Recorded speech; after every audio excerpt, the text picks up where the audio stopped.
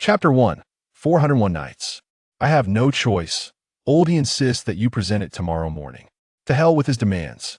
I have a project due tomorrow worth over 100,000. He knows that. Now he expects me to convert a draft of tens of thousands of words into an electronic format.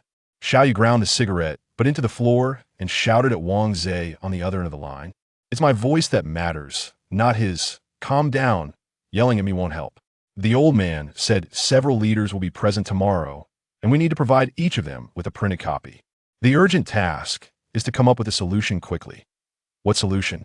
Xiao Yu glanced at the wall clock. It's already midnight. The project handover can't be delayed. To type out 30,000 words would take me at least 5 or 6 hours at this pace. Who told you to write it down by hand? I've never seen you use a pen before. Well, the power went out the day the task was assigned, so I thought I'd just start writing. Can't you use image recognition instead? What do you think, considering Xiao Yu's notoriously poor handwriting? Wang Zhe fell silent for a moment. Forget it, Xiao Ge. Can you hire a typist? I'm sure they would come for a bit more money. Are you asking me to find typist at this hour? Lighting another cigarette, Xiao Yu chuckled. I doubt anyone would be willing to come, no matter how much I offer. What about your little assistant? She took leave to go back home. What do we do then? I'm in Tianjin now, and everyone in our department is busy preparing for tomorrow's meeting. No one is available. Besides, Wang Zhe sighed inwardly, recalling Xiao Yu's computer system. Just search online for someone who does door-to-door typing services and see if it helps. Are you out of your mind? If you received a call in the middle of the night asking you to come type, would you go? Besides princesses, who else would dare come? Wang Zhe fell silent, and after a moment, he said softly, I remember that the bottom 6 floors of the building you live in house a shopping mall, right? What about it?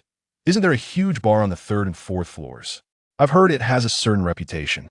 Xiao Yu vaguely grasped Wang Zhe's insinuation. Xiao Ge, those girls you mentioned.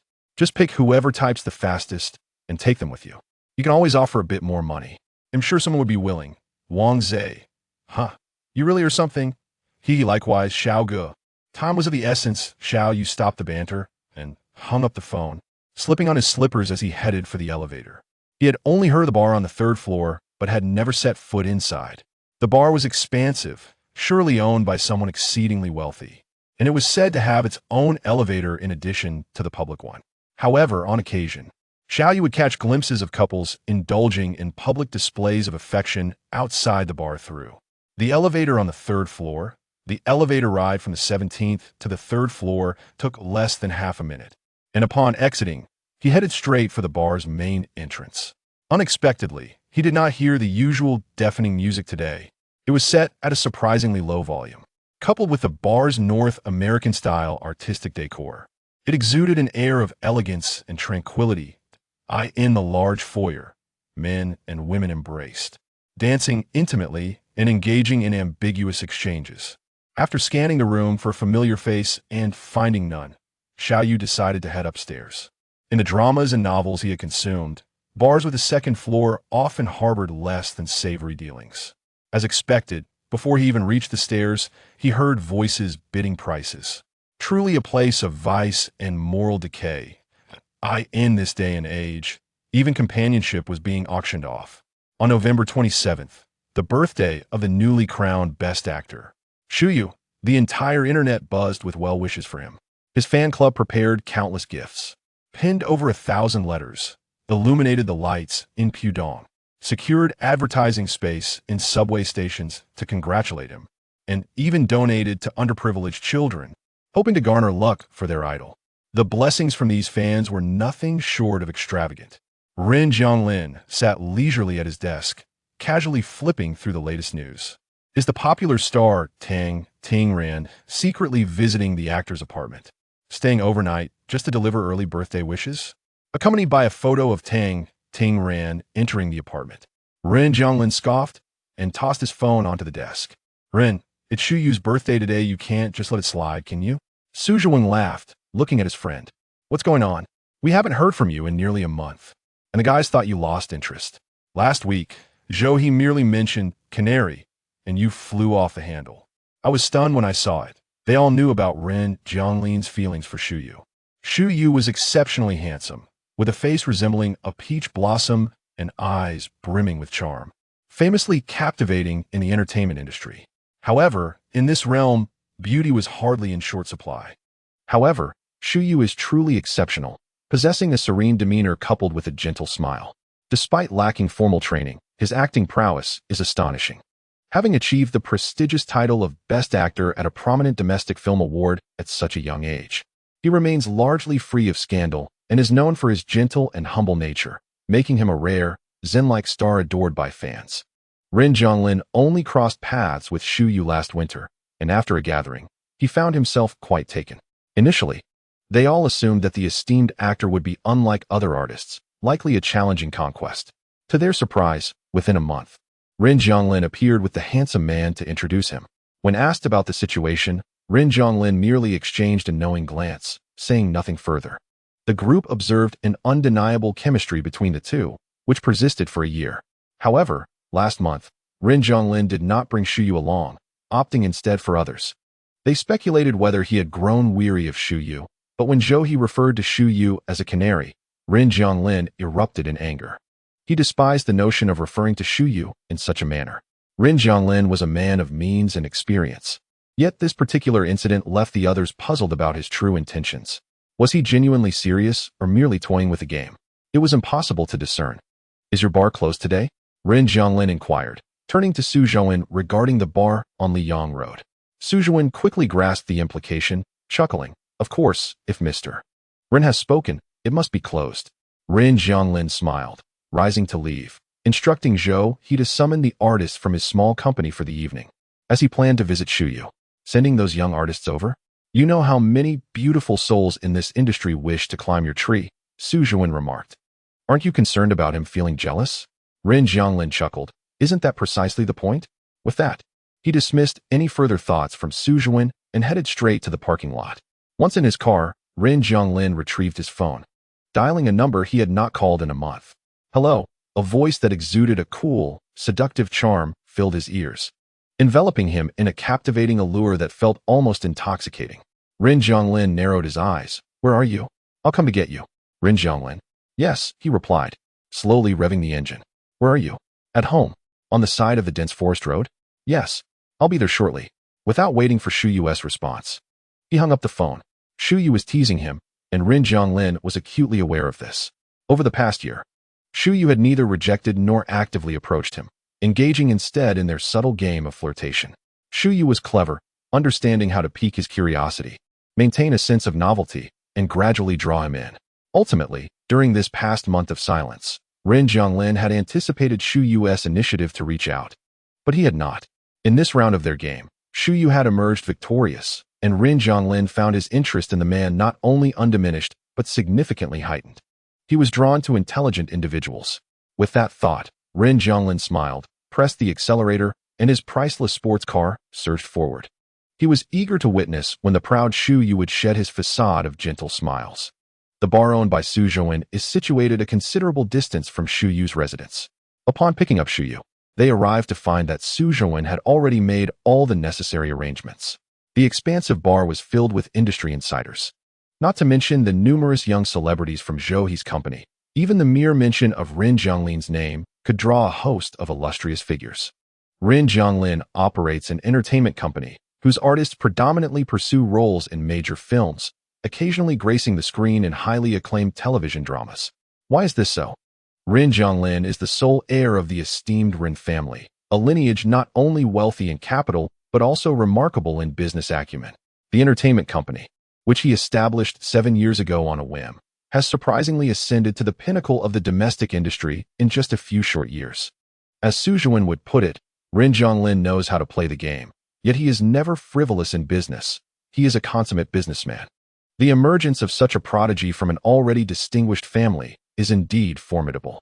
He is the one who has taken the family enterprise global after assuming leadership, wielding significant influence within the entertainment sector. Who would dare to disregard him? Who would not be eager to align themselves with him? Moreover, he possesses striking good looks. He is not merely a diamond bachelor. He is the diamond itself. After exchanging pleasantries with familiar faces, Rin Zhonglin led Shu Yu upstairs, where Su Zhouwen and Zhou He were already waiting. "Ah, sister-in-law has arrived," Zhou He exclaimed. "Young Master Rin has planned this entire party well in advance for your birthday. Come, let me usher you to a seat." Zhou He promptly cleared a space for them, nudging aside a few young stars. Brother, sister-in-law, tonight you may revel to your heart's content. Aja has stationed several doormen at the entrance to ensure not even a fly can enter. Shu Yu glanced at the scantily clad young stars around her, then at Rin Zhonglin, her expression conveying unspoken thoughts. Rin Zhonglin offered no explanation, but simply smiled and gestured for her to take a seat beside him. As the drinks flowed and the evening progressed, the young stars brought by Zhou He showcased their diverse talents, singing and dancing, leaving the wealthy young men mesmerized. Rin Zhonglin refrained from joining in, opting instead to sit with Shu Yu in a dim corner, gradually clinking glasses and sipping their drinks. How have you been lately? Rin Zhonglin inquired. Quite well, Shu Yu replied. I heard you participated in director Wei's new film? Indeed, Shu Yu nodded. The leading lady is Tang Tingran. This statement from Rin Zhonglin prompted Shu Yu to glance sideways at him, replying, Yes, she is Wei's mistress. You are aware? Rin Zhonglin smiled, his deep-set eyes concealing an enigmatic depth. Did she not visit Wei's residence the day before yesterday? You know it isn't my home. Rin Zhonglin chuckled softly, his expression profound. What do you think? Shu Yu laughed as well, understanding the implication. Had Tang Tingran visited his home that day, Rin Zhonglin would not be present now, nor would he ever return in the years to come. The two shared an unspoken understanding. Rin Zhonglin fell silent, watching as a stunning newcomer, slightly inebriated, whispered to Zhou He before cheerfully taking the stage. Everyone, please be quiet. Zhou He, also somewhat tipsy, wrapped an arm around the waist of a young star and proclaimed loudly, Just now, my sister suggested a new game for us to play tonight. What shall we do? The audience outside the stage was quite supportive. Have you noticed my sister beside me? She is indeed a fine young lady, with impeccable acting skills and beauty that is evident for all to see. As for the others, Zhou He chuckled and said, My sister has a few projects she wishes to pursue, but unfortunately, she hasn't secured any good roles, and funding is somewhat lacking. I hope the gentleman in the audience can provide some support tonight, perhaps through a heartfelt conversation. How would such a conversation unfold? After all, those in the entertainment circles are well versed in the nuances of such exchanges. The newcomer looked towards the audience, blushingly saying, I will follow the gentleman's lead. Upon hearing her words, a wave of cheers erupted from the crowd. Zhou He smiled, pulling the young lady closer, and gestured with 2 fingers, declaring, I'll start with 20. Naturally, the bids were counted in tens of thousands. Zhou He, you're being rather stingy. I'll offer 30, 60, 70. Listening to the escalating bids, Su Zhuang leaned towards his neighbor, Rin Zhonglin, and remarked, Is Zhou He running an entertainment company or a belt factory? Rin Zhonglin chuckled. Who knows? In the world of entertainment, such transactions are commonplace. Although Rin Zhonglin disdained participating himself and forbade his company from engaging in such chaotic dealings, he had no intention of stopping others from playing their games. After listening to the bidding for a while, which had remained around 1 million, Zhou He, seeing no further bids, prepared to finalize the deal. Then, a slightly hoarse male voice unexpectedly called out, 400. The outrageous amount momentarily stunned the crowd into silence. 4 million. Though there were certainly individuals present with such funds, spending 4 million on this newcomer seemed absurd. Turning towards the source of the voice, they beheld a tall figure whose hair was disheveled, dressed in a t-shirt and sweatpants that resembled wilted vegetables, adorned with a white lab coat, and wearing slippers. Zhou He frowned and inquired of the young lady beside him, Do you know him? The young lady, equally taken aback by the 4 million bid, shook her head in confusion, clearly not recognizing him. Su Zhuang knew that the bar's security was notoriously strict. Generally, one could not enter without a gold card worth over 1 million. This venue was primarily for people like them, who would offer such a price unless they were intent on disrupting the proceedings. In this circle, everyone knew who owned the bar when it wasn't in operation. As such thoughts crossed their minds, many turned their gaze towards Rin Zhonglin in the corner, wondering if he was perhaps the rival of this mysterious bidder. Xiao Yu had been holed up at home for days working on projects, his clothes unchanged, the wrinkled lab coat billowing in the air conditioning like a flaccid vegetable. With little time to tend to his appearance, he hadn't shaved for a week nor combed his hair. Noticing that everyone was silent and gazing towards the dim left front, Xiao Yu couldn't help but look as well. Upon doing so, he spotted a man in the corner with a cool demeanor and a warm smile, who struck Xiao Yu as somewhat familiar, though he couldn't recall where he had seen him before. Unable to recall, he chose to dismiss the thought, for time was of the essence. Xiao Yu, Noticing the silence that lingered, impatiently raked his fingers through his disheveled hair. Is 400 the going rate? Can anyone simply take someone away? He inquired. Whom do you wish to take? Upon hearing a response, Xiaoyu turned his gaze in that direction, observing a man rising from the shadows, gradually approaching him. Tall and strikingly handsome, he was a figure impossible to overlook. Yet Xiaoyu had failed to notice him until now. Before long, the man stood before him, offering a slight smile as their eyes met. Taking in the disheveled appearance of the man before him, Ren Zhonglin raised an eyebrow. Since entering the hall, he had been fixated on Shu Yu, yet here he was, questioning if anyone could simply take someone away. You, who do you wish to take? The tension in the air became palpable, and sensing Ren Zhonglin's irritation, those present held their breath, hesitant to speak. Xiaoyu detected the shift in atmosphere, but could not decipher the cause. He squinted at the man before him, whose looks and stature were undeniably superior. In Xiaoyu's estimation, one so handsome could not possibly be there for illicit purposes. Who would seek such pleasures when so many women would eagerly approach him? If he were not a mere patron, he must be a young master. You, Xiaoyu stated directly. What? For the first time, Ren Zhonglin found himself momentarily perplexed. He was not alone in this confusion. The entire assembly was taken aback by the simple pronoun. Take whom? Take General Ren? Surely I misheard. Xiaoyu glanced at the time. 5 minutes until 1 o'clock. With a report to prepare for by 8:30 the next morning, he could afford no further delay. I will take you away. Me? Yes, indeed you. By the way, are you quick at typing? Ah, never mind. It's probably all the same. With that, he grasped Ren Zhonglin's hand. Let us go. Time is slipping away. However, the man he held did not follow. Turning back, Xiaoyu was met with a complex expression on Ren Zhonglin's face. For reasons unknown, the sight of his expression elicited an unexpected laughter from Xiaoyu, who chuckled softly and tightened his grip before proceeding onward. Ren Zhonglin discreetly withdrew his hand, questioning, Are you certain you wish to take me away?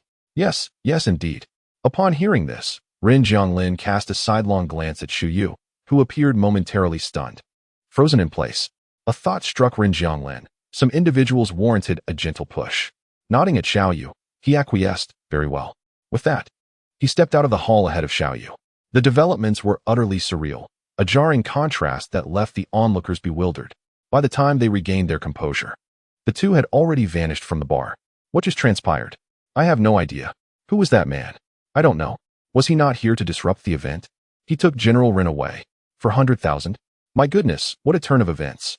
I initially thought he was here to challenge Shu Yu and confront General Ren. And they held hands while typing? What sort of new phenomenon is that? The atmosphere erupted, a cacophony of voices filling the room. Dazed, Zhou descended from the stage and approached Su Zhuan, stammering as he inquired about the direction in which the two had departed. Is he an acquaintance of Ren Zhonglin? I have never heard him mention it. Besides, with that appearance, it's hard to believe Ren Zhonglin would take a liking to him, disheveled and sporting a full beard. Su Zhuan, still somewhat bewildered, remained silent. He cast a glance towards the corner where Shu Yu had returned to his usual demeanor, quietly sipping his drink without pursuing them, and furrowed his brow. Initially, he had assumed the man was approaching Shu Yu, but the earlier gesture of grabbing Ren Zhonglin's hand, coupled with the cheerful smile directed at Ren Zhonglin for not following him, did not resemble the actions of a rival in love. Furthermore, Shu Yu clearly harbored some feelings for the young Master Ren. Why was there no reaction? What sort of game was this? Forget it. It's not wise to meddle in the affairs of the young Master Ren, is it? Unbeknownst to Xiaoyu, the tempestuous events unfolding in the bar were beyond his awareness. Upon reaching the doorstep, he opened the door, noting that the other man hesitated to enter. Realizing that others might be cautious, Xiaoyu hurriedly retrieved his identification and manuscript from inside, extending them to the man before him. Once more, he grasped Ren Zhonglin's hand and led him inside, assuring him, Rest assured, I am not a villain. This manuscript contains approximately 30,000 words. The workload is quite hefty, and it will likely require an all-nighter. As for the payment, we can discuss it once the task is completed. Ren Zhonglin frowned at the manuscript in his hand. You called me here to type? Xiaoyu walked into the studio, placed a notebook on the coffee table, and realizing he had yet to provide a clear explanation, he opened his laptop while saying, I have a report due in the morning that needs to be in electronic format. However, I happen to have an urgent task at hand and thought to enlist some assistance. But where could I possibly find a typist at this late hour? Come on, brother. Just step inside. Typing. Rin Zhonglin rested a hand on his forehead. Although he had left the bar with this man out of curiosity, believing he was merely attempting to provoke Shu Yu, he had never anticipated a relationship would develop. He intended to clarify his intentions immediately, yet what was this about typing? As he surveyed the modest room, he noted that while the area commanded high real estate prices, such a small space was not typically the domain of the wealthy. The room was cluttered with unfamiliar large equipment. Had this man truly unwittingly wandered into the bar? What a blunder this was. While Rin Zhonglin pondered these thoughts, Xiao Yu could not possibly know. Once he powered up the computer and opened Word, he rose and said, "I understand you're not typically engaged in this sort of work, but I find myself in a desperate situation." Realizing the nature of this misunderstanding, Rin Zhonglin expressionlessly tossed the manuscript onto the sofa and turned to leave. Observing this, Xiao Yu hurriedly stepped forward to block his path, pleading, "Brother, don't rush off. If you leave now, I'm finished. Just consider it a favor. I owe you one. Next time you need assistance, I'll be there for you. No questions asked." How does that sound? Help? Rin Zhonglin was bemused. The man before him not only perceived him as a young master, but was now requesting his aid in typing. "Do you have any idea what my hourly rate is?" "How much?" Xiao Yu asked. "The figure you mentioned earlier. 400? Xiao Yu pondered for a moment, contemplating the 30,000 words that would likely require around 6 hours to complete, which he estimated could amount to 2 to 3,000 yuan. Well, that seems acceptable. However, Rin Zhonglin could hardly fathom that the individual before him was entirely oblivious to the fact that the figures included a unit of 10,000. He had no desire to elaborate further, so he lifted his foot to exit, but had scarcely taken 2 steps when he was abruptly seized. Rin Zhonglin frowned, unable to break free, his impatience mounting. Just as he contemplated a more forceful resolution, a notebook was thrust into his view. "Buddy, please, if it weren't urgent, I wouldn't resort to this." As he spoke, he raised the notebook toward Rin Zhonglin, who, however, did not accept it. Gazing at the notebook before him, Rin Zhonglin initially intended to push it away but sensed something amiss. The interface of this computer was unlike any operating system he was familiar with. Narrowing his eyes, he cast a sidelong glance at Xiao Yu, considering the machinery in the room. After a moment's hesitation, he took the computer and smiled. "Very well. I shall assist you this once." Seeing Rin Zhonglin acquiesce, Xiao Yu smiled in return. "My studio is a complete mess. Just find a spot in here that suits you and type away. I'm quite busy, so if you encounter any issues or find something unclear, leave it blank for now, and I shall return later to rectify it." With that, he didn't even pour a glass of water for him before turning back to his studio. Once the individual departed, Rin Zhonglin picked up the mouse and began to navigate through the usual operations. In less than half an hour, he was struck by a revelation. This operating system was unlike any he had previously encountered. Its usage differed, the interface was distinct, and its method of handling memory waste was innovative. It was evidently more efficient and content-rich than the mainstream systems in circulation today. Gazing incredulously at the studio, Rin Zhonglin, as a businessman and the head of the Rin family enterprise, had witnessed and recognized much. There were only a handful of dominant computer operating systems in the contemporary world. While he had not delved deeply into their intricacies, he was acquainted with several, such as Microsoft Windows, the Linux series, and Mac OS, among others. In this information age, where technology and knowledge reigned supreme, the realm of information technology and high-tech advancements was predominantly monopolized by Europe and America. As an entrepreneur, he had invested considerable sums into several high-tech enterprises, yet the results were consistently unsatisfactory. Consequently, he had interacted with those mainstream systems. Thus he understood how remarkably different the one before him was, though that understanding was merely superficial. However, driven by his business acumen, Rin Zhonglin recognized that if this system were to enter the market, it would undoubtedly create significant waves. Subconsciously, he glanced at the tightly shut door of the studio. He seemed to have inadvertently stumbled upon an opportunity. This individual was not to be underestimated. Indeed, the system was distinct, having taken Xiao Yu 9 years to develop. And although it was not yet fully realized, every current achievement was astounding. He had witnessed the change in the man's demeanor upon encountering the computer, yet so what? Even if he discerned something unusual about this system, Xiao Yu was confident that Rin Zhonglin would not fully grasp the operational intricacies of the entire system. Disregarding the amateurish individuals, even the elite well-versed in this field would require an extensive amount of time to decipher the system that Xiao Yu laid out before him for exploration. He naturally entrusted the task to the man before him without a hint of worry. Opening the studio's computer, Xiaoyu promptly commenced his work. The tasks at hand were not overly complex, but required meticulous scrutiny. Time flew by, and as the sky began to glow softly with sunlight, a knock resonated at the studio door during the third round of testing. Is it ready? The studio door was unlocked, and Xiaoyu, fingers dancing across the keyboard, remained focused on the screen without turning around. Is there anything unclear? No, everything you wrote is quite clear. Upon completing the final digit, Xiaoyu swiveled his chair and lifted his gaze to the man before him. I will be finishing up shortly. It's still early. Would you like to take a break? That won't be necessary. Xiaoyu seemed to have an epiphany, reaching into a nearby drawer to procure a bundle of cash. Standing before Ren Zhonglin, he stated, "Here's 3,000 yuan. Thank you." Ren Zhonglin nodded, extracting 4 bills from the stack. You mentioned 400. Consider the remainder a gesture of goodwill. He glanced at Xiaoyu's computer, adding, by the way, your notebook system appears to be quite different. It is indeed different. Xiaoyu regarded Ren Zhonglin, inquiring, do you want it? Ren Zhonglin met Xiaoyu's gaze and replied with a smile, not particularly. Xiaoyu chuckled in response. Is that so? Some matters are implicitly understood without the need for explicit clarification. Having completed the tasks you assigned, I shall not intrude further and will take my leave. As Ren Zhonglin prepared to depart, Xiaoyu called out, wait a moment. He stepped out of the studio, returning with a clean overcoat in hand. Put this on. I didn't notice you were only in a shirt when I brought you over yesterday. While the room is air-conditioned and not cold, the outside is quite different. Ren Zhonglin paused for a moment before accepting the coat. Thank you. Don't mention it. Chapter 3. The young master of 400 yuan. After bidding farewell to Ren Zhonglin, it was already 6:30. With a report scheduled at the Research Institute for 8:30, Xiaoyu had no time to rest. He hurriedly showered, changed his clothes, and shouldered his laptop before heading out. The distance to the institute was a 30-minute drive, and given the peak commuting hour, the roads were exceedingly congested. Thus, Xiaoyu opted for the subway. Finding a corner to lean against, he pulled out his laptop to review the manuscript entered by Ren Zhonglin. Over 33,000 words had been transcribed in a mere 5 hours since last night, averaging over 6,000 words per hour. Xiaoyu had expected numerous errors. Yet to his surprise, a thorough read revealed only 5 mistakes, all pertaining to lengthy technical terms.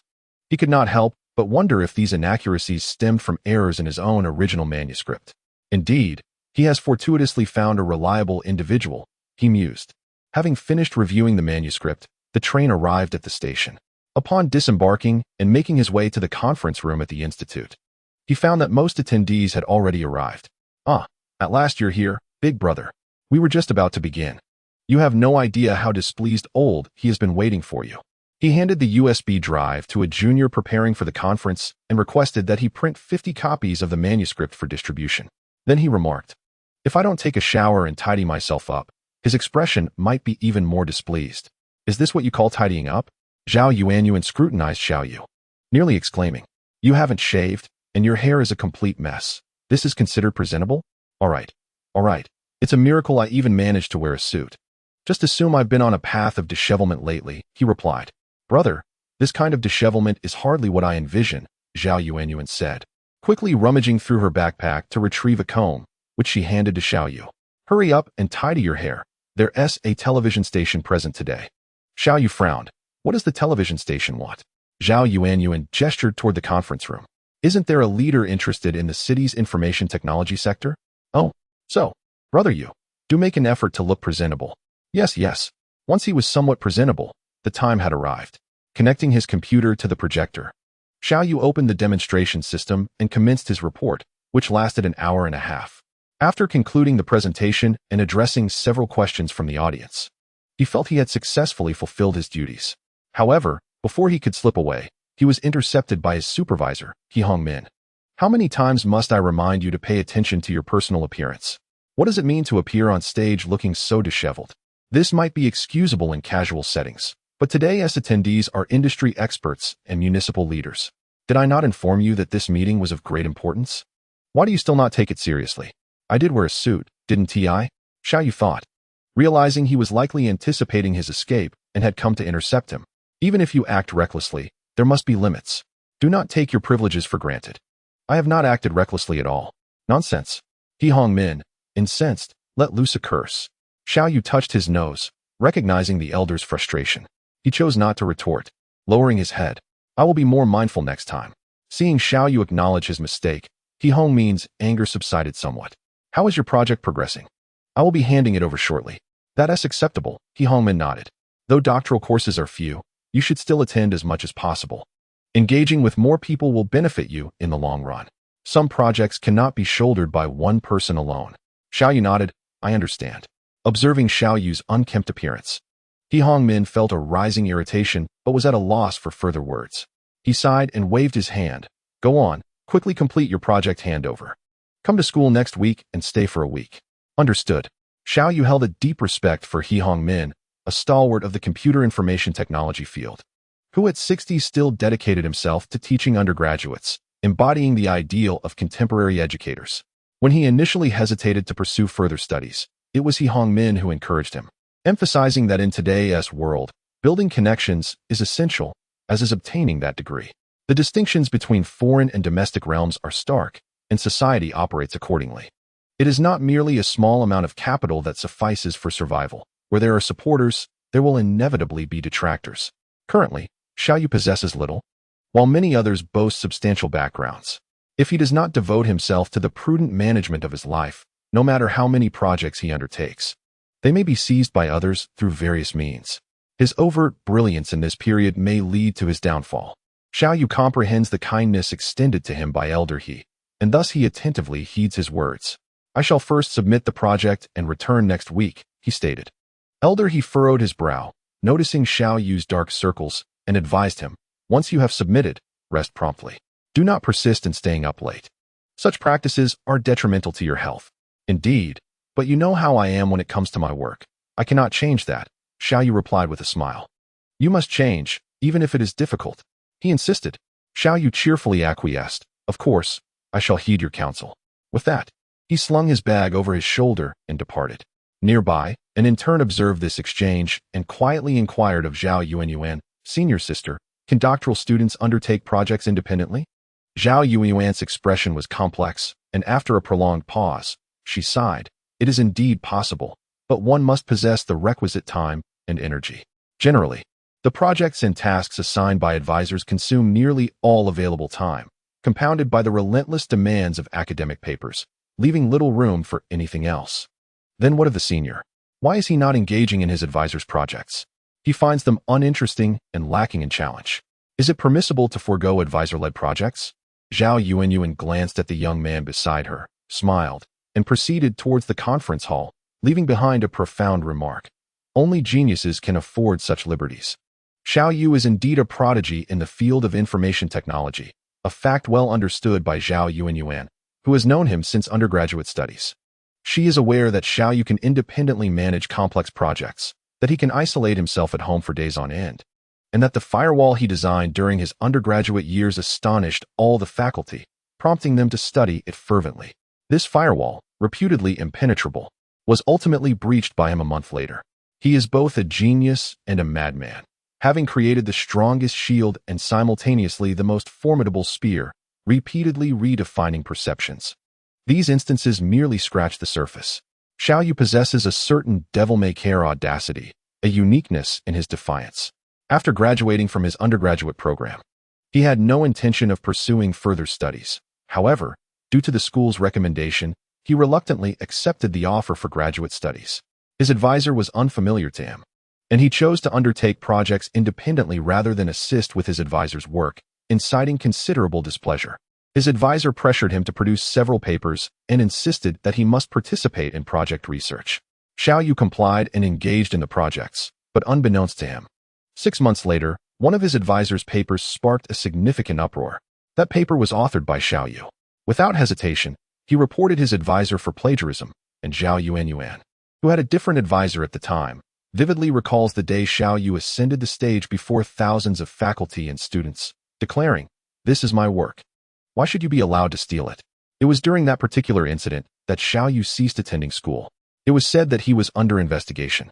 Yet it seemed to stem from the fact that he had utilized his mentor's computer while composing his thesis, leaving the authorship of the paper ambiguous. The specifics remained shrouded in mystery, and in an effort to preserve his reputation, the mentor's case was kept under wraps.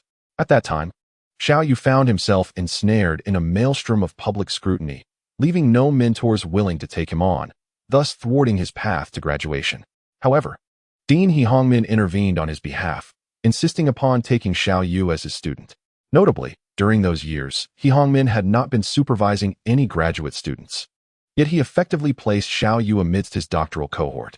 Were it not for He Hongmin's support, Xiao Yu might have struggled to obtain his diploma, despite his indifference towards the credential itself.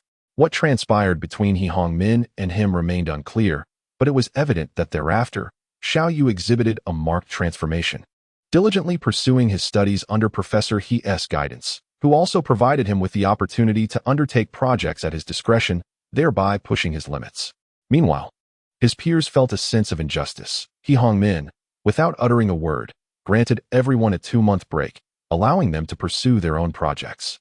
The outcome was predictable. Not everyone possessed Xiao Yu's level of talent, nor could they immerse themselves in the intricacies of digital code as he did. Bereft of mentorship, they found themselves at a loss when it came to embarking on their projects. Following this, the topic was seldom broached again. It was not a matter of jealousy. Truth be told, Zhao Yuan, a top scholar in the department, felt a mix of envy and admiration, yet she recognized her own limitations. She could not match Xiao Yu's relentless passion or his profound affinity for information technology. Thus, what grounds did they have for jealousy? Oh, to continue burning the midnight oil. Such practices would eventually undermine even the strongest constitution. Those solely captivated by computers would likely find themselves forever alone. Xiao Yu remained oblivious to the speculations surrounding him. He simply handed over a project and indulged in a meal at a restaurant, ordering 3 dishes and consuming 4 bowls of rice before returning home to slumber deeply. Once he had recuperated sufficiently, another Monday arrived. Professor He requested that he remain at the school that week, which Xiao Yu readily recalled. Rising early, he headed to the cafeteria for breakfast, arriving in the classroom by 8:15 a.m., where he promptly began to work on his computer. Ah, Xiao Ge, what a rare sight. Upon hearing the voice, Xiao Yu closed his laptop. Haven't you escaped to Tianjin? Did your wife send you back? Glancing at Wang Zhe, Xiao Yu chuckled. After half a year, I thought you might have been unable to rise from your bed. Be a bit more subtle. There are ladies present, Wang Zhe retorted. Not to worry, continue on. Who among us hasn't been through it? Fong Bailey approached Xiao Yu with a smile. However, a few undergraduate students had joined them today, including 2 young women, so it was prudent to keep the conversation more decorous. At the age of 27 or 28, many doctoral students were married. Wang Zhe, having wed last year, had only managed to see his spouse once every 6 months, naturally making those visits quite fervent. After some light-hearted banter, they wrapped up the teasing, and soon, Xiao Yu engaged with his classmates until Professor He arrived, accompanied by 10 undergraduate students from the institution. These individuals are 3rd-year students whose project has entered the National College Student Innovation Competition. I am their supervisor. However, I must travel to Yunnan this week. Today, I have brought them here to work one-on-one with their junior peers on research, while also addressing any queries they may have. The duration of this endeavor is 1 week, and they may utilize the laboratory and computer room equipment at the Research Institute. I have left the key with Zhao Yuan. Seeing that none of the students objected, He Hongmin nodded in satisfaction, but quickly turned his gaze to Xiao Yu, saying, especially you, Xiao Yu, do not think of leaving midway. Xiao Yu found this somewhat amusing yet exasperating, responding, how much do you doubt me? I assure you, I won't leave. Since the juniors are working on the same project, they decided to pair up for guidance while collaborating on their research discussions. There are still relatively few female students studying computer science, and Xiao Yu was fortunate to be paired with a girl named Yin Kiki. Initially, she was somewhat reserved, but after a couple of days of familiarization, she became more talkative. Every day at noon, a group of senior students would take their younger companions out to dine, creating a lively atmosphere with around 20 individuals. Recently, I have developed a particular admiration for Xu Yu. His voice is extraordinarily captivating. He possesses remarkable good looks and is quite the skilled actor. How could such a perfect man exist in this world? Yin Kiki incessantly promoted him to her classmates, exclaiming, have you all seen his award-winning work, The Wind Rises? Zhao Yuan responded affirmatively, yes, that's the one. He appears so gentle, yet he portrayed a psychopathic killer with schizophrenia. And he performed it in a way that evokes both love and fear. That movie? I have seen it too. Me too. It premiered last winter, right? The male lead truly delivered an outstanding performance. I know Xu Yu. He is quite popular. You must see his new film, directed by Wei Xian. It's titled By the Riverside, and the quality is absolutely assured. Yan Kiki was thrilled to find that others shared her admiration for her idol. Xiao Yu, however, was uninterested and casually asked, "Who is this person?" "Xu Yu. Who is he?" Yan Kiki felt a bit defeated and hurriedly opened her phone's photo album to find a saved picture of Xu Yu, exclaiming, "This is him. This is him." She held the phone close, nearly blinding Xiao Yu with the image. He instinctively leaned back. Once he retreated to a safe distance and could see the person in the photo clearly, he was taken aback. Wasn't this the individual he had seen at the bar the other day? No wonder he looked familiar. He must often appear on television or in posters. His name is Xu Yu? A big star? Xiao Yu felt somewhat bewildered. However, I heard that he is being supported by the wealthy owner of the entertainment company. Wang Tian. That's not true. It might just be true. It is definitely false. Who would support him? Xiao Yu interjected unconsciously. It's just a rumor. They say that Rin Jianglin, the boss of Wang Tian, is supporting him. Who? Let me find a photo for you. He's also quite handsome. As he gazed at the familiar face in the blurry photo, Xiao Yu felt somewhat disoriented.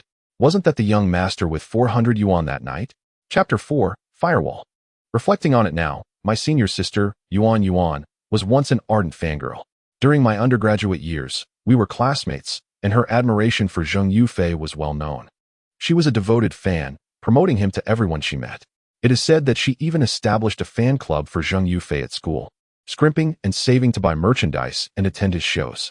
At this point, Wang Zhe, curious, turned to Zhao Yuan and asked, "Hey, you were so obsessed back then.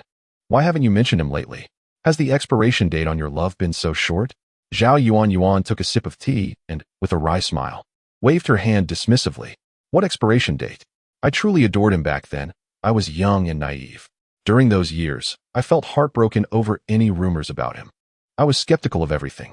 Since you were so infatuated, how could you suddenly let it go? I recall you stopped mentioning him in your junior year." "Yes. It seems you haven't pursued any idols since then," they remarked. Zhao Yuan gazed at her inquisitive classmates with a complex expression and sighed. "You all know that when you pursue someone for a long time, it feels like an obsession. Initially, it starts with watching their dramas and listening to their songs. Then it evolves into attending their performances and meeting them in person. Eventually, you find yourself worrying about their personal affairs. I understand this is irrational, but you become curious about every detail of their life." She paused, her expression contemplative. "Moreover, I was studying computer information technology." The group seemed to grasp the implication. "Sister, you didn't engage in any illicit activities, did you?" "Not at all." Zhao Yuan laughed heartily 3 times before awkwardly admitting, "But you know, as a devoted fan, I definitely joined my idol's QQ group. Although I didn't add him as a friend, I still had his QQ number. I was aware that these QQ accounts were official. Celebrities have personal accounts as well. I wanted to add his private account to connect with him, but at that time, I lacked the technical skills to find it. So, I asked someone for help." "Who did you ask? Who else could it be?" Instinctively, everyone turned to Xiao Yu. "Did you ask Xiao Yu?" Zhao Yuan lowered her head in acknowledgement. Those familiar with Xiao Yu's extraordinary skills wore expressions of complex disbelief. "And then I asked Xiao Yu to help me, but he was reluctant. I fabricated a story, claiming it was my boyfriend's account and that I wanted to see if he was cheating on me. I wanted to check his private number." The group began to piece together the subsequent events. "What were you thinking to ask him? But wait, how did you even manage to ask him? Regardless, what was going through your mind at that time? Were you so eager to move on?" The naive younger students appeared bewildered. "What does it mean to ask Brother Yu for help?" "Your Brother Yu." Wang Zhe gazed at Xiao Yu, who seemed lost in thought, and exclaimed, "Once he makes a move, he could easily unravel everything." "Huh. The kind of ordinary computer security defenses are transparent to him. He once complained that our school's official website was too unattractive and even modified it a bit. The school, finding the changes appealing, continued to use it." About a dozen undergraduate students turned to Xiao Yu, their faces a mix of shock and astonishment. "Brother Yu, why are you daydreaming? Look at the children waiting for your guidance," Wang Zhe remarked, gently nudging Xiao Yu. "At least share with us what happened back then." Still pondering the events of that night, Xiao Yu was momentarily jolted back to reality by the push. "What is going on?" he asked, bewildered. "Were you not once asked by Yuan to investigate the celebrity Zheng Yufei?" "Who?" Xiao Yu furrowed his brow. "You know, during our undergraduate days. I provided you with a QQ number, requesting you to help me check on him. Xiaoyu recalled this and nodded. Didn't you claim that was your boyfriend's QQ number, asking me to see if he was cheating? So it turns out he is a celebrity? Indeed. What did you uncover? Upon hearing this, Xiaoyu chuckled. I didn't find much. I merely traced his IP to his alternate account and discovered a 5-person video posted online, along with a live broadcast, although I couldn't capture his face. Oh my goodness. Zhao Yuan's face turned pale at the revelation. Xiaoyu couldn't help but laugh at her reaction. He was chatting with us on QQ at that time, acting all charming and warm-hearted in the group. Who would have known he was engaging in such anonymous live streams online? I had no idea he had such tendencies, and that girl was supposedly his rumored girlfriend. He even issued a statement claiming it was all fake. We thought she was just a publicity stunt, and we even criticized her. Zhao Yuan shook her head vigorously. Do you know how I felt when I saw that? Every time he cared for us, reminding us to dress warmly in the cold and stay cool in the heat. He was actually with that girl. It was all fake. My heart just shattered in that moment. How pitiful, Wang Zhe sighed. Xiaoyu glanced at the astonished Yin Kiki and grinned. Junior sister, would you like me to investigate for you as well? No. That's unnecessary. Yin Kiki quickly waved her hands. I'm fine just observing from a distance. Zhao Yuan, having experienced similar sentiments, patted Yin Kiki's shoulder and earnestly advised, Kiki, you mustn't follow in your senior's footsteps. As for idols, they are best admired from afar. Cherish their persona, but do not delve too deeply into certain matters. Haha. The meal left the young fans questioning their lives. The afternoon's experimental discussion was intensive, and by the time Xiaoyu found a moment to reflect on that day's events, it was already 9 in the evening. Lying on his bed, Xiaoyu could not fathom how that person had ended up following him home and typing for him throughout the night. Had he been intoxicated? Xiaoyu shook his head. While there was indeed the scent of alcohol, it did not seem like he was overly drunk. After all, how could someone so inebriated complete that manuscript with such precision? Xiaoyu even began to wonder if he had mistaken the identity of that individual, who merely resembled the big boss. But could someone just bear a resemblance to a celebrity? What a coincidence that would be. Yet, if he hadn't misidentified him, and that person who followed him home, wasn't he merely a bar's young master, but rather a certain wealthy boss? Why would such a prominent figure agree to accompany him for just 400 yuan? No one could be so financially strapped as to resort to such measures. Never having considered himself face-blind, Xiaoyu began to contemplate the possibility of being so. What other explanation could there be for the events that transpired that day? Unable to fathom the complexities of Xiaoyu's thoughts, he chose to dismiss them. Just 2 days later, he found himself at the entrance of a bar on the 3rd floor, but this time he was unable to enter. The bartender stationed at the door demanded to see a gold card, which he, of course, did not possess. In the days that followed, Xiaoyu embarked on a new endeavor, leaving no room for idle thoughts, and thus the matter slipped from his mind entirely. Time passed swiftly, and soon a month had elapsed, marking the onset of a new year. At the beginning of the year, it was anticipated that winter would be mild. However, an unexpected cold wave from Siberia swept southward, causing a significant drop in temperatures nationwide, abruptly transitioning from late autumn to the depths of winter. Despite having the air conditioning on, Xiaoyu felt a chill and searched frantically for the overcoat he had purchased just 6 months prior, but to no avail.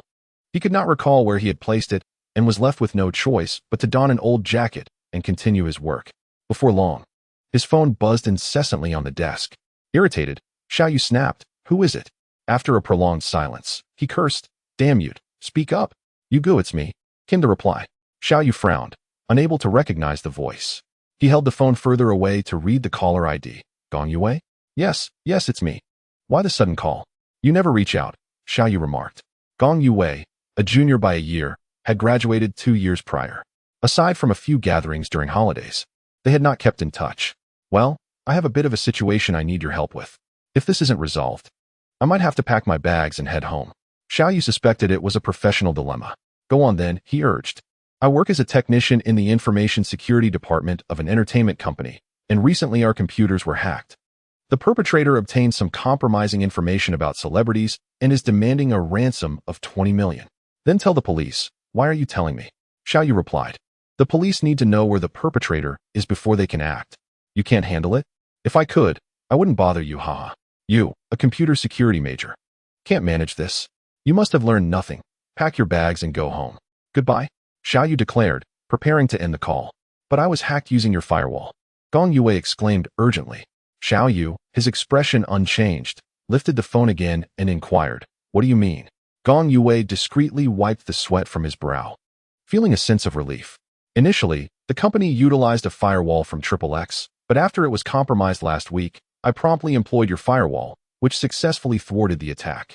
The general manager praised my quick thinking, even promising a raise of 20,000 at year's end. However, little did I anticipate that just 2 days prior, your firewall would suddenly be breached as well. We found ourselves utterly helpless, coinciding with a visit from our company's president. And the entire information security department was at a loss. The CEO was furious, and the situation escalated significantly. Gong Yue embellished the story, noting how audacious the hacker had been, increasing the ransom demand. Not only did he mock us, but he also derided our firewall, claiming he could breach it in mere moments. Of course, the last statement was fabricated. The firewall software provided by Xiao Yu was his second design during his undergraduate studies. This firewall incorporated an engine capable of reverse tracking and retaliating against hackers who launched directed attacks. The software had never been released in the market. He allowed only a select few juniors to use it for non-commercial purposes. Furthermore, he had long since developed a more advanced version. Anyone with sufficient skill could breach that second version swiftly. But dogs hit firewall? Well, that's what the hacker had said. Gong Yue swallowed nervously. Breaching it in moments? Oh, Xiao Yu suddenly laughed. Where are you? Huh, I'm at Wangtian Company. Wangtian? What on earth? Xiao Yu frowned. Send me your location. I'll be there immediately. Gong Yue, elated, exclaimed, all right, I'm on it. You take a cab over. I'll cover the fare. After we resolve this. Even if you wish to dine at Ultraviolet by Paul Pirate, I'll treat you. I'll give you my entire year-end bonus. After hanging up, Xiao Yu scoffed softly. While he understood that Gong Yue had a propensity for exaggeration, the idea of breaching that firewall in mere moments did not sit well with him. He could lambast his own design as a worthless piece of junk after the fact, but that was his prerogative. He could not tolerate others speaking ill of it. Once he received the location, he slung his laptop bag over his shoulder and promptly hailed a cab. Dog's Hit Thing. Chapter 5. The Boss Wangtian Company had been established for 7 years. Aside from the initial unstable years where Ren Zhonglin dedicated considerable time, the company has standards, operational methods, and the development trajectory of its artists had matured in recent years. He no longer felt the need to manage it closely, delegating responsibilities to a few trusted managers regarding which artists to sign, how to position and market them, and which projects to undertake. He only required reports on significant matters and established some fundamental principles, allowing the managers to operate autonomously. It was impossible for him to invest all his energy into this company, as he also had the family enterprise, the Rin Group, which remained his unshakable capital. As for Wangtian Entertainment, he did not entirely relinquish control. He occasionally conducted inspections, albeit irregularly. However, Ren Zhonglin did not anticipate that his sporadic visits would unearth numerous issues. During the meeting, Ren Zhonglin, with a grim expression, flung the report onto Manager Lu's desk, demanding to know what was amiss. How could the company's agents have dwindled by a quarter over the past 2 months? Why was I not informed when personnel departed? Do you believe you are capable of fulfilling the agents' roles single-handedly? These agents' contracts were due for renewal last month, yet inexplicably, they chose not to renew. Manager Lu, trembling with apprehension, stammered that they later discovered that Huani Entertainment had lured them away with lucrative offers. Later discovered? Ren Zhonglin scoffed in disbelief. Such matters surely had forewarnings. How could you wait until after the fact to respond? If renewal was intended, why was the contract not finalized sooner? His fingers drummed on the report, noting the names, Si Yuan, Ku Yufei, Zhu Yan. Ah, these were all veterans of the company. Were you unaware of the artists they represented? Who would follow them next? In his fury, Ren Zhonglin caught sight of a nervous assistant in the corner whispering to the head of the technology department, Yu Jianwei. In an instant, Yu Jianwei's expression changed. What are you muttering about over there? Speak up. The assistant, startled, glanced between Yu Jianwei and Ren Zhonglin, hesitating to speak. Is it that you can speak to Yu Jianwei, but not to me, the president of this company? So it turns out I am not the one in charge here. You all prefer to heed Yu Jianwei's words? At this revelation, Yu Jianwei's face paled. He hastily stood and said, General Ren, you misunderstand. It pertains to the information department. At this point, Yu Jianhui pushed aside the bewildered assistant and continued. Recently, the company's computers were attacked by hackers, but our technicians managed to stave off the intrusion. We initially thought everything was fine, but unexpectedly, 2 days ago, the system was compromised again. Our information department has been working tirelessly without rest, and just now, Xiao Zhang came to report. Noticing Yu Jianhui's faltering words, Ren Zhonglin furrowed his brow. What was the report about? Yu Jianhui's forehead began to bead with cold sweat as he cast a glance at Manager Liu before continuing. The hackers obtained some photographs and are demanding 20 million. Ren Zhonglin rose, coldly stating, "This is what you refer to as normal operations." With that, he strode purposefully towards the door. "Take me to the information department." Yes, General Run, came the reply. Gong Yue was taken aback to find the president suddenly behind him, with the entire company's leadership respectfully trailing in the president's wake. Startled, Gong Yue choked on his own saliva, coughing incessantly. "This is our information department's technology lead, Gong Yue," Yu Jianhui hastily introduced. Gong Yue quickly stood, stammering, General Ren."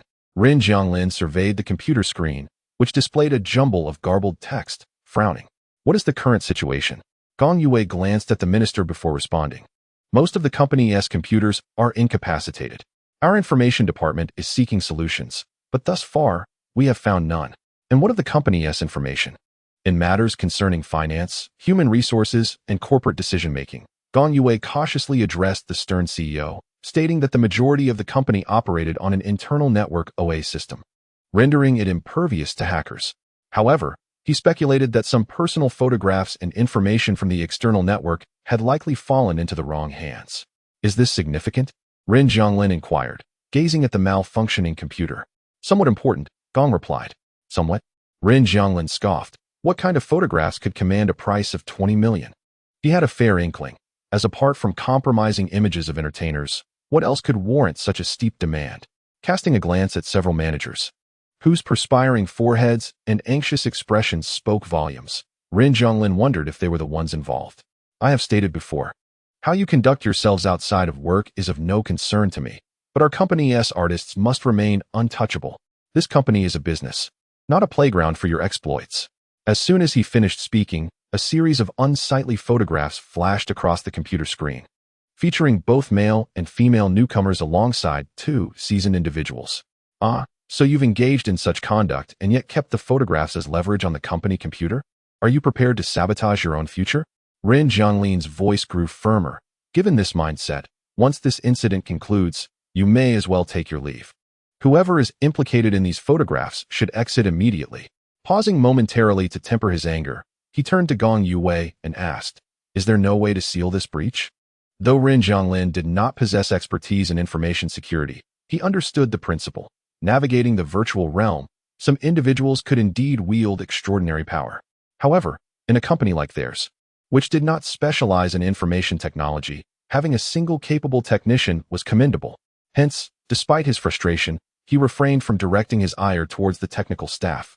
To Gong Yue's relief, who had anticipated a barrage of reprimands, the CEO's expression remained merely grave.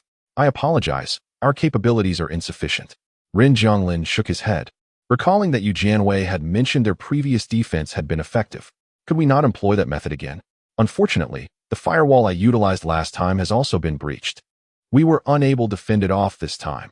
After a day of grappling with it, the company's computers went haywire, and to this moment, I cannot fathom how it was accomplished. The moment we powered on, chaos ensued. Is there no other solution, such as completely deleting and formatting everything?" "Formatting alone will not resolve the core issue. The photographs are still in his possession, and he has set his sights on us. Post-formatting, the absence of defenses would only facilitate his efforts. Can we trace his IP address? Or perhaps involve the police, as this pertains to extortion?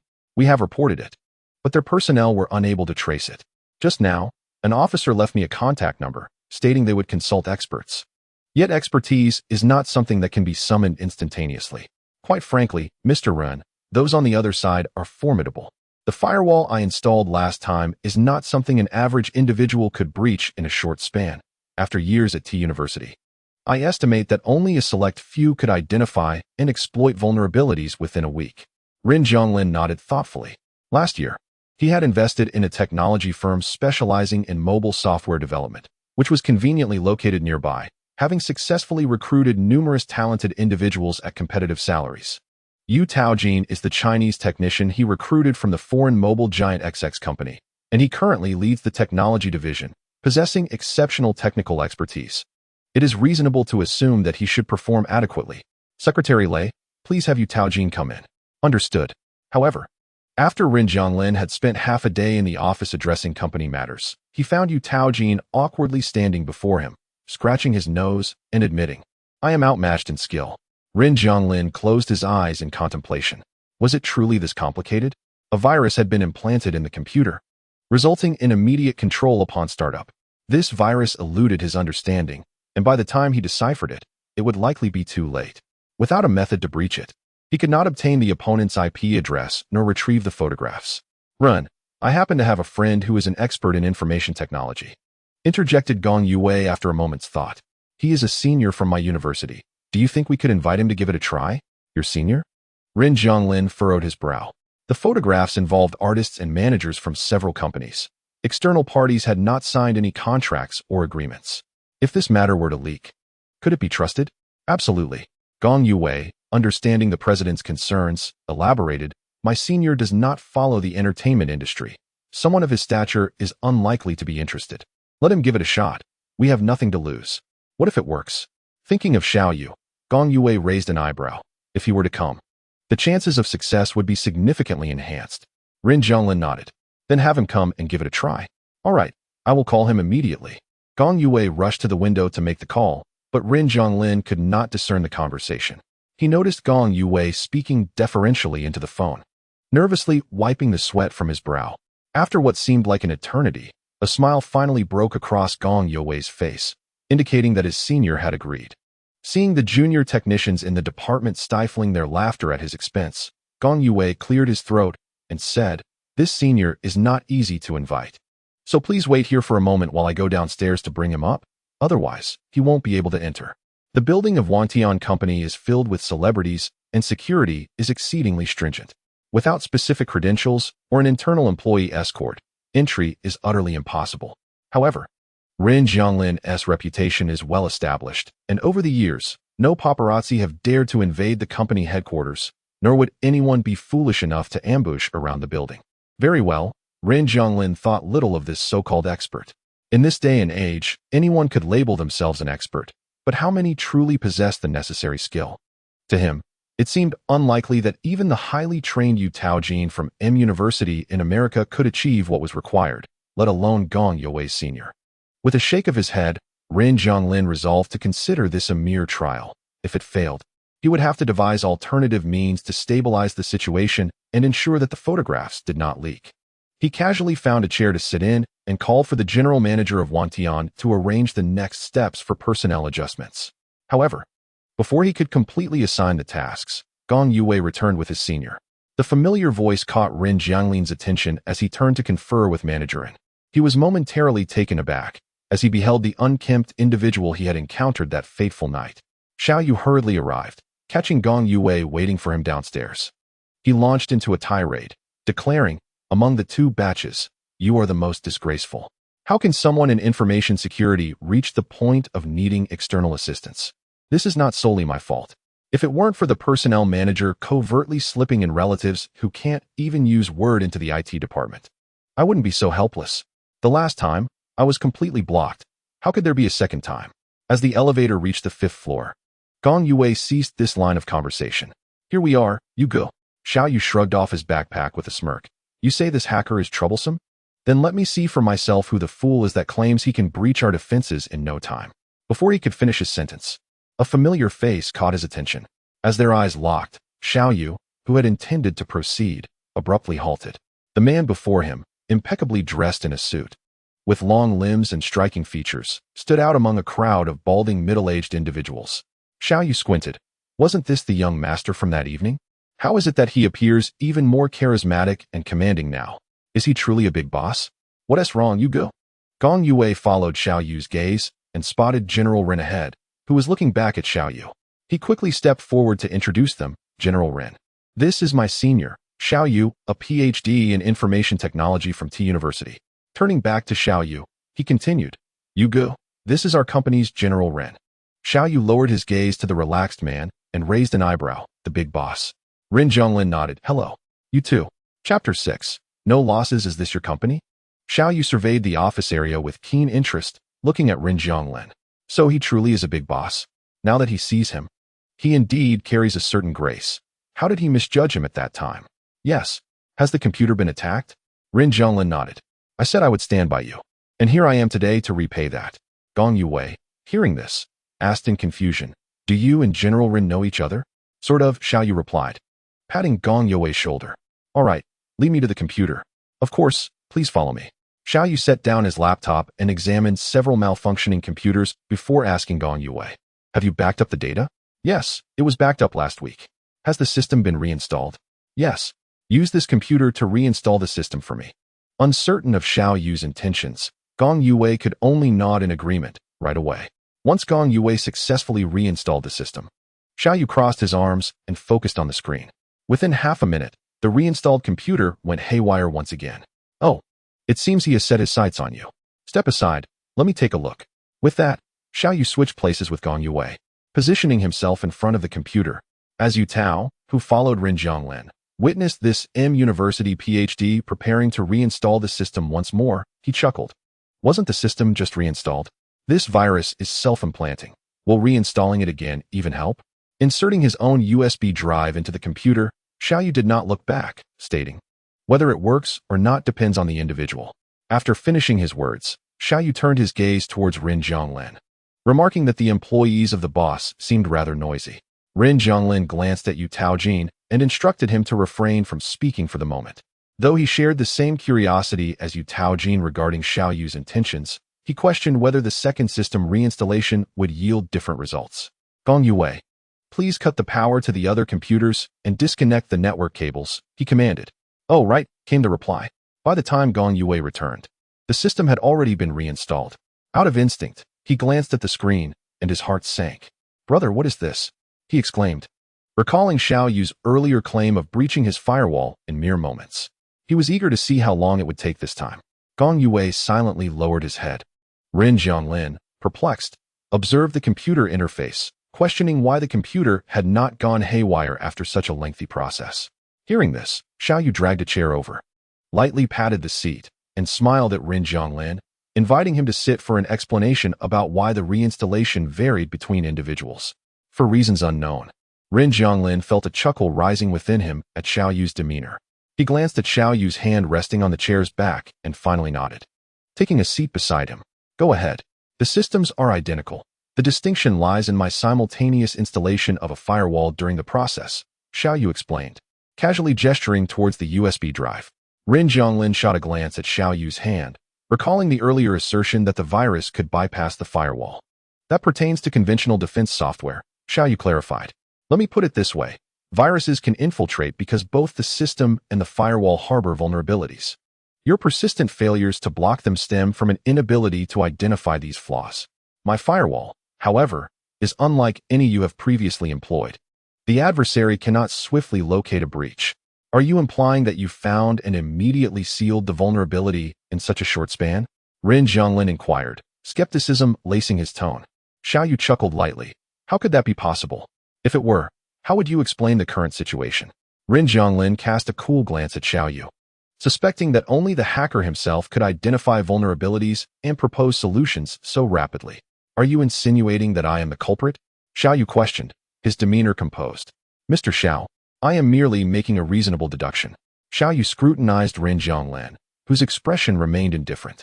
His profile was strikingly perfect, with deep-set eyes that rendered him even more handsome than many celebrities in the entertainment industry that Xiao Yu had encountered. He had initially thought that such good looks were incompatible with a figure of authority in the business realm. Yet here was a man who not only possessed charm, but was also a prominent figure in commerce. Momentarily distracted, Xiao Yu unexpectedly blurted out, Your eyelashes are quite long. Ren Zhonglin furrowed his brows in confusion. The employees of Wantian Entertainment surrounding them were left questioning their own ears. However, before they could delve deeper into the matter, Xiao Yu regained his composure, cleared his throat, straightened his posture, and stated, I am not privy to the specifics of the vulnerabilities. However, the last time Gong Yue utilized the firewall I designed, It was breached, allowing the virus to infiltrate.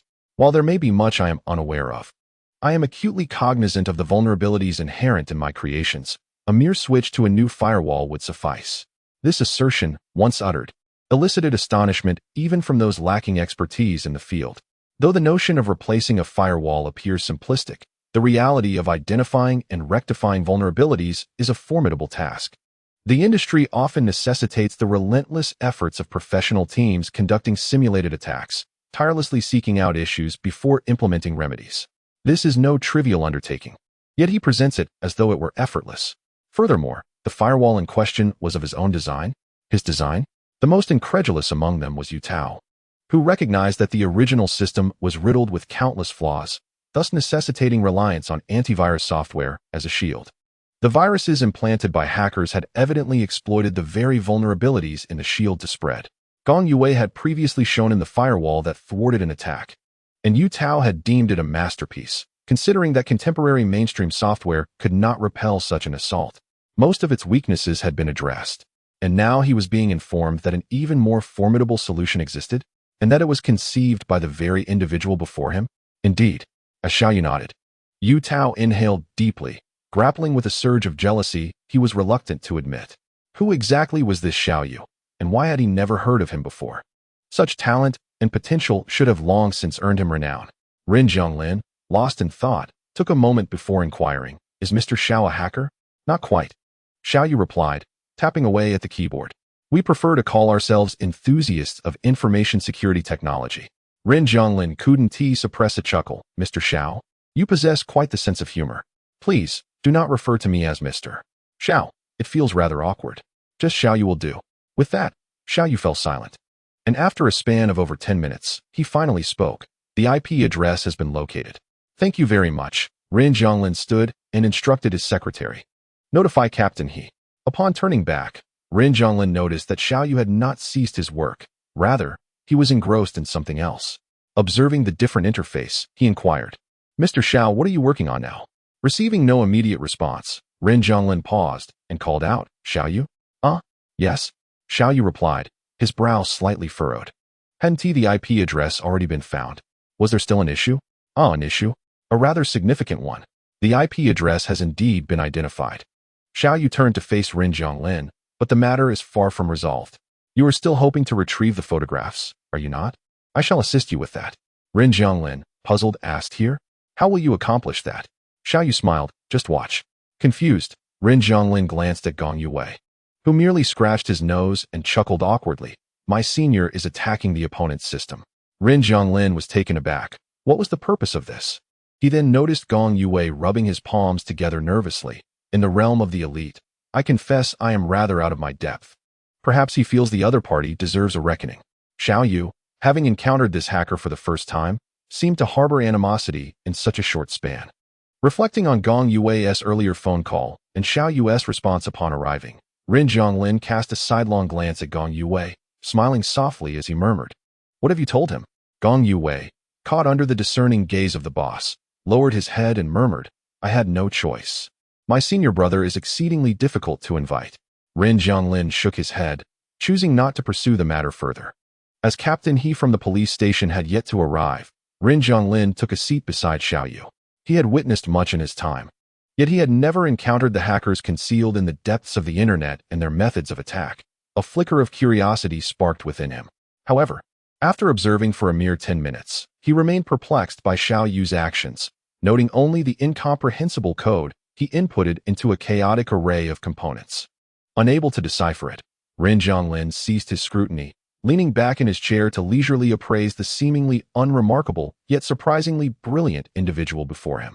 Upon closer inspection, Xiaoyu was not unattractive. His disheveled hair and unkempt beard gave an initial impression of sloppiness. Nonetheless, his tall stature and well-proportioned physique stood out, and his large, distinctly shaped hands danced across the keyboard. Though his eyes were obscured by glasses, the straightness of his nose lent a three-dimensional quality to his features. With a bit of grooming, he could present quite well. As Ren Zhonglin regarded Xiaoyu's profile, his fingers lightly tapped the armrest of his chair, recalling the operating system he had observed at Xiaoyu's home that night. "Gong Yue, do you have a camera? Fetch one for me," he instructed. "Oh, certainly," came the reply. Noticing that Xiao Yu had shifted his attention from the screen, Ren Zhonglin inquired, "Is it ready?" "Almost." Upon receiving the camera from Gong Yue, Xiao Yu installed it with a smile, saying, "Boss, please step back a bit. I will be activating the camera shortly." Ren Zhonglin nodded and moved away. Moments later, Xiao Yu struck a few keys, and a line of text materialized on the screen. "Does being controlled feel exhilarating?" After a brief pause, another line of ellipses appeared beneath it. "Feeling proud of breaching my firewall?" "Bro, you should focus on the screen," Xiao Yu remarked. With that, he disabled the opposing computer's controls, positioned his hand before the camera, and activated the lens and microphone, ensuring the camera captured only his hand. He then raised his middle finger. "What the hell?" The utterance echoed through the otherwise silent floor. Xiao Yu's candidness and unexpected actions caught Ren Zhonglin off guard. As he snapped back to reality, a rare chuckle escaped him, though he quickly suppressed his amusement upon realizing the inappropriateness of the moment. He studied Xiao Yu's expression intently before finally saying, "Did you not mention assisting me in retrieving the photographs?" Xiao Yu stood, stretching his back, momentarily taken aback by Ren Zhonglin's question. "I forgot about that. However, his computer system has crashed irreparably, so you need not worry." At this point, Xiao Yu suddenly chuckled, leaning closer to Ren Zhonglin. "What's the matter? Are the photographs yours?" The warm breath brushed against Ren Zhonglin's ear, causing him to frown uncomfortably and take a step back. "No, they are not. I thought they belonged to the boss," Xiao Yu replied, shaking his head as he began to pack his bag. "Xiao Yu," Ren Zhonglin glanced at the time and said, "You've done me such a tremendous favor today. How can I express my gratitude?" "Forget it. I couldn't even thank you the last time you helped me." Ren Zhonglin shook his head, indicating the nature of the matter was different. This time it involved 20 million. Xiao Yu, with a playful grin, shouldered his bag and looked at Ren Zhonglin. "Boss, you earn 400 an hour?" Noticing Ren Zhonglin's momentary surprise, Xiao Yu continued, "It must be for million, right? I'm no fool. I know the person who returned home with me that night was a big shot. How could I not realize that night was a misunderstanding? 6 or 7 hours. 30 million. Speaking of which, I still owe you some. If you, the esteemed boss, don't mind, let us consider it settled." Amused by Xiao Yu's banter, Ren Zhonglin replied, "So you owe me now? Let us call it even then. How about you treat me to dinner tonight? You won't be at a loss." Xiao Yu nodded in agreement, affirming it was indeed a fair deal. Chapter 7. Regulars. Gong Yue harbored some doubts about the relationship between the boss and his brother Yu. What could long eyelashes mean? 400 an hour, or rather, for million? This question seemed to delve into uncomfortable territory. To his knowledge, the boss was involved with the film Emperor Shu Yu. Such aesthetic standards hardly aligned with Xiao Yu's appearance. Gong Yue shook his head, dismissing the notion of such a relationship, convinced there was a deeper issue at play. Yet, for million per hour, Gong Yue fell into contemplation, sensing the complexity of the situation. Later, as Xiao Yu spoke, he barely registered the words, merely nodding in agreement. "Yes, okay."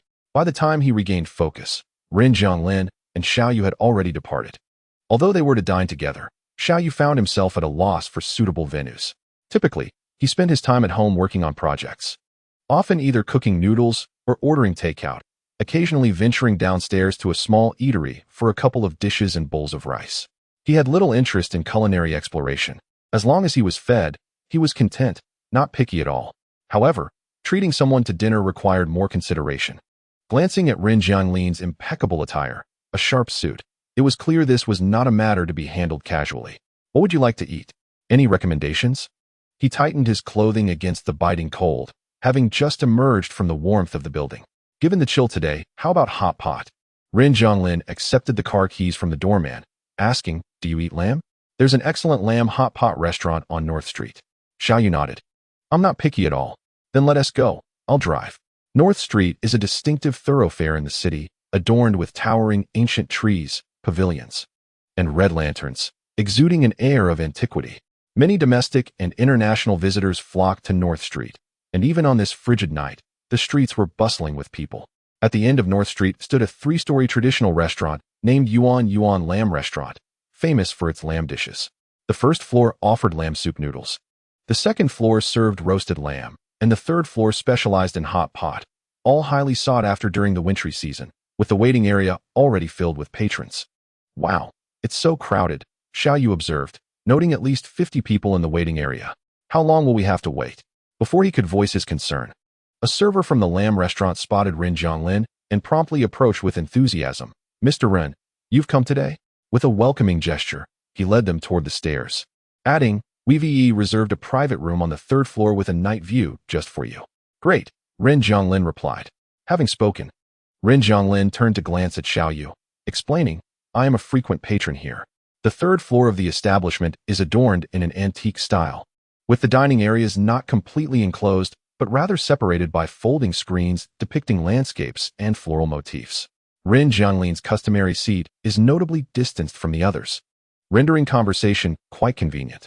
Once comfortably seated by the window, Xiaoyu remarked to Ren Zhonglin, "It appears that different individuals receive varying levels of treatment.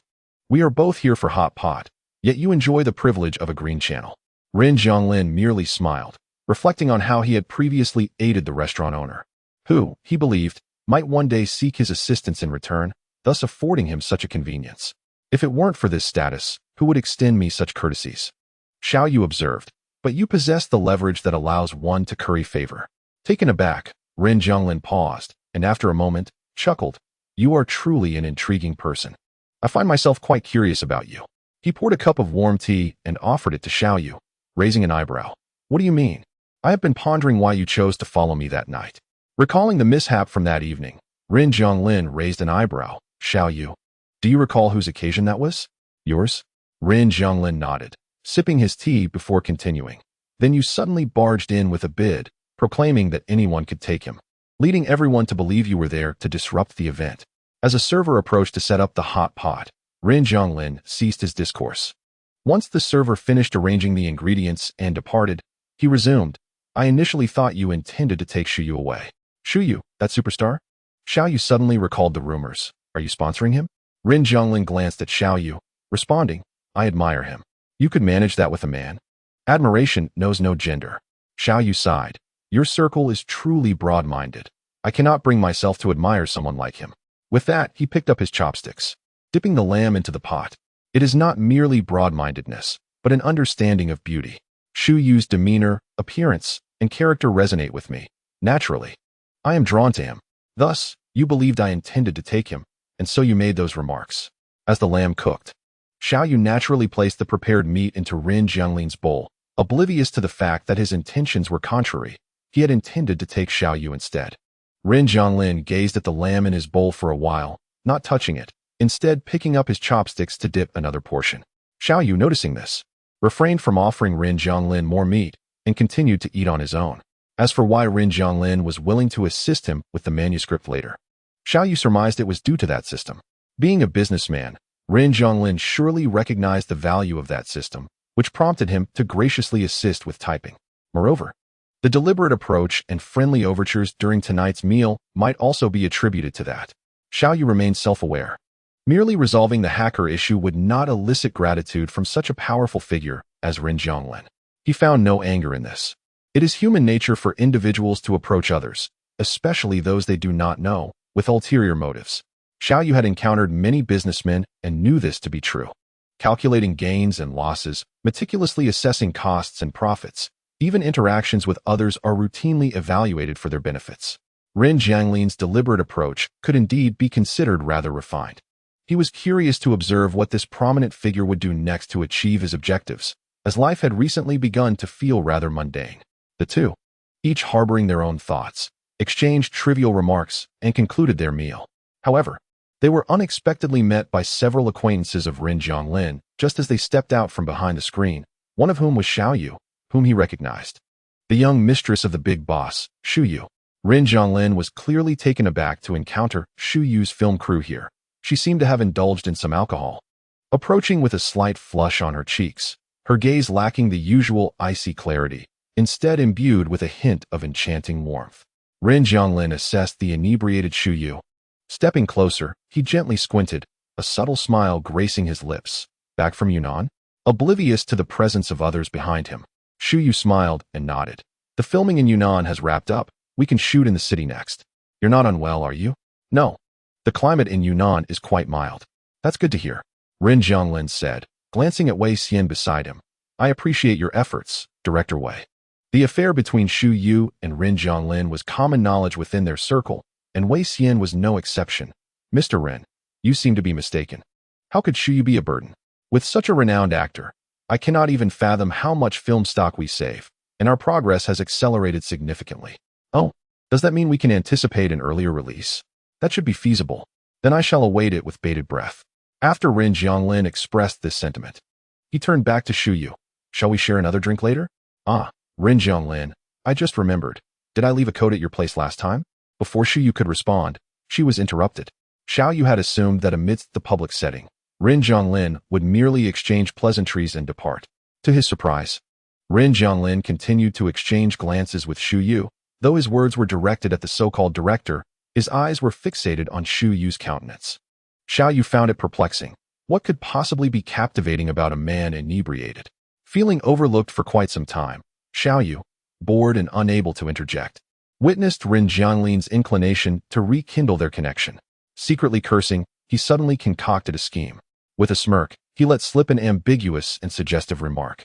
Indeed, upon hearing his words, the group turned their attention to him, and Shu Yu's expression transformed to one of astonishment. Mr. Ren, this is Wei Xian. He had noticed the presence of someone beside Ren Jianglin, but given the individual's unkempt appearance and lack of formal introduction, he presumed him to be merely an attendant. However, to be candid, no one in this industry dared to undermine Shu Yu in front of Ren Jianglin, knowing the nature of their relationship. Yet, this individual not only did so, but implied that he had left clothing at Ren Jianglin's residence. The group, stirred by Xiao Yu's remark, began to scrutinize him with newfound interest. Ren Jianglin did not respond, instead turning his gaze coldly towards Xiao Yu. Unfazed Xiao Yu, whether due to his thick skin or genuine obliviousness to Ren Jianglin's anger, approached with a playful grin, lightly scratching Ren's nose. Boss Ren, you look quite warm in my clothes. I've been feeling rather chilly these days. Should I go retrieve them from your place? Sensing he might have pushed his luck, Xiao Yu retreated slightly before Ren's wrath could fully surface. To his surprise, Ren Jianglin smiled instead of fuming, his deep-set eyes sparkling with an inscrutable glimmer. Xiao Yu was momentarily taken aback. You want to come to my house? Maybe it's best not to. Don't you want your clothes back? Ren's smile deepened. Perhaps another time. I'm not as cold right now. There's no need for another time, Ren declared, abruptly seizing Xiao Yu's collar and pulling him close. Today, the grip around his collar made Xiao Yu blink in surprise. Though he did not resist, he gazed into Ren's eyes and sighed. Are you angry? In a swift motion, Ren released him and turned to leave. Alarmed, Xiao Yu quickly stepped forward, grasping Ren's wrist. Hey, I was just joking. Don't take it seriously. Ruffling his already disheveled hair in frustration, Xiao Yu fell silent for a moment before adding, Anyway, I have things to attend to, so I'll head out first. I'll settle the bill later, and next time, I'll treat you to a meal as an apology. Without waiting for Ren's response, Xiao Yu, self-aware of his fault, hurriedly grabbed his bag and descended the stairs. Chapter 8. You wouldn't like him. Wei Xian watched Xiao Yu leave and hesitantly remarked, Mr. Ren, what just happened? Why did that young man leave so abruptly? To be honest, Wei Xian was not particularly concerned about who Xiao Yu was. Rather, he was intrigued by the relationship between this unassuming individual and the esteemed Mr. Ren, especially considering the ambiguous remarks made in front of Shu Yu. It was, without a doubt, quite interesting. How could Ren Jianglin not perceive the thoughts swirling in Wei Xian's mind? On the surface, he appeared astonished, yet secretly harbored quite a few unsavory notions. With a cold glance at Wei Xian, Ren remarked, Director Wei seems quite invested in my personal affairs. The expression on Ren's face caused Wei Xian to stiffen slightly. No, that is not it at all. It seemed Director Wei had indulged a bit too much. Yes, indeed. Wei Xian nodded, eager to appease. Ren Jianglin turned his attention away from Wei Xian and toward Shu Yu. Feeling a sudden loss of interest in the conversation he had intended to pursue, now derailed by Xiao Yu's antics. Closing his eyes briefly, he said, Enjoy yourselves. I'll cover the bill. I'm rather fatigued today, so I'll take my leave. With that, he did not spare Shu Yu another glance and exited the building. Just as he stepped outside, he heard Shu Yu calling out behind him, Mr. Ren. Seeing Ren pause, Shu Yu jogged to catch up, seemingly unaffected by the earlier incident. Still wearing a smile. I just remembered I have matters to attend to and need to head back early. It wouldn't be wise to drive after drinking. Could you give me a ride? Ren Jianglin gazed at Shu Yu, noting her unwavering smile, which exuded an openness that invited his scrutiny. Shu Yu's initiative took him by surprise, prompting a playful smile from him. Of course. She lowered her gaze and suggested, then let us go. The surroundings of North Street were lined with narrow one-way roads, bustling with both vehicles and pedestrians. As Ren Zhonglin navigated the slow-moving traffic out of the ancient street, an enveloping silence fell within the car, broken only by their breathing and the distant sound of horns. During the pauses at red lights, he casually observed the throngs of people weaving through the traffic outside the window. The lively street scene, with its orange-red streetlights, starkly contrasted with the cold of winter. Yet the passers-by appeared jovial and lighthearted. Inadvertently, Ren Zhonglin spotted the tall, slender figure of Xiao Yu clad in a cotton jacket, pushing through the crowd while speaking animatedly into his phone. Moments later, he noticed Xiao Yu removing his glasses and tucking them away. The wind howled, tousling his hair further. He was the gentleman from that night, wasn't he? Xu Yu remarked, clearly recognizing Xiao Yu. Do you know him? Ren Zhonglin turned his gaze back to the window and nodded. Xu Yu, sensing Ren Zhonglin's reluctance to elaborate, refrained from pressing further, and the car fell silent once more. As they exited the slow-moving one-way street, Ren Zhonglin accelerated and broke the silence. Aren't you curious about that night? Xu Yu smiled at his words. I refrained from asking because I already know he isn't your type. Do you think I wouldn't like him? Ren Zhonglin halted at another red light, turning his attention to Xu Yu. Would you? She replied, meeting his gaze with a smile. As the green light illuminated, Ren Zhonglin shook his head. You seem to understand my preferences well. He maneuvered the steering wheel onto the ramp and continued. Why don't you tell me what kind of person I truly favor?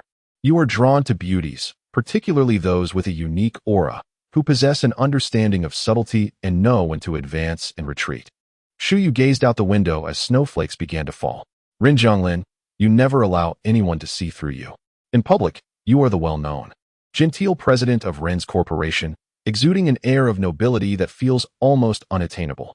No one can discern the heart that lies beneath your refined exterior. Ren Zhonglin neither confirmed nor denied her words, merely nodding slightly. Go on. Yet in private, you can be quite domineering, resolute in your desires. You are drawn to novelty and to those who maintain your interest. It appears that when you pursue someone, you relish the chase, but once you attain them, you swiftly discard them. So, is that why you have always kept me at bay? Ren Zhonglin regarded Xu Yu. You truly understand me. However, I find that I no longer comprehend you, he added. Oh, why is that? Xu Yu chuckled, shaking her head. I don't know. It's merely a feeling. A feeling? Ren Zhonglin laughed softly. Since when have you begun to evaluate matters through feelings? Perhaps I've been watching too many romantic films lately, Xu Yu responded, her demeanor growing more sentimental. Xu Yu's villa was not far off, and as Ren Zhonglin watched someone swipe their card to enter, he remarked with a smile. Are you not planning to invite me in tonight? Xu Yu turned back to him. I suspect Mr. Ren would not choose to stay this evening, so I shall not insist. Ren Zhonglin, upon being exposed by another, remained unperturbed.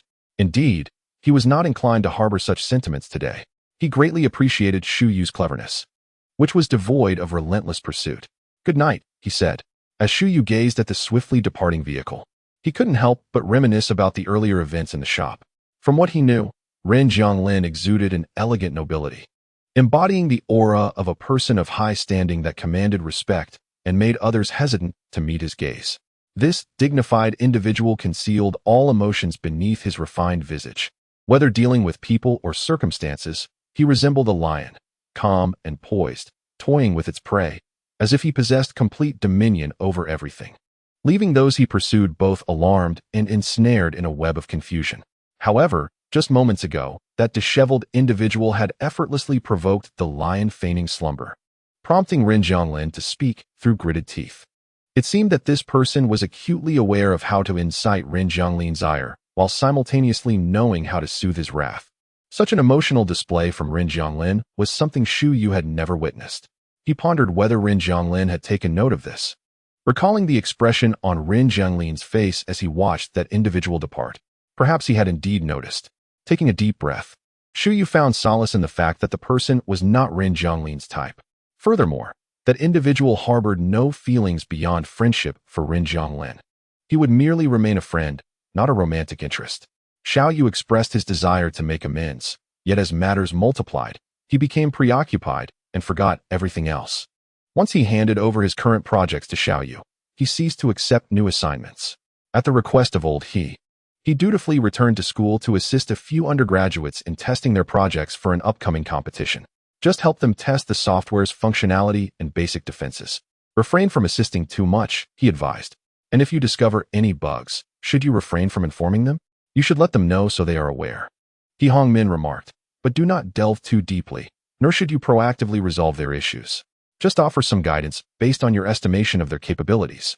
Are we to send them to the competition with such glaring flaws? Xiaoyu raised his voice, looking at old He with disdain. Do you not wish for your students to win an award? He Hongmin was momentarily taken aback by the remark, but quickly became incensed. Picking up a mouse to throw at Xiaoyu. What nonsense are you spouting? I merely wish to assist them to a reasonable extent so they can win. Dodging the mouse, Xiaoyu retorted, what? Do you think the 9 judges invited to this national competition are fools? They are all experts in the field. These individuals are astute enough to discern the capabilities of undergraduates. Do you believe they merely sit there scoring? If they find the software too polished, they will undoubtedly pose questions, and how could your students possibly respond? Even if you, Xiaoyu, manage to have them memorize certain things, their knowledge will not suffice at that level. Should they be questioned differently, they are bound to reveal discrepancies, and any such discrepancies could lead to disqualification for cheating. Is this truly the approach you advocate? Xiaoyu asked, astonished. What do you think I asked you to gauge their knowledge level for testing? He Hongmin replied, panting. They should each contribute hands-on effort that would ultimately benefit them. Even if they do not win, they will still gain invaluable experience. If you provide insights into aspects they cannot rectify, then let them face it as is, and they can address it when they have developed the requisite skills. Gazing at He Hongmin, Xiaoyu smiled and remarked, you have considered this quite thoroughly. Do you think being in charge is a casual affair? These children have reached the national competition through their own efforts. They possess genuine talent, and we must not allow them to feel that their accolades are the result of deceit. Xiaoyu, abandoning his playful demeanor, nodded solemnly. I shall do my utmost. On February 1st, the 10 undergraduates were to participate in their inaugural national competition. The event was to be held in nearby Nanjing, and Xiaoyu, along with Wang Zhe and Zhao Yuan, had just concluded their semester reports. They had a few days of leisure to lend their support to their junior classmates. In this age of information, innovation in information technology is paramount. Although domestic companies had recognized this in recent years, their actions remained rather conservative. After all, while tangible research outcomes could justify substantial financial investments, very few entities had the capital to engage if results were lacking. However, in the past 2 years, the domestic information technology landscape has experienced rapid development, encompassing innovations across various sectors, including big data industries.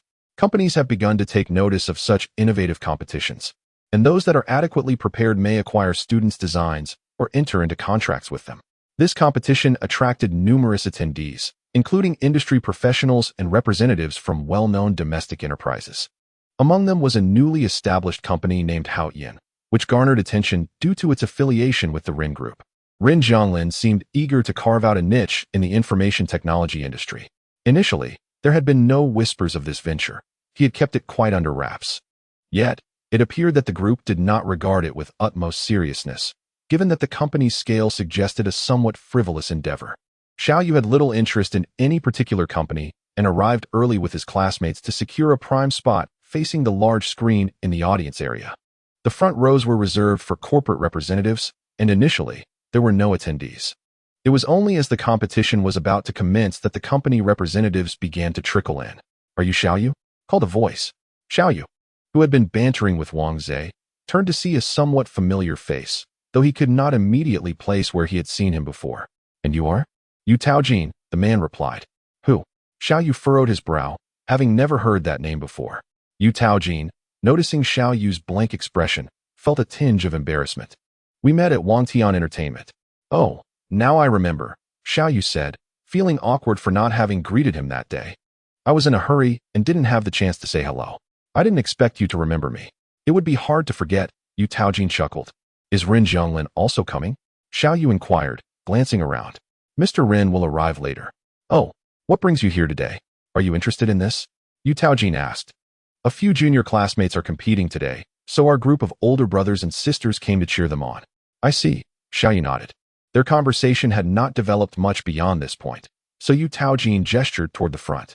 Our company team is up ahead. I must go now. Let us grab a meal together after the competition ends. All right. Once Yu Taojin departed, Zhao Yuanyuan squeezed between Xiao Yu and Wang Zhe to sit beside him, inquiring curiously, "Isn't that the technology team from Ren Jianglin's new company? Do you know them? And I heard you mention Ren Jianglin earlier. What is going on?" Zhao Yuanyuan gasped in surprise at Xiao Yu's silence. "Do you know Ren Jianglin? When did you meet him? Why didn't you tell us?" The volume of her exclamation left Xiao Yu's ears ringing, prompting him to step back slightly. "Yuanyuan, your voice is painfully loud. Spare me the unnecessary chatter." "Indeed, brother Yu. You're acquainted with a business magnate and didn't he share it with us? Goodness. The bonds of brotherhood seem as fragile as paper. You pretended not to know him the other day," she accused, playfully branding him a schemer. "I genuinely did not know him at that time. Nor did I know his name," Xiao Yu replied helplessly, "and I still wouldn't say we're particularly close." "What do you mean by that?" Zhao Yuanyuan pressed further. "I only met him last month while assisting his company in addressing a system vulnerability. It doesn't count as being familiar, I assure you," Xiao Yu insisted earnestly. "I find that hard to believe," Wang Zhe interjected skeptically. "You were so eager to help someone else with their issues?" Xiao Yu shot him a cold smile. "Wang Zhe, have you suddenly developed a taste for trouble? What is the story?" Zhao Yuanyuan asked eagerly, turning Xiao Yu's face towards her, resting her hand on his shoulder as she leaned in closer. "Spill the details. Don't try to evade the topic." When Ren Jianglin arrived at the competition, the first scene he encountered was that of a girl intimately leaning against Xiao Yu, animatedly conversing. Chapter 9. I am interested in you. The economic lifeblood of the Ren Group is rooted in the tourism industry, commercial real estate development, and the operations of private banks. Prior to Ren Jianglin's stewardship, the group had not ventured into the realm of information technology. Presently, Haoyan Technology Company is merely in its nascent stages, and its future trajectory remains uncertain. The Ren Group has numerous affairs awaiting Ren Jianglin's attention, leaving him little time to attend trivial collegiate competitions. The signing of contracts and talent management were adequately handled by the current manager, Yu Tao, who need only relay the final outcomes to him. However, he altered his decision yesterday. For many years, the Ren Group had solely concentrated on real estate, banking, and tourism, never dabbling in other industries. Particularly in the real estate sector, Ren Jianglin recognized an impending significant shift. He understood that to pivot the focus of the Ren Group during this downturn, information technology could serve as a crucial breakthrough. Yet, many industry insiders believe that although Haoyan Technology was established under the Ren Group's banner, its initial registered capital was minimal, suggesting that the new chairman was merely indulging in a passing trend, unlikely to endure. The consensus was that the Ren Group would not assign it the necessary importance, leaving genuine talent hesitant to join. For high-caliber professionals, research and development necessitate substantial funding. Would they truly come to a company that might soon cry out for financial support and risk bankruptcy within days? Considering this, Ren Jianglin swiftly changed his plan and instructed Secretary Lei to arrange his schedule. He decided to attend in person, both to serve as a representative of the group's ethos and to seize the opportunity to assess the current level of information technology proficiency among domestic university students. Accompanying Haoyan Technology's technical team, his presence indeed captured the attention of the organizers, other enterprises, and the media in attendance. I had not heard of Ren Jianglin's personal attendance. Could it be that the new head of the Ren family is genuinely here? Surely not. While the information industry is indeed a substantial pie, seizing a share from those enterprises is no easy feat yet. One must ponder, has Ren Jianglin ever approached matters half-heartedly? 7 years ago, prior to taking the reins of the Ren family, he established Wangtian Entertainment. Initially, who regarded him as anything more than a wealthy heir indulging in a fleeting whim. But look at the outcome now. I have long believed that the Ren family requires a fresh infusion of vitality. Regardless of the opinions expressed by others, Ren Jianglin remains indifferent to their chatter. He instructed Secretary Lei to decline all media interviews under the pretext of respecting the organizers and not disturbing the students' competition before proceeding to the company team's designated area. However, he did not anticipate that Xiao Yu would also be present to witness the competition. Xiao Yu, though dressed inconspicuously, possessed an inexplicable magnetism that drew attention. From a distance, Ren Jianglin spotted Xiao Yu engaged in lively conversation with a girl in the audience. Clearly, she was oblivious to his presence. Ren Jianglin squinted. Was she his girlfriend? Yet, she merely glanced at him without approaching to greet him, for the competition was about to commence. The competition allowed for a variety of project types, including software design and offensive testing against any current software systems to identify vulnerabilities, with the opportunity to directly contact the software developers on-site to propose solutions. Scoring was based on practicality, security, creativity, and technicality, totaling 100 points, with 9 judges excluding the highest and lowest scores to arrive at an average. However, trouble arose as the competition commenced. The network frequently disconnected. How could the internet be down? Yuan gazed at the flustered staff on stage and inquired of Xiaoyu. I suspect someone may be sabotaging it, he replied. What do you mean? Have you not seen what these students are working on? Xiaoyu pointed to the competition roster in his hand.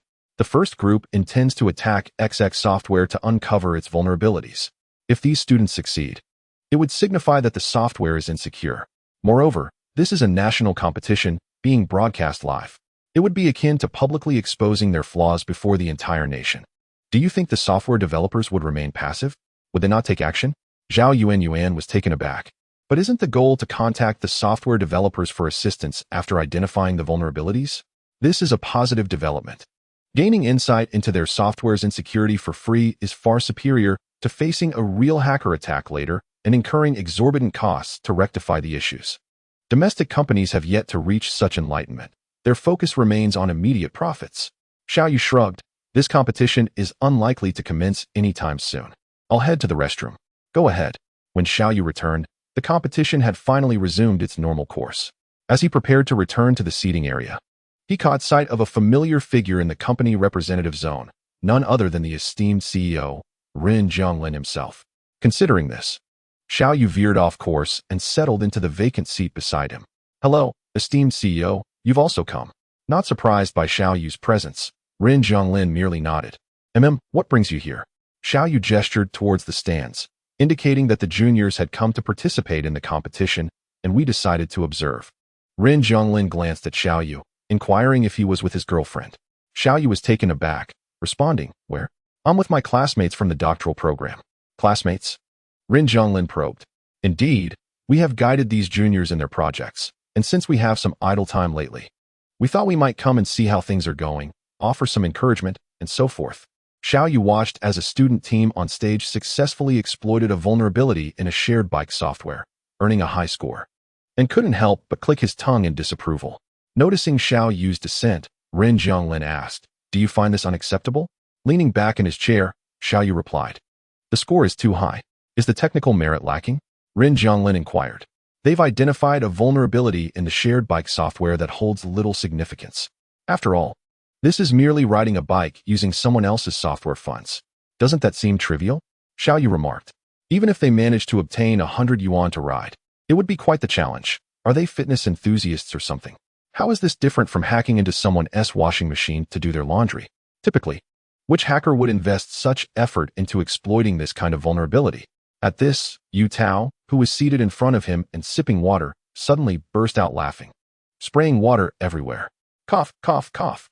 My apologies, I drank too quickly, he exclaimed, hastily apologizing to the gentleman seated in front of him. Once he had dried off the water, he turned back, stifling laughter, and said, Mr. Xiao, you have quite the perspective. Ren Zhonglin couldn't suppress his amusement, responding, So, according to you, there's nothing commendable about it? Certainly not, Xiaoyu countered. For the students, achieving this level is quite commendable, and 2 yuan is still money. The technical aspect deserves recognition, and it integrates contemporary popular software, but this approach is easily discoverable, hence the inflated score. Ren Zhonglin nodded in agreement. The subsequent projects were rather conventional, with scores that were not significantly differentiated. Finding it uninteresting, Xiaoyu began evaluating each project with Ren Zhonglin while addressing some of Ren Zhonglin's inquiries. Observing Ren Zhonglin's furrowed brow as he contemplated, Xiaoyu unconsciously raised his hand to touch it, only to be swatted away by Ren Zhonglin. Caught in a moment of surprise, they exchanged glances before Ren Zhonglin frowned, remarking, Shouldn't you reconsider your habit of being so touchy? He noted that while Xiaoyu was usually focused on work and often oblivious to loud calls, he seemed to have an itch to touch others' faces whenever he was idle. Xiaoyu touched his nose and protested, I don't always do that. Ren Zhonglin frowned. Remember the last time at the restaurant? You can't deny that. As Ren Zhonglin recalled the previous incident, Xiaoyu hurriedly seized the opportunity to explain. That was just a joke. Today, I noticed you were frowning so intensely, and I felt an irresistible urge to touch it. Just consider me idle. Ren Zhonglin looked at Xiaoyu, who seemed at a loss for words, and suddenly felt a wave of exasperation. Forget it, he sighed. It's not a significant matter. I thought you were avoiding me because of the last incident. Xiaoyu chuckled. Are you curious about how things went afterward? Are you that interested? Ren Zhonglin replied, half smiling. Xiaoyu nodded, a bit. It was just like that, he concluded. Ren Zhonglin, unwilling to discuss the matter further, remarked, your junior's competition is about to commence. Oh, indeed. Xiaoyu responded, redirecting his gaze to the stage where 10 young individuals stood ready as the host began the introductions. Their project for the day was a mobile application called Emergency Alert. The time was then entrusted to the team, whose representative would demonstrate the app's functionalities. Standing beside them, Yen Kiki took the microphone, inhaled deeply, and began her presentation.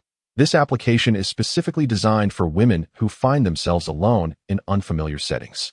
Of course, in this day and age, men also require such tools. It serves as a timely alert and location tracking device in the face of uncontrollable danger. Let the team now showcase the app's features and its usage. As the team demonstrated, Yen Kiki provided commentary.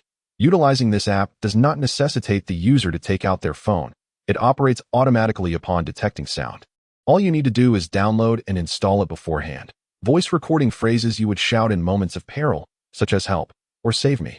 If you possess enough confidence, you may even record an entire poem. Subsequently, you can input the phone numbers of your relatives, friends, and the police emergency text number. When danger arises, simply shout the recorded phrase, and the app will immediately activate your phone's location services, sending a distress signal to your designated relatives, friends, and even the police, while sharing your location information. As Yen Kiki concluded, 2 young men from the team performed a skit where one portrayed an assailant and the other a victim. When the assailant attempted to inflict harm, the victim shouted the previously recorded phrase, I love you. The assailant, momentarily taken aback, exclaimed, what the heck? Turns out they're a lunatic. With that, he hurriedly released his grip and fled as if escaping something vile, provoking a burst of laughter from the audience.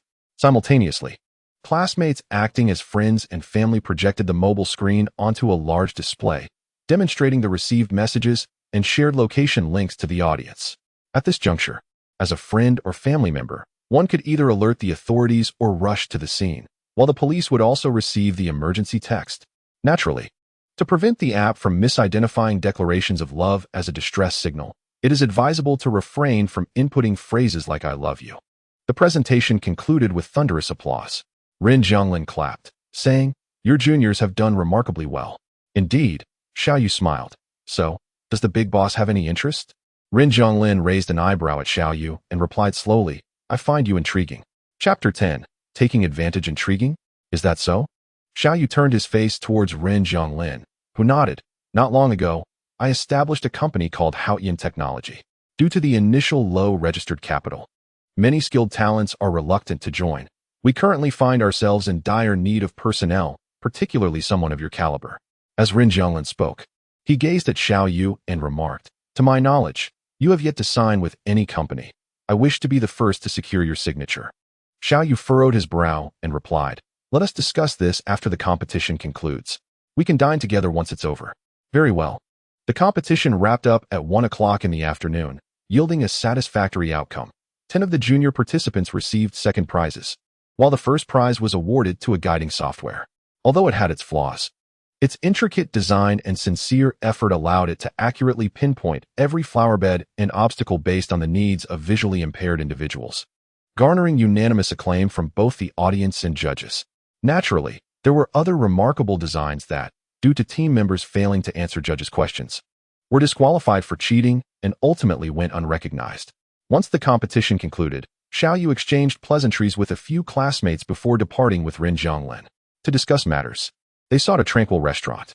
Not far from the venue, by the riverside, lay a quaint establishment named Xianyue Tower, where few patrons dined at midday. They settled into a riverside corner, ordered several specialty dishes, and commenced their discussion. Although Yuan Technology had a modest registered capital, its liquidity was ample, and I could provide funding for research and development. Furthermore, I do not intend to cease compensation simply upon signing you. While I may be an outsider, I comprehend that your involvement in team design may implicate the patents you are currently applying for. Should it pertain to the decisive aspects of the software, I would be willing to purchase it at a price you deem fair. Rin Jianglin looked at Xiao Yu and mentioned, in fact, I had intended to bring this up during our last conversation. Xiao Yu shook his head, stating, I have no intention of signing with any company. Are you considering establishing your own venture? Rin Jianglin inquired.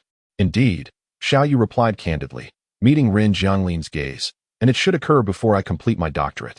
However, at present, it seems implausible. Rin Jianglin chuckled as he sipped his tea. Xiao Yu, I concede that you are a top talent in this field. But that is where it ends. Whether in software design or hardware manufacturing, the ultimate goal is market circulation and profit generation. To be frank, you are not suited for business. You lack the understanding of how a successful software design can penetrate the market. You do not have a marketing team. You are unaware of how to promote to expand your audience. Moreover, he set down his teacup and spoke earnestly. You do not comprehend how to contend with the suppression from competitors. The entire process encompasses far more than simply creating a good product. Often, a quality creation may never see the light of day. The business world resembles a battlefield, rife with darkness and unscrupulous tactics. I have witnessed too much of it. Some methods devoid of humanity. Faced with such a stark portrayal, Xiao Yu remained unperturbed and replied, Do you not fear that your words might drive me away in anger? Rin Jianglin smiled, Because I know you understand. Xiao Yu responded with a grin, You believe so? If you truly grasped this, you would not still be waiting to establish your company. Xiao Yu did not deny it. Indeed, Rin Jianglin's observations were accurate. Others might label him arrogant.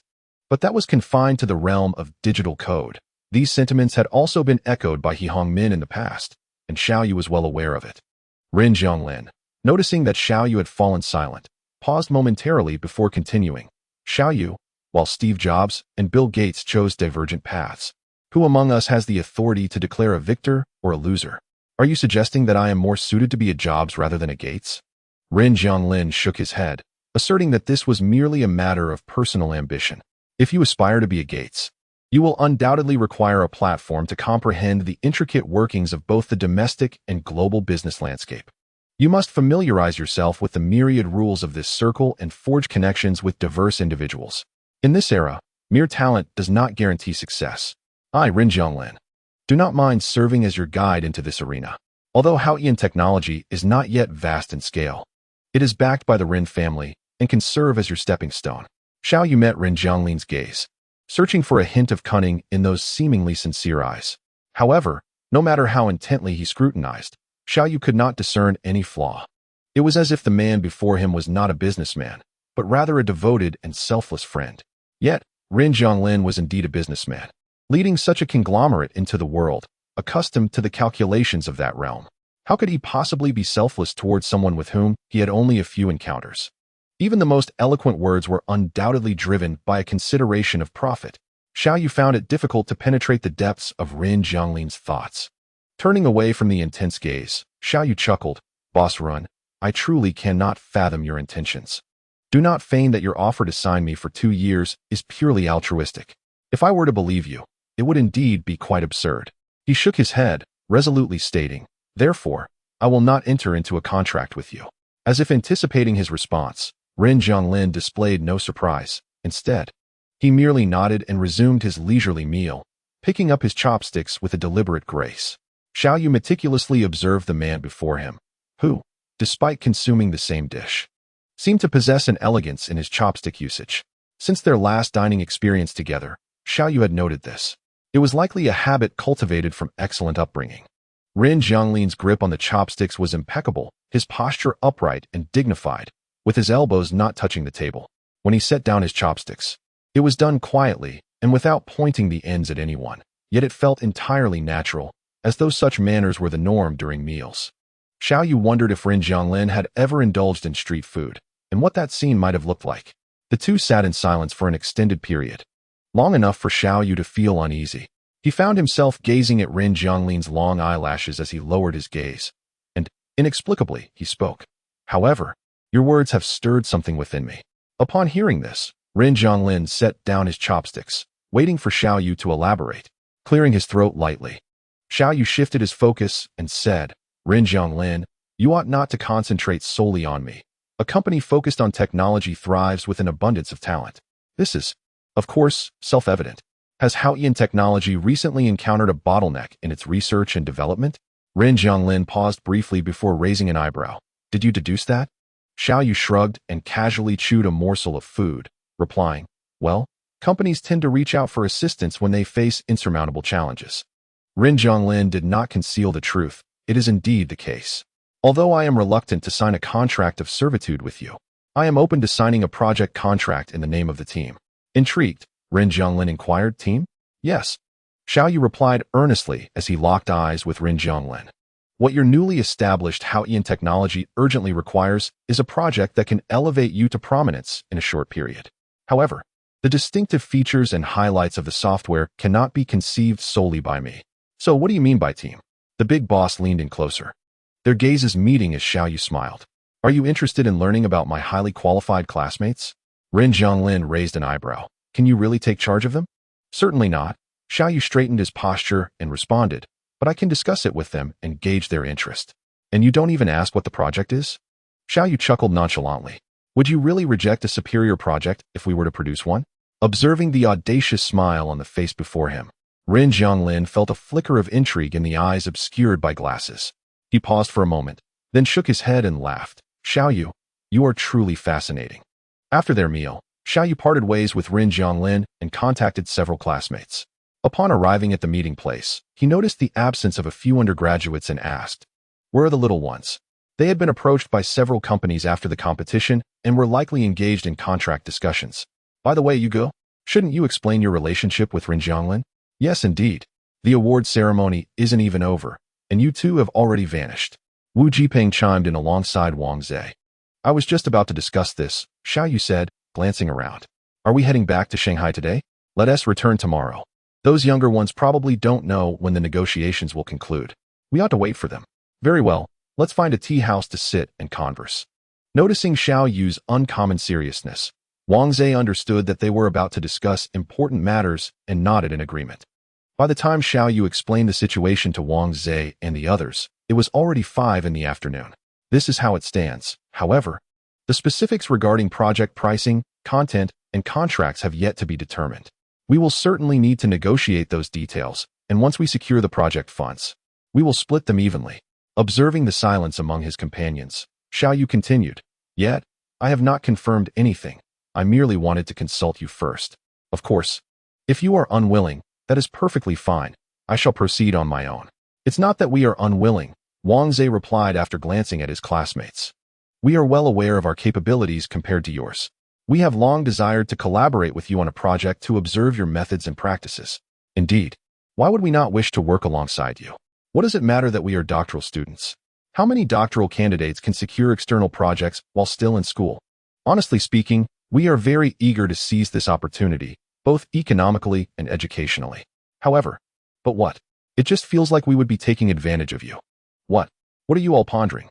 Xiao Yu had not anticipated that Wang Zhe and the others would be concerned about this matter, leaving him both amused and exasperated. What loss are you worrying about? You won't be sitting idle either. It's all the same, he declared. All right, enough with the dilly-dallying. Just one question. Are you willing or not? Wang Zhe and Zhao Yuan exchanged glances before smiling. Then we shall rely on you, brother Yu. Moving forward. Chapter 11. Valentine's Day. Upon conferring with a few friends, Xiao Yu was struck by the realization that he had forgotten a crucial detail. He lacked the contact information for Rin Jianglin. Despite having met several times, they had never exchanged phone numbers. Reflecting on this, Xiao Yu recognized that their encounters had been mere coincidences. How curious it is that when fate desires you to meet someone, there is no escaping it. However, this time, Xiao Yu truly had an urgent matter at hand and could not leave it to chance. After some contemplation, he decided to call Gong Yue. Hey bro, what a surprise. You actually called me. Gong Yue chuckled as he sat idly in his office, playing Minesweeper. What is up today?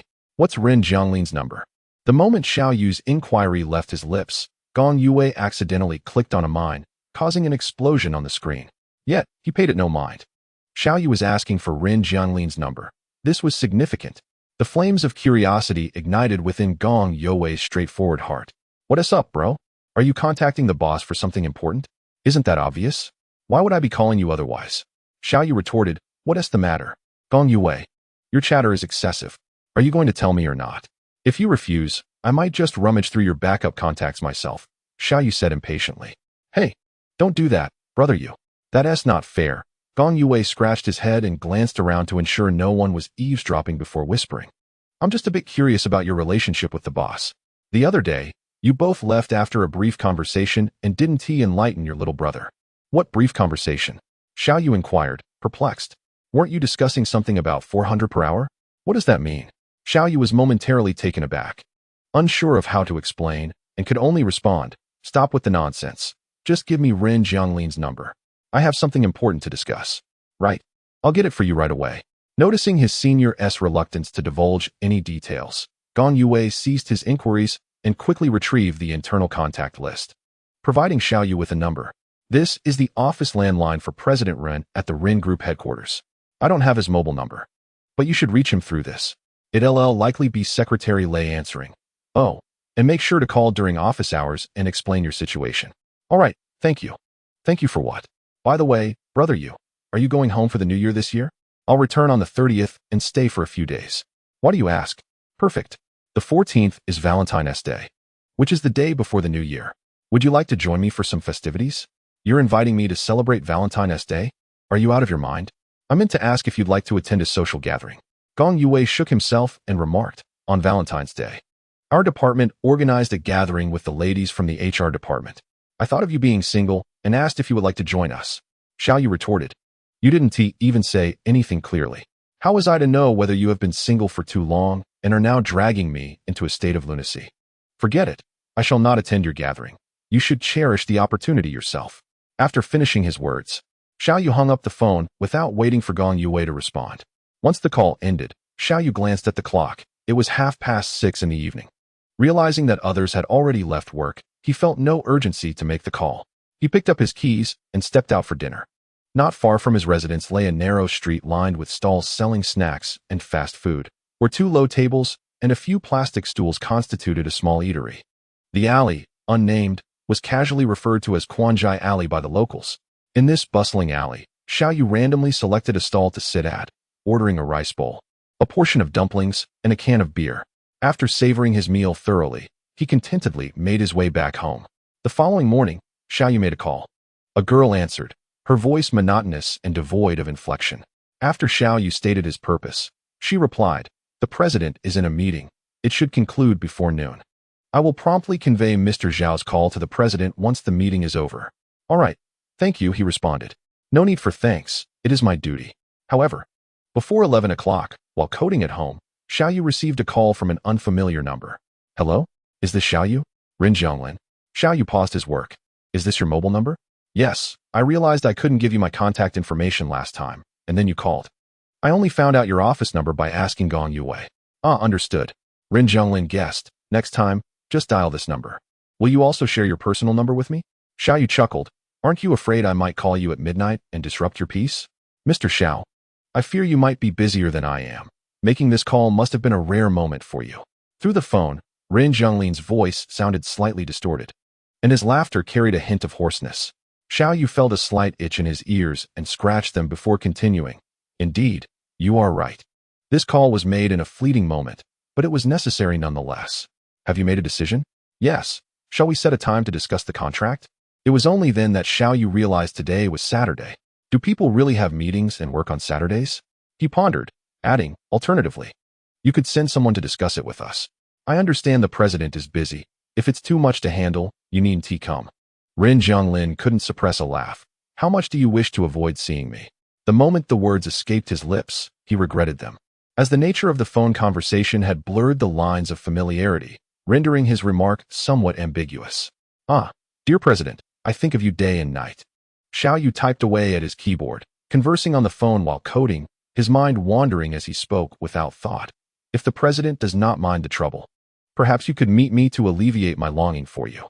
Had it not been for Ren Jianglin's awareness of Xiao Yu's disinterest due to his straightforward nature, his remarks would have seemed more flirtatious than intended, stemming from a playful demeanor. At that moment, Ren Jianglin found himself at a loss for words and, in an effort to shift the conversation, suggested, "Let us settle on next Tuesday at 10 in the morning at the headquarters of Rin Group on the third floor. Upon arrival, please seek out Secretary Lei, who will escort you. He continued, meanwhile, I shall have the legal department draft a contract for your review before we engage in further discussions. Very well, then. Until Tuesday, came the reply. Yes, goodbye. Farewell. Doctoral students typically enjoy scant holiday periods. Aside from the extended stay during their first year, their schedules mirror those of working professionals, with only a few days off throughout the year. Fortunately, their status as students allows for a degree of flexibility in external engagements. When Tuesday arrived, several of them requested leave. Zhao Yuan, the sole female participant, was once an ardent fan, and although she had long since curbed her obsession, her curiosity about Rin Jianglin remained undiminished. Early that morning, the door to Xiao Yu's residence was knocked upon. Having slept for scarcely 3 hours, Xiao Yu, disheveled and weary, looked at Zhao Yuan with exasperation. Yuan, why are you here at 6:30? The proximity of his home to the Rin Group headquarters, a mere 10-minute taxi ride, facilitated their plan to meet before departing together. You're still asleep? Zhao Yuan exclaimed as she entered, swiftly drawing open the living room curtains. Look at the splendid sunlight today. Hurry and get ready. We're going out for breakfast. Xiao Yu closed the door, ignoring her, and headed straight for his bedroom. Go on without me. The keys are on the table. I need to catch a bit more sleep. Wake me when Wang Zhe and the others arrive. Zhao Yuan rushed forward, grasping his arm. Hey. What time is it? You can't possibly sleep again. Held back, Xiao Yu lamented. I only went to bed at 4 this morning. If I don't get some more rest, I fear I might collapse on the way. Your routine is utterly chaotic, she remarked, observing his fatigue. Releasing her hold, she frowned. Fine, go ahead and sleep. Do you want me to bring you some breakfast? A basket of soup dumplings would be great, he replied, waving her off as he closed his bedroom door. When he was finally roused again, it was nearly 9 o'clock, and his friends had already arrived. Xiao Yu hastily washed his face, brushed his teeth, and consumed the breakfast Zhao Yuan had brought in just a few minutes. By 9:20, the 6 of them took 2 cars to the Rin Group. The Rin Group building, constructed in the 1990s, was designed by a British architect commissioned by the founder of Rin. Although it only boasted 5 stories, it featured a spacious square design. I used to pass by here often, but never had the courage to enter, Zhao Yuan remarked, gazing up in admiration. To think such a building could be erected in the 90s, Rin Group is truly affluent. Enough of the sightseeing, Xiao Yu interjected. It's almost time. Let us hurry inside. Presumably, Rin Jianglin's secretary had informed the security in advance, as the 6 were granted access after stating their purpose. Have I arrived at a European castle? My goodness, how blissful it is to work here, with such dazzling decorations gracing my eyes daily. Even if it dazzles my vision, I would still wish to be here. Indeed, At first, I felt no sense of dissonance, but upon arrival, I found myself somewhat perplexed. Isn't Rin Jianglin the president of the Rin Group? Logically, there should be a specific department to engage with us for the contract. Why is he personally discussing the matter with us? Xiao Yu shrugged. How am I to know what he thinks? Meanwhile, in another part of the building, Secretary Lei, having received the news, gently knocked on the door of the president's office. Come in. Upon hearing the response, Secretary Lei pushed the door open and entered. President Rin. Mr. Xiao and his team have arrived. Mr. Xiao? Rin Jianglin paused. Yes, you mentioned signing the contract with them today. It was then that Rin Jianglin recalled discussing the signing scheduled for Tuesday with Xiao Yu last week. Has it already become Tuesday? Glancing at the mountain of documents on his desk, he rubbed his aching temples. The affairs of the group had become overwhelmingly numerous, causing him to lose track of time. Having worked alongside Rin Jianglin for many years, Secretary Lei noticed his silence and tentatively suggested, if the president is busy, Mr. Zhang from Human Resources or Director Shi from the Legal Department could handle it. No need. Rin Jianglin shook his head, rising from his seat. I will go myself. He recognized that his secretary's advice held merit. He had far too many tasks at hand, and this signing could easily be delegated. However, he could not articulate why he felt compelled to attend personally. Perhaps it was because Xiao Yu was indeed a talent worthy of such attention. Chapter 12. Overthinking. Upon reaching the 3rd floor, they were guided to a small conference room. A lengthy conference table was laid out with documents and a draft contract. While a few individuals occupied seats on one side, their nameplates indicating the Human Resources and Legal Departments. President Rin had yet to arrive. After being shown to a position opposite the group and exchanging brief greetings, Rin Jianglin soon entered, accompanied by Yu Tao from Haoyan Technology. The individuals quickly rose to their feet. President Ren, you have arrived. Ren Zhonglin nodded and glanced sideways, meeting Xiao Yu's gaze, who looked much as he had a few days prior, with stubble and disheveled hair. He had assumed that Xiao Yu would tidy himself for such an occasion. It seemed he had overestimated him. Ren Zhonglin could not help but chuckle. Mr. Xiao, you arrived quite early. Hearing this, Xiao Yu stood, hands tucked in his pockets, and ambled towards Ren Zhonglin with a smile. Indeed, I hurried to see you. Noticing the shadows beneath Ren Zhonglin's eyes, Xiao Yu exclaimed. I didn't realize the boss was more sleep-deprived than I am. Have you been very busy? Indeed, quite busy, Ren Zhonglin replied, taking a deep breath. Shall we begin? Certainly. The meeting proceeded in a manner that could only be described as exceedingly satisfactory.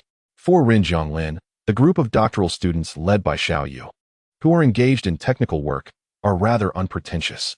They do not dwell excessively on trivial clauses regarding the disparity of rights and obligations. As long as the project details are clearly delineated, their fundamental requirements are satisfied, and the terms of contract fulfillment, including specific amounts and payment methods, are articulated. That suffices. From Xiao Yu's perspective, the Ren family has demonstrated ample sincerity, especially with Ren Zhonglin personally making commitments, leaving little room for hesitation. Once the final contract is printed and signed by both parties, the project agreement will be firmly established. The research and development will take place at Haoyan, and it seems that you will need to invest considerable effort during this period, Ren Zhonglin explained to them. If there are additional requirements regarding the equipment, please communicate them to Yu Taojin, who will assist you. Checking his watch, Ren Zhonglin rose, stating that he had another meeting to attend and would take his leave if there were no further issues. All right, see you next time, Xiao Yu nodded. With the project contract finalized, matters began to unfold. In the ensuing days, Xiao Yu found himself immersed in a grueling schedule from 8 in the morning until late into the night. Ren Zhonglin's assertion that the project faced difficulties was no exaggeration.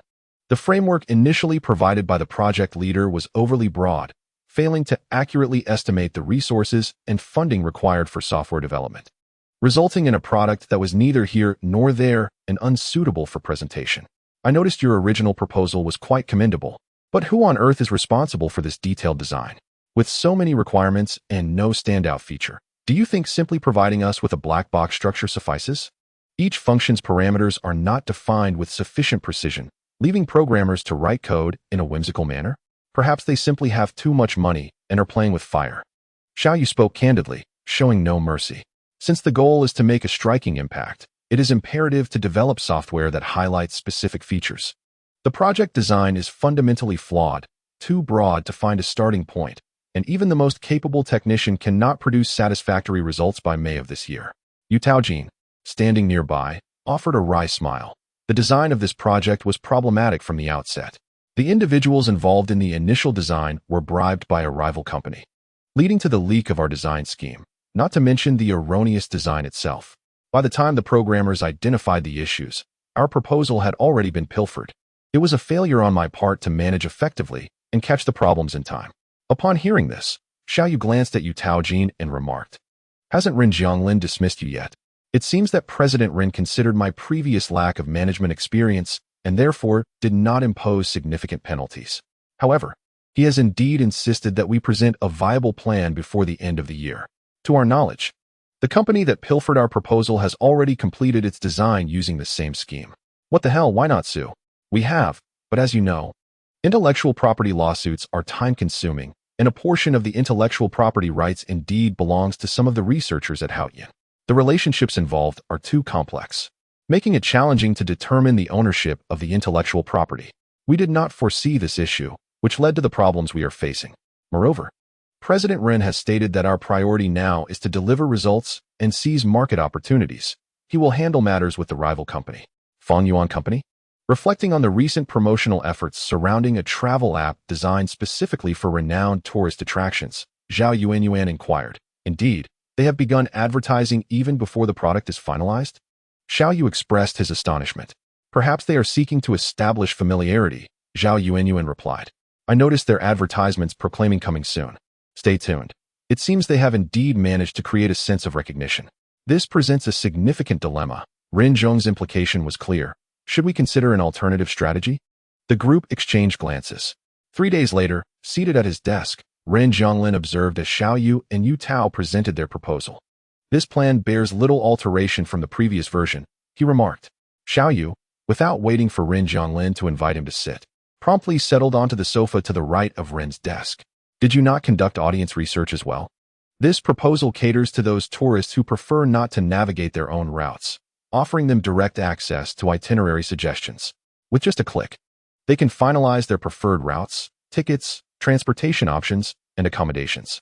The demand for this service remains substantial, and we all believe this proposal is quite commendable with minimal modifications needed.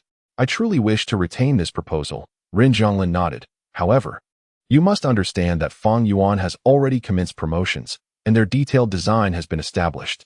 The market lead has undoubtedly been seized. Noticing Ren Zhonglin reclining casually in his chair, casting a sidelong glance at him, Xiao Yu, for reasons unknown, could not suppress a chuckle, eventually stating, "Boss, you still do not grasp the nuances of software." Oh, Ren Zhonglin raised an eyebrow. Surely you do not believe that software development will fade into obscurity after merely 6 months? Indeed, Xiao Yu replied. While they may appear similar superficially, the substance is profoundly different. Software possesses an algorithmic component. As long as our execution is swifter, our offerings more precise, intelligent, and adept at addressing diverse inquiries. Proactively adjusting travel plans as if conversing with a real person to meet varied user needs. Then user satisfaction and aesthetic appeal become the ultimate truths. Upon hearing this, Ren Zhonglin's eyes sparkled with intrigue. If Xiao Yu's assertions could materialize into an intelligent, precise travel software capable of dynamically adapting to distinct requirements, it would indeed be an extraordinary achievement. However, he pondered, could it truly be accomplished? Though intrigued, Ren Zhonglin refrained from vocalizing his agreement. Do you believe I cannot surpass Feng Yuan's technicians? Xiao Yu queried. Or do you think you cannot compete with Feng Yuan technology? Ren Zhonglin locked eyes with Xiao Yu, narrowing his gaze with raised brows. How could that be? Noticing a hint of disdain in Ren Zhonglin's expression at the mention of Feng Yuan technology, Xiao Yu chuckled. Then what do you have to worry about? Let us confront them head-on.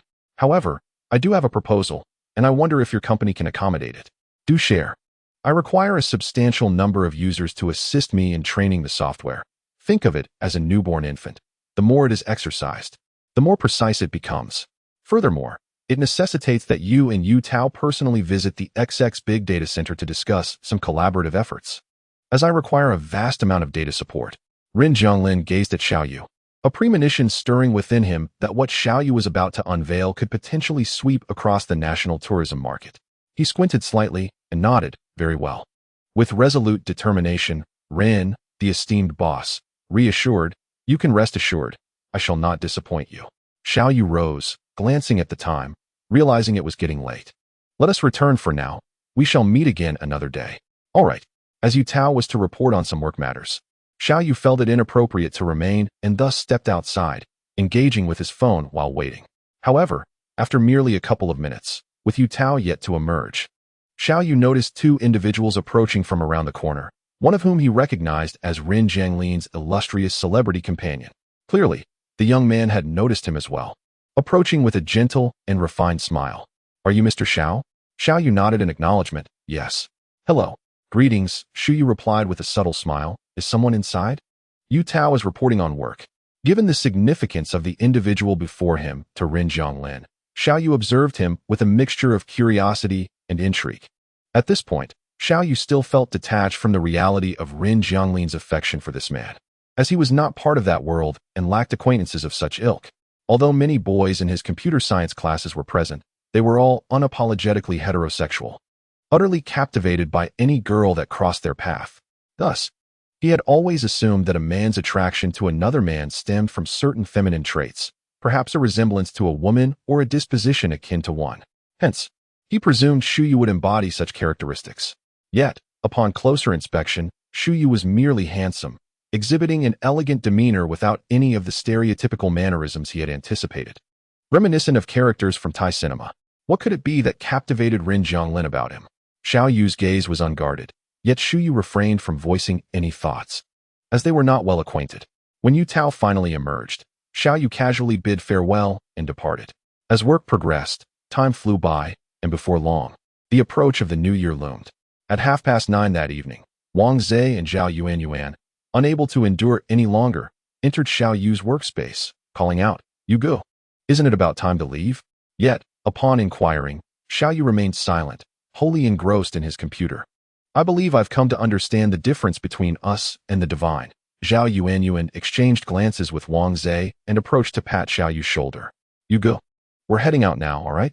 Xiao Yu snapped back to reality. Sure. You go ahead. I'll stay a bit longer." Wang Zhe glanced down at the ash strewn across the floor, unable to resist adding, "You ought to smoke less. Consider your health. Especially since you haven't been resting well." Xiao Yu typically shunned smoking, but when grappling with complex issues, he found himself unable to stop once he started. All right." Noticing Xiao Yu's dismissive wave, which indicated he hadn't truly absorbed the advice, Wang Zhe called out to Zhao Yuan, "Let us go. I can't take it anymore after nearly a week of this." As the two departed, the office building fell into a profound silence, punctuated only by the soft whir of machinery and the rhythmic tapping of keyboards. Time slipped away, and once he finally cracked the problem that had been troubling him, Xiao Yu let out a sigh of relief. Unbeknownst to him, his cigarette had long since burned out, ash cascading onto the keyboard, which he hurriedly brushed away. Taking another drag from his cigarette, Xiao Yu commenced the next phase of his design work. He faintly heard footsteps behind him, but did not turn, casually inquiring, "Aren't you all leaving yet?" When no one responded, he instinctively glanced back. "Hey, I was just..." His words trailed off as he finally discerned the visitor's features, leaving him momentarily stunned. The lighting in the workspace was dim, and the man standing beside him was slightly bent over, seemingly preparing to read what he was typing. He possessed a prominent nose, lips perfectly balanced in thickness, and long eyelashes that fluttered gently. This was Xiao Yu's first opportunity to observe Ren Zhonglin from such proximity. Perhaps startled by the unexpected presence, his heart skipped a beat, though it was merely a fleeting moment, too brief to be truly registered. Xiao Yu smiled, pushing off with his feet as his wheeled chair glided backward. "Oh, Mr. Ren, what brings you here?" Chapter 13. Teasing Ren Zhonglin had been exceedingly busy lately. So much so that he had not found the time to seek out Shu Yu. It was only when Shu Yu appeared at his office door, seeking him out personally, that he realized he had not seen Shu Yu for over a month. Their last encounter had been a chance meeting at a restaurant on North Street. A month without contact marked the second instance in a year of pursuing Shu Yu that such a situation had occurred. However, while the previous time had been intentional, this absence had slipped his mind. Yet, perhaps the outcome was fortuitous? By early February, Shu Yu's new film had concluded shooting, and with the approaching new year, he ceased taking new roles. With ample free time, he often visited Ren Zhonglin's office to read. Ren Zhonglin possessed a vast collection of books, encompassing economics, sociology, culture, and fiction. Shu Yu would spend entire afternoons engrossed in reading without disturbing Ren Zhonglin's work, occasionally exchanging a few words. Before long, a week had passed, and as the year-end approached, company affairs were nearly managed. Observing Shu Yu seated quietly on the sofa, absorbed in his reading, the slanting winter sun cast a warm glow upon him, softening the features of this otherwise coolly handsome man. His tousled hair and light-toned attire exuded an air of elegance. Were this scene captured and shared online, Shu Yu's fans would likely swoon in delight. Perhaps feeling a bit bored, Ren Zhonglin decided to take a photograph of the moment. Hearing the click of the camera, Shu Yu lifted his gaze from the book, looking towards Ren Zhonglin. "Are you taking pictures?" Ren Zhonglin chuckled. "I just posted this photo online. What do you think will be reported in an hour?" "On Big Eye Network?" Ren Zhonglin nodded. "This isn't the first time my photo has appeared on Big Eye Network." Noticing Shu Yu's nonchalance, Ren Zhonglin remarked, "Shall we dine together later?" "My treat."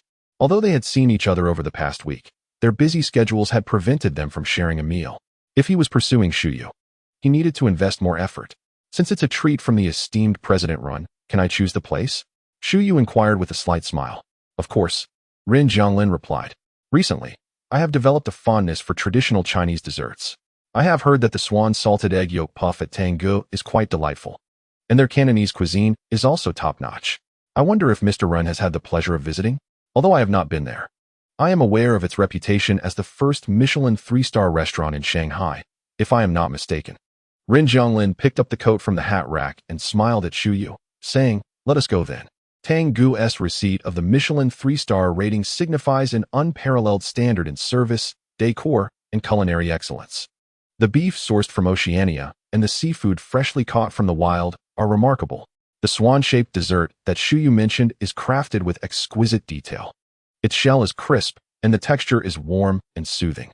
Even Rin Jianglin, who spent 2 years in Guangzhou and tasted countless authentic Cantonese dishes, found it to be quite commendable.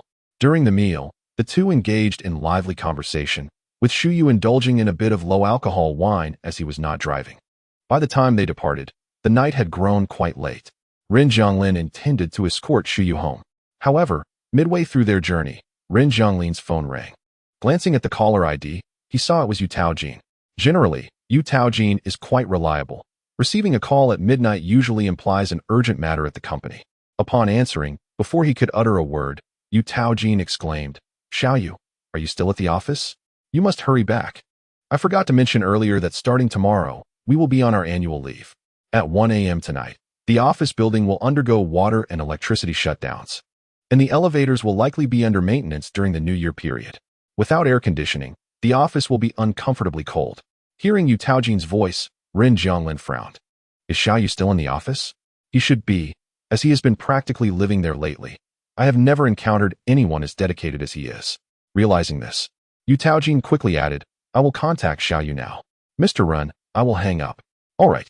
Yet, lost in thought for a moment, Rin Jianglin picked up his phone and dialed Xiao Yu's number, only to hear the sound of a disconnection. Naturally, Shu Yu overheard Yu Taojin's remarks, and upon seeing Rin Jianglin attempt to call Xiao Yu, he inquired, "Is Mr. Xiao currently at Haoyan Technology?" "Indeed," Rin Jianglin replied, tapping his fingers lightly on the steering wheel. "Is he working in computing? A programmer?" "Not merely a programmer." Rin Jianglin recalled Xiao Yu's words during their encounter at Wangtian Entertainment, saying, he mentioned that he is an enthusiast in information security technology. Suddenly, Rin Jianglin remarked, "Shu Yu, I remember your assistant lives nearby.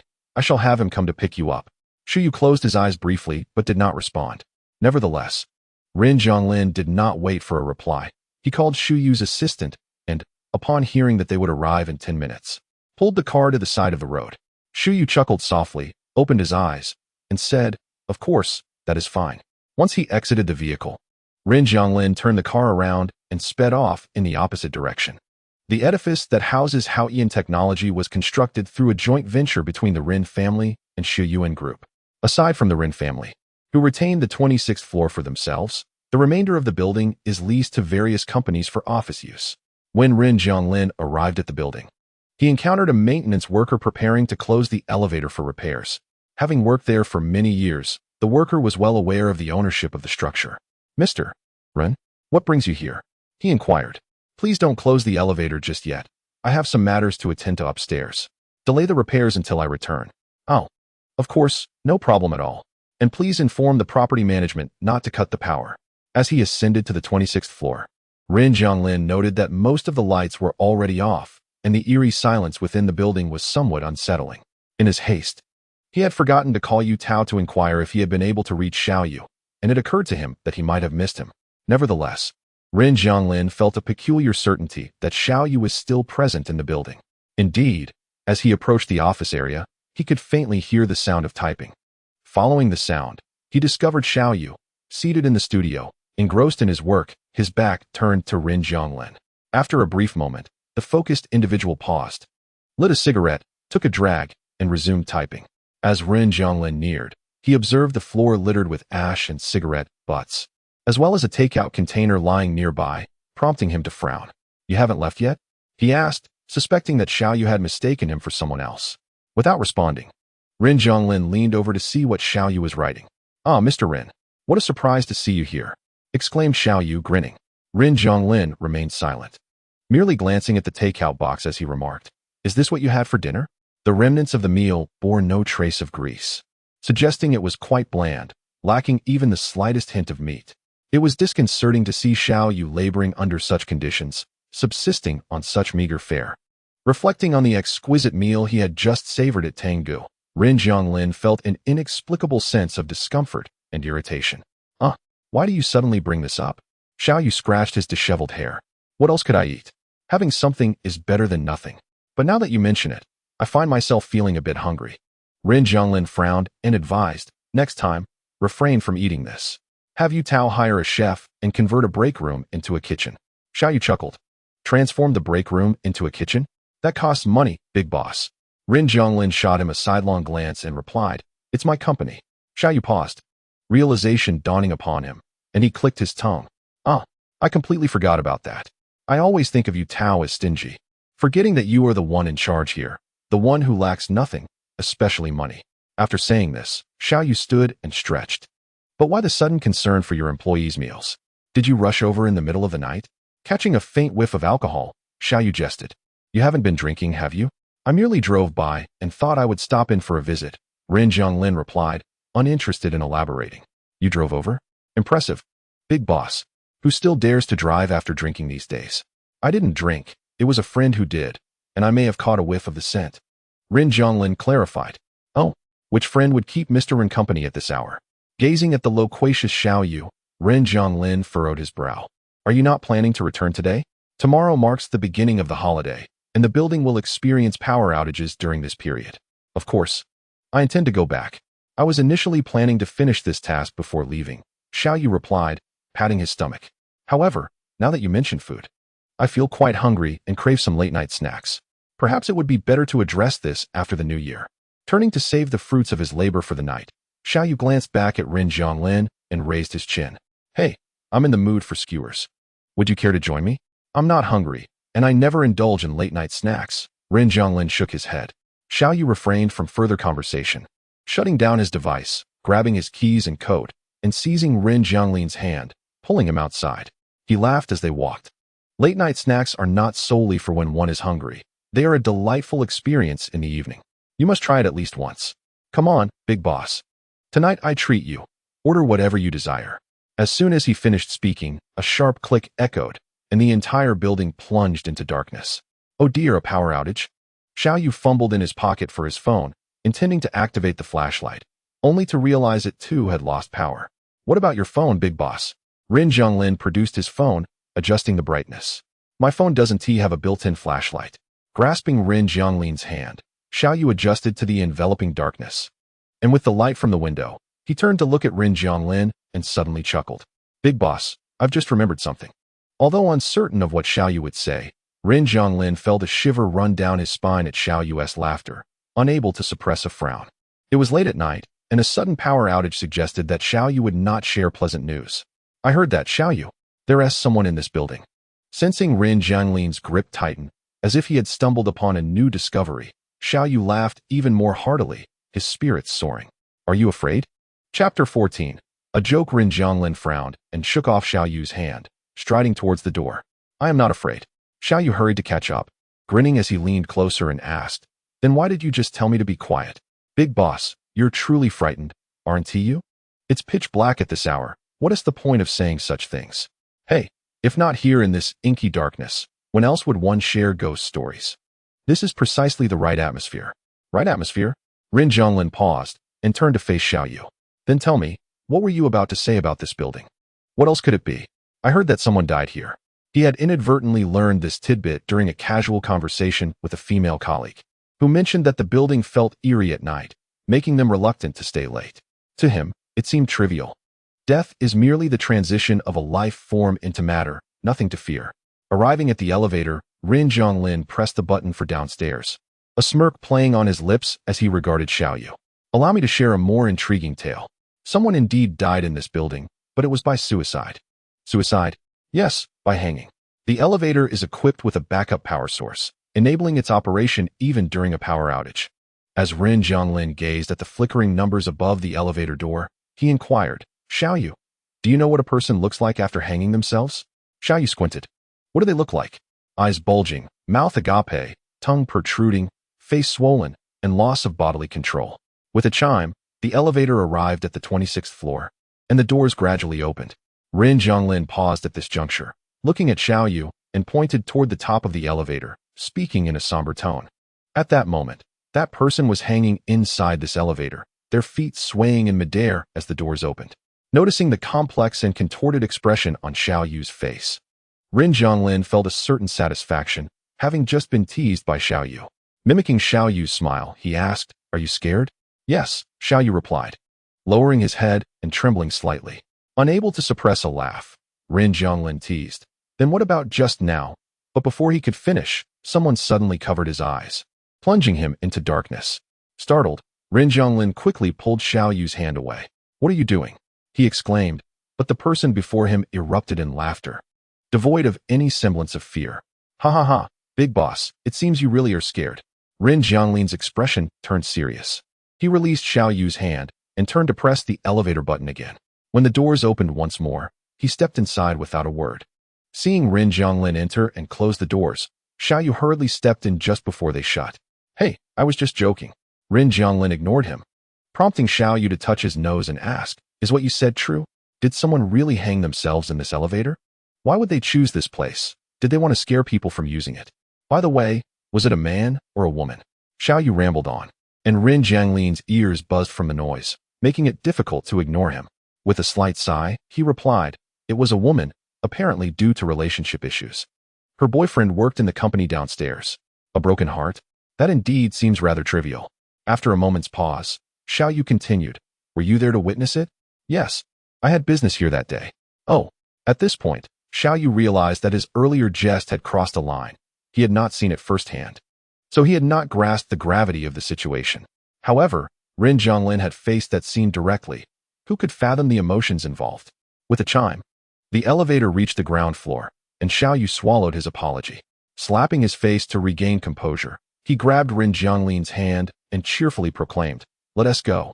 Big boss, we promised to have a late-night snack. I'm not hungry." Xiao Yu paid no heed to his protest and pulled him outside, continuing to ask, "By the way, can you handle spicy food?"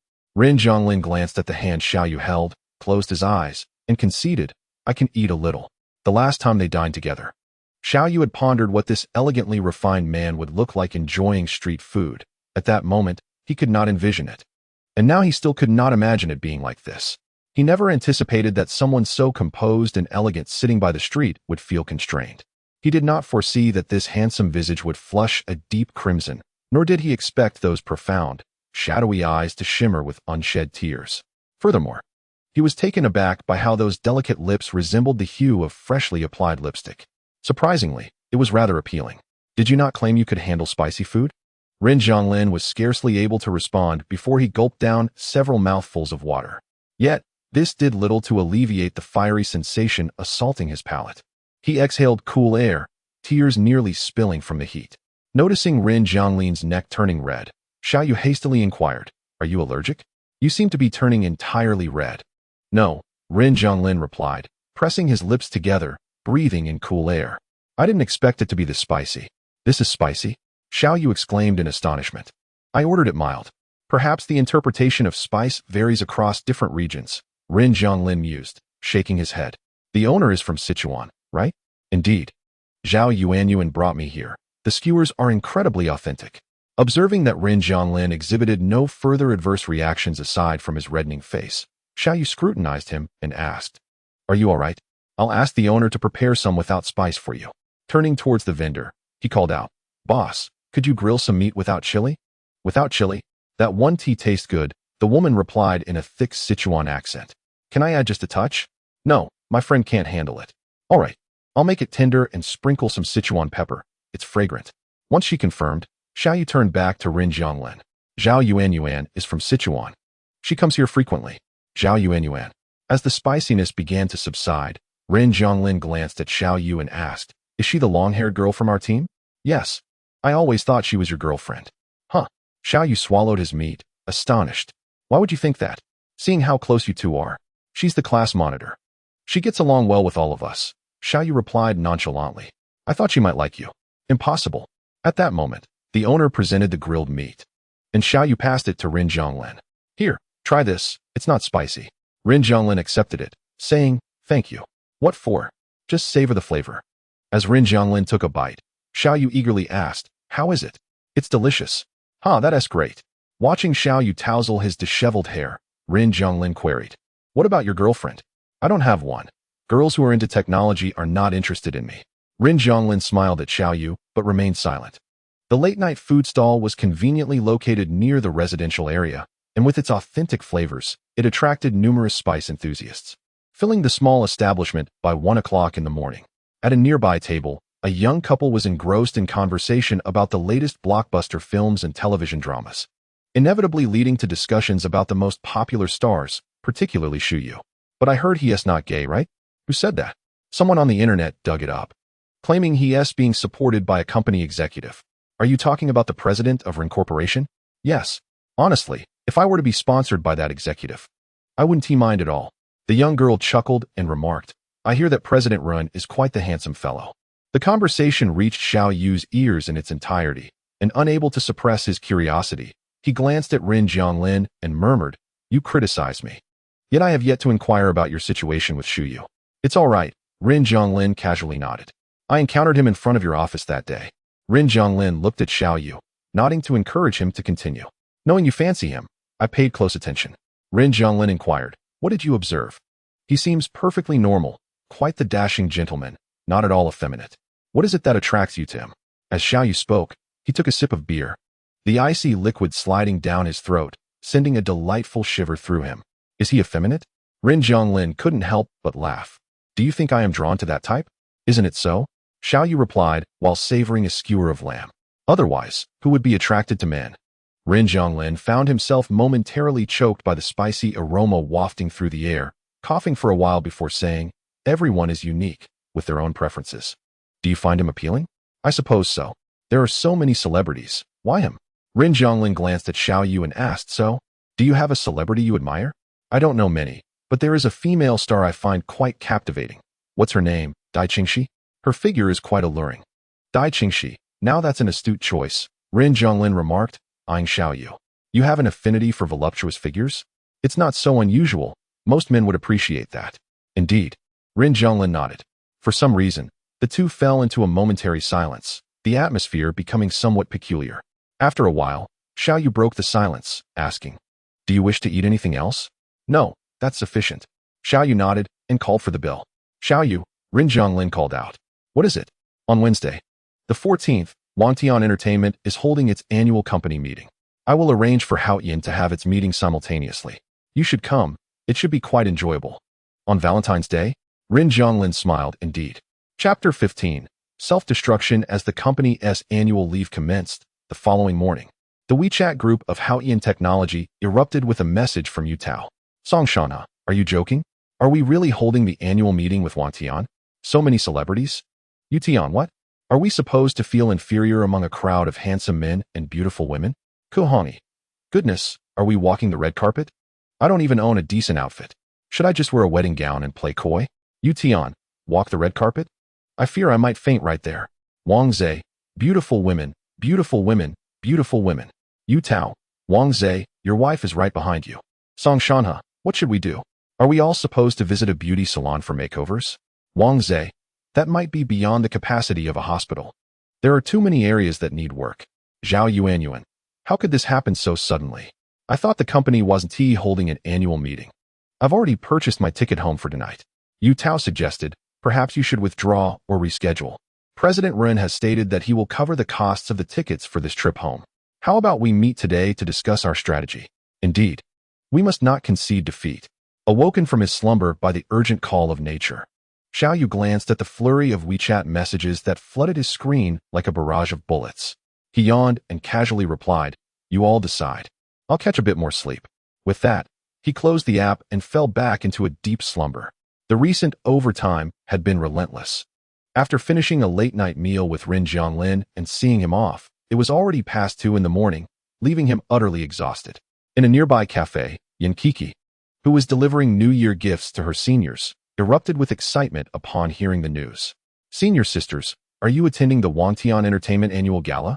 Oh my goodness, will we get to see many celebrities? Yan Kiki felt as though she could hardly breathe with anticipation. The Wangtian Entertainment Annual Gala was a grand affair. Any avid fan would know that the event featured not only their own artists but also many top-tier stars and directors from within the industry.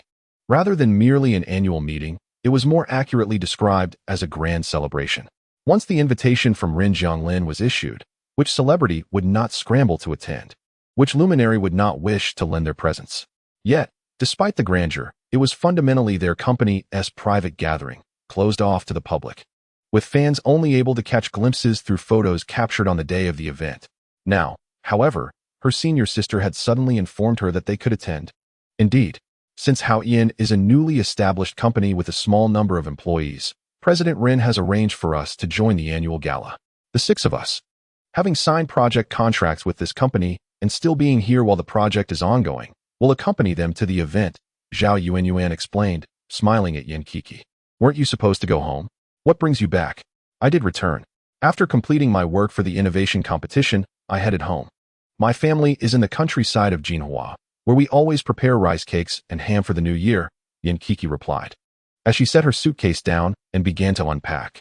Since it's almost the new year, I called yesterday to check in, only to find out you were still in Shanghai. I brought some food over since my family has plenty. The other employees gathered around, intrigued by the mountain of food she had brought. Wow, this is more than just a little. What a hefty haul. Is this authentic Jinhua ham that's hard to find even during the new year? Absolutely authentic. Yan Kiki beamed. All made by my mother and grandmother, using only the finest meat.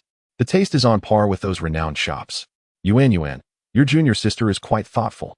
Indeed. Yuan proudly lifted her chin. I brought 2 hams with me. Let us take them to the restaurant later for the chef to prepare a delectable dish for you all. It will be absolutely delightful. Oh my goodness, Yuan, what fortune it is to have such a junior sister. You must let me have her. Song Shanha exclaimed dramatically, preparing to embrace Yan Kiki. Not so fast. Yuan chuckled, playfully pushing away the overly dramatic Song Shanha, determined not to let her take advantage of the situation. Upon entering the cafe, Xiaoyu was immediately greeted by a cacophony of voices. Ah, I see the commotion. Is that little Kiki? He mused. It was indeed a curious sight. Upon noticing Xiaoyu, Wang Zhe rose to his feet. Brother Yu, it's nearly midnight, and you've only just arrived. Do enlighten me about your escapades last night. Were you perhaps engaged in some clandestine affair, toiling away until this very moment? Wang Zhe's conjecture was not entirely unfounded. Although Xiaoyu had a penchant for working late into the night, he had never been tardy to the office recently. This was partly due to the fact that he practically resided at work. Xiaoyu swatted away Wang Zhe's cheeky grin. Spare me the nonsense. Aren't you heading home? Aren't you in a rush for the annual meeting? Or are you merely eager to behold the fair ladies? Hey, brother Yu, that's rather unfair. This is a request from my wife. She asked me to acquire autographed photos of celebrities. Xiaoyu casually found a seat and remarked, your wife is an admirer of stars as well. Not at all. She simply stated that if I could procure a few signatures, it would save us from having to prepare red envelopes for the children of relatives during the new year. Xiaoyu fell silent for a moment, contemplating the practicality of such a spouse. I envy you. I wish to go as well. I remember that last year, Yu attended. He should be going again this year. I long to see him. Furthermore, have you seen the trending topics about the Grand Network's annual meeting? Many celebrities are already flaunting their invitations. Xiaoyu glanced at the phone that Yan Kiki had handed him, then turned to Yu Taojin and inquired, are we permitted to bring friends or family to such an event? Yu Taojin shook his head. Alas, no. Given the plethora of celebrities in attendance and the private nature of this year's gathering, only company staff may enter, each with their respective identification badges. An identity verification will be conducted. Very well, Xiaoyu sighed, patting Yan Kiki on the shoulder. It appears there is no way around it. Junior. Oh, it's quite all right. I was merely expressing a wish. Even if it were possible, I wouldn't be able to attend. I rushed here to deliver New Year's goods to you all today, but tomorrow I must travel to my ancestral home in Guangxi to celebrate the new year. Please, brother, take plenty of photos for me, especially of Xiaoyu. Of course, Yuan nodded in agreement. I'll record a video for you. The annual meeting is tomorrow, correct? Will you all enter like regular staff, or will there be a red carpet? Is there truly a red carpet event? But I thought it was a private affair. Wang Zhe questioned, puzzled. I'm not certain. I merely recall that in previous years, celebrities posted photos of a designated entrance with a signature board where attendees could take pictures, Yan Kiki clarified. Who informed you of this? Mr. Ren notified us this morning and said we could act at our discretion, Yu Taojin added, suddenly recalling an important detail. By the way, Xiaoyu, what time did you leave last night? I assumed you were still in the office, but when I called, no one answered. I tried your mobile, but it was off. Approximately around 12:30, I believe. Why do you ask? Is there something you need? I merely forgot to remind you that after midnight, the building will undergo water and electricity shutdowns, and the elevators will be closed for maintenance. You ought to have exited promptly. Xiaoyu paused momentarily, his hand halting mid-motion as he held his cup of tea. Last night, a significant misunderstanding occurred. In my haste to call you, I inadvertently dialed Mr. Rin instead. When I realized that I could not reach you, I rushed over, only to be informed by the elevator technician that no one was present in the building. Oh, I see. As I sipped my tea, Xiao Yu recalled the question posed to Rin Jianglin the previous night. What brought the big boss here at such an hour? What was Rin Jianglin's response? A mere coincidence? What sort of coincidence could possibly justify such a visit at midnight? Zhao Yuan scrolled through photographs from past Wangtian annual meetings. Frowning. On a different note, considering the male-dominated nature of our group, why don't you all simply wear suits? Suits? I'd rather not. Each time I don a suit, it feels as though I am preparing for an interview, unsure of where to place my hands and feet. Then what should we wear? Perhaps we could do a cosplay? Please, spare me that notion. Do you wish to create an embarrassing spectacle? IT men are already labeled as socially awkward. Your idea would only reinforce that stereotype. Senior sister Yuan can wear a suit, a lady's suit. Yin Kiki remarked, looking at Zhao Yuan. Senior sister is already 169 centimeters tall, and with a suit and high heels, she would undoubtedly exude an intellectual charm. That could work. She is quite capable of pulling it off. At this point, Wang Zhe turned to the daydreaming Xiao Yu and inquired, Brother Yu, how will you dress tomorrow? Xiao Yu snapped back to reality and glanced at Wang Zhe, responding, What else could I wear? Just the usual. The colleagues in the private room chorused in unison, That won't do. At the very least, tidy up that messy hair and shave your beard. Zhao Yuan lamented, exasperated. How could someone who is not unattractive allow themselves to appear so disheveled? Xiao Yu was at a loss for words. Yet, would tidying up truly change much? Are you all hoping to compete with celebrities? Is that self-sabotage? Are we not here to discuss strategies? Xiao Yu was astonished. He had not closely examined WeChat, and upon waking, he found the gathering address sent early by Yu Taojin. Believing it was merely a dinner invitation. What else could it possibly be? Oh, come on. Guys, don't strain yourselves. Don't you have a sense of how you look? Xiao Yu, at times, I wish I could strangle you, Yu Taojin said with a stern expression. Xiao Yu chuckled. So you admit it hits home? All right, let us first get something to eat. I haven't had lunch yet. However, despite his pragmatic stance, he was ultimately coerced by the group into purchasing a suit. Ignoring the advice and vehement objections of the two women in the team, a dozen men, guided by their own taste, collectively bought identical suits, justifying it with the phrase, brothers advance and retreat together. By the afternoon of the following day, Gong Yue was nearly in tears upon seeing the tardy Haotian technology team arrive. Finally, they had found a group of men even more unkempt than themselves. This was indeed their savior from the Wangtian Technology Department. Chapter 16. The Feast Wangtian Entertainment Company finalized the date for this year's annual meeting just before the new year, set for February 14th, Valentine's Day. Declining all media and sponsorships, Wangtian Entertainment has designated the annual meeting venue at a building owned by the Rin Group. Constructed concurrently with the headquarters and sharing a similar architectural style, the building, though only 3 stories high, boasts expansive grounds and features European-style gardens both at the front and back, exuding a certain elegance. Typically, this building is not open to the public. While its fame is well known, few have ventured inside. As Xiao Yu and his companions arrived, they observed luxury cars delivering a stream of handsome men and beautiful women, which then gradually departed. Those clad in elegant gowns and tailored suits glided gracefully along the path. Among them, a star in a strikingly short dress and towering stilettos caught their attention. Shivering against the biting February wind, Kohangi exclaimed, though today is somewhat warmer, it's still midwinter. Is it not madness to wear sandals, short skirts, and backless outfits in this weather? Hey, close your lecherous eyes. The security guard is watching you, Xiao Yu admonished, taking a bite of his bun and playfully slapping Kohangi on the back. Your eyes are practically popping out, and you're complaining about others? This is nothing short of breathtaking. Kohangi raised his eyebrows with a mischievous grin, replying, It seems today is a feast for the eyes. Enough already. Don't embarrass yourself, Zhao Yuan interjected, casting a glance at the group of men in identical black suits, clicking her tongue in disapproval. While she had no qualms about black suits in general, the uniformity was disconcerting. This hardly resembles an annual meeting. One might think they were attending a funeral. It's quite an eyesore. Just looking at them feels like an insult to the eyes, especially when contrasted with the dashing men passing by. Let us hurry inside. It's still cold with so little on. Yu Tao adjusted his suit jacket, noting the warmth inside. Yuan, with a stoic expression, nodded and swiftly moved ahead, leaving the others behind. Why is Yuan in such a hurry? Perhaps it's because she doesn't want to be seen with you, one of them mused. Hey, don't underestimate her. Usually, she's in a ponytail and sportswear, but now, in a tailored suit with her hair down, she looks rather charming. Yu Tao nodded in agreement. Indeed, Yuan is quite lovely. Xiao Yu, munching on his bun, remarked, though her temper could use some work. Brother Yu, are you planning to enter while eating that bun? Wang Zhe raised an eyebrow at the bag of dumplings in Xiao Yu's hand, his expression tense. What? Is that not allowed?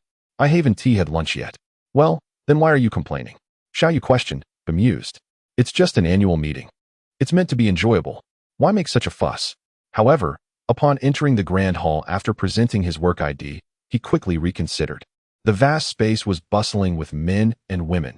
Even Xiao Yu, typically indifferent to celebrities, found himself recognizing a few familiar faces from television.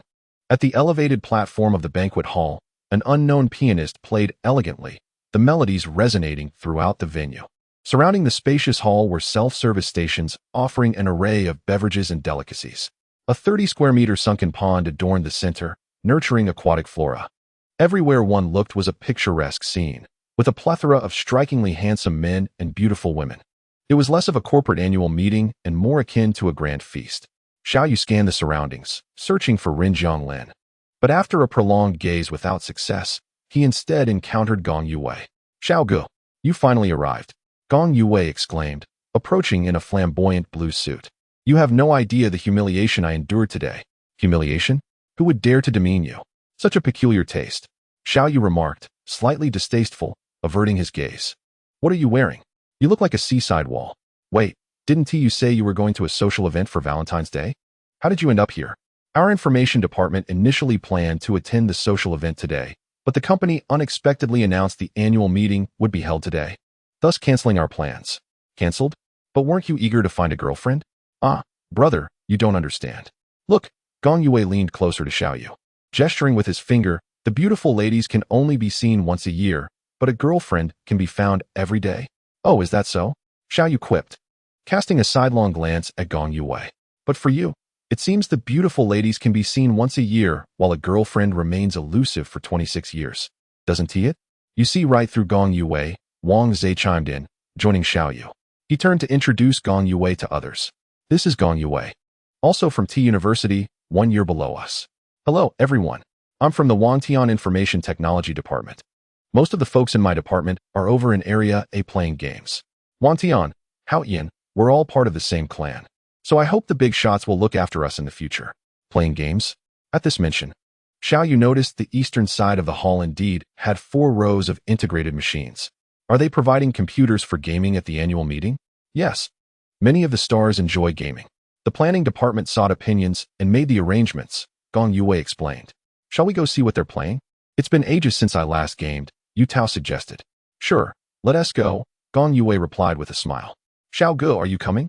Xiao Yu shook his head. No, you all go ahead. I'm still a bit hungry. I'll grab something to eat. As the majority followed Yu Tao, only Yuan, Wang Zhe, and Ku Hongyi remained with Xiao Yu, wandering casually and sampling the food. The buffet provided in the hall was prepared by renowned chefs from distinguished hotels, featuring a delightful fusion of Western and Chinese cuisine. Each dish was modest in portion but exquisite in taste, and Xiao Yu relished every bite. Ku Hongyi sampled a sip of red wine and squinted his eyes. Brothers, try this wine, it's quite good. Indeed, it is, Wang Zhe replied after tasting, glancing at the label with a smirk. This bottle costs several thousand. Just then, a light chuckle came from nearby. Xiao Yu turned toward the sound and beheld a woman in a striking red deep V gown, casting a sidelong glance at their group. She smiled lightly. No wonder you find that wine remarkable. I doubt that dress costs even 1,000. Why have they invited so many impoverished individuals to this annual gathering? Truly, they must be the very same group that just entered.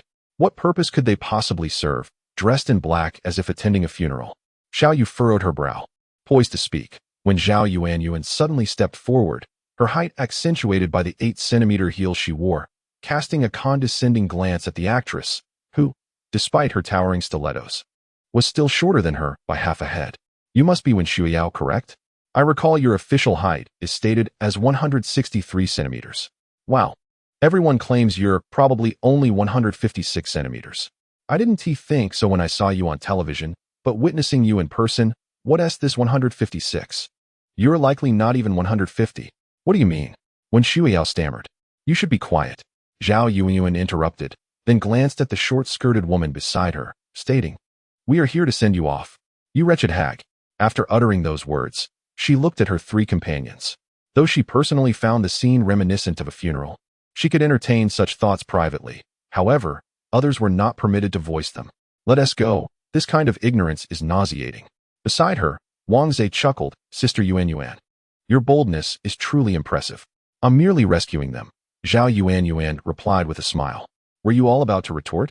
Such fragile women could hardly withstand your verbal assaults." "What do you mean by verbal assaults?" Yuan, you are quite scandalous." Xiao Yu suppressed a laugh. Zhao Yuan was momentarily taken aback, and once she grasped the implication, she kicked Xiao Yu playfully, exclaiming, "What a crude individual you are." "Ah, quiet down for a moment. Look over there." Kohangi gestured subtly toward a corner. The group followed his gaze and were met with the sight of two men engaged in fervent, clandestine intimacy in a dimly lit corner, evidently believing that their secluded spot granted them the liberty to indulge without restraint. "Isn't that Qiuan and Yi Gaoqi?" Zhao Yuan exclaimed in a hushed tone. "What on earth is happening? Qiuan is married with a child, and isn't Yi Gaoqi supposed to be with Zhang Xiaozi?" "Indeed, I remember Qiuan being married and appearing quite affectionate. Their child must be several years old by now," Wang Zhe remarked, shaking his head. "Is this infidelity? Or could it be an affair with a man? Such occurrences are merely the surface of this industry. I have heard there are countless indiscretions. TSK, speaking of which, isn't Ren Jianglin another one?" At the mention of Ren Jianglin's name, Xiao Yu frowned. Why bring him up? At this moment, Xiao Yu suddenly felt a wave of boredom and mild discomfort. "I am quite full. The warmth here is overwhelming. I shall step outside for some fresh air." With that, she rose and made her way toward the exit. Just as she reached the edge of the pond, commotion erupted from the east side of the banquet hall. "Why are you unplugging the network cable?" came the voice of Gong Yue. "I do as I please. If you can't compete, then don't play." "Can't compete? What nonsense. I will obliterate you." Standing by the pond, Xiao Yu leaned forward to glimpse the unfolding drama. In her peripheral vision, she noticed two women intentionally shoving the shirt-clad woman in front of her. Instinctively, she reached out to grab hold, but lost her footing and tumbled into the pond alongside the shirt-clad woman. "Oh dear, I'm so sorry, I accidentally bumped into you," the two women who had pushed her exclaimed to the shirt-clad lady. The chilling water thoroughly enraged Xiao Yu. He swept his drenched hair back from his eyes and shouted, "What do you mean by pushing? Damn it, you pushed someone into the water and then pretended to be innocent." Xiao Yu was genuinely furious. The pool was not shallow. At least 1.2 meters deep, and being a habitat for aquatic plants and fish, it was laden with mud and rocks. Falling unprepared into the bone-chilling water left him completely soaked. His previously inexplicable anger erupted at this moment. "Why are you shouting? What a lack of manners. I already said it was an accident. Do you think I'm blind?" Xiao Yu interrupted the woman's words, casually pulling up the shirt of the woman who had also fallen into the water. "Did you see me push you? Your arm reached out so far. Is that how you squeeze? Let me give it a try." The woman who had pushed him into the water was none other than the rising star Gao Tianqiao and the third female lead, Wang Zinan. From the trending song Dynasty Palace drama Shikan, Gao Tianqiao, in particular, was a notable new talent nurtured by Xingyun Entertainment, gaining immense popularity and dominating discussions in the media. It wasn't that her acting was exceptional. Rather, many contemporary stars were notoriously lacking in skill. Gao Tianqiao, with her petite stature and charming, clever persona, combined with a modicum of acting ability, had caught the attention of Xingyun Entertainment. Having always been adored and pampered by men, Gao Tianqiao was unaccustomed to such treatment. Being publicly berated by a man and losing face infuriated her. Noticing Xiao Yu's attire, she angrily retorted, "Who are you? Do you have the right to speak to me? You fell into the water and now blame me?" Qingxu didn't say anything, so why do you feel entitled to interject? Dai Qingxi? Xiao Yu was momentarily taken aback and lowered his gaze at the woman he was holding. With her strikingly beautiful face, characteristic almond-shaped eyes, and curvaceous figure, it was unmistakably the sultry star Dai Qingxi. She seemed to be choking on the pool water, and despite being cradled by Xiao Yu, she merely continued to cough incessantly. Gao Tianxiao glared at Xiao Yu's hand and scoffed. Oh, you speak so sweetly, yet isn't this just an opportunity for you to take advantage? Just a moment ago, you were standing so close behind Dai Qingxi. Who knows what lewd acts you were up to? The commotion by the pond drew a larger crowd, and the once noisy gaming area to the east fell silent. What happened? I don't know, but it seems someone was pushed into the water. Isn't that Dai Qingxi? With this revelation, no one could doubt whether it was a push or a shove. It was well known among those in the industry that Gao Tianxiao and Dai Qingxi were not on friendly terms. Although the two women had different images and career paths, and thus no direct competition for resources, the trouble arose from Gao Tianxiao's ex-boyfriend, the wealthy heir Fan Xian. After 2 years of dating, he inexplicably broke up with the 25-year-old Gao Tianxiao to pursue the 33-year-old Dai Qingxi, resulting in a lasting animosity between the two women. Hey, the allure of mature women. Someone chuckled, questioning how the petite Gao Tianxiao could possibly manage to deal with the notorious playboy Fan Xian.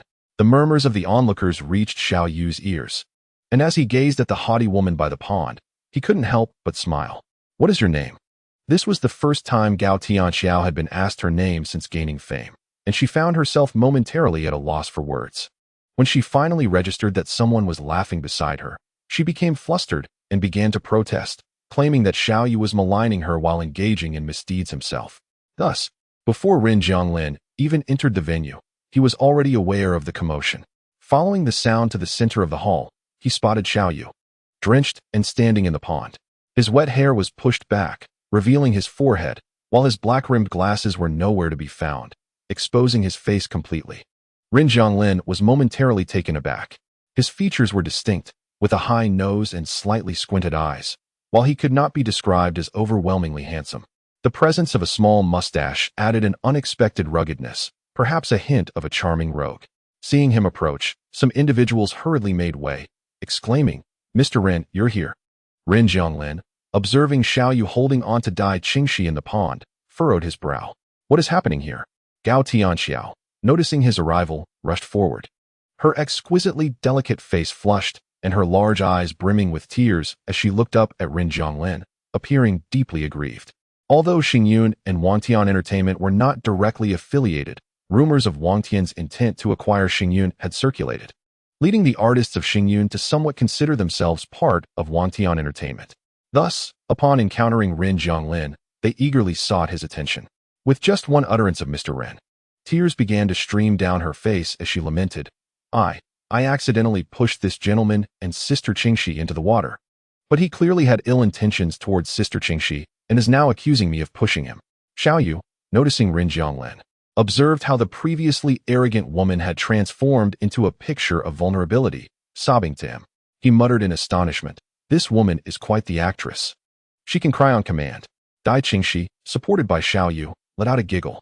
Brother, don't you recognize her? Her stunning beauty was amplified by her laughter, and her soft voice calling him brother sent shivers down Xiao Yu's spine. I don't know her, should I?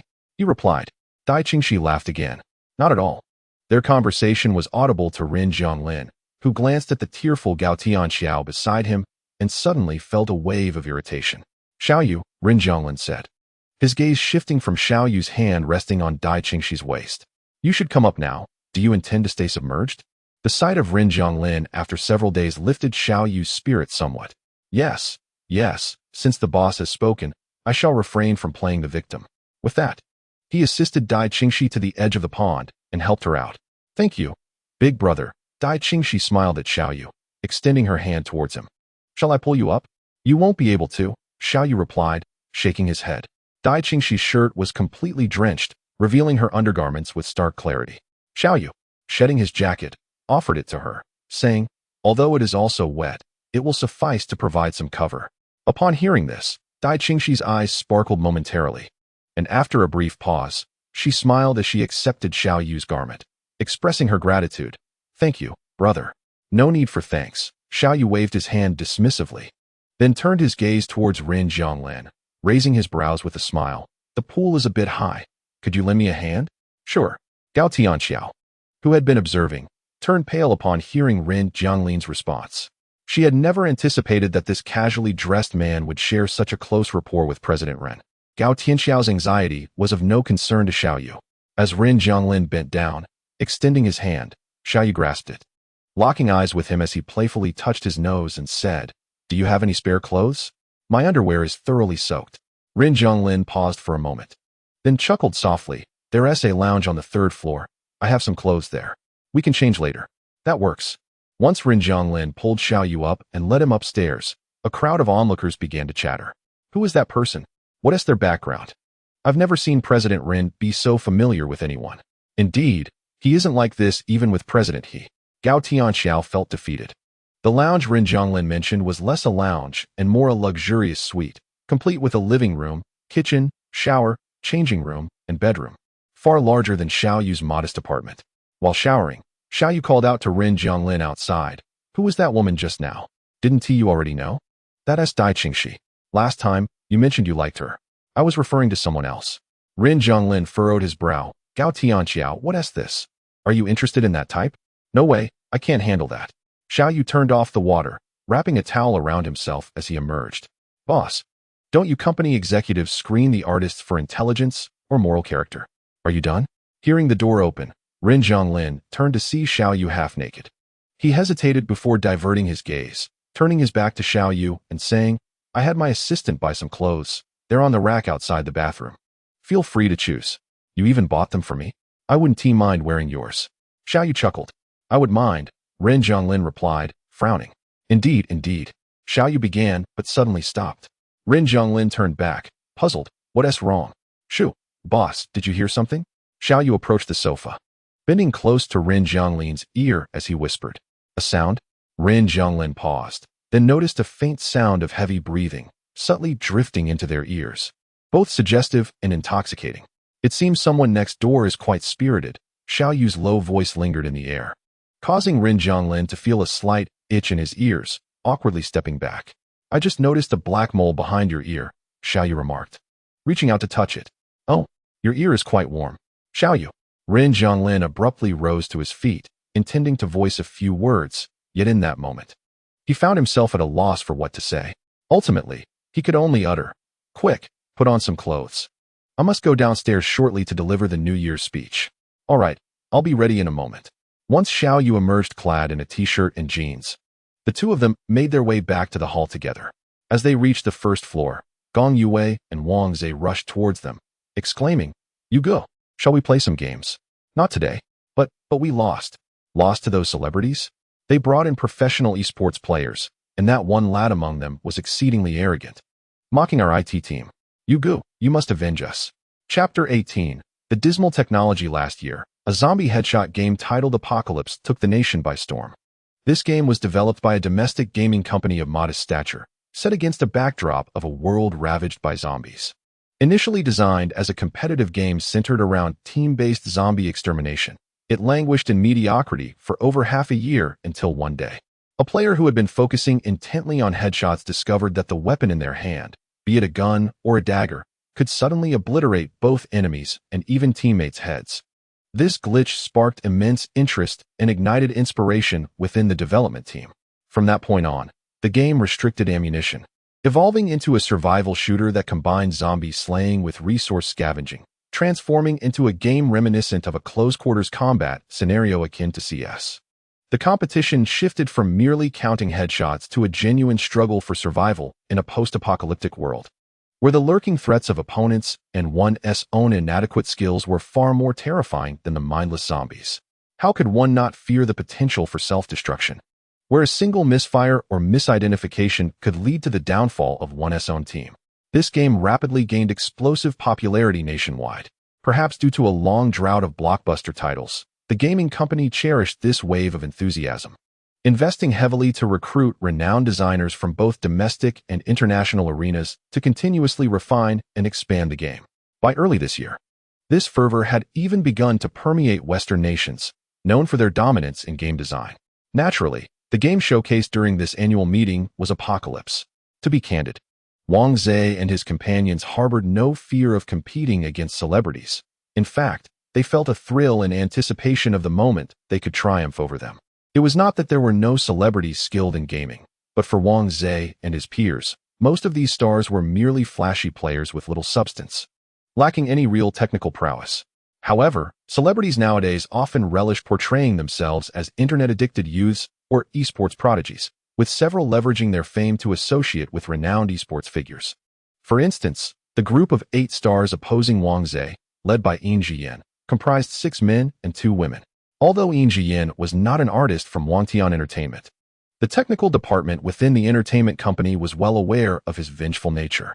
This individual is notorious for boasting about his gaming prowess, a fact well known within the circle, yet only his fans genuinely perceive him as a master. Thus, during the initial match, the technical department of Wangtian somewhat eased their grip, and Yuan, along with a group of stars engrossed in online gaming and neglecting their acting skills, had spent their leisure time honing their abilities. While they were not entirely inept, it was inevitable that they would fall to a more skilled opponent.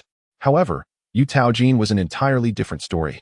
Having spent years abroad, he had extensive experience with CS games, and this year's apocalyptic game had captured his heart. Unfamiliar with the celebrities he had only seen on television, he harbored no intention of showing mercy. As for Gong Yue, who worked at Wangtian, and Xiaoyu, they were no pushovers either. Did the celebrities' tempers concern him? Not in the slightest. The thought of triumphing over these high-profile representatives invigorated them, and they exhibited no hesitation in their assault.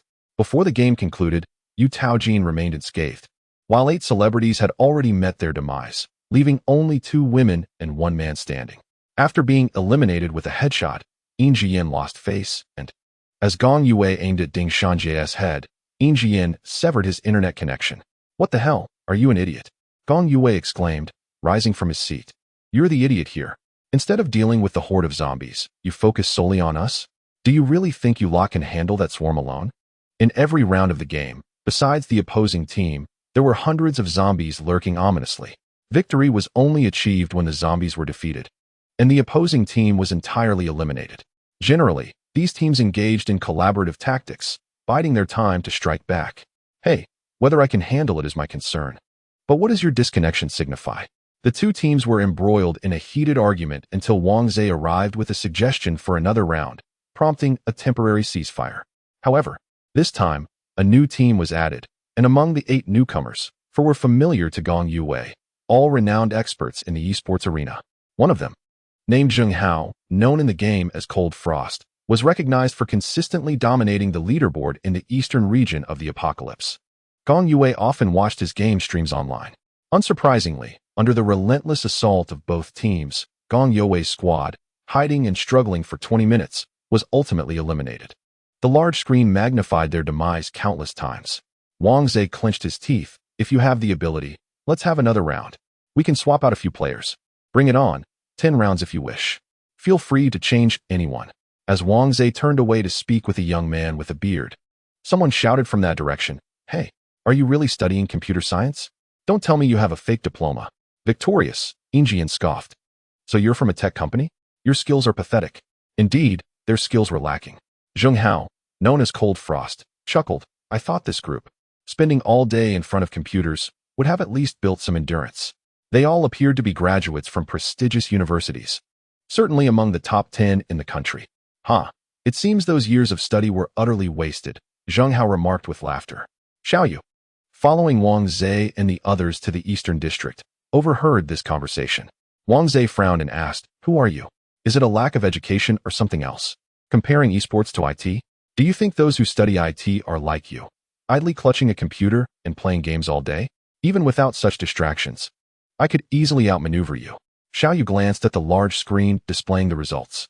The individual named Lung Shuang had eliminated 156 zombies and successfully attacked opponents 3 times, meaning out of Wang Zhe and his 7 companions, 3 had fallen to his prowess. "Who is Lung Shuang?" "I am." Zheng Hao shot a sidelong glance at Xiaoyu and casually remarked, "What is this about?"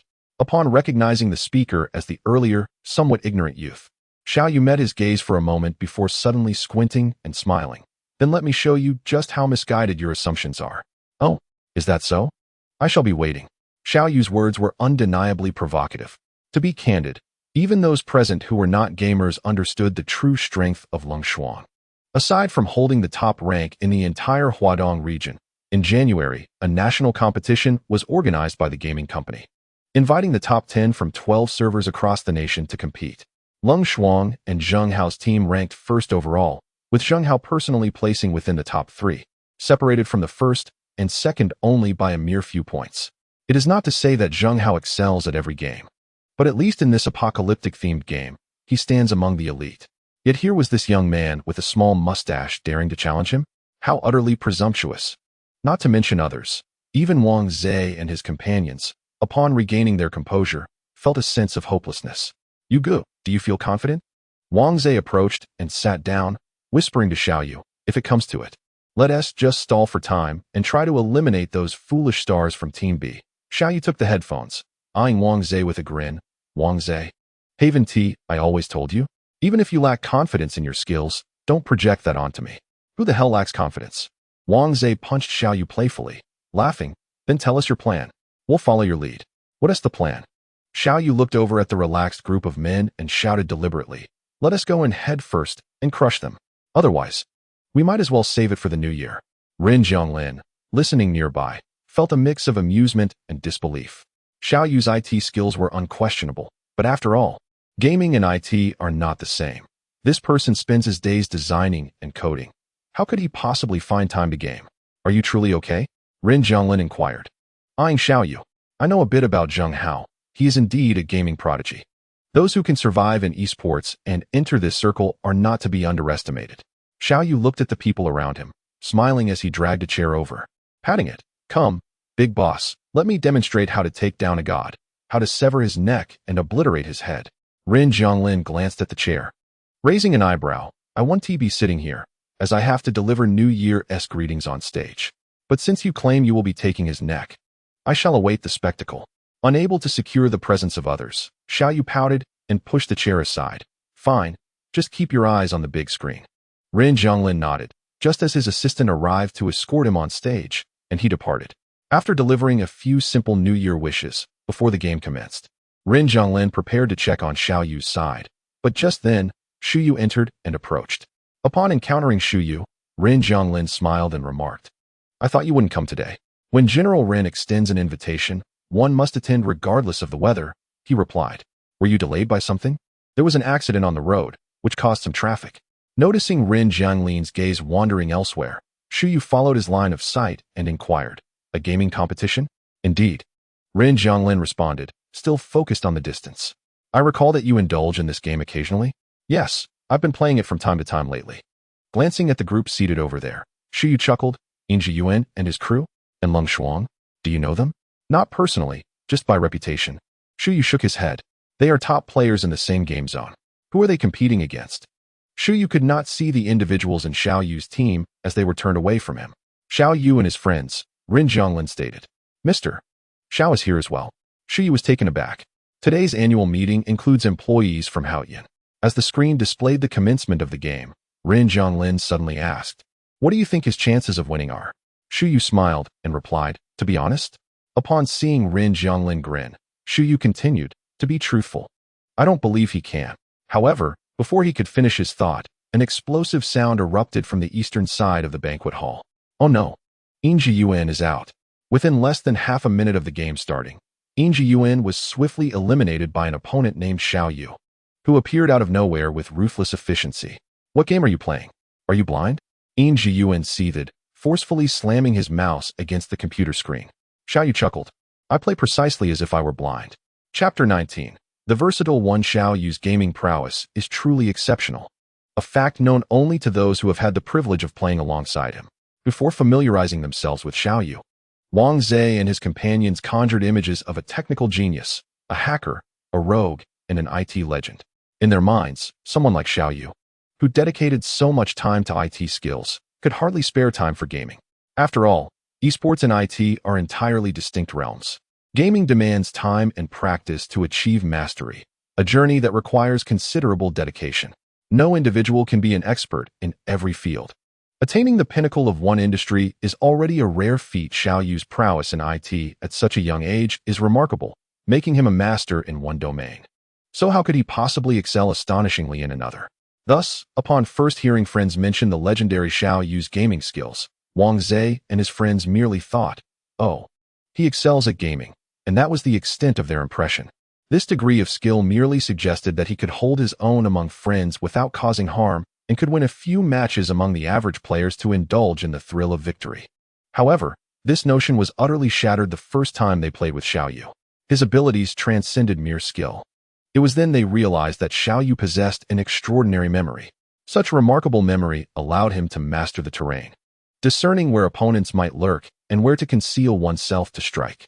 Xiaoyu possesses an astonishingly quick reflex, agile thinking, and an extraordinary aptitude for calculations. While engaged in the game of CS, he can discern enemy positions merely by the sounds of gunfire and footsteps. Thus, while others are fixated on the map, Xiaoyu has already anticipated the next tactical maneuvers. Indeed, a mind capable of reaching such impressive heights in the realm of computer information technology cannot be ordinary. Moreover, Xiaoyu's prowess extends beyond mere intellect. I, too, did not initially harbor an interest in IT. After all, who among young men does not revel in gaming? The mechanics of these games often follow a predictable pattern. After years of practice, one cannot falter significantly. When a new game is released, it suffices to play a few rounds to familiarize oneself with the map and movements. This is Xiaoyu's exact sentiment. Such individuals are indeed formidable. Perhaps even before the game truly commences, Xiaoyu has already deduced potential hiding spots based on your landing position, and before your mind fully immerses in the competitive atmosphere. He has already eliminated you from behind, much like the unfortunate fate of Yuan. Was this merely coincidence? Within the first half-minute of play, a player has perished. It seems nothing more than a stroke of bad luck for Yuan, who likely fell victim to Xiaoyu's keen awareness. Zheng Hao furrowed his brow, having not paid attention to the events unfolding earlier, leaving him uncertain of the details. Even if Xiaoyu possesses some skill, he is but one player. The opposing team has only replaced one member, and thus, the impact should be minimal. With this thought, Zheng Hao chuckled. Furthermore, in the world of this game, no one has yet managed to outmaneuver him. They ought to remain vigilant and focused. The game has only just begun. Despite the apparent overconfidence displayed by the others, Xiaoyu could already discern their tactics. They were relentless in pursuit, prioritizing offense over defense. Thus, when inquiries from Wang Zhe and the others echoed in his earpiece, Xiaoyu smiled. Although they had lost Yuan, they were still at a disadvantage of 8-15, and Team A comprised seasoned esports professionals. As for the star players of Team B, numbers 2, 7, and 8, there was no need to concern themselves with them. They struggled to manage a horde of zombies, and it would be prudent to allow them to handle that task. Their primary objective now was to eliminate a few members of Team A before they could regroup. What about Team B's number 5? The woman known as Pure Winter, who lacks precision in her shooting and poses a certain danger with her erratic firing. Let her remain. She is surrounded by a group of men from Team B who are the real threat to themselves. As Xiaoyu spoke, he noticed an ambush in the southwestern corner and immediately dropped to the ground as bullets whizzed past him. He raised his head slightly to observe, but could no longer see anyone. Contemplating the terrain, Xiaoyu inquired, "Is there someone in the southwestern direction?" "I am here," replied Yu Tao. Recalling the map and the position of the sniper he had noted earlier, Xiaoyu furrowed his brow and stated, "There is an abandoned building of a light red hue in the southwest corner, with a cluster of trash bins to the north of it. Hide within the bins and aim towards the northeast corner. Eliminate any targets you spot." Understood. After making the necessary arrangements, Xiaoyu muted his microphone and crawled slowly backward, finally slipping down beside a drainage ditch. The sound of gunfire echoed as he drew his dagger, dispatching several zombies with precision. He concealed himself in a water ditch, inching forward to survey the surroundings. Upon noticing that the A-team member, Liang, was poised to ambush Gong Yue, Xiaoyu urged over the radio, "Gong Yue, remain still. Just stand there and feign aiming at the zombies." As he spoke, he observed a figure behind Gong Yue drawing a dagger. Taking a deep breath, Xiaoyu leaped from the ditch, switching to his handgun midair, and without a moment's hesitation, pulled the trigger. Bang! System notification, a team member 7, Liang, has been ambushed and shot dead by the assailant. Xiaoyu. A team member 7, Liang, has been ambushed and shot dead by the assailant. Xiaoyu. What? Zheng Hao was taken aback. At that moment, another system notification chimed in. System notification, a team member 3, Twilight, has been ambushed and shot dead by the assailant, Buotao. A team member 3, Twilight, has been ambushed and shot dead by the assailant, Buotao. Oh my goodness. The crowd erupted in astonishment. Twilight has been killed? Twilight, the renowned sniper of the apocalypse? The most crucial marksman of Longshuang's team? Who was Buitao? How on earth did he manage that? Another ambush. How did we not notice him in the previous round? He must be a master. No. Did you see that split-screen footage? That fellow Xiao Yu shot while airborne. Wait, I saw that too. I thought Wei Ge from Team C was doomed, yet Xiao Yu suddenly leaped out of nowhere. Rin Zhonglin stared at the large screen. Witnessing the moment Xiao Yu shot at team member 7, he observed every detail, realizing that Gong Yue was teetering on the brink of peril, oblivious to his fate. He had thought Team C was about to lose a member, only to be astonished as Xiao Yu emerged, executing a lethal shot mid-air, sending shivers down his spine. This was truly a case of the mantis stalking the cicada, unaware of the oriole behind. In a mere 5 seconds, he regained his senses only when the system confirmed Xiao Yu's successful kill. Gazing at Xiao Yu, who stood just ahead with his back turned, Rin Zhonglin's eyes sparkled with intrigue. Xiao Yu, this individual is truly fascinating. He seems crafted for the digital realm, while one might assume his prowess lies solely in IT. Perhaps in this game, he is a hidden virtuoso. Xu Yu had been observing Rin Zhonglin, but those around her remained fixated on Xiao Yu. She lowered her gaze, taken aback by Zhao's remarkable gameplay. I didn't expect Mr. Xiao to excel in this game, she confessed. Neither did I, Rin Zhonglin replied with a smile. He turned to Xu Yu, who seemed hesitant to speak, his brow slightly arched. What is it? Meeting Rin Zhonglin's gaze for a moment, Xu Yu sought to discern his thoughts, yet all she could perceive were his dark, ink-like eyes brimming with mirth, obscuring the depths of his true feelings. Xu Yu furrowed her brow. It's nothing. With Liang and Twilight deceased, their voices silenced in the team channel, Zheng Hao fixated on the screen, coldly inquiring. How did Twilight die? I just saw it, Tian Rue responded. It seems the trash bin in the small house at the southwest corner can conceal a person. What? Zheng Hao exclaimed in disbelief. I only discovered that just now. I had never noticed that corner could provide cover. It is unlikely that the waves discovered this. This map is a new one. In the previous match, I faced him. His skills are commendable, yet his practice has not reached perfection, rendering him unfamiliar with the map. Upon hearing this, Zheng Hao's expression darkened. It is implausible that one could be unfamiliar in the prior match, yet uncover a hiding spot that had eluded them for half a month in this one. The only variable in the entire game was that Xiaoya, implying that it is highly probable that Xiaoya informed him, as Xiaoya possesses an extraordinary familiarity with the map. The thought of being ambushed by Xiaoya left Zheng Hao gritting his teeth, perhaps even more familiar with it than he is with the cold frost.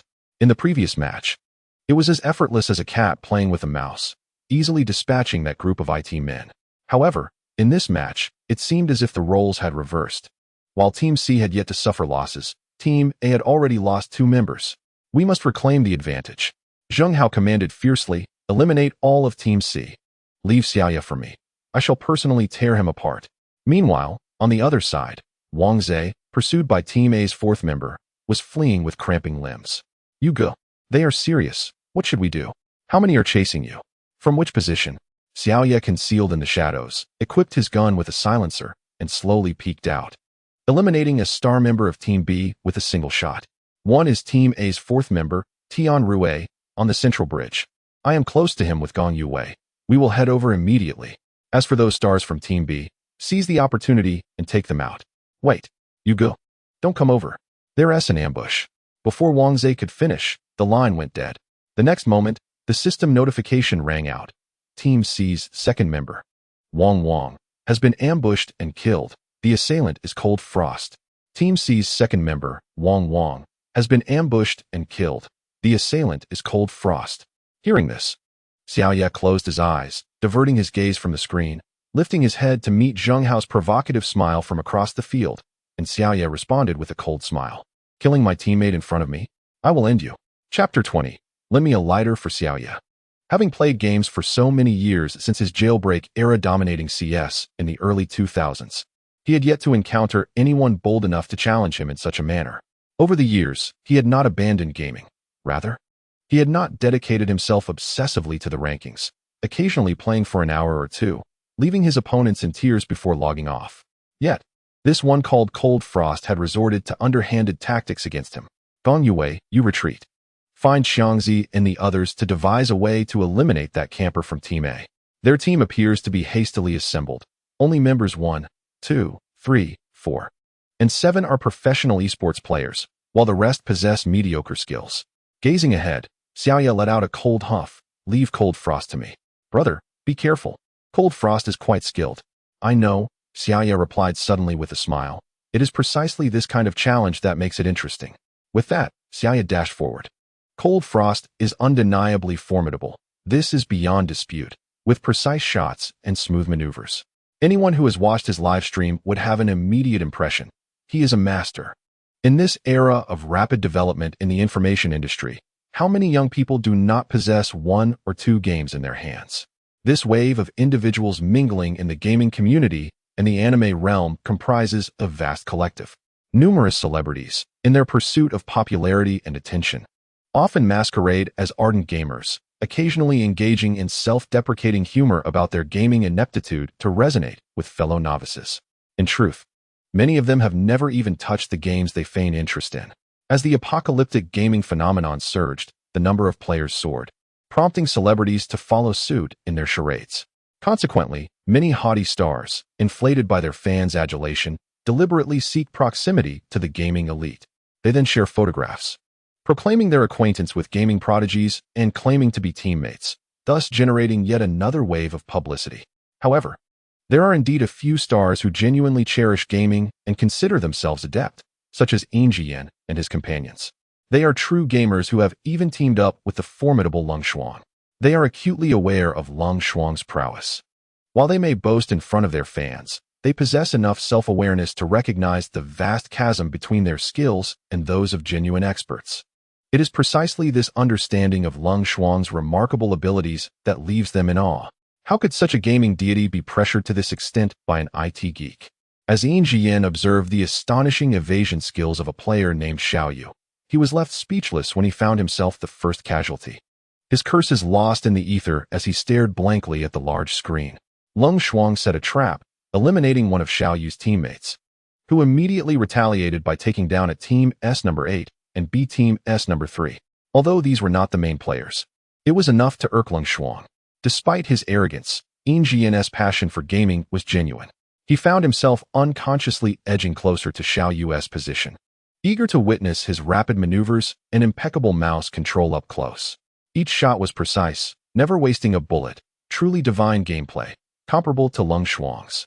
Having navigated the apocalyptic landscape for over a year, he wondered why he had never encountered this remarkable individual before. Furrowing his brow, Yuan stood beside Xiaoyu and even overheard him strategizing with his teammates, coordinating evasive maneuvers and teaching attack techniques without even glancing at the map. Lung Xuan himself did not possess such an intimate understanding of the terrain. Who on earth was this person? He recognized the top players from the early days of the apocalypse, but had never seen this one.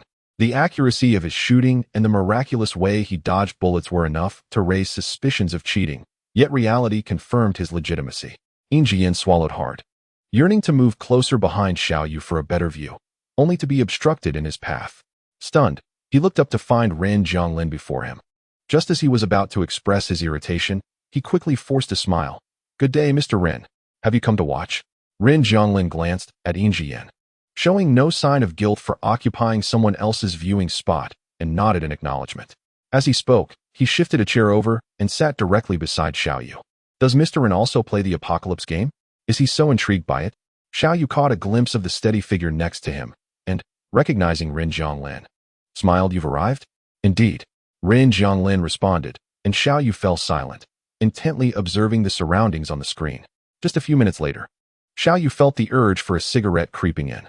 He found a secluded spot to hide and hastily retrieved a cigarette from the table, biting down on it. But before he could light it, he heard the faint sound of footsteps approaching stealthily. Tensing up, Xiaoyu rolled to the side and fired a shot toward the source of the sound. The crack of gunfire echoed simultaneously. After the noise dissipated, Xiaoyu stood up, while his adversary lay motionless. Realizing his position was compromised, and seeing several individuals closing in, Xiaoyu knew he could no longer remain. So he quickly crouched and maneuvered along the wall to change his location. "Damn it, I'm out of bullets. I nearly met my end there," Xiaoyu muttered. "Who's in the West District warehouse?" "I'm here with Xiangzi. What is the plan, you go?" Gong Yue replied. "Take cover by the northwest wall of the warehouse. I'll lure a couple of fools over. You guys hold a vantage point. I'm low on ammo." "Understood." As Xiaoyu, armed with a dagger, evaded and lured the enemy deeper. He managed to decapitate a few zombies before entering the warehouse, where the two pursuers met their demise at the hands of Gong Yue and his companion, lying in wait. Sighing in relief, Xiao Yu swapped out the magazine in his gun, but his moment of respite was short-lived. Just as he prepared to light his cigarette, Xiangzi, stationed at the entrance, shouted, "Sniper, be careful." His heart raced again as Xiao Yu scrambled to find a temporary hiding spot, still unable to light the cigarette that tantalized him. Frustrated, he called out, "Light my cigarette for me." Rin Zhonglin paused, taken aback. "What?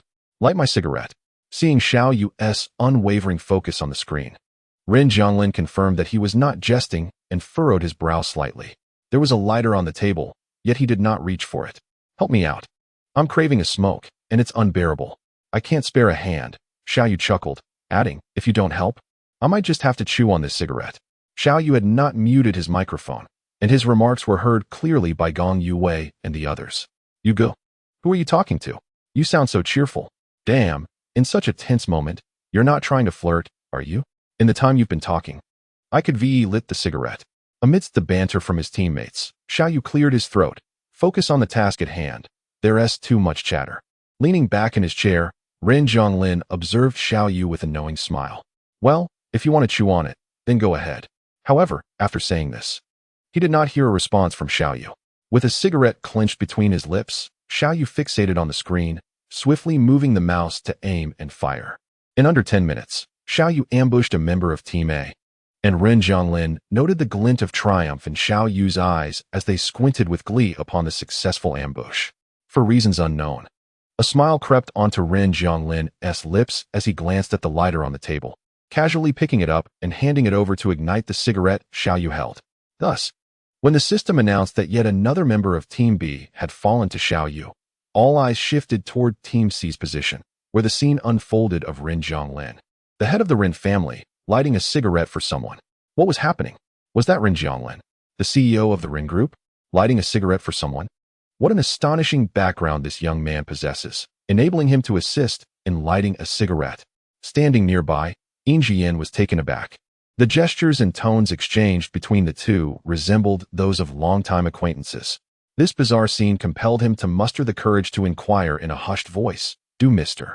Rin and this gentleman know each other?" Unperturbed by the stir his previous actions had incited, Rin Zhonglin sat leisurely, and noticing that Xiao Yu was preoccupied, he turned to the side and asked Yinjian, "What is he preparing to do?" Yinjian, suddenly addressed by his superior, momentarily faltered. As Rin Zhonglin glanced in his direction, he quickly replied, "This Xiao Yu, or rather, this esteemed individual, seems poised to lay a landmine. His gun is out of ammunition." Lay a landmine. Indeed, this game provides each player with a landmine bearing their unique name, typically employed for mass zombie extermination. Yet he has refrained from using it thus far. Rin Zhonglin nodded in acknowledgement. Xiao Yu was indeed setting a trap, for at the moment Rin Zhonglin offered him a light, Yu Tao had infiltrated ambush Team A's second member only to be met with a fatal shot from Lung Xuan. With Yu Tao's demise, Team C was left with only himself, Gong Yue, and Xiangzi. Meanwhile, Team A still had members 1, 4, and 6 remaining.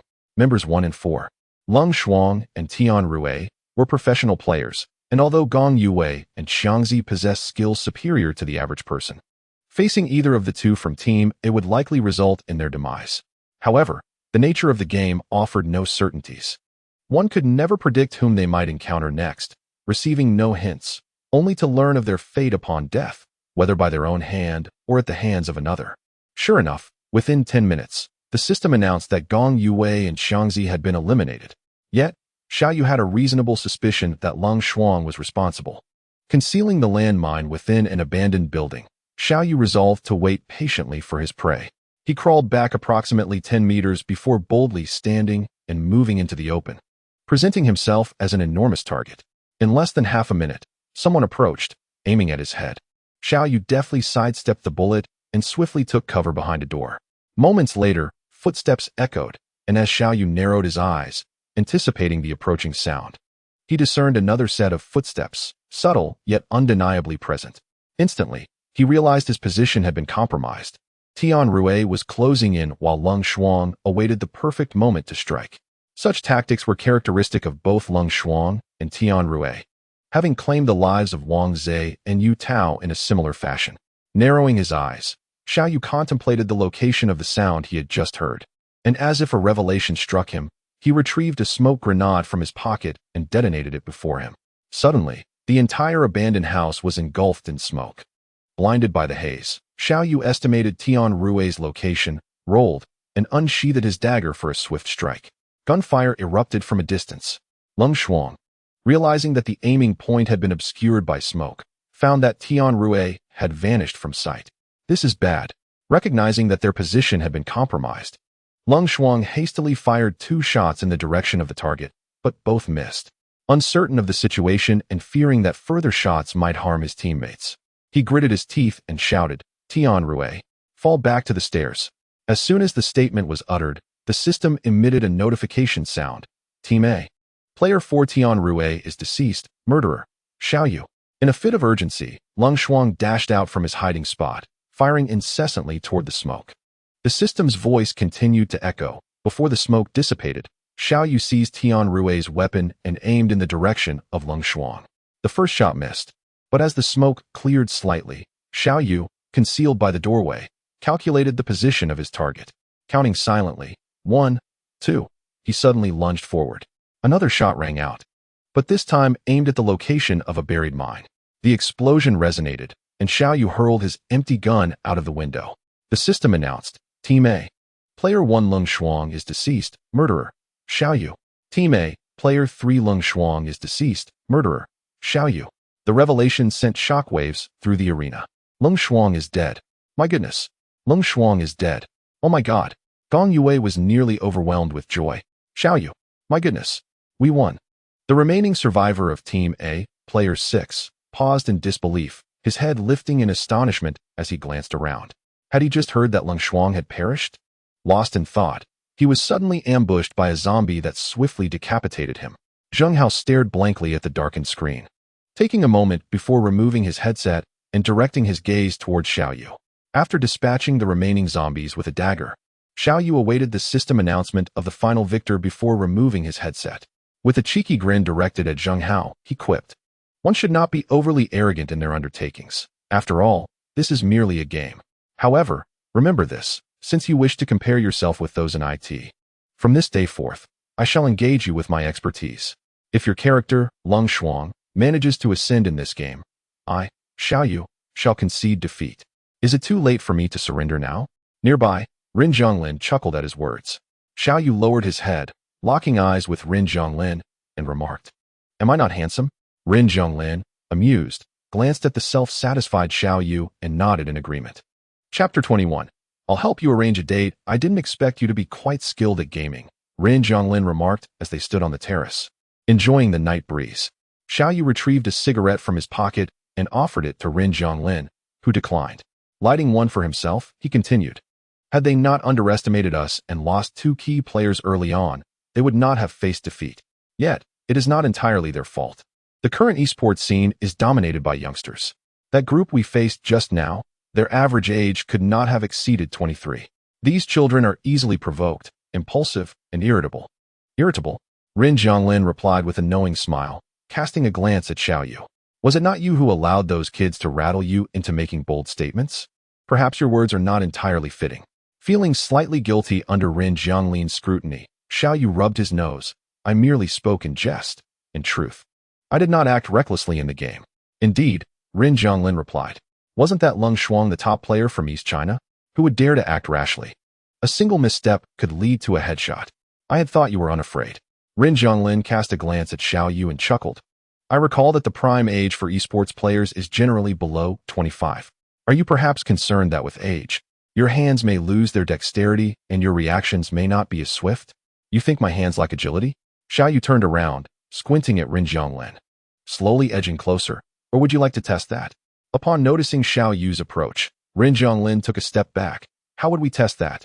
Xiao Yu fixed his gaze on Rin Zhonglin, his eyes seemingly glued to the other's face, silent. A gentle breeze wafted through the small balcony, causing the strands of hair on Rin Zhonglin's forehead to sway lightly. He leaned leisurely against the railing, exuding an air of ease and comfort. Xiao Yu could discern that Rin Zhonglin was in high spirits. "You have something on your face." Rin Zhonglin reached up to wipe it away, but it remained. Not there. Xiao Yu shook his head. He then moved directly in front of Rin Zhonglin and raised his thumb to brush away the speck. The warm, smooth sensation under his fingertip caused Xiao Yu to pause momentarily, Rin Zhonglin's body heat transmitting through their point of contact to stir something deep within him. Is it gone? The soft, pale lips parted slightly, and Xiao Yu inexplicably recalled the vivid redness of Rin Zhonglin's lips after he had eaten something spicy that night.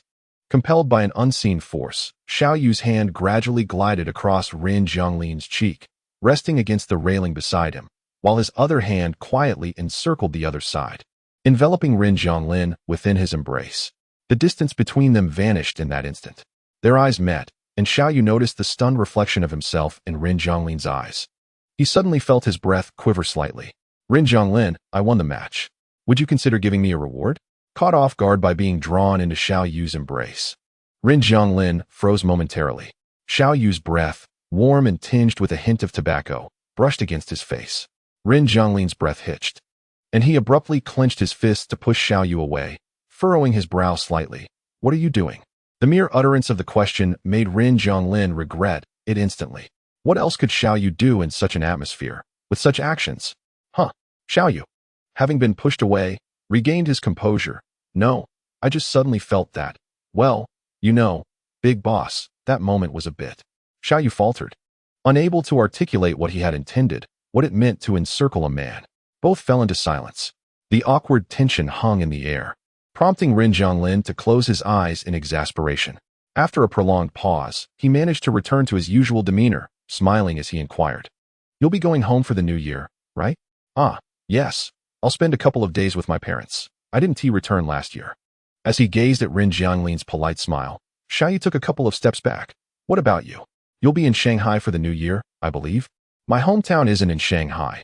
It's in Suzhou, but my family now resides in New Zealand. Are you going to New Zealand tomorrow? Xiao Yu asked. No. I'll be celebrating the new year in Shanghai. Rin Zhonglin paused briefly before adding, with Xu Yu. Xiao Yu paused, nodding with a smile. Oh, that sounds nice. A world for just the two of you.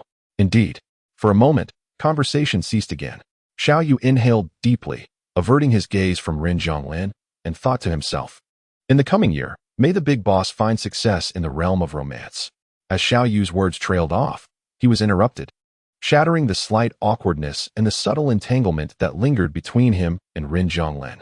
For reasons unknown, both of them exhaled a sigh of relief. You were the one who helped me earlier, right? Dai Qingxi inquired, gazing at Xiao Yu with a smile, pleasantly surprised by his unexpectedly handsome demeanor. Rin Zhonglin furrowed his brow slightly at her remark. Mr. Rin, you're here too? I didn't notice you because this young man blocked my view, she continued. Then added with a smile, Happy Valentine's Day, Mr. Rin. Rin Zhonglin nodded, replying, You too. Is he handsome?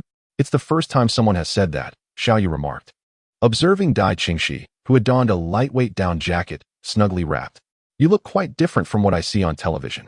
On TV, there's plenty of exposure. I prefer to keep it modest and private. Can you really recognize me? She responded with a playful tone. The goddess of homebodies, Dai Qingxi chuckled, her beauty accentuated by her laughter. You're not just a homebody, you're a master. I saw how impressive you were playing games earlier. She then turned her gaze to Rin Zhonglin, her eyes flitting between the two men, and asked, Are you and Mr. Rin acquaintances? Rin Zhonglin looked at Dai Qingxi, offering a faint smile. Yes, friends. Wow. Dai Qingxi's eyes widened as she looked intently at Xiao Yu. I need to get along well with you. I might need you to say a few good words for me in front of Mr. Rin. What is your name, young man? Xiao Yu. And how old are you? 27. That's 6 years younger than me. I mistakenly called you young man. Xiao Yu chuckled lightly. It's fine. Young man works too. Or should I be called little brother? Dai Qingxi laughed again. You are quite amusing. Rin Zhonglin, typically reserved in public, observed the interaction between the two, occasionally interjecting a sentence or two, neither cold nor overly warm, maintaining a delicate balance of familiarity and distance that left no room for error. Once Dai Qingxi was called away by her manager, Rin Zhonglin turned to Xiao Yu and remarked, You two seem to get along well. Yes, she doesn't carry the airs of a celebrity. And she looks even more charming when she smiles, Xiao Yu replied. Charming? Rin Zhonglin's gaze lowered slightly. I recall you mentioned that in recent years, the only star you recognized was Dai Qingxi, correct? Indeed. She's tall and possesses a sensual figure. She has the right curves in all the right places. Surely, they can't be artificial? Rin Zhonglin raised an eyebrow. Probably not. But why does it seem that although she speaks flirtatiously in private, her attire appears rather conservative? Just before she fell into the water, she wore a shirt and a short skirt. And now she's in a down jacket, quite different from those other actresses who seem eager to reveal everything. This industry is like that. Many men and women appear innocent. Yet behind the scenes, they can be quite wild. Although Dai Qingxi is known for her revealing outfits, that's merely her public persona. Her private life is relatively normal, making her one of the cleaner figures in this industry. Xiao Yu glanced toward Dai Qingxi, who was being led by her manager to greet others, and noted that she did not reject any advances. Are you serious? Rin Zhonglin followed Xiao Yu's gaze and remarked, in her own way, she is indeed clever.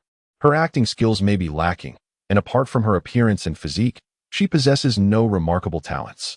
Being overly reserved will not sustain her in this industry. However, it is unlikely one could win her over in private. Such women tend to attract men's affections, which is likely why she was thrust into this situation. At this point, Xiao Yu was taken aback, adding, yet her manager is quite foolish, leading her around to meet people and build connections. It would have been far more beneficial to keep her near you, the esteemed boss, to cultivate a relationship. Do you truly believe she did not notice me before coming over? Rin Zhonglin responded. Xiao Yu was momentarily stunned, pondering the implications. It was indeed her manager who directed her to approach me. He harbored a strong disdain for the insincere advances of celebrities, a sentiment well known within the circle. Thus few dared to approach him. However, today, Xiao Yu happened to be beside him, and coincidentally, Xiao Yu had aided Dai Qingxi. After all this, she had not come to curry favor with me, but rather to get closer to you? I had even been pleased for a while. He chuckled. But it is rather foolish. She was engaging in conversation quite well before suddenly departing. Wouldn't it have been better to converse a while longer? Without mentioning that Dai Qingxi had rushed away upon noticing his displeasure, Rin Zhonglin merely inquired, "Are you quite interested in her?" "Certainly," Xiao Yu replied. "Do you have a preference for this type?" Like. The question, although a common topic among men, made Xiao Yu uncomfortable as he met Rin Zhonglin's gaze. He nodded yes. "Indeed, I am fond of such women, with appealing figures and striking beauty." After sharing a moment of eye contact, Rin Zhonglin continued, "Did you not just ask me for a reward upon winning the competition?" Suddenly bringing up the earlier matter. Xiao Yu was momentarily taken aback and fumbled for an explanation when Rin Zhonglin averted his gaze and stated, "Since you seem to have an interest in Dai Qingxi, I noticed she appeared to hold some affection for you. How about I introduce you to her?" "What?" Xiao Yu exclaimed. "You mean tonight?" At this moment, Xiao Yu grasped Rin Zhonglin's intention. An introduction to Dai Qingxi tonight? What a splendid reward. An unexplainable surge of emotion ignited within him, and he fixed Rin Zhonglin with a steady gaze, demanding, "Are you serious? What is there to ponder?"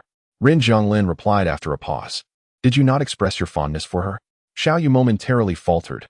"Ah, yes, I do like her, so I suppose I should thank you, esteemed boss." However, Xiao Yu's gratitude elicited a frown from Rin Zhonglin, who remained silent. Fixing his gaze upon Rin Zhonglin, Xiao Yu clenched his jaw, and after a moment, smiled. "Then let us finalize this arrangement. However, I wonder, how will the esteemed boss assist me in securing a meeting with her?" "Ah, yes. I hope for a pleasant beginning with Dai Qingxi." Xiao Yu turned and took a few steps forward, stating, "I shall return to my friends now." Without waiting for Rin Zhonglin's response, he departed. In less than an hour, Rin Zhonglin's assistant and Dai Qingxi approached the spot where Xiao Yu had been. The young men, who had been boasting to Xiao Yu, suddenly found themselves in close proximity to the goddess, their hearts racing as they stood up abruptly. "Dai Qingxi." "Hello there." Dai Qingxi greeted, smiling at Xiao Yu. "Hello again, young sir." Xiao Yu curled his lips and turned to Rin Zhonglin's assistant, inquiring, "Where's Rin Zhonglin?" The assistant replied, "Mr. Rin left earlier due to some matters."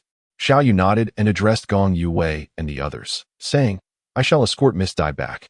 This is a task entrusted to me by Mr. Rin." The group momentarily remained dazed, only managing to nod stiffly. It was not until Xiao Yu departed with Dai Qingxi that they came to their senses. As a celebrity, Dai Qingxi could not venture into crowded areas.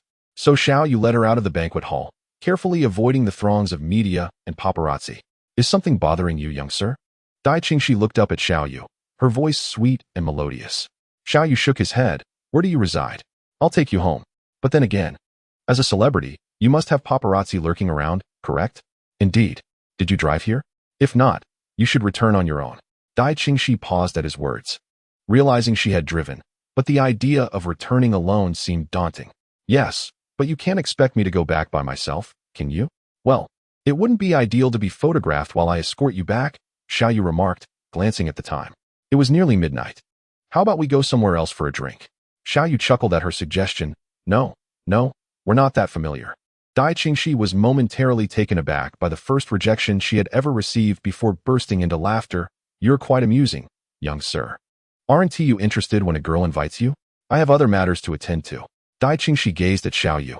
Recalling an inadvertent glimpse of a scene on the balcony moments earlier, she slowly said, You and Mr. Ren. What? Nothing. Dai Qingxi shook her head. How about I drive you back first? No need. My home isn't far from here. You should head back. Where's your car parked? Let me take you there. Once they reached the parking garage, Xiao Yu prepared to leave as Dai Qingxi got into her car.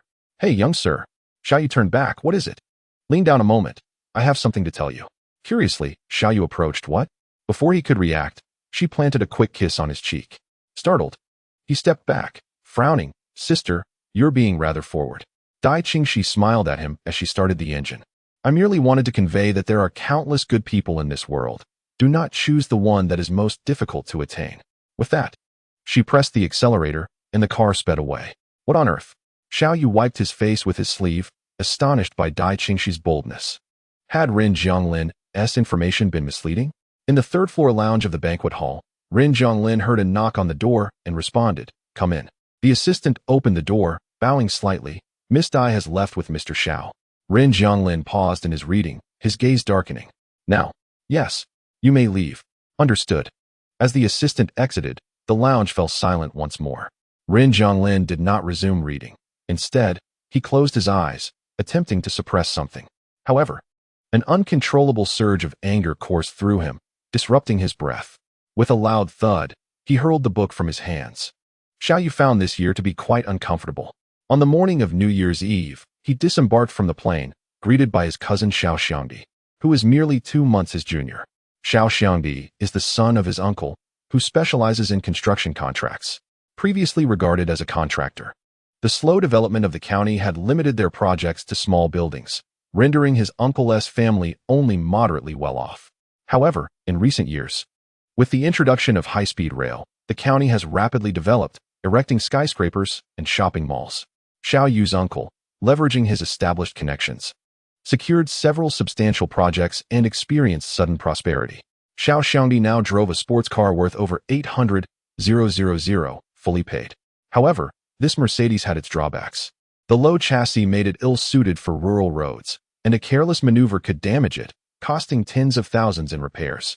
With a beautiful companion beside him, Xiao Xiangdi boasted, Hey, Xiao Yu, how do you feel? Is the ride comfortable? Isn't this seat cover a bit slippery? When I went to buy it, I initially had my eye on a 3,500 yuan full fur seat cover, but it was already reserved. I had to settle for this one worth 13,000 made of cowhide, and now I realize that one shouldn't compromise on quality. Cheap items often disappoint. This seat cover is quite slippery, and I plan to replace it soon.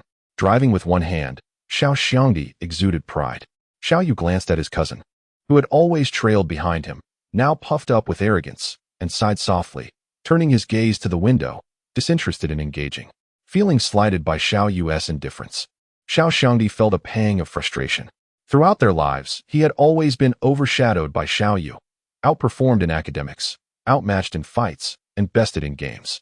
Particularly in high school, where Xiao Yu excelled in computer science, dominating national youth competitions and securing a direct admission to T University, becoming a source of pride for the entire school. In contrast, Xiao Xiangdi barely managed to enroll in a costly third-tier college, which left him feeling increasingly resentful. Now that his father had finally succeeded, he relished his newfound status as a wealthy second generation, having secured a stunning girlfriend with ample curves and a beautiful face. Upon hearing from his aunt, Xiao Yu's mother, that Xiao Yu would be returning today, he eagerly volunteered to pick him up in his newly acquired Mercedes, hoping to flaunt his success before his cousin. Yet, Xiao Yu remained so indifferent. Here he was, driving an 800,000 yuan Mercedes. Stealing a cautious glance at the seemingly unresponsive Xiao Yu in the back seat, Xiao Xiangdi cleared his throat and said, Oh, By the way, Xiao Yu, I almost forgot to introduce you. This lovely lady beside me is my girlfriend. Don't you find her somewhat familiar? Xiao Yu was lost in thought regarding the previous night, unable to comprehend why he had suddenly embraced Rin Jianglin, pulling her close. Having already felt agitated from a sleepless night, he was now further irritated by Xiao Xiangdi's chatter. Frowning, he turned to them and retorted, "Familiar? Who is she?" The girl in front turned with a smile, saying, "You Dashin, you don't remember me? Do I need to recognize you? Duan Manyun, from our high school class 5. Xiao Xiangdi chimed in with delight. Duan Manyun?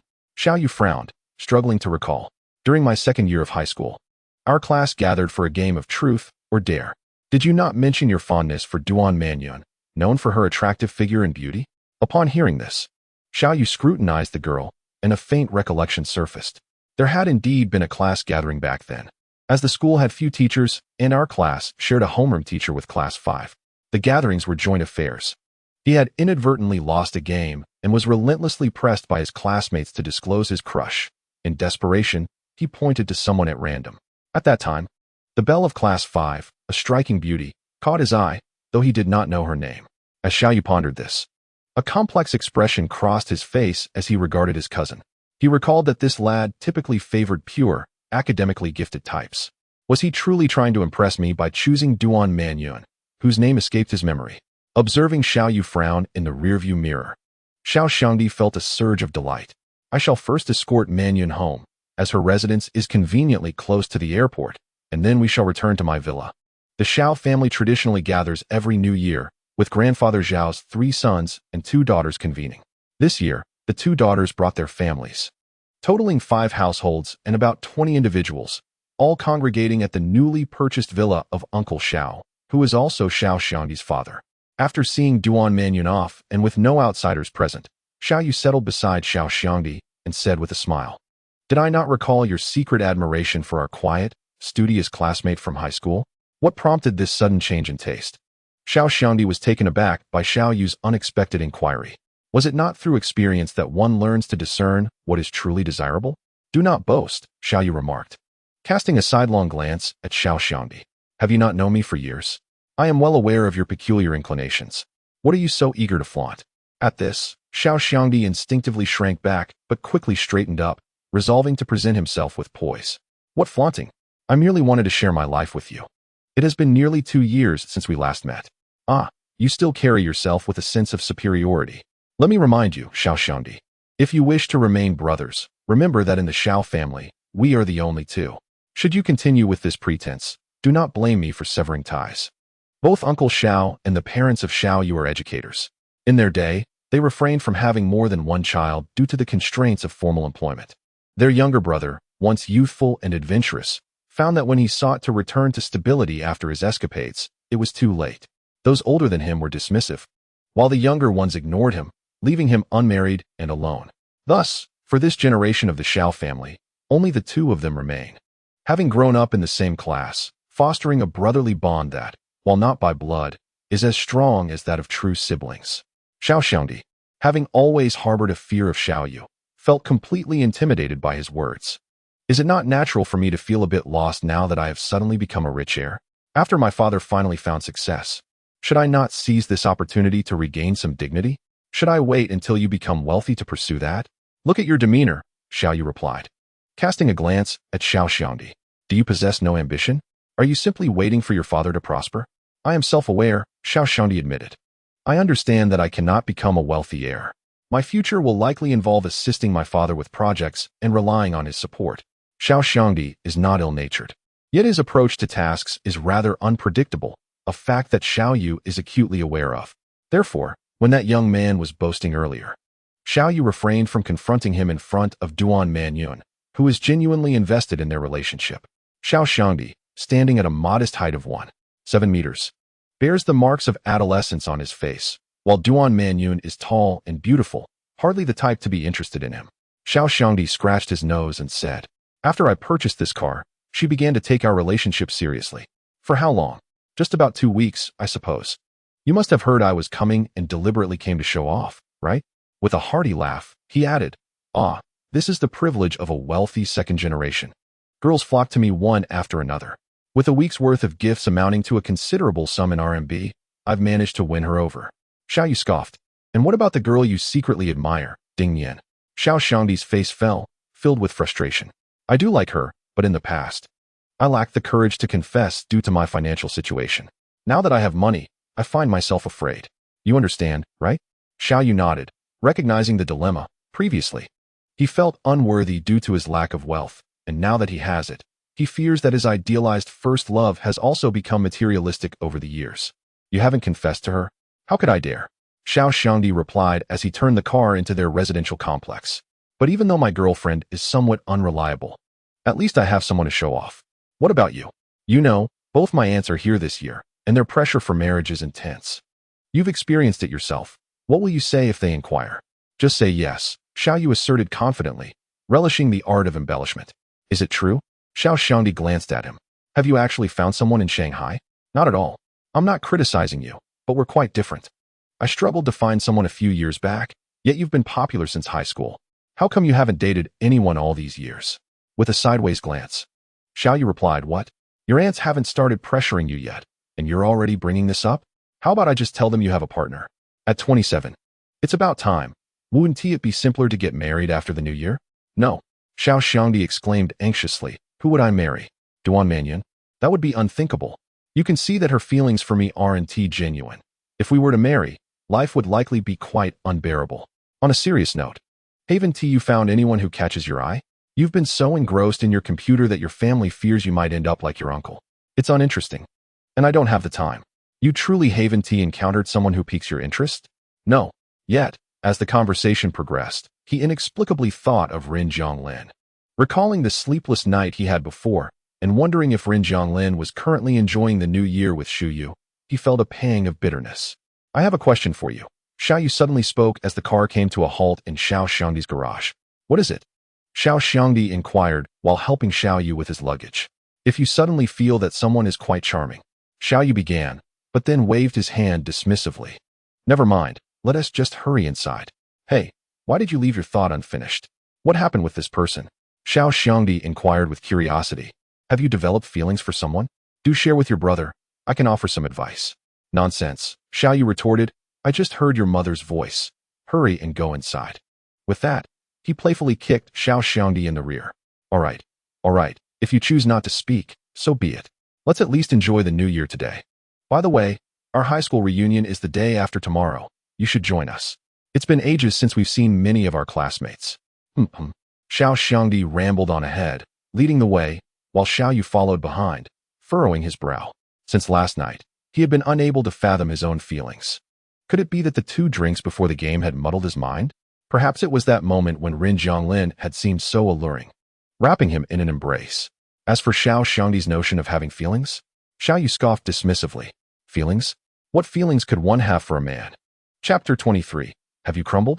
During the New Year's Eve dinner, both round tables in the grand dining hall were filled to capacity.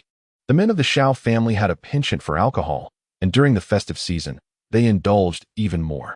After the meal, a tipsy Xiao Yu attempted to sneak away, but was intercepted by several elders, having been away from home for over a year. His relatives were quite persistent in their inquiries, especially his 2 aunts. Isn't it about time you settled down? At 27, your parents were already having children.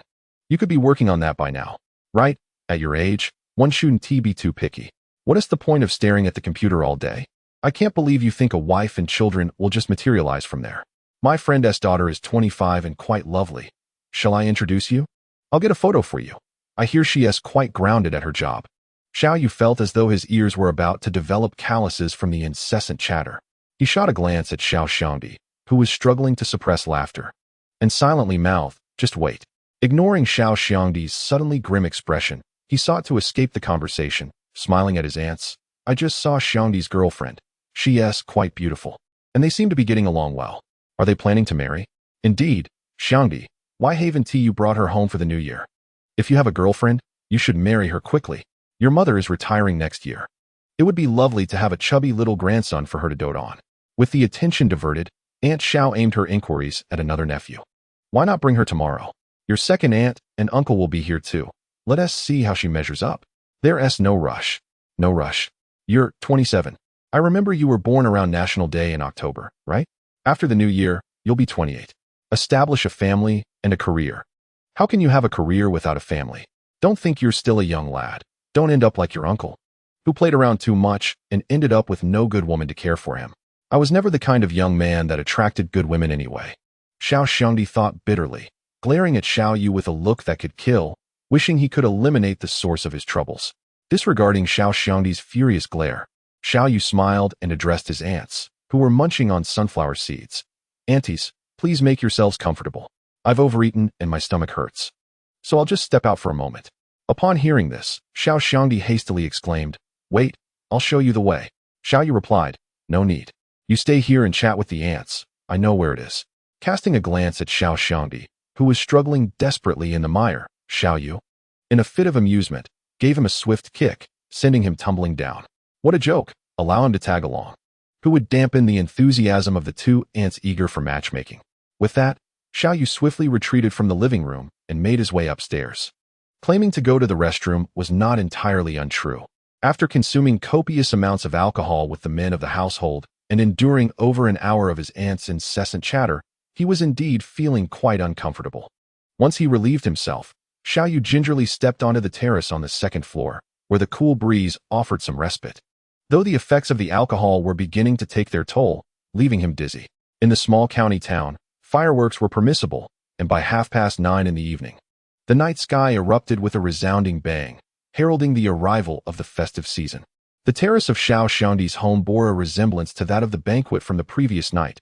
Similar night, similar wind, and similarly on a balcony. Dazed, Xiao Yu found it difficult to rein in his thoughts.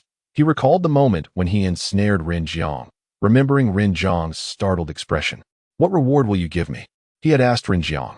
Yet, Xiao Yu was at a loss to articulate what exactly he sought as a reward at that moment. The dizziness intensified, and unwilling to dwell on such thoughts any longer, he casually retrieved his phone from his pocket and began to scroll through his WeChat messages. The notifications had swelled to 99, predominantly consisting of mass congratulatory messages, along with several groups engaged in a red envelope scramble. A newly created chat group among a few friends popped up with a red envelope, and Xiao Yu tapped it nonchalantly, receiving a mere 0.01 yuan. Ku Hong quipped, Brother you truly have the golden touch. You send out 10 red envelopes of 200 yuan each, and you only manage to claim a penny? Wang Zhe chimed in. What bad luck. This year isn't even your zodiac year. Xiao Yu, uninterested in replying, sent a 200 yuan red envelope into the group, only to receive another 0.01 yuan in return. Frustrated, he muttered, What the? Wang Zhe responded with laughter. Huh? Heaven sees your skills are too full and has diminished your luck a few notches. Feeling increasingly irritable, Xiao Yu considered closing WeChat when his junior sister, Yan Kiki, suddenly shared a photo in the group. Yan Kiki exclaimed, Look at my idol's family. They're all so stunning. Shu Yu's mother is beautiful. In her 50s. She still wears a chi pao with such elegance and allure.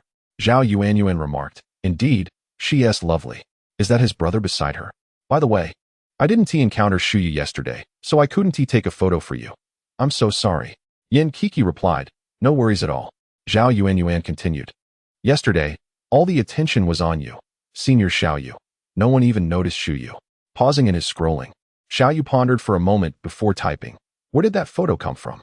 Yan Kiki responded, From Dian Network. Shu Yu just posted it on Dian Network. He is returning home to celebrate the new year with his family this year. That handsome guy is his cousin, so dashing. Xiao Yu was taken aback by her words. His hometown is in Shanghai? Ren Zhonglin mentioned spending the new year with Shu Yu. Did he really go to her home for the celebration? Did he even assist her in taking photographs and meet her mother? Have their relations progressed to such an extent? Yan Kiki remarked, That seems to be his villa in Qingdao. Wang Zhe countered, You can tell a home photo is from a villa in Qingdao? Zhao Yuan added, Those who have never chased stars should refrain from speaking. Ku Hongyi chimed in, Indeed, I've heard that fans can deduce details like Sherlock Holmes from a mere photograph. Thus, celebrities must fear fans turning against them the most. They know you best, they elevate you, yet they can also bring about your downfall. Well, he went directly to Qingdao. It's a lovely city, Xiao Yu smirked, recalling his one visit there, where the gentle sea breeze and playful waves made it a perfect spot for romance. He closed WeChat and opened the neglected Dian Network. where the trending topics were dominated by the Spring Festival Gala, aside from the one featuring Shu Yu's family photo. By some strange twist of fate, Xiao Yu clicked on Shu Yu's Douyin Network homepage. The photo she had posted half an hour earlier had already garnered over 30,000 shares, marking her first public display of family photographs, thereby naturally becoming a sensation. He scrolled slowly until he came upon a picture Shu Yu had shared, capturing her reading in the sunshine. Indeed, she looked quite enchanting. Xiao Yu recognized the sofa she was sitting on, identical to one in Ren Zhonglin's office. After contemplating the angle of the photograph, he deduced it was likely taken from Ren Zhonglin's workspace. The original post was attributed to the English username Sejosua, and even without glancing at the profile, Xiao Yu knew exactly who it belonged to. Upon accessing Sejosua's Douyin network, he noticed there weren't many posts. The first one was a photograph of Shu Yu taken a few days prior, followed by either work-related or scenic photos, alongside 2 more images of Shu Yu. Checking the timeline, Xiao Yu realized that Shu Yu first appeared in Ren Zhonglin's Douyin network nearly a year ago, suggesting they had known each other for quite some time. Or perhaps they had been together for a while. Recalling his previous conversation with Ren Zhonglin regarding Shu Yu, where he inquired about their relationship, Ren Zhonglin had replied that it was going well. In that moment, Xiao Yu suddenly grasped that Ren Zhonglin and Shu Yu were indeed in a romantic relationship, possibly as a couple or at the very least, involved in a more casual arrangement. Perhaps they had even embraced, kissed, or shared a bed. 2 men, one of whom was Ren Zhonglin, sharing intimacy. As Xiao Yu contemplated this further, his phone abruptly died, leading him to toss it aside in frustration onto a nearby rattan chair. The alcohol he consumed during dinner began to ferment within him, generating a sense of heat and discomfort. He tugged at his collar as the cold air whipped against his face, yet a fire ignited within him, causing a throbbing headache and considerable agitation. He made his way to the room where he had stored his luggage, rummaging through his belongings for a notebook. Upon opening his computer, he discovered there was no internet connection. After pondering for a moment, he descended to the living room, lifting Xiao Xiangdi with determination. "Where's your internet cable? Is there no Wi-Fi?" Believing that Xiao Yu had come to rescue him, Xiao Xiangdi hastily exclaimed, Oh. The new house has internet cables, but no router installed yet. I intended to set it up today, but completely forgot. Would you be so kind as to assist me?" As he spoke, Xiao Xiangdi stood up and pulled Xiao Yu upstairs, turning back to apologize to his 2 aunts. "Aunts, I'm taking Xiao Yu upstairs to install the router. You know I'm not adept at these things, but Xiao Yu is quite the expert." Once they were out of the elder's sight, Xiao Xiangdi couldn't help but smile wryly. "You certainly made a quick escape. You have no idea how formidable my aunts can be. They can chatter endlessly." Feeling a bit dizzy and unwell, Xiao Yu interrupted. "Where's the internet cable? I need it urgently." "Are you really looking for the cable?" Xiao Xiangdi was taken aback. "Otherwise, should I just sit here and wait to die?" Xiao Yu frowned. "Then are you expecting me to just wait here for death? What happened to our brotherhood?" However, seeing Xiao Yu's serious expression, Xiao Xiangdi dared not retort and quietly led him to the study, retrieving a cable. "The router hasn't been installed yet, nor have I purchased one. Do you prefer Wi-Fi or a wired connection?" "Wire." Noticing that Xiao Yu had been somewhat unsteady while walking, Xiao Xiangdi asked, "Are you drunk? You were the one who drank the most earlier." "No." Xiao Yu shook his head. "Please bring me the notebook from my room." "All right." Once Xiao Yu connected the notebook to the internet and opened the Douyin network, he noticed Xiao Xiangdi still standing behind him and said, "You can leave now. I'm just a bit curious about what you're planning. Why the urgency to access the Douyin network? Are you infatuated with some celebrity? Get lost." After shooing Xiao Xiangdi away, Xiao Yu settled down to type on the keyboard. Within minutes, he logged into a Douyin network account, one boasting over 50 million fans, under the name Shu Yu. In a mere 10 seconds, he deleted a post he had shared 2 days prior. A few minutes later, he logged into another Douyin network account and deleted a photograph. Suddenly, Xiao Yu felt the heat in his alcohol-fueled heart subside. Drowsy, he packed away his computer and returned to his room, collapsing into bed. At midnight, as the host on television counted down the seconds, the New Year bells rang. Just after finishing his Yuan, Ren Zhonglin received a phone call from Su Zhuan. "Ren, have you and Shu Yu broken up?" Ren Zhonglin frowned. "What do you mean? It's already midnight." "Perfect timing. Happy New Year to you." "What did you mean by that?" Ren Zhonglin poured himself a glass of water and settled onto the sofa. "You deleted the photos of Shu Yu from Douyin Network a couple of days ago, right? And Shu Yu also removed that repost. Now, Shu Yu's deletion has become a trending topic on Douyin Network. Deleting from Dian Network? Rin Zhonglin was taken aback. I haven't logged into Dian Network for the past few days. How could I delete his photos? Huh, you didn't T? I had assumed that you two had a falling out and began deleting posts. But if you haven't erased anything, then what on earth is happening with the Yin network? It seems to be a consequence of system instability. Perhaps it will rectify itself soon. Rin Zhonglin scarcely paid it any mind. After all, he and the other had never truly commenced anything to the extent of experiencing a rupture. Su Zhuang paused for a moment, then chuckled, acknowledging that is indeed the case. Did you call solely about this matter? He had originally intended to inquire if Rin Zhonglin would be traveling to New Zealand for the new year, and fortuitously stumbled upon that trending topic, leading him to ask. After sipping some warm water, Rin Zhonglin replied, I am currently in Shanghai. Still spending the holiday alone? Yes. Su Zhuang had a vague understanding of the reasons behind Rin Zhonglin's decision to remain in Shanghai rather than travel to New Zealand. There were certain matters he felt were better left unspoken, although he referred to Rin Zhonglin as a friend. The truth was that their relationship had become one of differing strata since Rin Zhonglin took over the Rin family business. Rin Zhonglin was aware of Su Zhuang's thoughts, yet he himself felt no discontent in spending the new year alone. For him, the years had been consumed with expanding the company internationally, and the eve of the Lunar New Year was merely another day, devoid of any particular significance. I thought you would be with Shuyu this year. At this, Rin Zhonglin laughed. How could that be? After a brief silence, Su Zhuang suggested, that works perfectly, since we are both in Shanghai. Would you like to gather tomorrow? Or perhaps we could select a destination for a couple of days' excursion. It has been a while since we last met. Rin Zhonglin did not respond with a definite yes or no, instead inquiring, where do you plan to go? Not yet decided. Let us choose a place first, and then you can let me know. Are you feeling down? From the moment he received the call, Su Zhuang had sensed an underlying tension in Rin Zhonglin's demeanor. Although Rin Zhonglin typically spoke with a certain reserve, today his voice lacked its usual warmth and was notably colder. Su Zhuang wondered if he had misinterpreted the tone. With a furrowed brow, Rin Zhonglin replied, no. With this assurance, Su Zhuang refrained from pressing further and shifted the conversation. Earlier, when I thought you and Shuyu had split, I was considering introducing you to someone quite lovely from my bar. She is very clean and exceptionally beautiful. However, it seems that is no longer an option. Oh, quite beautiful, you say? Unintentionally, Rin Zhonglin's gaze fell upon a book resting on the coffee table, one he had brought from the reception area of the banquet hall the previous night. The cover was marred, a corner torn when it had been discarded the day before. He stared at the damaged cover for a prolonged moment, lost in thought before continuing. Then bring her along. I would like to see just how lovely she is. All right. They continued to chat casually before concluding the call. Afterward, Rin Zhonglin picked up his phone to check the Yin network. There was no trace of the deletions Su Zhuang had mentioned. The photo of Shuyu reading in his office remained intact, and her repost was still present as well. It appeared that there was indeed an issue with the back end of the Yin network. Noticing the time, Rin Zhonglin decided to take a bath. After wrapping himself in a towel and emerging, he grabbed a hairdryer to dry his hair when a message notification chimed from the phone resting on the sofa. As Rin Zhonglin departed, he casually glanced at the screen, which displayed several unread messages and 2 missed calls. Upon recognizing the names associated with the missed calls, he paused momentarily. The 2 missed calls were from Xiaoyu, one from 10 minutes prior and the other from 5 minutes prior, just as he was in the bathroom and had not heard the notifications.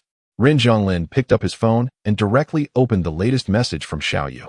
Zhonglin, esteemed Run, Happy New Year. I wish you a prosperous new year filled with all your heart's desires. The message, a rather traditional New Year blessing, was indeed reminiscent of Xiaoyu's usual manner of speaking. The thought brought a light chuckle from Rin Zhonglin, easing the slight annoyance that had been lingering within him. It seemed that Xiaoyu had accidentally omitted a character in his address, sending the message without a second thought. After reading the message twice, Rin Zhonglin took a few moments before slowly replying with 6 words, Happy New Year to you too. Xiaoyu, somewhat inebriated, had collapsed into a deep sleep the moment his head hit the pillow. It was only when the fireworks began at midnight that his mother, searching for him, roused him from his slumber. You need to stay awake tonight. How could you fall asleep? Staying up on New Year's Eve is a cherished tradition. It is said that while the elders keep vigil to bid farewell to the old year, the younger generations do so to prolong their parents' lives. The Xiao family had adhered to this custom for many years. Abruptly awakened after barely 2 hours of sleep, Xiaoyu felt a throbbing headache. I have a terrible headache. Let me sleep a bit longer. Who told you to drink so much? Get up and have some pork rib soup to sober up. You can't sleep during this time. It's considered inauspicious.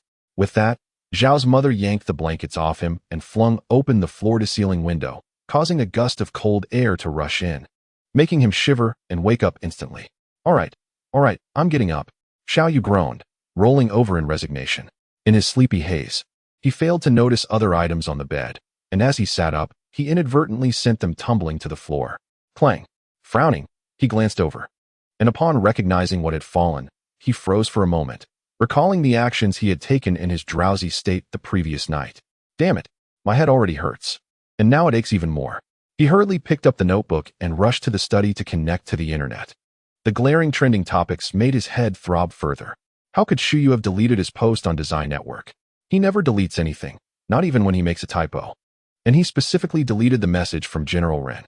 Ren Zhonglin's original post had also vanished. What was happening? Had there been a fallout? Had Shuyu been cast aside by General Ren, now without a benefactor? Were they no longer lovers? Those discussing the benefactor, kindly be quiet. Or could it be that he was banned from the internet? Glancing at the discussions, Xiaoyu's expression darkened. He shook his head, lamenting, drinking leads to trouble. Drinking leads to foolishness. It's merely a photo deletion. How did it trend so fiercely? If it gets too intense, won't Ren Zhonglin notice? Thankfully, it's the middle of the night during the Spring Festival, and most people are preoccupied with the New Year Gala. In reality, deleting a post on Design Network was not a monumental issue. If one wished to delete, then so be it. Even if he were to directly sabotage the Grand Eye Network, he could ensure that it would remain undetected as his doing. However, what compelled him to delete Ren Zhonglin's Grand Eye Network? Was it sheer folly or a lapse in judgment? What if Ren Zhonglin discovered his actions? Xiaoyu felt a throbbing headache and hastily tapped on the keyboard to restore the Grand Eye Network he had just deleted.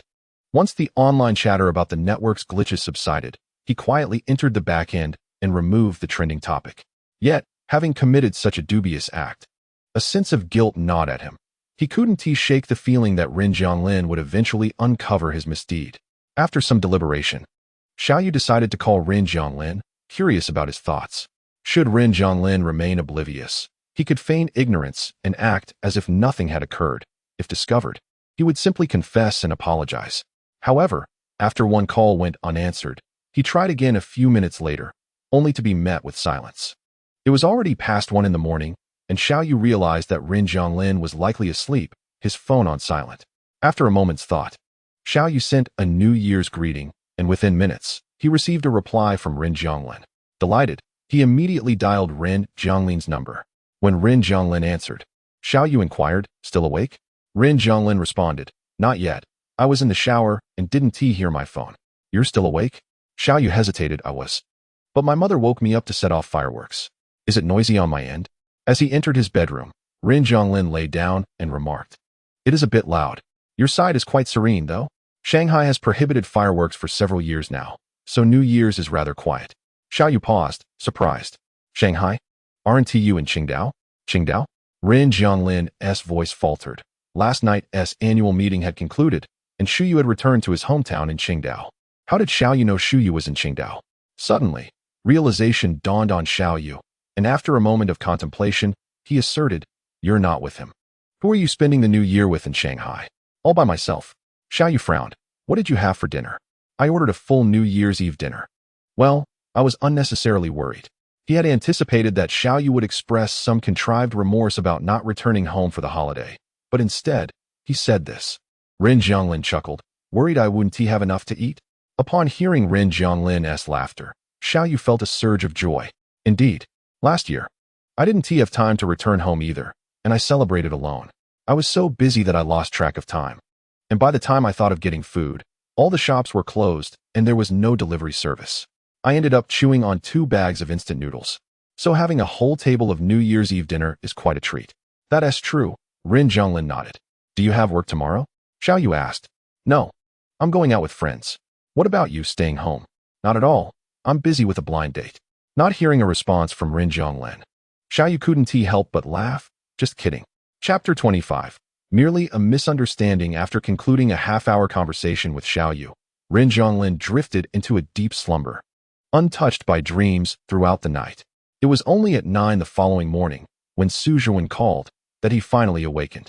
Su Yuan and Zhou He had decided to embark on a short trip, their destination being the picturesque Jupai Xuanyang County, often celebrated for its resemblance to a painting, and known as Zhejiang. This locale is renowned for the majestic Lushan Mountain and the Bai Lu Cave Academy. Su Yuan took charge of the itinerary, and after enjoying a breakfast prepared by the housekeeper, he arrived to pick Rin Zhonglin up by 11.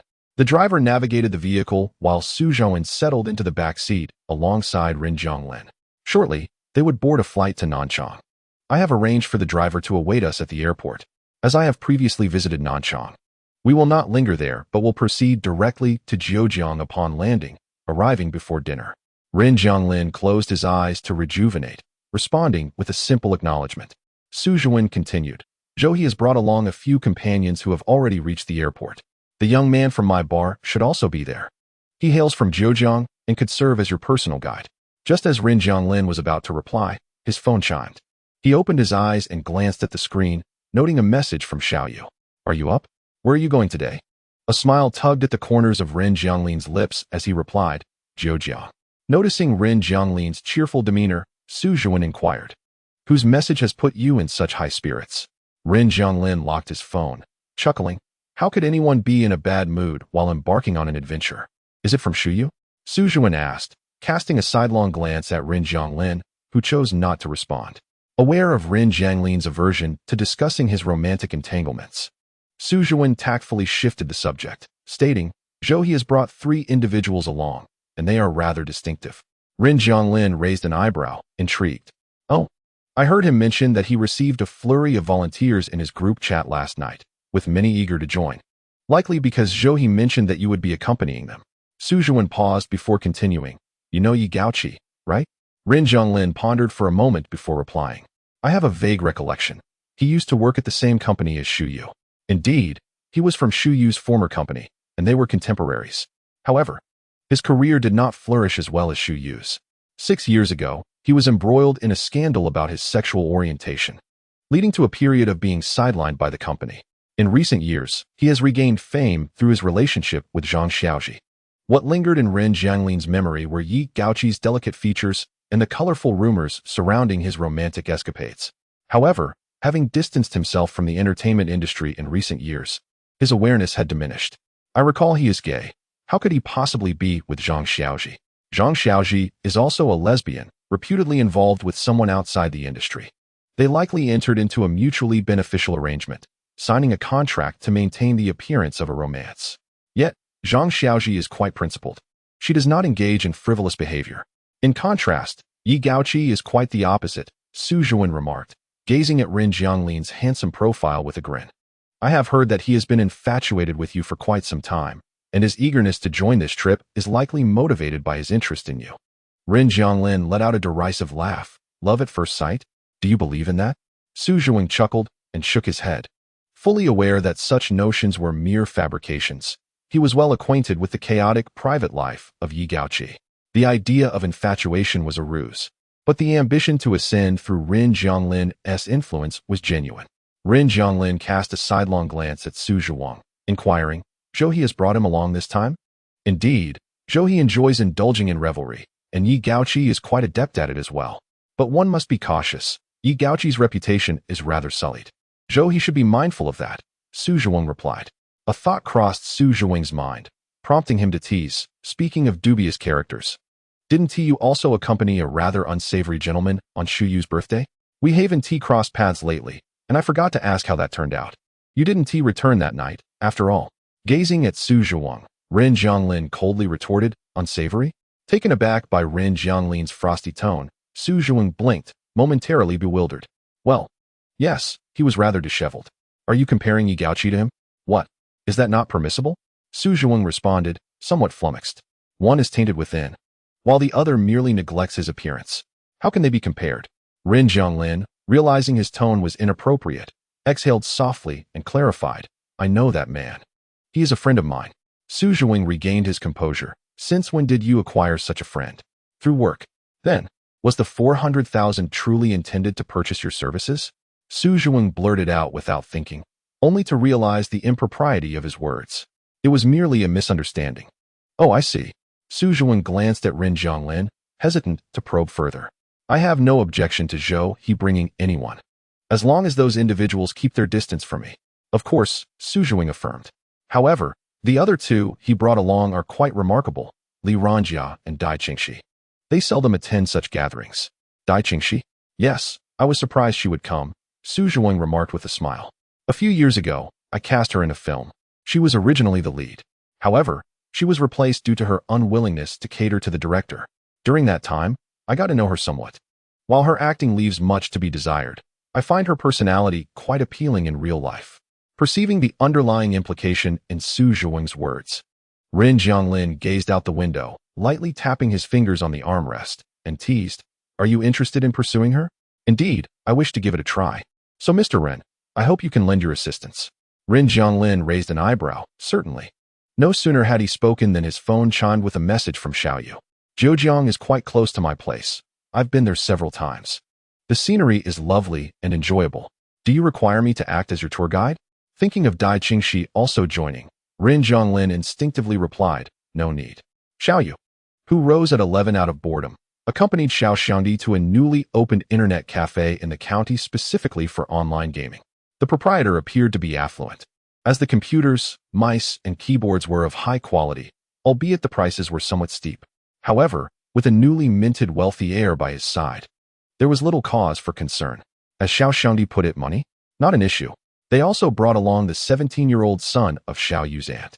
The younger aunt married into a different province and seldom returns, which has resulted in a certain distance between the young cousin and the two of them. At 17, the youth seems to adopt a cool demeanor, with a face caught between adolescence and young adulthood, exuding an air of aloofness. He speaks little and displays a cold indifference towards his two cousins. One presents himself with the ostentation of a nouveau riche, donning sunglasses even in the depths of winter, while the other appears disheveled, wearing the same sleepwear to bed and not changing upon waking. Neither seems particularly promising, rendering them unworthy of his attention. Xiaoyu had indulged in gaming the previous day, but now he was disinclined to continue, opting instead for a leisurely card game. "Ah, little city, let me tell you. Your cousin Xiaoyu is an exceptional player, a true master," remarked Xiao Xiangdi, guiding his younger cousin through a post-apocalyptic game. Wang Yinqing glanced at Xiaoyu, who was engrossed in his card game, and scoffed, clearly skeptical. Having spent much time with Xiaoyu, Xiao Xiangdi had learned quite a bit, displaying considerable skill as he logged into the game. He turned to his younger cousin and inquired, "What is your rank in this month's points competition? Did you make it into the top 500? Upon peering at the screen, he exclaimed, "Oh, rank 89. Among the top 100 in East China. Not bad at all." He nudged Xiaoyu, saying, Look, this little cousin plays better than I do." "Ah, indeed," Xiaoyu replied absently. Distracted by a message from Rin Jianglin, Wang Yinqing frowned, suggesting, "Let us start the game and ignore him." Youth often comes with a certain arrogance. After encountering a few outspoken players in the game, emboldened by his skills, he retaliated. However, before long, reinforcements arrived, and the team leader Wang Yinqing readily accepted a rematch. "Little city, don't you find these two names a bit familiar?" "Never mind," he said, but upon recognizing the names, he was taken aback. "Wait, aren't these Tur and Tian Rue, both ranked in the top 20? Tian Rue?" Xiaoyu echoed, feeling a sense of familiarity, and leaned closer to take a look. "Ah, an acquaintance. Xiaoyu, come help." "What good will that do? A mere burden?" Wang Yinqing retorted coldly. Xiao Xiangdi playfully slapped the back of Wang Yinqing's head. "So young and yet so arrogant? Do you really think your rank of 89 is impressive? Your cousin would crush you like an ant." Wang Yinqing, often hailed as a master by his friends, felt irked and coldly replied, "It's just empty boasting." Xiaoyu smirked at his younger cousin. "I reckon this match will wrap up in 10 minutes. Wang Yinqing, unimpressed, replied, "Just watch." Without waiting for Xiao Xiangdi to join the team, he randomly assembled a squad for battle. However, Xiaoyu was mistaken. The match did not conclude in 10 minutes, but rather in 8. In those fleeting minutes, they were utterly vanquished. Under Xiaoyu's scrutinizing gaze, Wang Yinqing's icy demeanor transformed to a deep crimson. The young man, once revered as a gaming deity, was now confronted by a harsh reality and, for the first time, faced the scorn of his teammates for his dismal performance. In the midst of familial camaraderie, Xiaoyu, with a slight cough, noted the heightened sensitivity of the 17-year-old's pride. Observing the redness in the other's eyes, he anticipated that continued berating from teammates would soon bring tears. With a resigned sigh, Xiaoyu removed Wang Yinqing's headphones, nudged him aside, and took his place, inviting the opposing team for another round. Upon their acceptance, he summoned Xiao Xiangdi to join their ranks, subsequently assembling 6 players for the match. The 8 versus 8 confrontation unfolded with remarkable ease for Xiaoyu, leaving the opposition in a state of bewilderment, while his younger cousin looked on in astonishment. Did you switch players? This strategy is all wrong. Indeed, it is now me. Xiaoyu replied. Xiaoyu? How peculiar. I prefer not to have any such connection.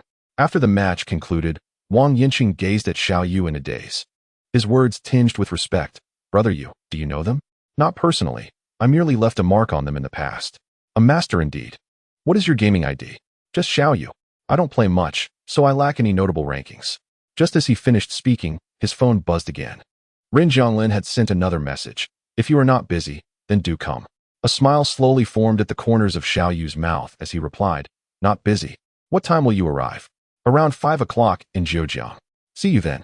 Chapter 26. My honor. After sending a message to Xiaoyu, Rin Zhonglin turned to his companion Su Zhuang and inquired, Have we finalized our lodging for tonight? I have a friend meeting us in Zhejiang. I've booked a villa-type hotel near the Lushan scenic area. I'll send you the details to forward to him.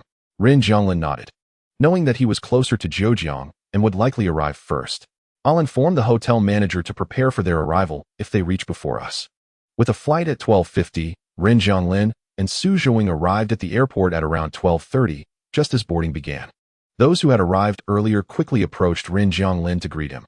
Seeing this, he waved them off, urging them to board first as time was of the essence. The spacious first-class cabin accommodated only 7 passengers. As Rin Zhonglin picked up a magazine to read, Zhou He and a few others approached him. Mr. Rin. Yi Gaoqi stood before him, his delicate, handsome face radiating with a bright smile. To meet you on the first day of the new year fills me with joy for the entire year. I hope to rely on your kindness during our travels together in the coming days. A strong scent of perfume enveloped Rin Zhonglin, causing him to frown slightly as he leaned back. Yi Gaoqi, Mr. Rin recognizes me. Please, keep your distance. Dai Qingxi, noticing Yi Gaoqi's smile falter, stepped forward with a light laugh, pinching her nose as she remarked, Some people do have rather overwhelming sense. Ignoring Yi Gaoqi's glare, she turned to Rin Zhonglin and Su Zhuang. Mr. Rin, Mr. Su, Happy New Year. With a glance at Dai Qingxi, who was adorned in a fitted red dress, Rin Zhonglin acknowledged her with a curt nod. Happy New Year to you as well, Qingxi. Su Zhuan, who was seated nearby, stood up and smiled at Dai Qingxi, saying, It has been a while since we last met. Your new film is truly captivating. I even reserved an entire screening for it. Dai Qingxi chuckled in response. It is an honor that you, Mr. Su, enjoyed it. Naturally, one must support a well-made film. At this juncture, Su Zhuan gestured towards the back rows, prompting a timid young man to hastily approach. Awkwardly standing before Rin Zhonglin, he bowed and mustered a smile. Greeting, Mr. Rin. Hello. I am Yang Feidong, new this year. Wishing you a happy new year. Recognizing this was the young man Su Zhuan had mentioned, Rin Zhonglin observed him closely. The boy was not particularly tall, yet his limbs were long and well-proportioned. He had a delicate face, thick eyebrows, and large eyes, with 2 charming dimples appearing when he smiled, exuding an aura of cheerfulness and innocence. However, he appeared somewhat nervous, as his fingers fidgeted together, turning slightly pale at the tips. You as well, Rin Zhonglin replied, diverting his gaze when he noticed Yang Feidong's smile falter. Su Zhuan, noticing this, said to Yang Feidong, You can sit here and chat with Mr. Rin about the customs and culture of Zhejiang. To Su Zhuan's surprise, Rin Zhonglin declined, stating, No need, I'm a bit tired and would like to rest. He lowered his head to read, speaking in a subdued tone. Yang Feidong stiffened, glancing helplessly at Su Zhuan. Su Zhuan shook his head at him, advising, You may return to your seat for now. Once Mr. Rin has rested, you can be his guide in Zhejiang. All right then, Mr. Rin, I shall take my leave, Yang Feidong said, bowing his head and retreating, his expression one of embarrassment. Once the young man departed, Su Zhuan returned to Rin Zhonglin's side and whispered, What is the matter?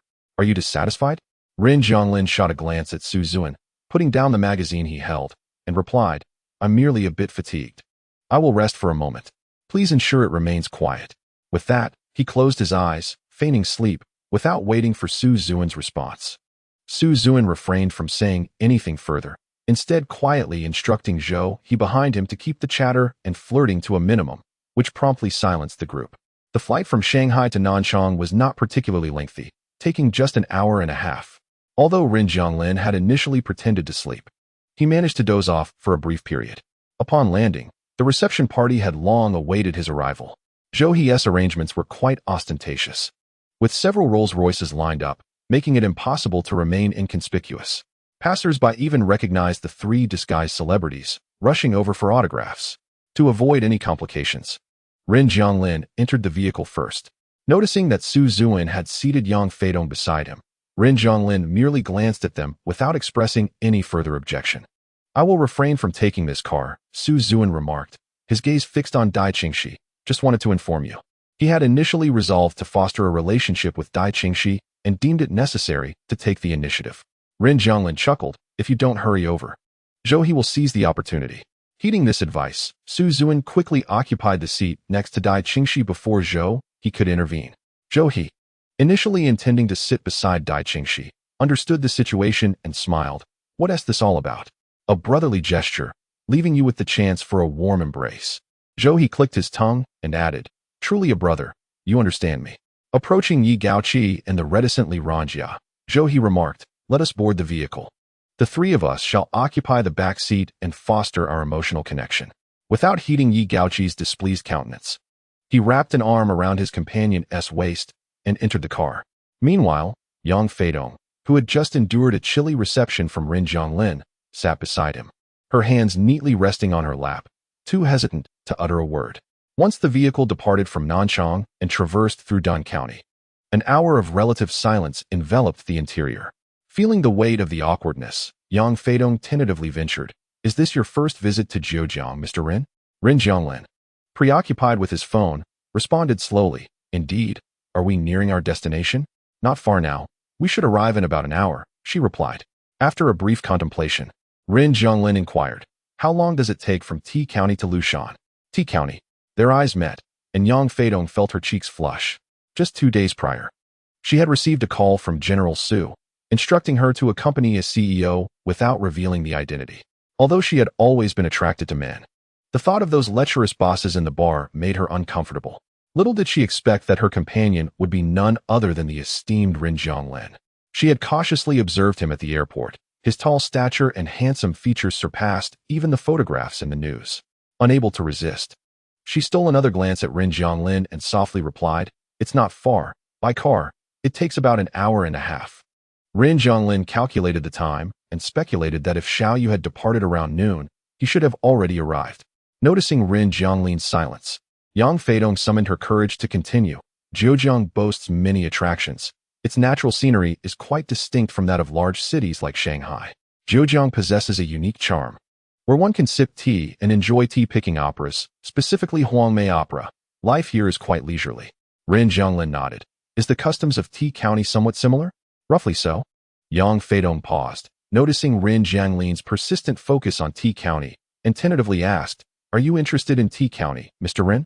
"Yes. I am somewhat curious about what kind of landscapes could nurture someone as peculiar as Xiaoyu. Perhaps we could spend a couple of days there? I am fairly familiar with the area and could serve as your guide." Ren Jianglin chuckled and shook his head. No need for that. His refusal was ambiguous, leaving it unclear whether he meant no need to visit T County or no need for Yang Feidong to act as a guide. Checking the time, Ren Jianglin noted it was already 4 o'clock, and in an hour, he would meet Xiaoyu. He wondered if Xiaoyu would appear as disheveled at home as he had imagined. As predicted, Xiaoyu arrived at the destination by 2 o'clock. He had called Ren Jianglin upon his arrival, only to find the phone switched off. Assuming Ren was on a flight, he decided to proceed without him, accompanied by 2 companions in tow. At that moment, these 2 reluctant companions stood at the entrance of a villa featuring an expansive glass-walled swimming pool, gazing in astonishment. "Xiaoyu, did your friend truly book this villa? Surely this isn't a prank?" Unfazed by their shock, Xiaoyu stepped inside nonchalantly. "What's the matter? Are you surprised?" "No. How could you just walk in there?" Xiaoxiangdi urgently pulled Xiaoya and said, "You should call him first to confirm if this is the right place. Do you realize that a single night in this villa costs thousands? How much will it cost to book the whole place?" Upon hearing this, Xiaoya chuckled. Hey Xiaoxiangdi, aren't you the self-proclaimed rich second generation? Are you feeling intimidated now? Xiaoxiangdi was momentarily taken aback, still unaware of his newfound wealth despite having hundreds of thousands in his pocket. Well, I just haven't gotten used to splurging yet. I forgot about that. Releasing Xiaoya's hand, Xiaoxiangdi remarked, but who is this friend of yours? This is extravagant. Booking this villa for a few days must cost over 100,000, right? The 17-year-old ice-cold cousin nodded in agreement. He knows how to have fun. Rin Zhonglin. Who? Xiaoya laughed at the halted Xiaoxiangdi and pronounced each syllable clearly. Rin Zhonglin. Which Rin Zhonglin? Unlike Xiaoya, who cared little for anything beyond computers, Xiaoxiangdi was familiar with the name Rin Zhonglin, having heard it countless times in news and gossip. However, it seemed impossible that Xiaoya's friend could be that one. Xiaoya is friends with the Rin Zhonglin from Rin Group? Xiaoxiangdi scoffed. How could that be? Rin Zhonglin is Rin Zhonglin. Is there another? Xiaoya, the CEO of Rin Group, is also named Rin Zhonglin. The little ice mountain couldn't help but interject. Xiaoya observed the two in front of him, his lips twitching. Did they truly believe he shouldn't know Rin Zhonglin? I know. Xiaoxiangdi, somewhat perplexed, replied. That's why I asked you which Rin Zhonglin, as there could be several wealthy individuals with that name. Xiaoya sighed. In this world, I only know one Rin Zhonglin, and that is the CEO of Rin Group. He is my friend. Xiaoxiangdi was taken aback, then suddenly burst into laughter. Enough, stop boasting.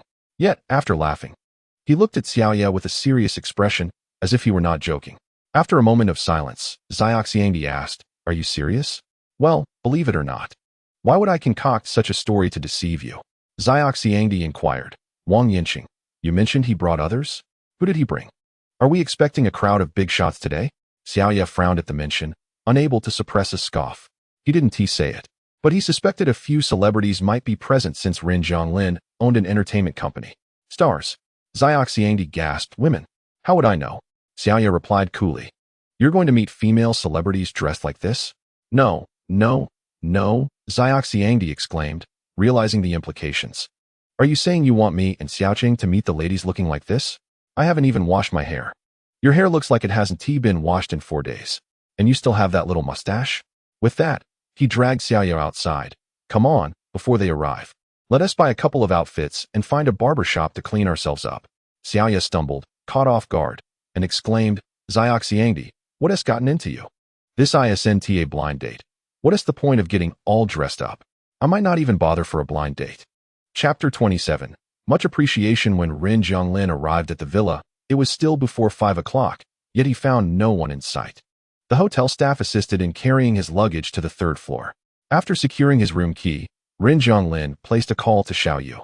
Rin Zhonglin, have you arrived? Yes, just got here. Where are you? I don't see you. I was in the backyard. Are you in the lobby now? Yes. I'll come right over. Please wait for me in the lobby. All right.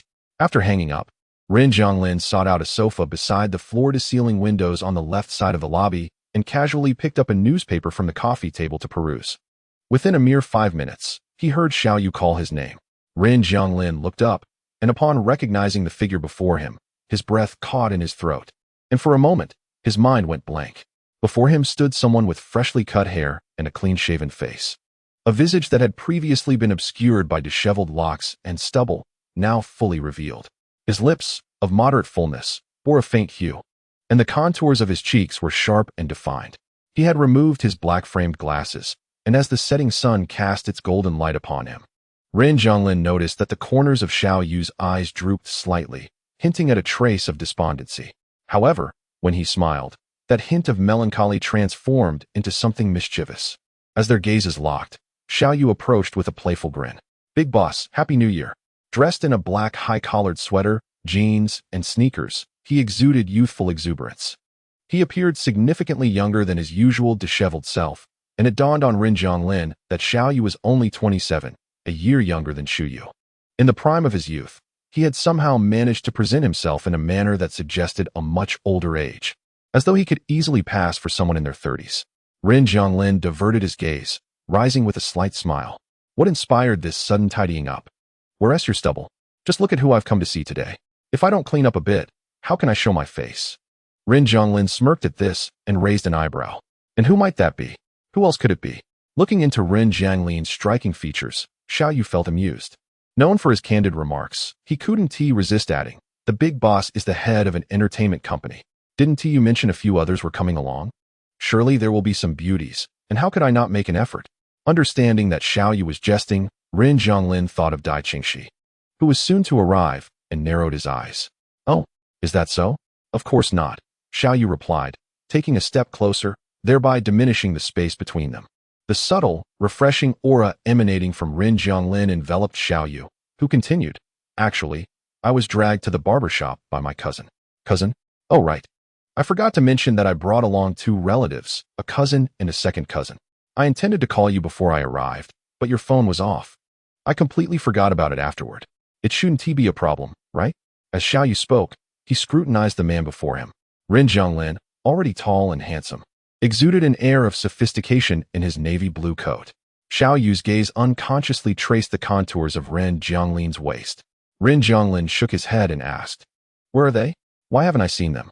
"They've gone to soak in the hot springs. The hotel has a natural spring in the mountains behind. Those 2 heard about it from the staff after returning from the hair salon and went straight there." "You didn't go?" Ren Jianglin inquired. "I was waiting for you to join me," Xiao Yu replied with a smile.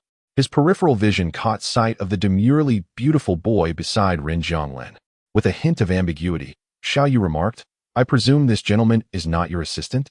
Ren Jianglin paused, suddenly recalling the presence of Yang Feidong by his side. "No, he is Su Zhuan's friend." Xiao Yu's gaze danced between the 2, letting out a light chuckle without further comment. Ren Jianglin frowned, instinctively feeling the urge to clarify something. Yet, with Xiao Yu not pressing for details, what could he possibly say? Should he explain that Yang Feidong was merely accompanying him as Su Zhuan's guest, or that he held no particular interest in Yang Feidong? There was no need to delve into such matters with Xiao Yu. Silence enveloped them for a moment. Yang Feidong, sensing the tension, cautiously suggested, "Mr. Ren, perhaps I should check if the bedding in your room has become damp? The air here in the mountains remains quite humid, even in winter." "No need," Xiao Yu interjected. Ren Jianglin, taken aback, turned to Xiao Yu, who suddenly frowned and pursed his lips, saying, "What I meant was to have the hotel staff take a look. There's no need for you to do it. Mr. Ren, your vehicle certainly sped through the latter half of the journey. We could hardly keep up." "Oh, who is this?"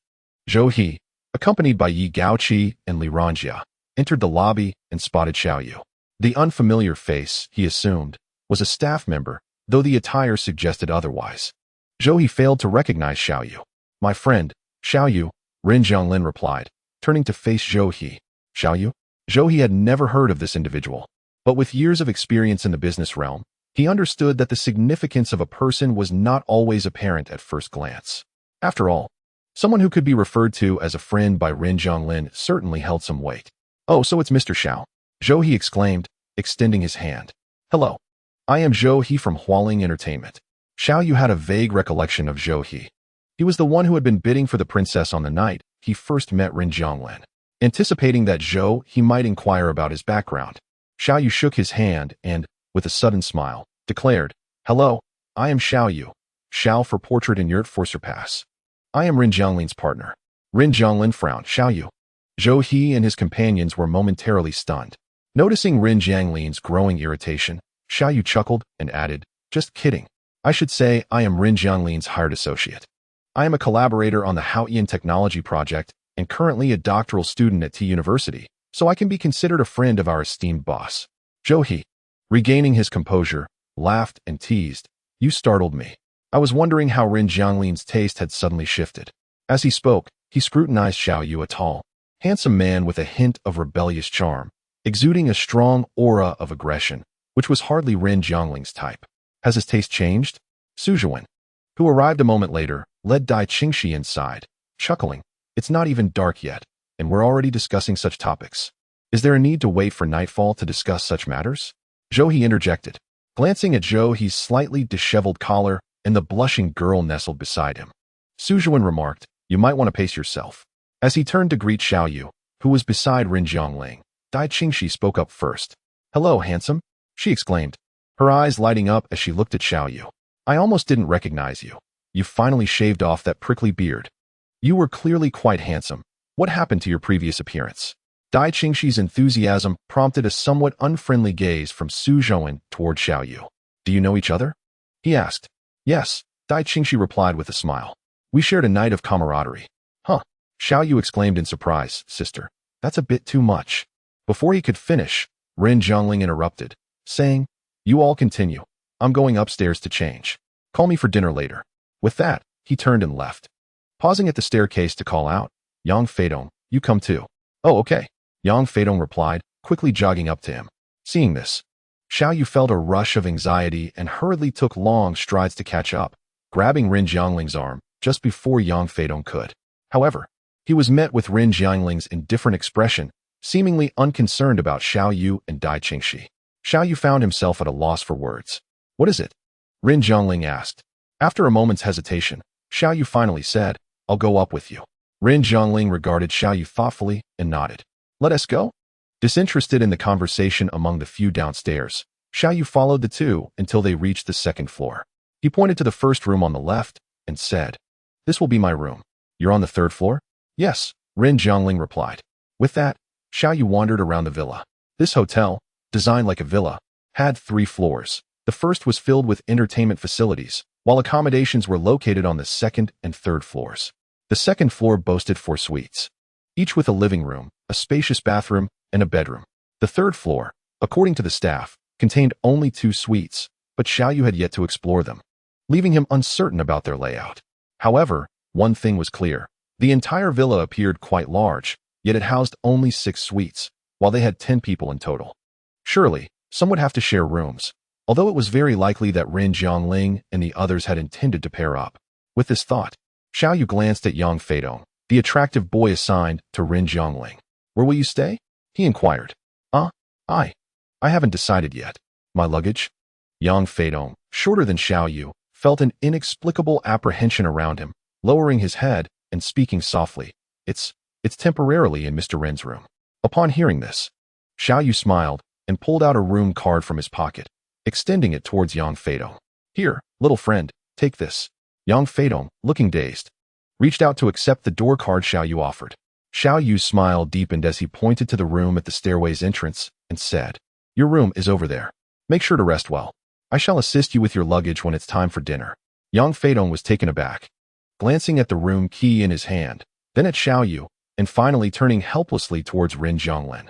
Ren Zhonglin furrowed his brow and looked at Xiao Yu, questioning. What are you doing? Big boss, it was you who invited me today, Xiao Yu replied with a smile. And so what? I wish to stay on the 3rd floor and savor the joy of vacationing. The hotel staff had informed him earlier that there were only 6 rooms in total, with but 2 on the 3rd floor. Su Zhouwen had reserved one for himself and offered the other to him. If Xiao Yu desired to stay, he would have to contend with the silent Ren Zhonglin. Xiao Yu, feeling exuberant, couldn't resist playfully pinching Ren Zhongling's nose and said, Big boss, I look forward to your special attention tonight. Chapter 28. Someone to admire. Ren Zhonglin swatted Xiao Yu's hand away, gazing at him with a mix of exasperation and amusement. Truth be told, in all the years he had encountered few who dared to treat him in such an audacious manner, particularly since taking over Ren Industries. Nearly everyone he met approached him with trepidation, carefully choosing their words before speaking. Even Su Zhouwen and Zhou He, with whom he had a long-standing rapport, often chose their language with caution, unlike Xiao Yu's candidness. Xiao Yu was undoubtedly the most intriguing individual he had encountered throughout the years. From their very first meeting, he had made an indelible impression, one that was difficult to forget. Who would have thought that this seemingly disheveled and unkempt individual possessed such admirable knowledge and talent? In this era of information explosion, what is most lacking are highly skilled professionals, and Xiao Yu stood out among them. After witnessing Xiao Yu's computer operating system and the firewall he designed, Ren Zhonglin had already foreseen the man's promising future. This genius, harboring countless brilliant designs yet to be publicly unveiled, lay in wait, unnoticed, and ready to spring forth, just as he was about to delve into this field. At a time when he urgently needed to expand his team and make a genuine foray into the industry, Xiao Yu, a force to be reckoned with, appeared before him. As a businessman through and through, Ren Zhonglin perceived the wealth Xiao Yu held as numbers measured in billions. If he could bring this individual under his wing, he would undoubtedly establish a strong foothold in the industry swiftly. Thus, he deliberately sought to engage with him. However, He did not anticipate that Xiao Yu would play by his own rules, with a forthright personality and direct speech. Even aware of Ren Jianglin's position as the head of Ren Industries, he remained unfazed, unpretentious, and devoid of flattery, standing on equal footing from the outset. Conversing with him with remarkable ease, Xiao Yu was remarkably distinctive, so much so that he could not be overlooked. His professional prowess was striking enough to capture attention, compelling others to focus on him irresistibly. In Nanjing, Ren Jianglin personally extended an olive branch, clearly expressing his desire for collaboration, with the condition that the terms would be dictated by the other party. However, Xiao Yu declined, marking the first instance of someone rejecting his proposition. Xiao Yu appeared to be unreliable, yet he possessed a profound clarity of thought, demonstrating exceptional intelligence coupled with a serious demeanor. The more they interacted, the more Ren Jianglin discerned the uniqueness of this individual. He felt a sense of novelty towards Xiao Yu, accompanied by immense admiration for his genius-like qualities, which were tempered by humility. He appreciated Xiao Yu's straightforwardness in dealings, devoid of pretense, although he found himself perplexed by Xiao Yu's occasional mischievous tendencies. Ren Jianglin prided himself on his calm and composed approach to matters, rarely losing his temper even in the face of occasional setbacks, as he believed he could reclaim any lost ground. Yet, since meeting Xiao Yu, he often found himself unsettled by Xiao Yu's actions. A vague and inexplicable tension lodged in his chest, unable to be articulated. Initially, Ren Jianglin felt irritation at Xiao Yu's teasing, but soon recognized that these were trivial matters, rendering his anger unwarranted, and he ultimately swallowed his discontent. Despite this, within just a few months, Xiao Yu had transformed in Ren Jianglin's eyes. His gaze was perpetually drawn to this person, whose distinctiveness eluded categorization. It felt as though he had encountered a rare friend worthy of deep connection, yet Xiao Yu was entirely different from a mere companion. Since that night at the annual meeting, when Xiao Yu had embraced him, and upon learning that Xiao Yu had taken Dai Qingxi away, Ren Jianglin experienced a whirlwind of emotions, joy intertwined with anger, leading to a momentary illusion. As he glanced at Xiao Yu, who had followed him into the bedroom, Ren Jianglin's expression grew pensive. However, he dismissed the notion as mere illusion, a fleeting fancy. Perhaps you should step back, Ren Jianglin suggested. I will change my clothes. Xiao Yu blinked at this, smiling. What is there to avoid? What you have, I possess as well. Is it forbidden to look? Is that so? Ren Jianglin chuckled softly as he cast a sidelong glance at Xiao Yu. He made no further attempt to usher Xiao Yu out. Instead, he casually removed his outer garment and tossed it onto the silken bedding, proceeding to unbutton his shirt without hesitation. Expecting Ren Jianglin to insist once more that he leave, Xiao Yu was taken aback as he observed the reveal of Ren Jianglin's skin. After a brief pause, he touched his nose and turned away, saying, "Take your time changing. I will step outside for a moment." With that, Xiao Yu exited the room, closing the door behind him. Ren Jianglin chuckled softly. Stepping outside, Xiao Yu, feeling somewhat bored, wandered around.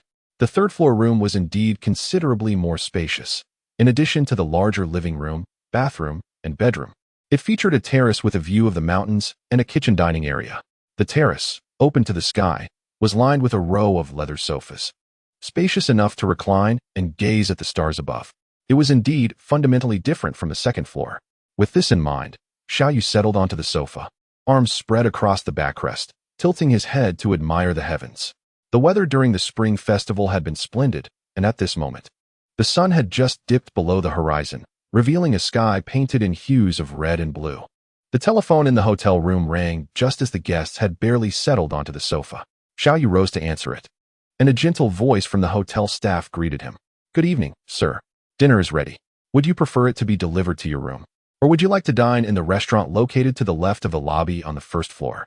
Considering that Ren Jianglin was there with friends and that the entire villa was filled with acquaintances, it was certain they would not dine in their room. Xiao Yu replied, "Let us go to the restaurant. No need to bring it up." "Very well, we will prepare the tableware immediately. May I ask if you have any other requests, sir?" "Yes, thank you. There are two of us." "Understood, and I apologize for the disturbance." Just as he hung up the phone, Ren Jianglin's voice sounded from behind. "What is the matter?" Xiao Yu turned around, his eyes lighting up. Clad in a V-neck blue and white checkered sweater layered over a gray shirt and black casual pants that accentuated his long legs. It was the first time Xiao Yu had seen Ren Jianglin in casual attire, making him appear far more approachable and warm than usual. The hotel front desk called to ask if we would be dining in the room or downstairs. I just informed them we would be downstairs. Is that all right? Of course. We are here to unwind with friends, so we should enjoy it together. I thought the same. Xiao Yu appraised Rin Jianglin with a whistle, remarking, "The big boss truly is a fashion icon. You look good in anything." "Thank you," Rin Jianglin replied, smiling at the compliment as he adjusted the cuff of his shirt. "Shall we head down? What about your two younger brothers? I almost forgot. When I bumped into you earlier, they were just finishing up. Let me check the restaurant for them first, and if they are not there, I will call." Xiao Yu glanced at the suitcase by the sofa and asked, "Is that the luggage of that young boy from earlier?" Rin Jianglin regarded Xiao Yu with a knowing smile and nodded. "Yes, but why do you keep referring to him as a young boy? Isn't it obvious? He looks no older than 21 or 22. What else could he be?" "Oh, so the esteemed boss has a preference for youth? He was brought by Su Zhuang," Rin Jianglin replied, pausing before continuing. "I hadn't intended to involve him in anything or have him stay here." Xiao Yu chuckled. "Then I shall conveniently assist him with his luggage." Rin Jianglin sighed. "Are you truly determined to stay here with me tonight?" Xiao Yu responded playfully. "What else would I do? Shall I sleep downstairs with him?" Seeing Rin Jianglin's silence, Xiao Yu added, "With a bed so spacious, sharing a portion with me should pose no issue. Suit yourself. Then let us go, after dinner. We can enjoy the hot springs." Agreed. Upon their arrival at the restaurant on the first floor, the others were already waiting, including Xiao Xiangdi and Wang Yinqing.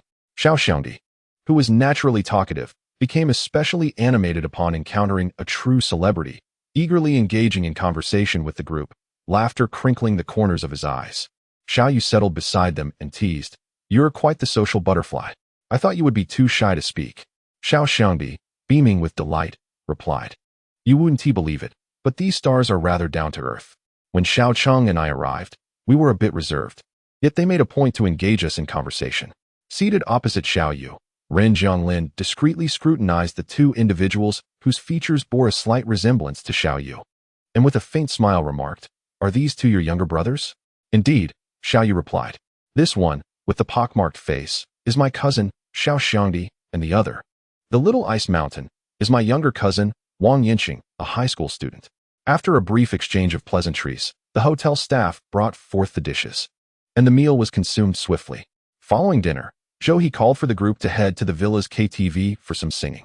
As Xiao Yu was tone-deaf, he refrained from joining the merriment, and Rin Jianglin, disliking the clamor, chose to stay behind as well.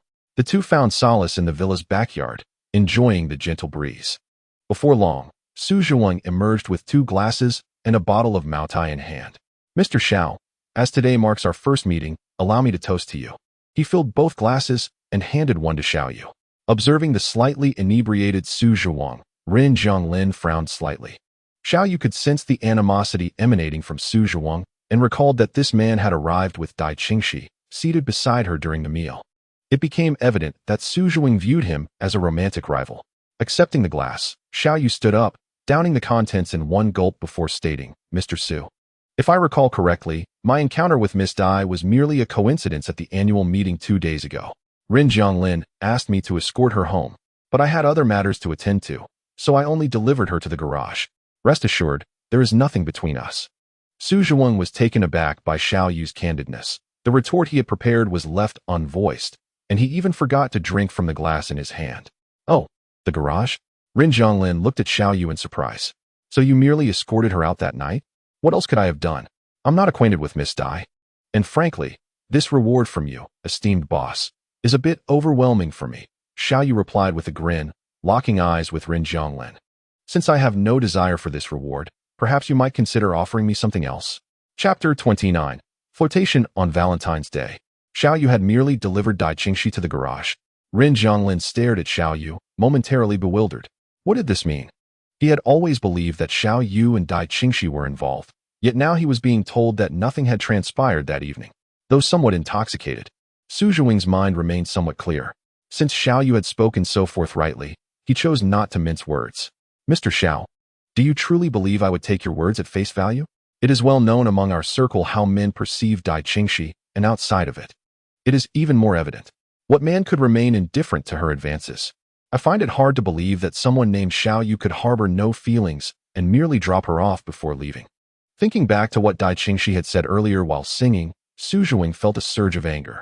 Xiao Yu regarded the man before him with amusement. Whether you choose to believe me or not is of no consequence to me. If you feel unsettled, then perhaps you should directly inquire with Miss Dai. She knows better than anyone whether we have ever shared a bed. Su Zhuang retorted. Must he not express himself with a touch more subtlety? As the conversation reached this point, Xiao Yu felt no inclination to elaborate further. His gaze fell upon Ren Zhonglin once more, and he remarked that he had not been in the right frame of mind that day. Ren Zhonglin, well acquainted with Xiao Yu's disposition after their time together, had no reason to doubt his words. Xiao Yu was not one to indulge in falsehoods. With a light chuckle, Ren Zhonglin rose to his feet and playfully patted Su Zhuan's, who had been silenced by Xiao Yu's comments. All right, go ahead and pursue her. Don't let Dai Qingxi's frosty demeanor lead you to trouble with others. After years of friendship, Ren Zhonglin was well aware of Su Zhuan's character, always cheerful on the surface, relishing in the misfortunes of others while concealing his own. Understanding that Xiao Yu and Dai Qingxi shared a complicated relationship that had been developing over time, Ren Zhonglin deduced that the earlier pleasant atmosphere had shifted due to something said in the KTV room, perhaps exacerbated by a few drinks. Caught in the act, Su Zhuan felt a twinge of embarrassment. You guessed it right, he admitted. Ren Zhonglin smiled and turned back to Xiao Yu, asking, Didn't you mention wanting to soak in the hot springs? How about going now? Xiao Yu replied, Sure, it's not too late. I know the way. So we need the hotel staff to guide us. I can take you there directly. Ren Zhonglin nodded and then turned to Su Zhuan. What about you? You two go ahead. I'll join later. Zhou He has drunk too much. I can't leave Dai Qingxi there alone, Su Zhuan replied. All right, Ren Zhonglin agreed. The villa's hot springs were an outdoor experience situated at the base of the hotel's back mountain. Although it seemed close, the winding mountain path meant that it took the two of them a 10-minute walk along a pebble-strewn path to reach the wooden cabin beside the springs. The cabin, designed in a traditional Chinese style, housed 4 rooms, 2 for men and 2 for women, providing guests with facilities to wash and store their belongings before bathing. A corridor connected the cabin to the hot springs, adorned with lanterns and surrounded by flourishing flowers, creating a visually delightful atmosphere.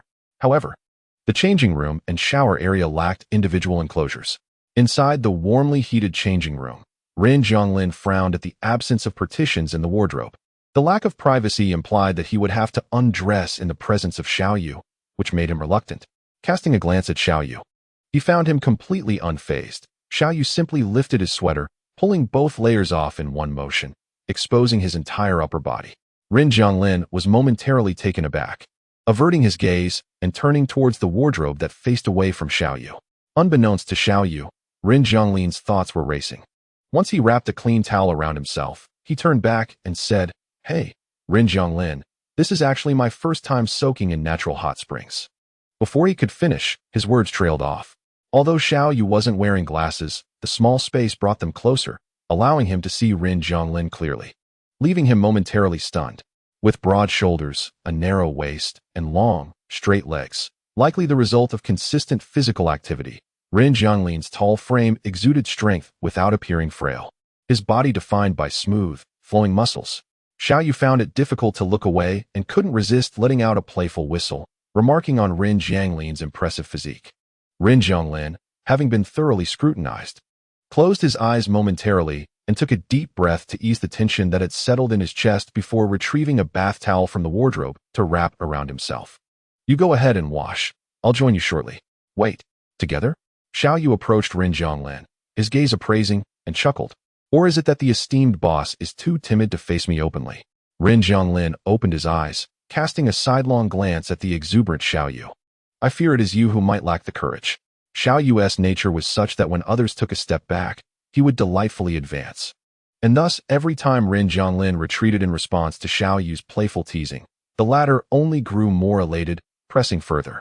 Initially, Ren Zhonglin had overlooked this due to their unfamiliarity, but he was not one to continually yield. Since Xiao Yu wished to play, he would oblige. After all, what was teasing if not a game? What did Ren Zhonglin have to fear?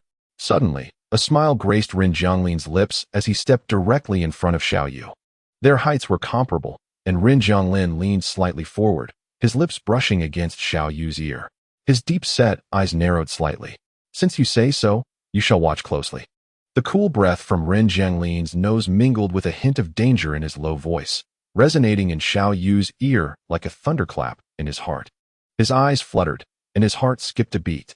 Unconsciously, his gaze drifted sideways, where he noticed the pink hue blooming on Ren Jianglin's earlobe, warmed by the heating. Xiao Yu swallowed hard, instinctively licking his slightly dry lips. Well, it seems I've stirred up some trouble again. However, fixating on Ren Jianglin's flushed earlobe, Xiao Yu chuckled after a moment. Are you angry? Don't be upset. I'll just steal fewer glances. If it comes to it, I can let you watch me instead. I wouldn't mind. Ren Jianglin had perhaps overestimated Xiao Yu's boundaries, though Xiao Yu made such claims. When it came time to shower, he found it difficult to gaze directly at another, especially someone of Ren Jianglin's stature and background, who surely had never frequented public baths and was thus unaccustomed to bathing in front of others. The jesting should remain lighthearted. To stare intently would be a profound disrespect. Moreover, the thought of Ren Jianglin standing bare beside him elicited an odd feeling, leaving Xiao Yu hesitant to look any further. With silence enveloping them, they hurried through their showers.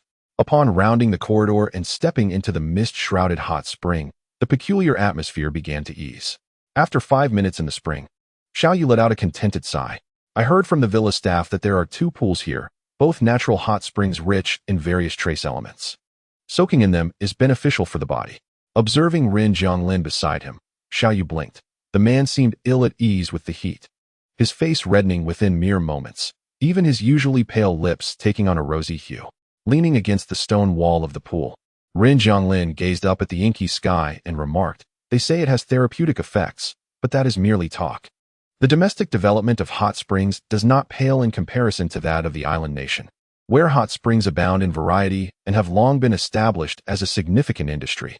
There are even specialized inspectors who assess the quality of the water. In truth, many remarkable hot springs exist within our own country. However, investment is scarce, and quality assessments are even rarer.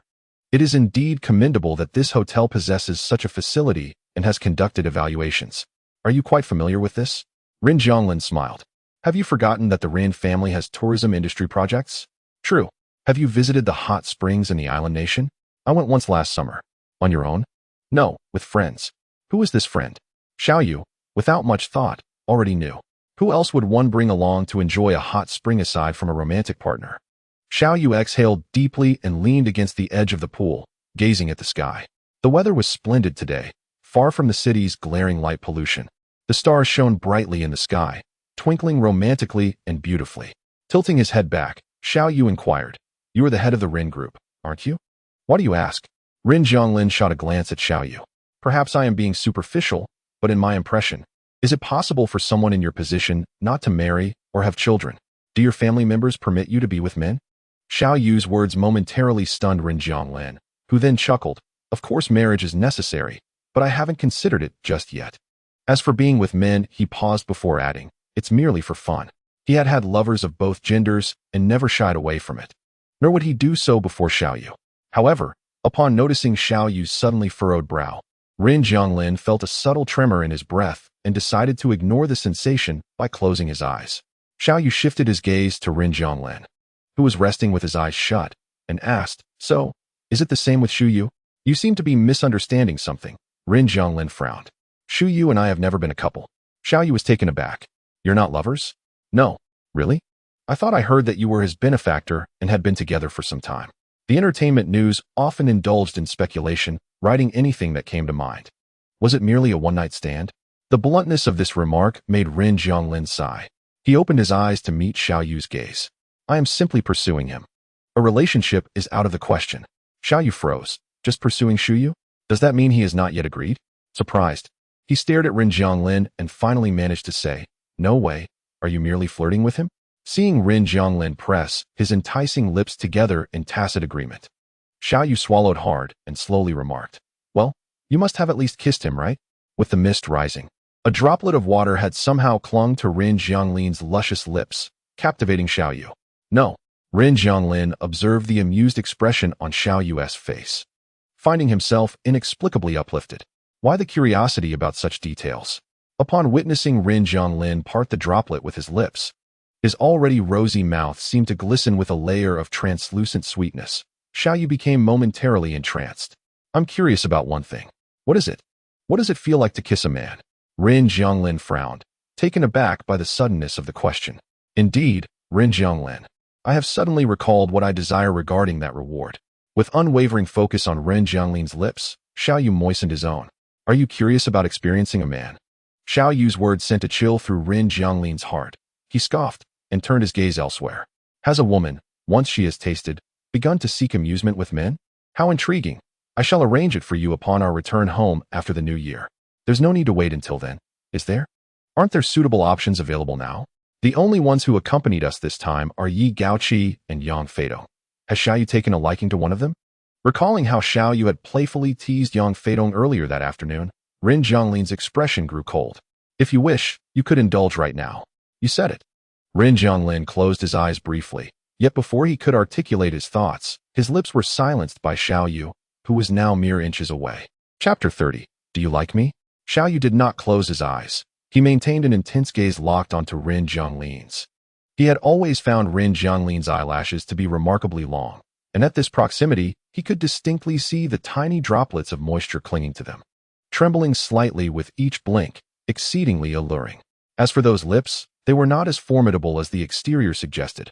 Ren Jianglin's mouth was unexpectedly soft, perhaps due to the prolonged soak in the hot springs, warm and moist.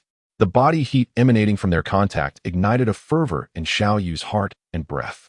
The tender sensation left Xiao Yu dizzy, prompting him to part his lips and bite down gently. In that intimate moment, the heat of their lips rendered Ren Jianglin momentarily dazed. He stared wide-eyed at Xiao Yu, who had initiated the kiss. His mind blanked, the instinct to resist vanished, and the softness and warmth of their connection sent shivers through him. Realizing that Xiao Yu's lips were gradually moving against his, Ren Jianglin felt a jolt of alarm and attempted to push him away, only to find his head firmly held in place, preventing any escape as Xiao Yu continued unabated. By the time he managed to push Xiao Yu away, his lips were already flushed a deep crimson. Wiping his lips, Ren Jianglin exclaimed angrily, Xiao Yu. Yet, the released Xiao Yu seemed still in a daze, narrowing his eyes as he fixated on Ren Jianglin's slightly parted lips, stepping forward and grasping Ren Jianglin once more. Let us do it again. Shaking off Xiao Yu's hands, Ren Jianglin panted slightly, frowning. What are you doing? What am I doing? I'm kissing you. At that, Ren Jianglin felt a headache coming on. He was fully aware that Xiao Yu was indeed kissing him, but he questioned, why the sudden change?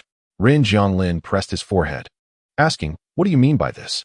Gazing at Ren Jianglin's now rosy lips, glistening with a moist sheen, Xiao Yu licked his own lips. A hint of longing evident in his demeanor. I did solicit your consent. Did you not agree just a moment ago? Agree? Ren Jianglin was taken aback, reflecting on their previous conversation before realization dawned upon him. So, when Xiao Yu referred to something readily available, it was he himself who was meant, not Yi Gaoqi or Yang Feidong. Looking at Xiao Yu before him, Ren Jianglin's expression turned complex. I thought you were referring to Yang Feidong. Thus you agreed? Xiao Yu could not discern the meaning behind Ren Jianglin's words, and the warmth in his gaze gradually diminished. He remarked, what if I were to say it pertains to you? Would you refuse?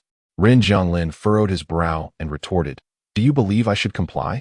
At this, Xiao Yu paused, momentarily regaining his composure. Xiao Yu, do you harbor feelings for men?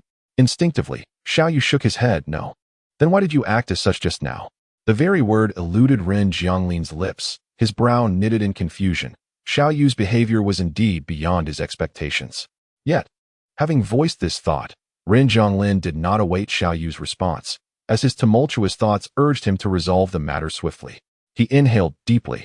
If I did not know that this was merely a fleeting curiosity, an attempt to sample the taste of masculinity, I might have assumed you harbored affection for me, given your current demeanor. A gentle mountain breeze stirred, carrying with it the fragrance of the forest, flowers, and earth.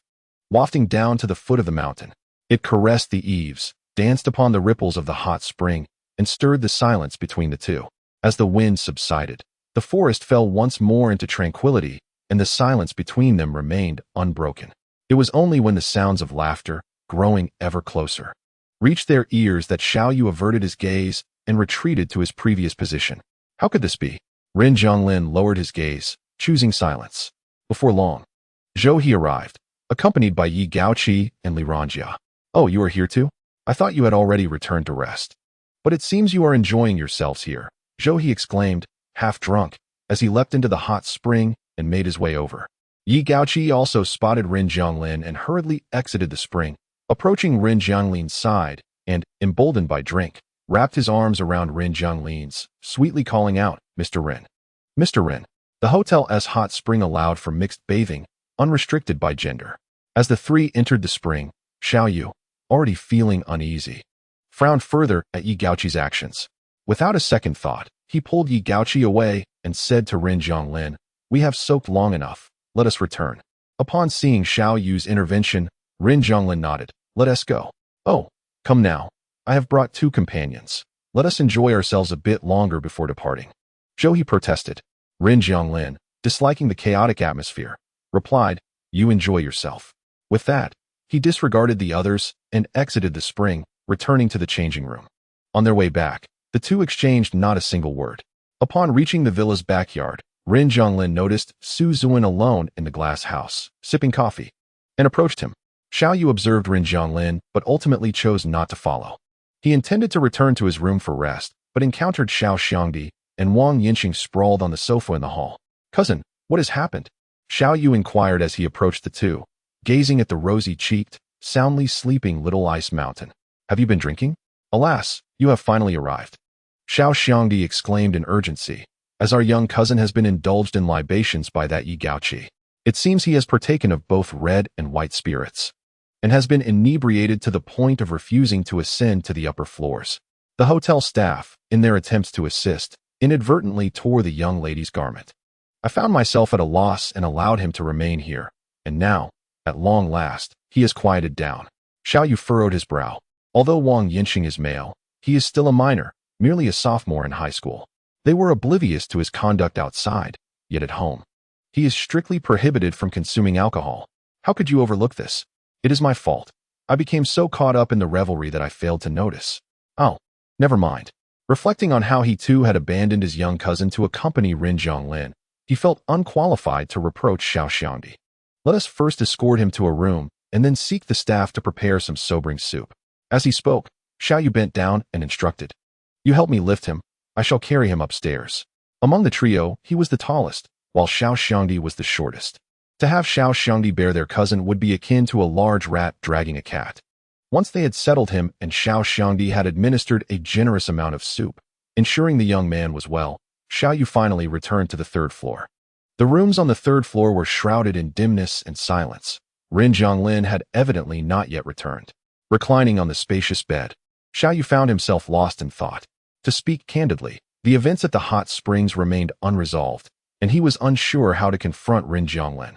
Contemplating the impending shared night, he pursed his lips. Initially, the two had been engaged in discussions regarding matters of men, and his curiosity had been piqued.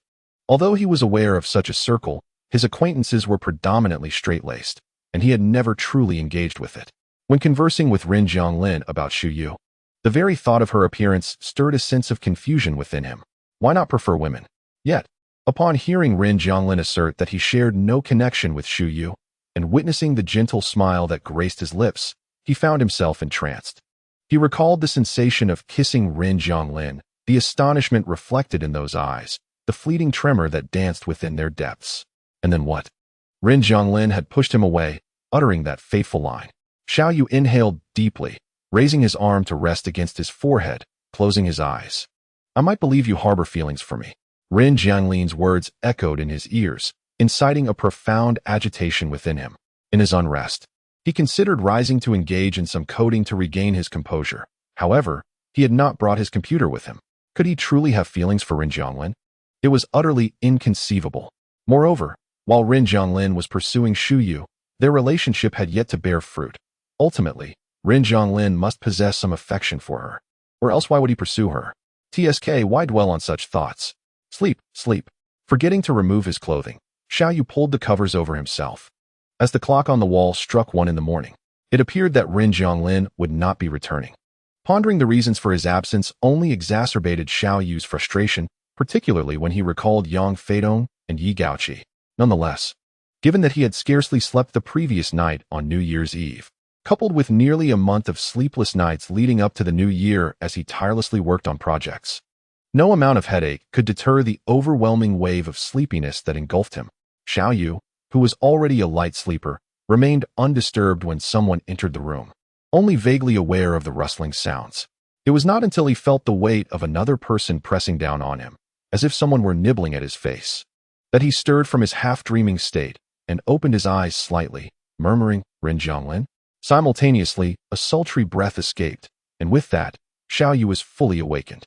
The light filtering through the sheer curtains allowed him to discern the identity of the individual anxiously unfastening his belt. It was Yi Gaoqi. A sudden wave of nausea surged within him, and without hesitation, Xiao Yu forcefully pushed the person away and kicked him off the bed. Damn you! At that moment, the bedroom lights flicked on, flooding the space with brightness. Instinctively, Xiao Yu moved towards the door, only to lock eyes with Ren Zhonglin, who had just turned on the light. Ren Zhonglin and Su Zuan had not seen each other much lately, so their time alone now led to a lengthy discussion about various matters, including Yuan technology and the recent conspiracies targeting Ren's company and him personally. Yuan and Heping don't have the audacity to confront you directly. Do you have any idea who is behind this? Whether I know or not is irrelevant. Let's just get through the new year. I plan to visit the United States afterward. At this point, Ren Zhonglin was reluctant to discuss further and simply stated, "It's getting late. You should return to rest." By 2:30, Xiao Yu should have been asleep, and the thought of not having to face him at this hour brought a sense of relief to Ren Zhonglin. He despised this mindset of avoidance, yet felt powerless to change it. However, upon reaching the third floor, he noticed that the door to Xiao Yu's room was not securely locked, prompting a frown. Seeing Ren Zhonglin standing at the door without entering, Su Zuan from the adjacent room inquired, "What's wrong? Did you forget your keycard? I can have the hotel staff come up." "I have it. You should rest. Good night." "Good night." Once Su Zuan departed, Ren Zhonglin pushed the door open, and a faint, indistinct sound of breathing floated from the bedroom, reaching his ears. Taken aback, Ren Zhonglin's fingers tensed as he processed what he had just heard. The suppressed anger within him surged forth. He initially intended to turn and leave, but for some inexplicable reason, his feet remained rooted to the spot. Before he could fully contemplate the situation, he found himself striding towards the bedroom door, pushing it open and switching on the lights. Xiao Yu's furious shout echoed simultaneously. Their eyes met, and Ren Zhonglin caught sight of Xiao Yu standing by the bed, his face pale, his belt half undone, while Yi Gaoqi lay on the floor, reeking of alcohol, a footprint marring his white bathrobe. Staring blankly, he murmured, "Ren, sir?" Ren Zhonglin lowered his gaze, coldly surveying Yi Gaoqi. "From this moment on, if you ever appear before me again, no one in this circle will remember the name Yi Gaoqi. Leave." His commanding demeanor and frigid tone rendered his gaze towards Yi Gaoqi devoid of any emotion, as if he were regarding a lifeless object, sending a shiver down Yi Gaoqi's spine. He had no time to put on his shoes and scrambled out of the room in a frantic hurry. As Yi Gaoqi departed, the room fell once again into a tranquil silence. Xiao Yu gazed at Ren Zhonglin and let out a soft chuckle. The boss's chamber was indeed lively at this late hour. "Why do you sleep with your shoes on?" Ren Zhonglin chose to disregard Xiao Yu's remark, fixating instead on the pristine silk quilt and the few dark stains upon the sheets. He recalled the footprint left on Yi Gaoqi's white bathrobe. "Where did you acquire such a poor habit? Not only do you sleep in your clothes, but you also keep your shoes on while slumbering?" I must have forgotten," Xiao Yu replied, lowering his gaze. His white sneakers, purchased with great effort, had accumulated quite a bit of dirt and were speckled with the yellow mud from the back mountain. It was merely the exhaustion from a long day of work at home. He had lain down and succumbed to sleep without a second thought. However, reflecting now, it seemed fortunate that he had worn shoes. Otherwise, how could he have comfortably kicked Ren Zhonglin? Ren Zhonglin cast a disapproving glance at Xiao Yu, who felt a pang of guilt under the scrutiny. Clearing his throat, Xiao Yu rubbed his nose and offered an explanation. "I was indeed quite exhausted and fell asleep immediately. It was a one-time occurrence and shall not happen again." Xiao Yu chuckled, "Oh, so next time we can sleep together?" Realizing his slip of the tongue, Ren Zhonglin closed his eyes and responded, "No, that won't happen." All right, it won't happen again," Xiao Yu thought to himself, amused. Yet, the pressing matter remained. "Boss, you still haven't clarified the situation earlier. Why was someone seeking your affection in the dead of night?" Ren Zhonglin found himself momentarily at a loss for words. Xiao Yu continued with a grin, If I hadn't woken up early, you would have had a man in your bed tonight. Are you not eager to experience the taste of being with a man? Rin Jianglin remarked, glancing at Xiao Yu's half-unbuckled belt with a smirk. Not at all. Xiao Yu retorted as he pulled the quilt over his face, wiping away the drool. Damn it, being nibbled by a man is already nauseating enough. Is that so? Rin Jianglin's expression shifted as Xiao Yu suddenly recalled that he had indeed kissed Rin Jianglin moments before. No, I didn't mean you. What I meant was, spare me the unnecessary details, Rin Jianglin interjected, averting his gaze. Unnecessary? Observing Rin Jianglin's reluctance to delve further, Xiao Yu chuckled after a moment. If you choose not to discuss it, then let it be. Continuing would only lead to recollecting the events that transpired in the hot spring. That kiss that should never have occurred between friends. It is best left undiscussed. Silence enveloped the room once more. Rin Jianglin, feeling troubled, turned towards the bathroom. It's late, and I am weary. I will freshen up. Please request the hotel staff to bring a clean set of bedding. You should rest early. All right, Xiao Yu replied. In the spacious bedroom, with a grand bed separating them, Xiao Yu and Rin Jianglin lay back to back, each occupying their own side, a considerable distance between them. The night had deepened, a time typically reserved for restful slumber, yet Xiao Yu found himself unable to sleep.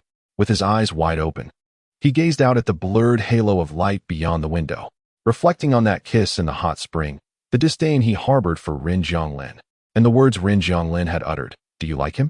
He found himself contemplating their relationship since their acquaintance. Despite his efforts to decipher his feelings for Rin Jianglin, he remained perplexed, tossing and turning, ultimately suffering a sleepless night. The following day, as the weary Xiao Yu finally sat up, he scarcely had the opportunity to greet anyone before witnessing Rin Jianglin, fully dressed, hurriedly concluding a phone call and departing in haste. Exhausted from a night without sleep, Xiao Yu took his time, lounging for another hour before donning his clothes and descending for breakfast, only to discover Rin Jianglin's absence. Inquiring about Rin Jianglin, Su Zhuang responded, Where is Rin Jianglin? I haven't seen him. He just left. There was an urgent matter that required him to travel abroad immediately. He asked me to ensure you all enjoy your time here, without concern for the itinerary over the next couple of days. Left? Why didn't he inform me? Xiao Yu was taken aback. Su Zhuang, puzzled by Xiao Yu's reaction, remarked, I only received his call. I didn't even see him. How could he have told you while you were downstairs? He likely woke up and had the driver take him to the airport right away. He must be en route by now. Furrowing his brow, Xiao Yu contemplated the situation. Su Zhuang, unaware of the previous night's shared bed, continued, regardless. Rin Jianglin knew you were awake this morning. The fact that he had left without even a word to him, opting instead to contact Su Zhuang, left Xiao Yu feeling unsettled. Indeed, Rin Jianglin was the CEO of Wangtian and Haoyan, as well as the leader of the Rin Group. All at a mere 31 years of age, a notably young age in the business world. The complexities of this realm were well known to Xiao Yu. Rin Jianglin's current stature did not come without immense effort. It was evident that to achieve such respect at a young age required unparalleled dedication. Recalling the last time he had met Rin Jianglin, the dark circles under his eyes and his fatigue weighed heavily on Xiao Yu's mind. He genuinely admired Rin Jianglin for navigating the treacherous waters of high society with such diligence. However, his visit to Zhejiang was primarily for Rin Jianglin, and he had not anticipated that Rin Jianglin would depart so swiftly. After breakfast, Xiao Yu lost interest after a brief excursion around Lushan and, that afternoon, returned to T County with his companions, the carefree Xiao Xiangdi and Wang Yanqing. Xiao Yu had not enjoyed a single day of rest throughout the year, spending almost every day in front of his computer. His originally planned spring festival holiday was 15 days, with a return to Shanghai after the Lantern Festival. However, after just 2 days at home, on the 5th day of the lunar month, he was dragged by his mother and aunt to meet a young woman who worked at his office. Resolutely, Xiao Yu changed his high-speed train ticket and returned to Shanghai on the 7th day. It was not that the young woman was unsuitable. Rather, Xiao Yu found himself disinterested in such matters at the moment, and he genuinely wished to return. He needed to finalize the design of the Haoyan app to progress to the next phase of his work. It was also possible that the exceedingly awkward blind date had left him unwilling to endure the relentless nagging from his family. How can you be so unpatriotic? You can't stay home for more than 2 days out of the whole year? His mother lamented as she watched him pack his belongings. Don't you often visit Shanghai as well? Xiao Yu replied, shouldering his bag. It's the same. I bought a house there. So it counts as my home too. Without a wife, can you truly call it home? His mother countered. I must say, the girl your aunt introduced seemed quite nice. Goodness. Aunt has been on my case for 4 days. Do you really want to continue? Xiao Yu exclaimed. All right. All right. I won't say anything more, his mother relented. Understanding that her son had been bombarded with advice from both aunts, and instead asked, You want to be home for the Lantern Festival either? I'll see. If I have time, I'll buy a same-day plane ticket back, Xiao Yu mused. That sounds quite troublesome, his mother remarked. I have my work to attend to. He replied. You and Dad should go travel during the winter break. If you need more money, just let me know. Don't worry about that. We've already made plans, his mother assured him as they arrived downstairs. Be safe on the road. Haoyan Technology resumed work on the 7th day of the Lunar New Year, but Xiao Yu and the other doctoral students would not return until after the Lantern Festival. Having returned on the 7th, Xiao Yu barely had a day of respite before being seized by Yu Tao, who was desperate for manpower to keep the project on schedule. The original plan was to present the overall design by mid-March, and the entire Haoyan team was exceedingly busy. Xiao Yu lost track of how many nights he had burned the midnight oil, with cigarette butts accumulating on the floor and his beard growing unruly. After the Lantern Festival, as March arrived and the project design neared completion, he finally exhaled in relief. In mid-March, when Yu Tao entered to report to Rin Zhonglin, Xiao Yu suddenly realized that he hadn't seen Rin Zhonglin for over 20 days. During this hectic period, he had not had the time to think about or meet him. Is he at Rin's? Xiao Yu inquired during lunch, glancing at Yu Tao as he returned from Rin's office. Who? Rin Zhonglin. Xiao Yu scooped up 2 bowls of rice mixed with minced eggplant. Ever since President Rin's late-night visit to Haoyan Technology, a cook had been hired shortly after the new year, and a rather nice cafeteria had been renovated. The dedicated team at Haoyan, who worked tirelessly, finally enjoyed good meals. Look at this, Manager Yu. President Rin is indeed considerate. Wang Zhe chimed in, holding a bowl of rib soup, criticizing Yu Tao. They say the IT profession has the highest rate of sudden death. How can we endure without decent food? Yu Tao chose to ignore Wang Zhe's frantic outburst and addressed Xiao Yu instead, stating, President Rin has just returned from the United States today, and I happened to arrive at the same time. If I had gone to report yesterday, I would have missed him. Xiao Yu nodded, nibbling on a few pieces of rib, and inquired, Did he say anything? What could he possibly say? We should expedite our next steps. Before the app is launched, Rin's side will seize the right moment to begin promoting it. Xiao Yu smirked slightly. Is that all? What else is there? Zhao Yuan interjected, bringing her bowl closer. Speaking of the app, have you noticed something peculiar? What is it? Why has Yuan Technology been so silent lately? The app they plagiarized was supposed to create a buzz, and the official announcement promised a launch by late February or early March. Look at the calendar. It's already past that. Oh, I hadn't even thought of that until now, Wang Zhe remarked, equally puzzled. Has something gone awry? Or are they merely biding their time for a big reveal? What big reveal? That would be President Rin cracking down. Song Shanha stood to the side, wearing a smug expression as if the rest were oblivious. Xiao Yu asked, What do you mean? Song Shanha grinned. This is something most people are unaware of. Xiao Yu scoffed, and you are in the know? I happen to have a friend who works at Yuan. There are rumors that they are experiencing financial troubles, allegedly due to Rin's influence. It seems trouble is brewing. Initially skeptical, Xiao Yu later investigated Yuan's stock. Is this rumor reliable? He questioned, eyeing Song Shanha as he stood and walked away. Can you confirm Rin is behind it? It's rumored to be him. Zhao Yuan joined in with a scoff, departing with her tray. Hey, don't just walk away dismissively. Song Shanha exclaimed. I find this rumor quite credible. Yuan has been audacious, even daring to challenge a seed company that President Rin values. Do you think he would let that slide? Although Song Shanha's assertions were questionable, Xiao Yu found himself somewhat convinced. He did not perceive Rin Zhonglin as someone who would tolerate being wronged. Rin's previous inaction must have been strategic, and Yuan's current predicament seemed inevitable. As Xiao Yu placed his tray alongside Zhao Yuan at the washing station, he noticed her unusually engaged in a voice chat on her phone. Oh, Sister Yuan, you seem quite joyful. A boyfriend? Get lost. What boyfriend? I'm chatting with Yan Kiki. What are you discussing that brings you such delight? The premiere of Shu Yu's new film is this weekend in Shanghai. They are currently selecting lucky audience members for free tickets onto Yin Network, and Kiki is asking me if I can help her secure a ticket. Oh, Shu Yu? Do you have any connections?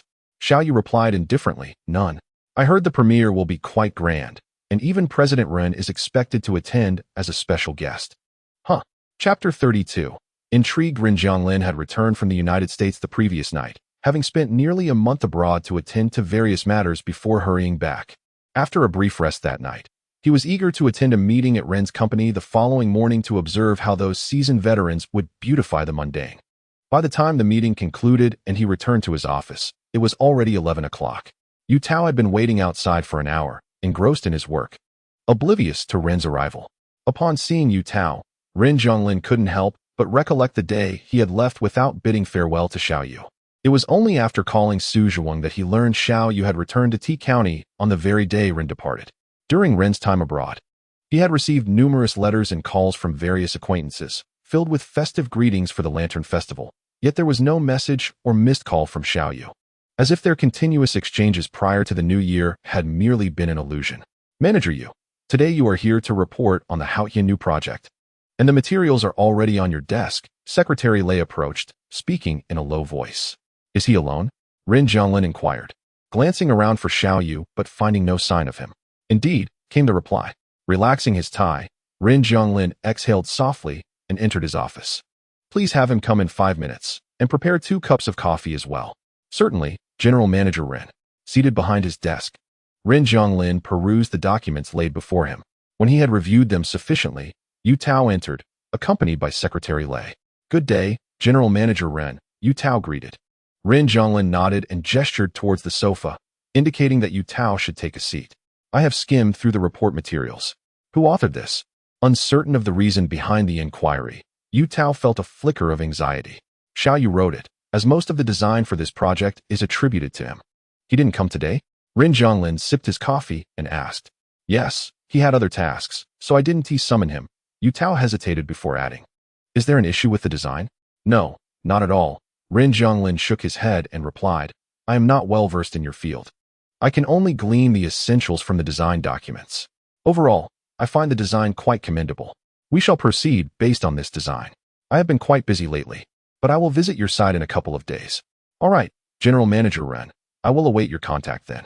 Ren Jianglin posed further questions about the project, provided necessary directives, and then allowed Yu Tao to leave. Engrossed in his work, Ren Jianglin had only a hasty meal before instructing his driver to take him to Suzhou for the East China Tourism Industry Summit. Over the course of 2 days, notable domestic and international enterprises and media representatives gathered, and as a leading titan in the domestic tourism real estate sector, Ren Jianglin could not afford to miss his role as the opening speaker. On the afternoon of his return to Shanghai, he intended to visit Haotian Technology. But before his vehicle had even reached the city, his personal phone rang. It was Su Zhuang calling. General Manager, you returned from the United States without a word. Wasn't it said you would be back in late March? Had it not been for the news of your attendance at the summit in Suzhou, I would have been oblivious to your return. I just got back a couple of days ago, Ren Jianglin remarked, gazing out the window. Is there something you need? Can't we stay in touch if there's nothing pressing? Su Zhuang responded, this friendship seems to be a lost cause. By the way, you returned for the premiere of Xu Yu's new film, didn't you? What premiere? Ren Jianglin frowned. Wait, really? Xu Yu's film premiere is this Saturday. I thought you came back specifically for that. No, Ren Jianglin sighed, rubbing his temples. Mayor who personally invited the Ren family to attend the Suzhou summit. The investment company behind Xu Yu's film is a clothing design firm under Yuan Group, whose CEO happens to be Ren Jianglin's college classmate, a man who harbors a certain affection for Xu Yu. Hence, when Xu Yu accepted the film role last year, Ren Jianglin made a personal investment. Not for profit, but out of support for her. On the day filming commenced, this college friend invited him to the premiere, to which he gladly agreed. So the film is about to premiere, huh? Are you still going back to America? No, everything there is already settled. Will you attend the premiere on Saturday? Su Zhuang seemed to sense something and continued. Have you seen the recent news about Xu Yu? I heard she's south getting quite close to your college friend. I have no idea. I've been too busy abroad to keep up with such matters. How long has it been since you last contacted Xu Yu? If I have time for the premiere, I might attend. As for other matters, Ren Jianglin interrupted Su Zhuang with a light chuckle. It's best you focus on your own affairs. All right, let us drop that. Do you have time tonight? Care to join me at my bar for a couple of drinks? I just acquired a bottle of 1947 Chateau Cheval Blanc. No thanks. I have other matters to attend to. Very well, Su Zhuang lamented, That leaves Zhou He with the spoils. After hanging up, Ren Zhonglin closed his eyes for a moment of respite. Suzhou is conveniently close to Shanghai, and the return journey took just over an hour. By 5 p.m., Ren Zhonglin found himself standing outside the Haoyan Technology Building. He had not informed Yu Taojin of his arrival, so when all the employees saw their suddenly appearing boss, they were taken aback, forgetting even to greet him, staring at Ren Zhonglin in astonishment. Yu Taojin managed to maintain his composure, setting aside his work to approach Ren Zhonglin. "Mr. Ren, you're here. Please, take a seat," he said, guiding Ren Zhonglin to the sofa in the center of the office and offering him tea. As Ren Zhonglin settled in, the stunned Haoyan employees regained their senses and hurriedly stood to greet him. "I just came to take a look." Ren Zhonglin indicated for them to relax. After inquiring about the recent project progress from Yu Taojin, he instinctively glanced towards the side workspace, only to find that Xiao Yu's area was unoccupied, the lights off, and the computer inactive. "Is Xiao Yu not here?" "No. He didn't return last night and worked straight through until this morning. However, I suspect he is already up, tinkering away at his programming." During my last visit to the headquarters of the Ren Group, Ren Zhonglin mentioned Xiao Yu, prompting Yu Taojin to ask, "What business does President Ren have with Xiao Yu?" Ren Zhonglin shook his head, replying, "Nothing significant." He then glanced at Yu Taojin and added, "You should consider leaving work earlier. While tasks are important, your health must also take precedence. It's best to avoid staying up late." Yu Taojin, somewhat taken aback, expressed his gratitude, saying, "Thank you for your concern, President Ren. However, it's no trouble for us. Our current workload is just a bit heavier at this stage, but once the design is finalized, we shouldn't need to work overtime every day. It will become much more manageable." Upon hearing this, Ren Zhonglin frowned and remarked, "Then why is Xiao Yu still burning the midnight oil until this morning?" "That's just a bad habit he has long cultivated," interjected Wang Zhe, who had paused his coding. "Staying up all night has become routine for him. A couple of years ago, when we worked on a project together, he could literally sit in front of the computer for days without rest. I was genuinely worried that one morning I might find him lifeless." "Did you ever talk to him about it?" "Of course, but what can I do if he doesn't listen? That's just how he operates. Telling him anything is futile. I can't even dare to shut down his computer, as it's his prized possession." Wang Zhe clicked his tongue, adding, "At this rate, he might as well marry his computer. What girl could possibly tolerate someone who is more passionate about a machine than about herself? And he doesn't even bother to groom himself. His beard is so unkempt that it looks like it hasn't been trimmed in ages." Indeed, another chimed in, "I even suspect that if both his computer and his girlfriend fell into water simultaneously, he would instinctively rescue the computer without a second thought." After hearing his friend's light-hearted critiques of Xiao Yu, Ren Zhonglin glanced at the clock as he left the building. It was already 6 o'clock. He had intended to return home to rest, but then received a call from Yuan. "Have you finished your work? You should come over." Zhou has no understanding of wine appreciation. He drinks it as if it were soda, and even claims it's not as good as his family's 2014 Opus 1. Feeling somewhat fatigued, Ren Zhonglin initially considered declining the invitation, but upon remembering the location of Su Zhuang's bar, he asked, "Are you at the bar on Liang Road?" "Yes. The usual place." Ren Zhonglin's eyelids fluttered slightly before he smiled, and said, "Very well, I shall make my way there. Xiao Yu's home is above that bar, right? I recall it's the second room on the left on the 17th floor." After sharing 2 drinks with Su Zhuang and Zhou He, Ren Zhonglin seized the opportunity to excuse himself to the restroom and took the elevator to the 17th floor, arriving at Xiao Yu's door. Inside, Xiao Yu was engrossed in his computer, staring intently at a promotional post from Xu Yu, contemplating the lottery for quite some time. Ultimately, he decided to call Yan Kiki. "Senior brother, have you agreed?" Upon hearing Yan Kiki's excited shout, Xiao Yu paused for a moment before responding, "I have one condition. Please, go ahead. I shall do whatever is within my power for you, even if it means facing mountains of blades or seas of fire. I would give my life for you." Xiao Yu couldn't help but tease, "You're that enamored with Xu Yu? This obsession is akin to madness, going to such lengths?" Yan Kiki exclaimed passionately, "It's not mere infatuation. I love him." Xiao Yu stood in silence for a while, then said, "Fine, do as you wish. Love as you please. I shall assist you. However, but what?" Xiao Yu gazed at the Douyin network and remarked, "I see it states here that 5 individuals will be drawn, each receiving 2 entry tickets. In other words, you will possess 2 tickets for the event, correct?" "Ah, yes. What's the matter? I will accompany you." "Huh." Yan Kiki was taken aback, and after a moment, exclaimed, "Brother you too have an interest in celebrities? I am not particularly interested. I am merely curious about what such a premiere entails. That poses no issue. As long as I am selected, you may go at your leisure." "Very well." Xiao Yu chuckled, "Then await the announcement of winners at 10 o'clock tonight." "Ah, thank you, brother Yu." Xiao Yu flashed a grin, replying, "No need for thanks." Just then, a knock echoed from the living room. Xiao Yu donned his slippers, rose from his workspace, ruffled his disheveled hair, and called out, "Who is it?" "I, Rin Zhonglin." The familiar voice reached his ears, causing Xiao Yu to pause momentarily. In the next instant, he hurried to the door, opening it to reveal a figure he had not seen in a month standing at his doorstep.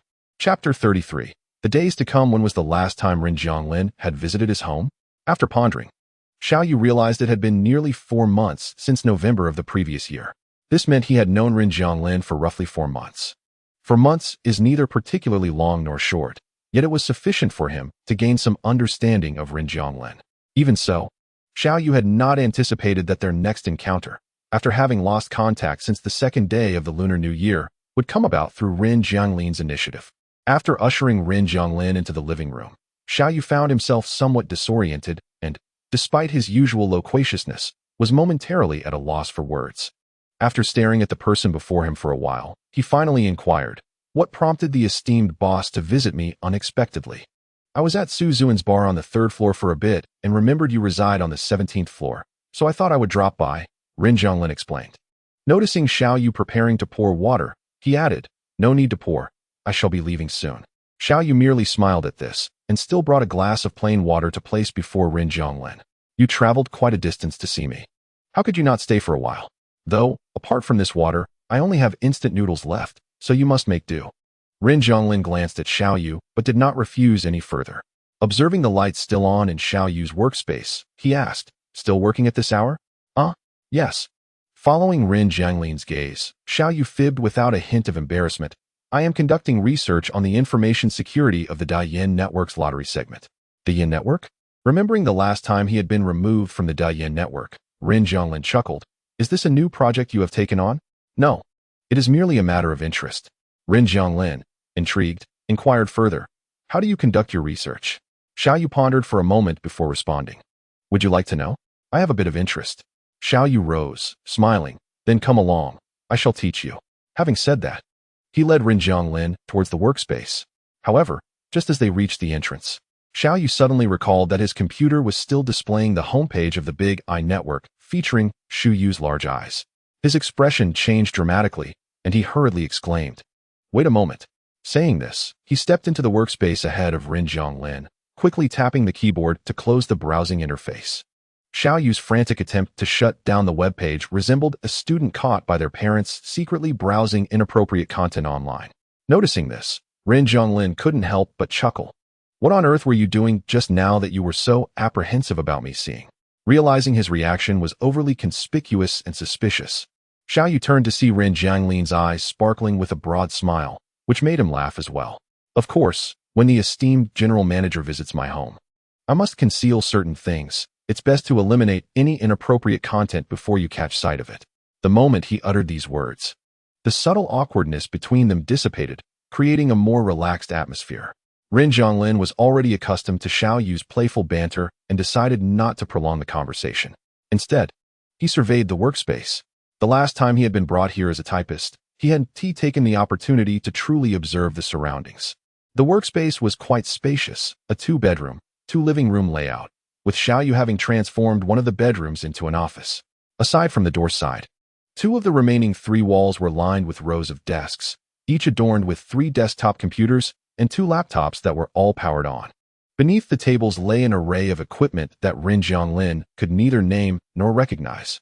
The last wall was fully equipped with shelves, brimming with books on computer science, many of which were in foreign languages. "You still read foreign literature?"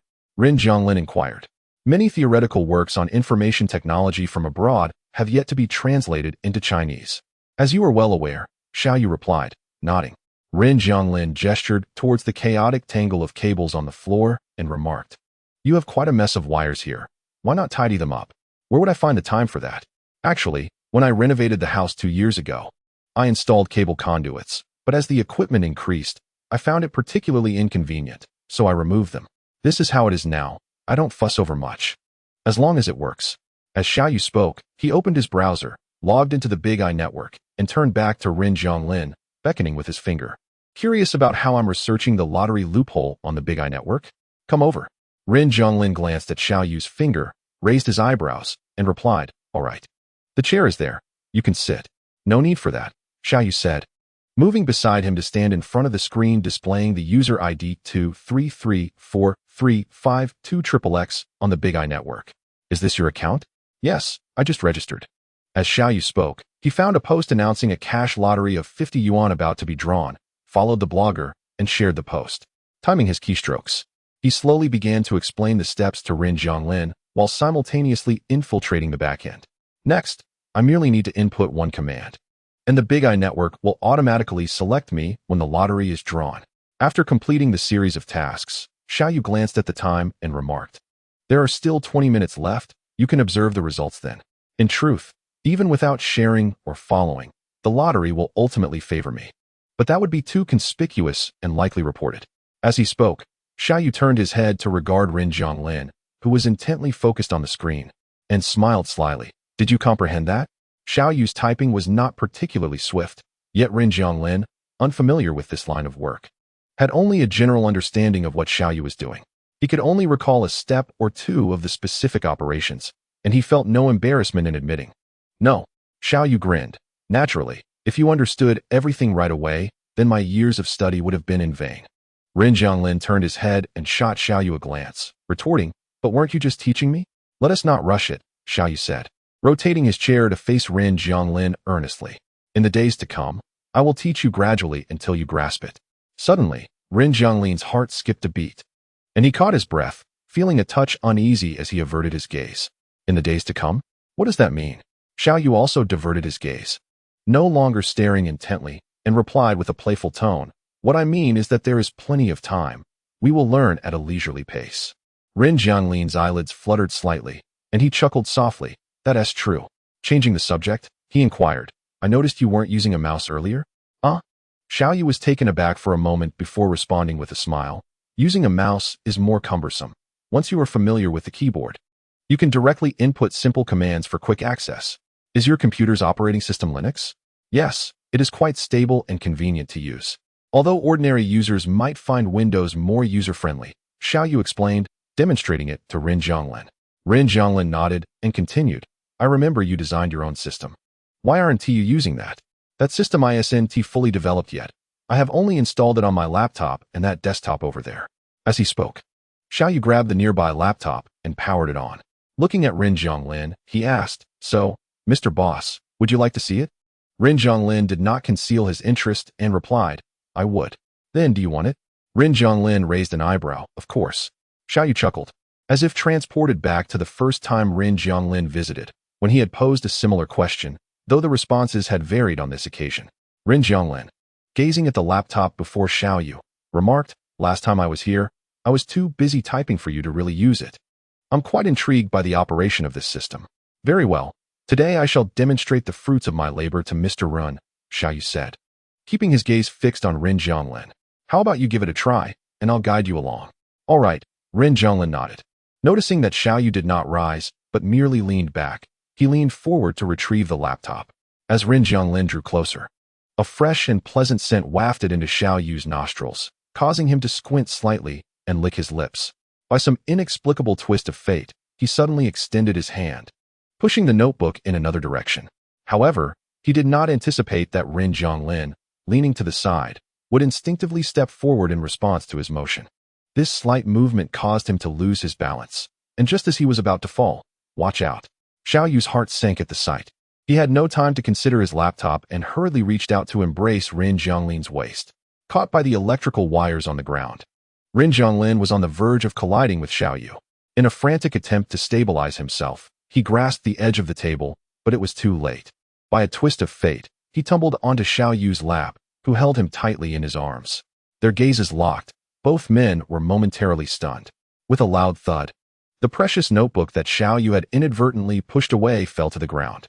The impact caused Xiaoyu's wheeled chair to slide back a meter, crashing into the bookshelf behind him, dislodging several books that tumbled down. Yet, Xiao Yu was oblivious to all this as he remained transfixed, staring into Ren Jianglin's equally bewildered eyes. The weight on his legs, the warmth in his embrace, the faint scent of alcohol wafting from Ren Jianglin, and the synchronized rhythm of their heartbeats left him utterly entranced. Ren Jianglin, the first to regain his composure, murmured a quiet thank you. He attempted to rise, but Xiao Yu's grip held him firmly in place. Xiao Yu let go. Just a moment, Xiao Yu replied, unable to restrain himself, leaning in to inhale the scent lingering at Ren Jianglin's neck. Have you been drinking? It smells delightful. The ticklish sensation of Xiao Yu's nose against his neck made Ren Jianglin want to push him away, yet Xiao Yu's next action halted him. With one hand still wrapped around Ren Jianglin, Xiao Yu could not resist the urge to caress his companion's cheek. His fingertips brushed against the dark circles under Ren Jianglin's eyes. You seem exhausted. Has work been particularly demanding? It was only upon drawing closer that Xiao Yu noticed the fatigue etched on Ren Jianglin's face. Ren Jianglin paused, unsure if it was the 2 glasses of wine that had clouded his mind, but he suddenly felt a wave of weariness crash over him, as if his strength had been sapped. He sighed softly, I am indeed very tired. I average no more than 4 hours of sleep each night. With such high-intensity work, how could one not be weary? However, please let me get up. Having heard Ren Jianglin's request twice, Xiao Yu reluctantly released him. As Ren Jianglin stood, Xiao Yu followed suit, picking up the fallen laptop and remarking, work should be manageable. Why push yourself so hard? Ren Jianglin looked at Xiao Yu, bemused. You ought to be saying that to yourself. What about your laptop? Xiao Yu glanced at the screen, which remained unresponsive, and shrugged nonchalantly. It seems the screen is broken. What will you do then? Ren Jianglin inquired. Xiao Yu placed the laptop on the table, saying, as long as the hard drive is intact, I can simply replace the screen another day. Observing Xiao Yu's nonchalant demeanor reminded Ren Jianglin of what he had heard earlier that afternoon at Haoyan, prompting him to say, but I heard that you would save your laptop over your girlfriend if they both fell into the water. How is it that you caught me first? Xiao Yu looked at Ren Jianglin. You must have heard that from Wang Zhe, right? Ren Jianglin nodded. Xiao Yu blinked, leaning a little closer to Ren Jianglin, his face radiant with joy. The computer pales in comparison to your importance.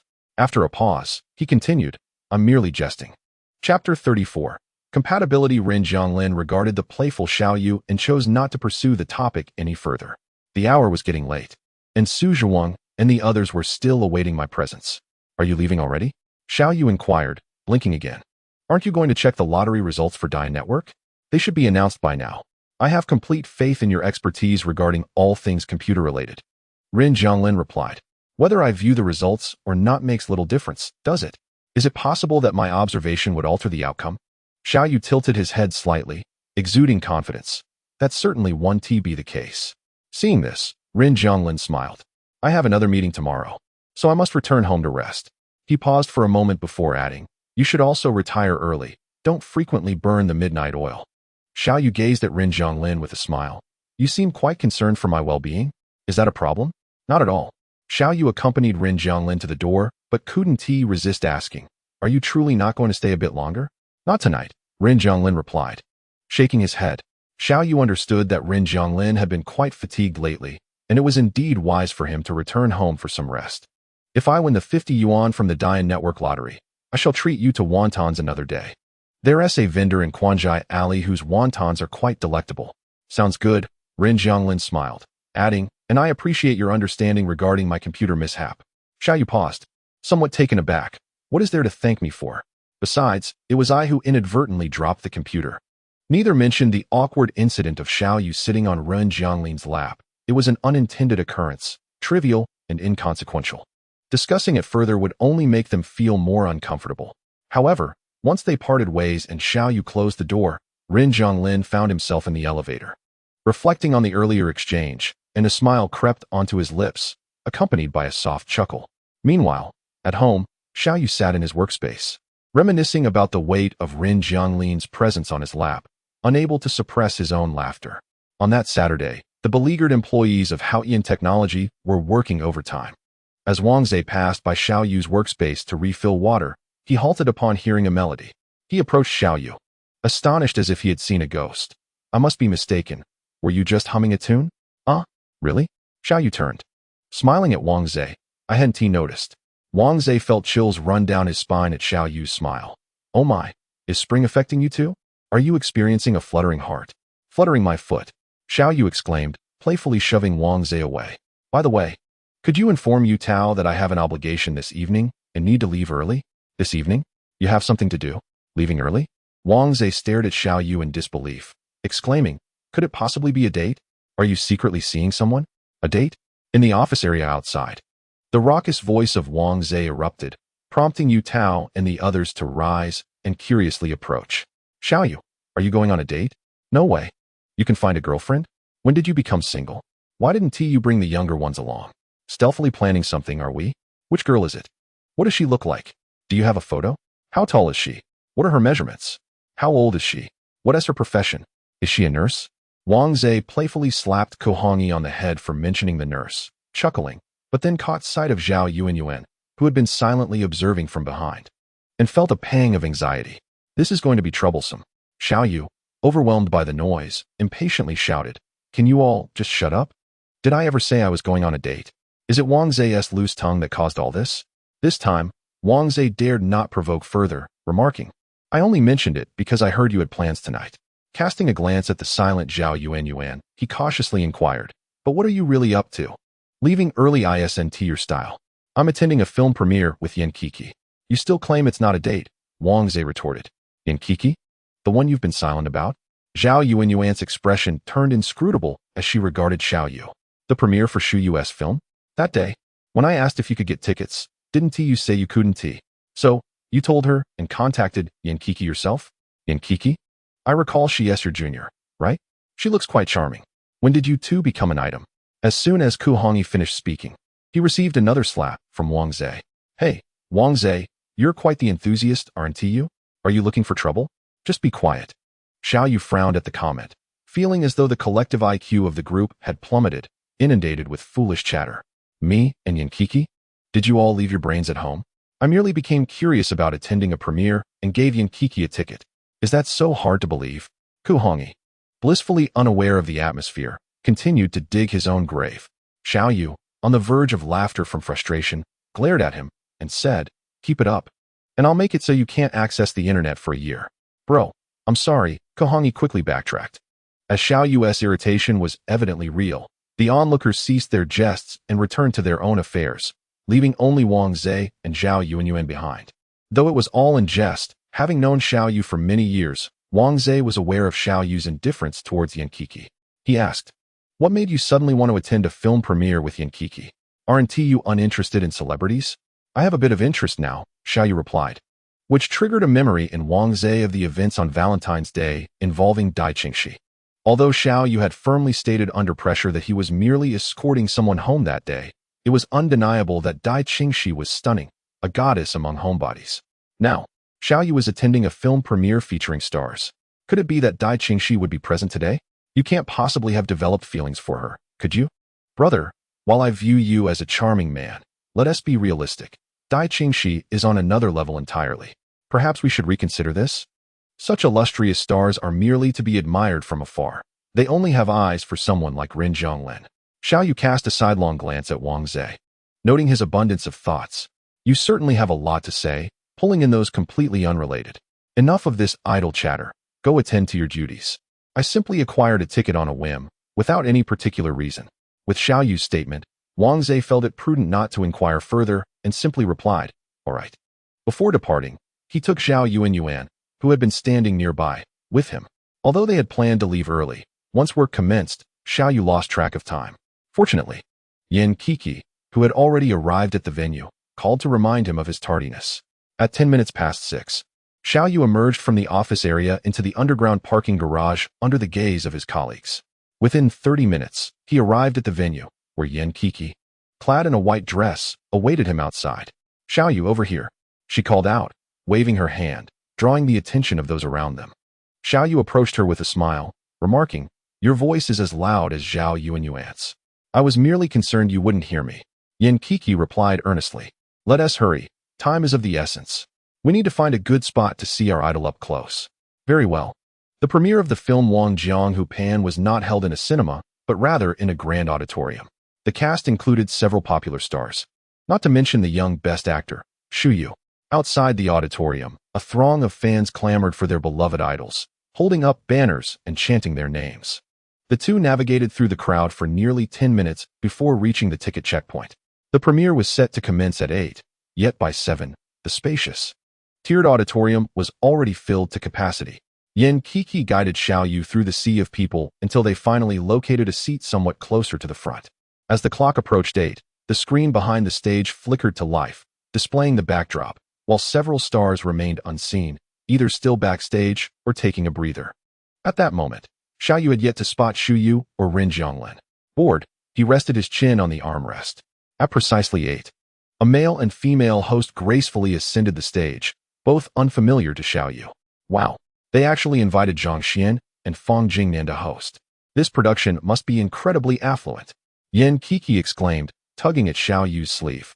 Indeed, how could it not be affluent, with Rin Jianglin, the CEO of Rin Corp, investing? Money is certainly not an issue, chimed in a girl behind Yuan Kiki. However, I'm not particularly fond of him. He strikes me as quite the playboy. Exactly.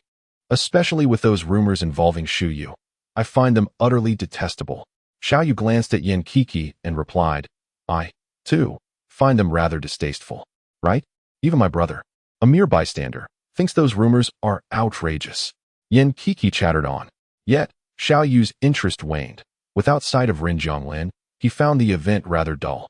As the hosts introduced the film and called the main cast and supporting actors to the stage, the auditorium erupted into piercing screams, prompting Xiao Yu to hurriedly cover his ears.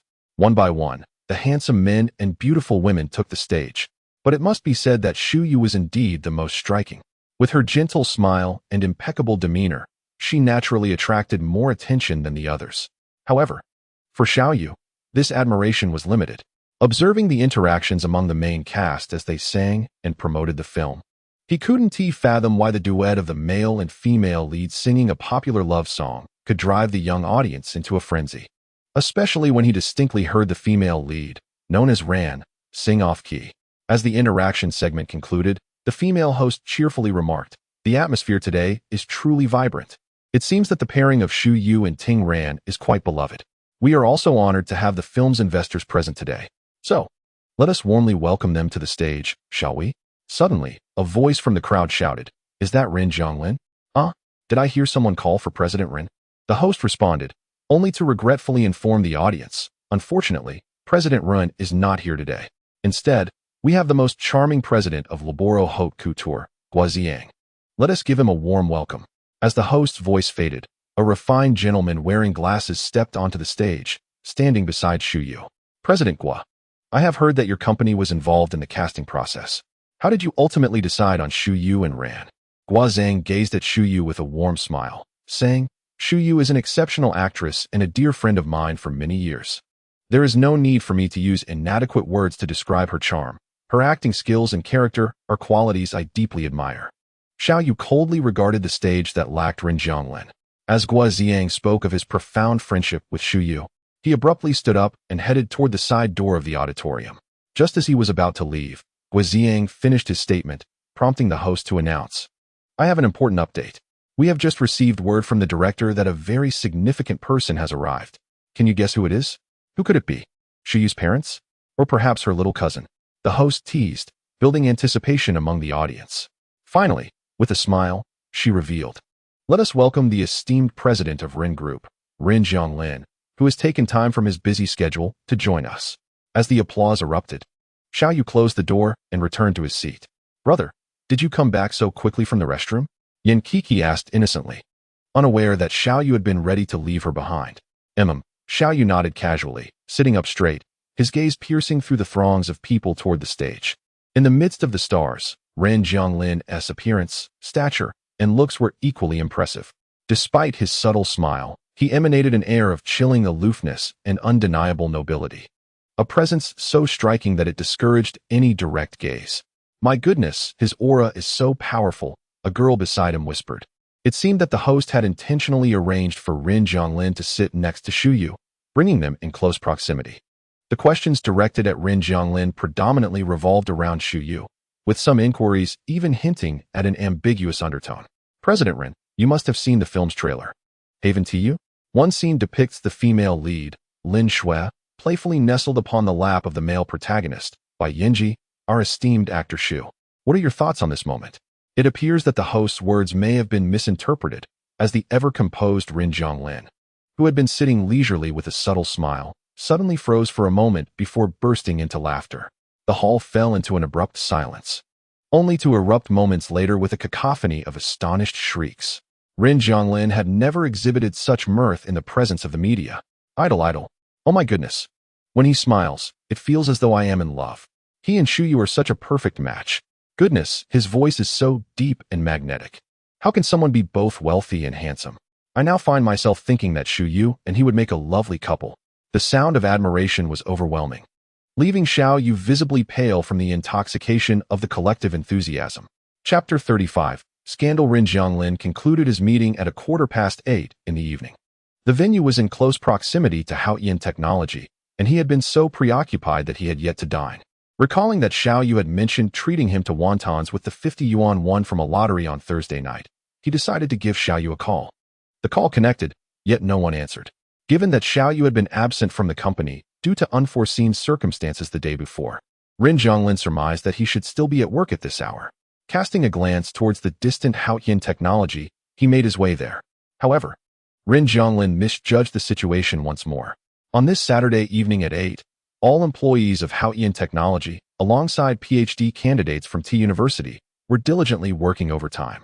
Yet the very individual most likely to remain late had left early. Xiao Yu's workspace was entirely vacant, devoid of any presence. Where could he have gone? Rin Zhonglin gazed impassively at the darkened office, turning to inquire of his companion, Yu Taojin. He had to leave for a personal matter, Yu Taojin replied. What matter? Rin Zhonglin pressed. Yu Taojin silently lit a candle for Xiao Yu in his thoughts. It was unusual for Rin Zhonglin to visit Haoyan Technology, let alone twice in 1 week. Additionally, the normally industrious Xiao Yu, who was busier than anyone else, happened to be absent. Though Xiao Yu was not a company employee, he had signed a collaboration contract, and it was Rin Zhonglin himself who had personally overseen the signing, underscoring its significance. Now, having caught Xiao Yu in 2 instances of absence, it would be difficult for Rin Zhonglin not to perceive him as irresponsible. Moreover, while the previous instance could be excused due to Xiao Yu working late into the night, this time he had indeed left early, although Saturday overtime was not encouraged. With everyone still present, Xiao Yu's absence was troubling. Their team had developed a solid camaraderie with the T University PhD candidates, and they could not allow their brother to be misunderstood. As Yu Taojin pondered a suitable excuse for Xiao Yu, an idea struck him, inspired by the earlier incident, and he felt a spark of inspiration. Ren, as you know, in the IT field, there are far more males than females, making it quite challenging to find a partner. Just the other day, Xiao Yu happened to find himself a lovely girlfriend. In the throes of youthful romance, the young girl clings to her affections. A fervent admirer of celebrities, she resolutely insists on dragging Xiao Yu to the film premiere of her idol. Initially, Xiao Yu is reluctant. Yet considering he is already 27 and still single, I urged him to attend. After all, it was merely 1 evening and would not disrupt any significant matters. Girlfriend? Rin Zhonglin squinted, observing the amused expression of Yu Taojin. Indeed, for reasons unbeknownst to him, Yu Taojin sensed a hint of coldness in Ren's smile. Feeling that this explanation only intensified Rin Zhonglin's irritation. With a smile playing at the corners of his mouth, Rin Zhonglin noted that the upcoming films were few, and coincidentally, the premiere taking place in Shanghai today was none other than Shu Yu's Gazing at the Lakeside. However, entry to this premiere was strictly by invitation only. Does he possess an invitation? On the side, Kahongi chimed in. Rin, I'm not exaggerating about Xiao Yu. His skills are remarkable. Acquiring 2 tickets is a mere trifle for him. Is that so? The tickets for Gazing at the Lakeside were primarily distributed by the organizers through offline mailing to invitees. Aside from the 10 allocated to Shu Yu for promotional purposes, Shu Yu's lottery had long since topped the trending searches, garnering over 1 million shares. Reflecting on the lottery the previous night, Rin Zhonglin had grasped the situation entirely. Xiao Yu had truly showcased his talents to the fullest. Girlfriend? Rin Zhonglin chuckled softly. He was intrigued to discover who this girlfriend of Xiao Yu might be. What sort of girl could captivate this introverted computer whiz, who would go so far as to compromise others' tickets merely to elicit a smile from her? Once Rin Zhonglin departed, Yu Taojin furrowed his brow. Xiao Yu's luck has been rather poor. In the past few months, he has only missed work for 2 days, and both times he encountered Ren. I fear that Ren might be reluctant to collaborate with him in the future. Although it seems Xiao Yu might not care much about that. Is it really that severe? I thought Ren appeared quite understanding earlier. He even smiled, didn't he? Yu Taojin cast a sidelong glance at Kahongi, exclaiming, "What do you know?" However, Ren has indeed been visiting quite frequently these past few days. Previously, he wouldn't come even once a month. But now he has been here twice within just a few days, Wang Zhe interjected. I've heard he has been very busy lately. Could it be that he has found a moment of respite? Exactly, and he always brings up Xiao Yu. Could it be that he has business with him? Yu Taojin recalled that Ren Jianglin had mentioned Xiao Yu during their last report and nodded in agreement. It seems so. Why doesn't he just speak directly to you, Yu Taojin, or call Xiao Yu? There's no need for him to come every time. After all, Ren and Xiao Yu had only met a handful of times. Although they claimed to be friends, they were likely merely acquaintances. How could he possibly have Xiao Yu's phone number? If there were pressing matters, it would be more appropriate to address them in person rather than over the phone. Consider what Ren Jianglin has been engaged in lately. Think of Yuan technology. A titan in the business world, a hacker might be making some discreet dealings, if you catch my drift. The office workers exchanged knowing glances, piecing together the underlying truth of the matter. Unbeknownst to Ren Jianglin, the people from Yuan technology were quite misguided in their assumptions. By the time he arrived at the premiere of Gazing at the Lakeside, it was nearly 9 o'clock. The on-site staff had not anticipated his sudden arrival. Scrambling to relay the news to the host on stage. Ren Jianglin is here. Who is he, you ask? He is the president of Ren Corporation, the rumored benefactor of Xu Yu, a major player in this industry. The elusive Xu Yu is seldom embroiled in scandals, yet finds himself at the center of rampant rumors with him. Ren Jianglin, who has consistently refrained from participating in such promotional events, has never appeared on stage alongside Xu Yu. Many who yearn to see him can only catch glimpses of him on financial channels or in the news. Although the production team claimed to have invited Ren Jianglin, and he had previously indicated he would attend, it was widely understood that such statements were mere formalities. Indeed, yesterday, a call from Ren Jianglin's secretary confirmed that he would be unable to attend due to a meeting. However, to everyone's astonishment, Ren Jianglin has now arrived. This is indeed sensational news, sure to dominate the entertainment headlines tomorrow. The organizers are eager to propel Ren Jianglin onto the stage, fearing that this esteemed individual may grow impatient and depart at any moment. Yet, another prominent executive on stage is engrossed in recounting tales about the award-winning actor, a figure not to be trifled with. Thus, the organizers can only serve Ren Jianglin with trepidation, ready to usher him onto the stage the moment Guiziang concludes his remarks. Seated beside Xu Yu, Ren Jianglin surveys the audience below, which is teeming with viewers, including film critics and numerous starry-eyed fans waving light boards and banners. For a moment, he is unable to locate Xiao Yu amidst the crowd.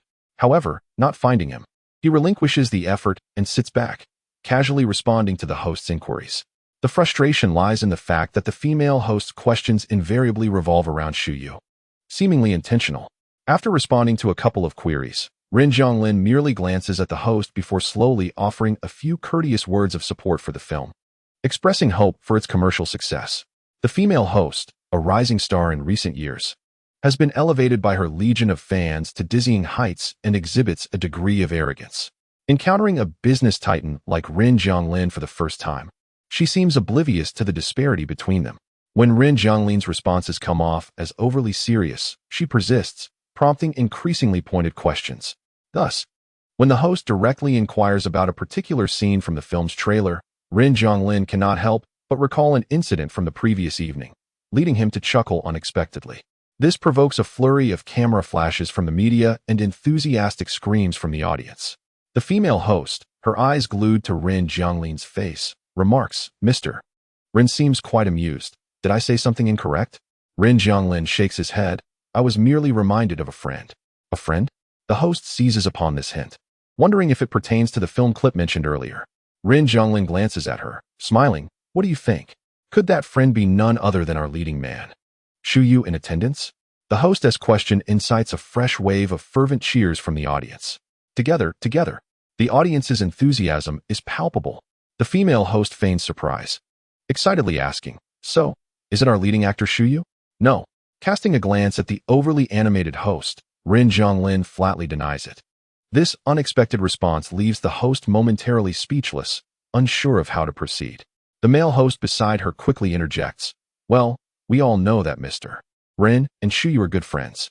Your presence here today is to support your friend's new film, correct?" However, after posing this question, there is an extended silence as they await Rin Zhonglin's reply. His gaze is fixed on a position in the middle of the audience, where Xiao Yu is seated. A young girl leans in close, whispering in Xiao Yu's ear. Rin Zhonglin's expression darkens. "Mr. Rin?" As Shu Yu noticed that Rin Zhonglin had not responded for quite some time, she leaned in slightly and whispered his name. The sound of her voice brought Rin Zhonglin back to reality. He glanced at her and smiled, asking, "What is it?" Observing the situation, the host repeated the question, prompting Rin Zhonglin to ponder before replying. "It is indeed a fine film, and one must show support." After speaking, he looked back at the previous spot, but found Xiao Yu absent. A moment of surprise crossed his face as he scanned the audience, and soon spotted Xiao Yu pushing open a side door and exiting. He hesitated briefly before turning to the host beside him and quietly said, "I need to step out for a moment."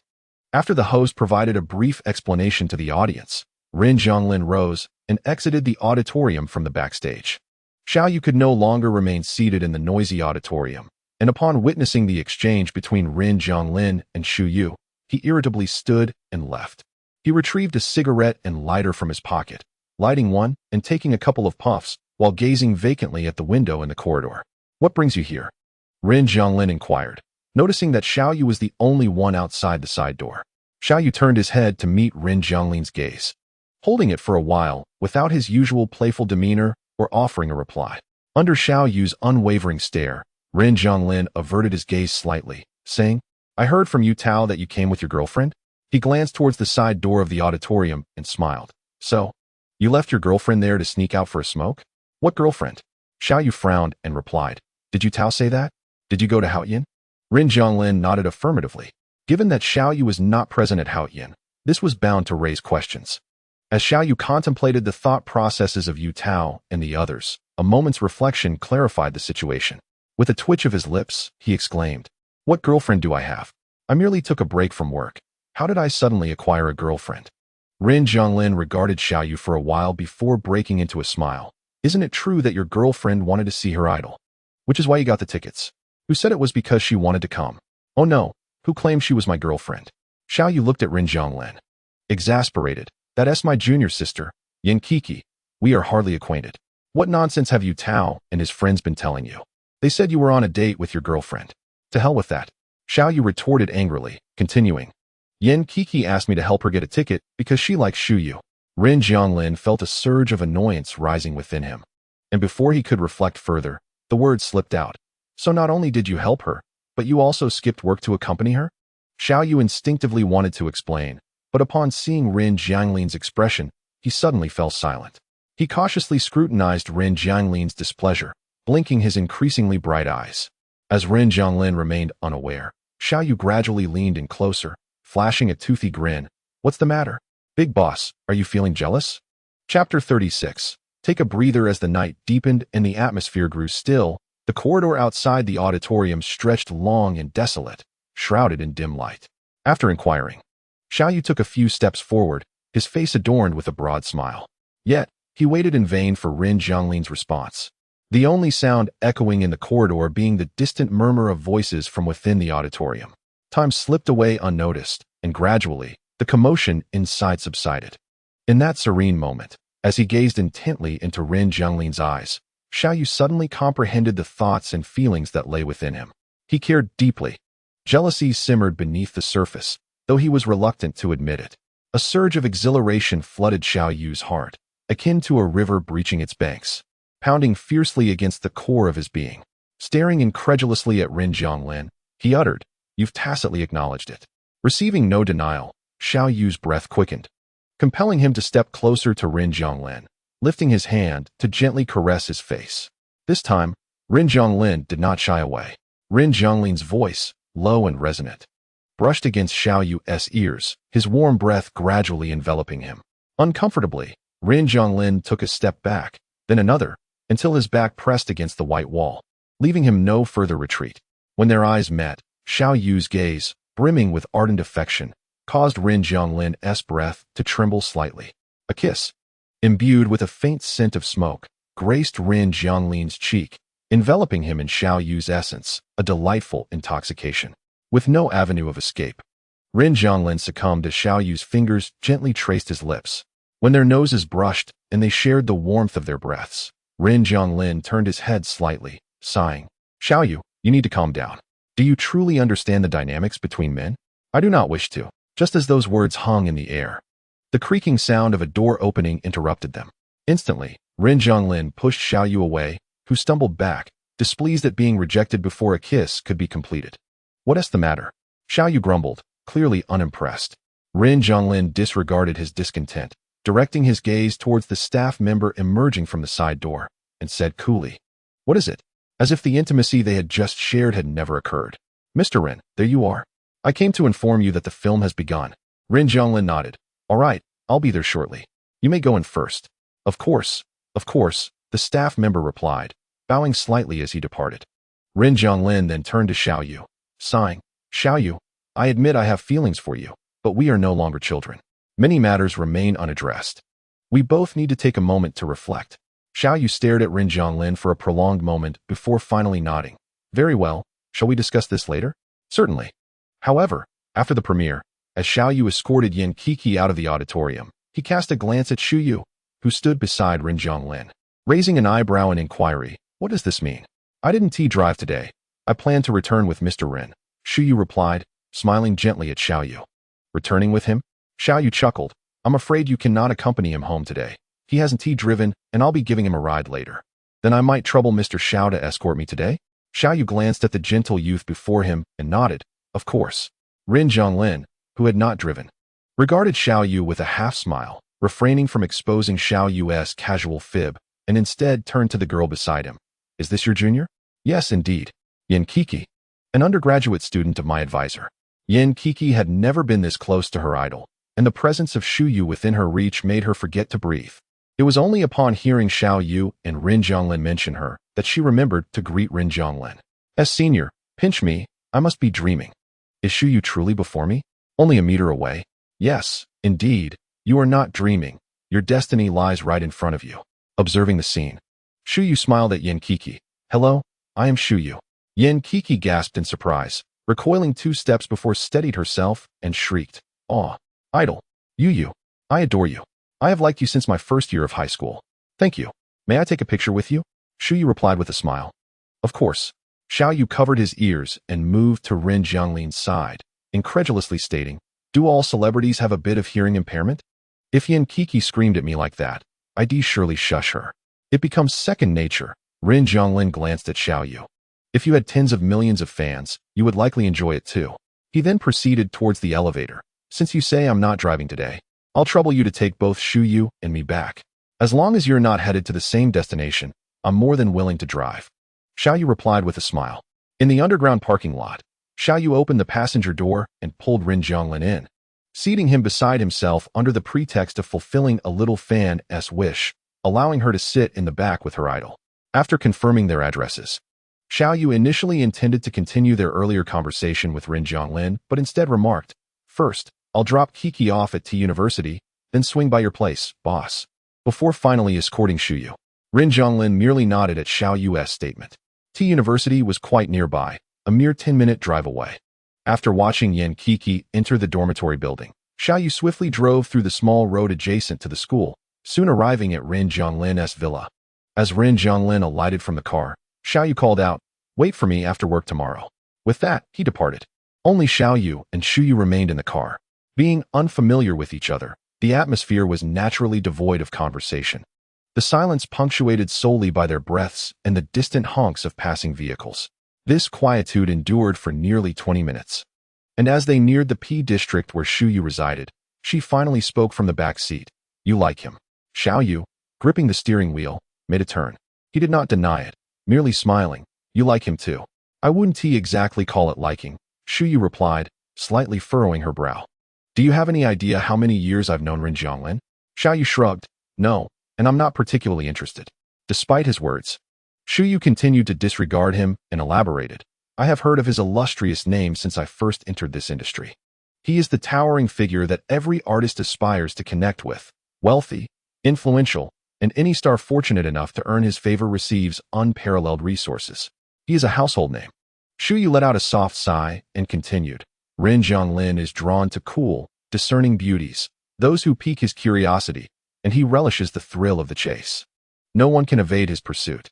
Imagine, if someone who possesses everything, someone whose looks rival that of a celebrity, suddenly seeks your affection. How could you possibly resist?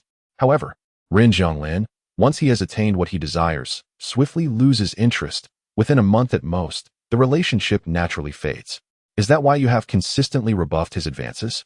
Xiao Yu asked, glancing in the rearview mirror. Shu Yu paused, her expression complex as she regarded Xiao Yu. Did he tell you I haven't accepted? Xiao Yu nodded, replying. Indeed. How could I dare to accept? Gaining notoriety too early in this circle makes one susceptible to the envy of others. Everyone wishes to witness your downfall, and no one desires to see you ascend. Presently, I require the resources he can provide to climb higher, and I need the protection of the president of the Rin Group. As she spoke, Shu Yu gazed out the window. In truth, being the object of his affection and receiving his unwavering support would be splendid. Yet, I have yet to witness him maintain a relationship lasting over a month. He is the most rational person I have ever encountered, so rational that he distinctly separates play from emotion. He will not belong to one person alone.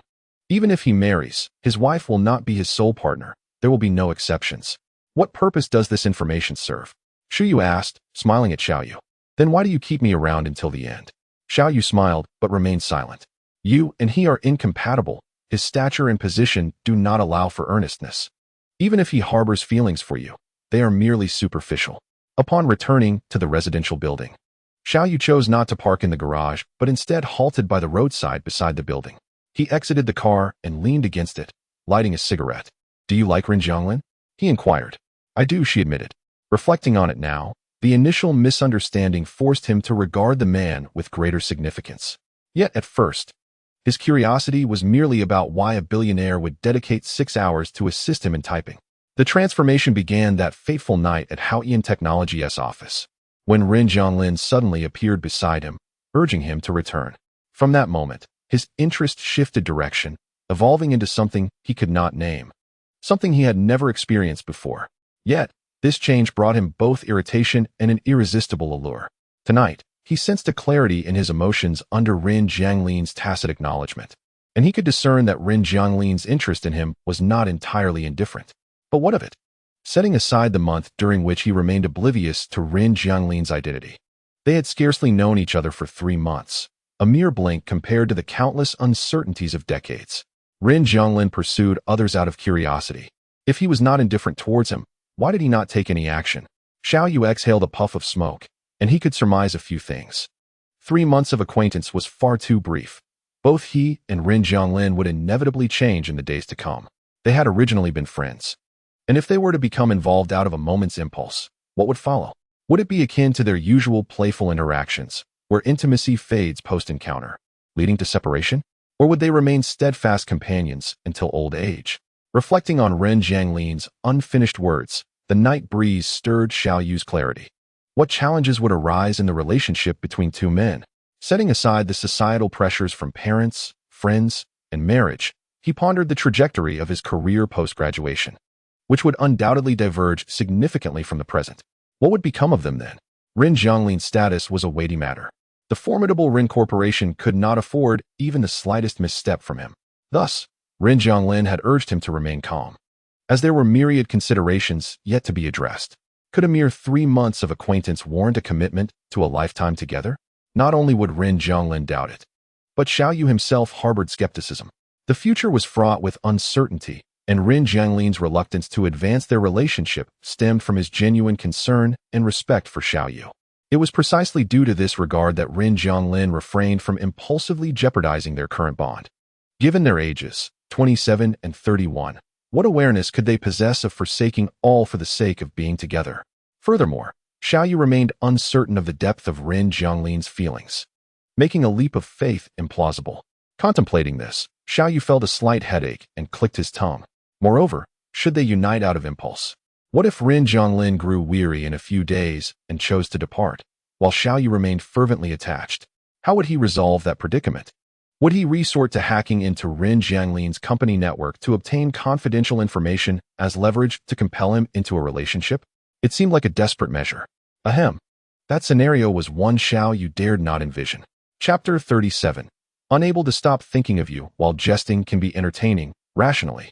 The best course for both him and Rin Zhonglin would be to maintain a prudent distance, whether through emotional detachment or simply remaining friends. It would be wise to refrain from discussing their feelings, allowing them to lead their separate lives, thus avoiding any potential conflicts. Yet, Xiaoyu understood the futility of this. He genuinely harbored affection for Rin Zhonglin.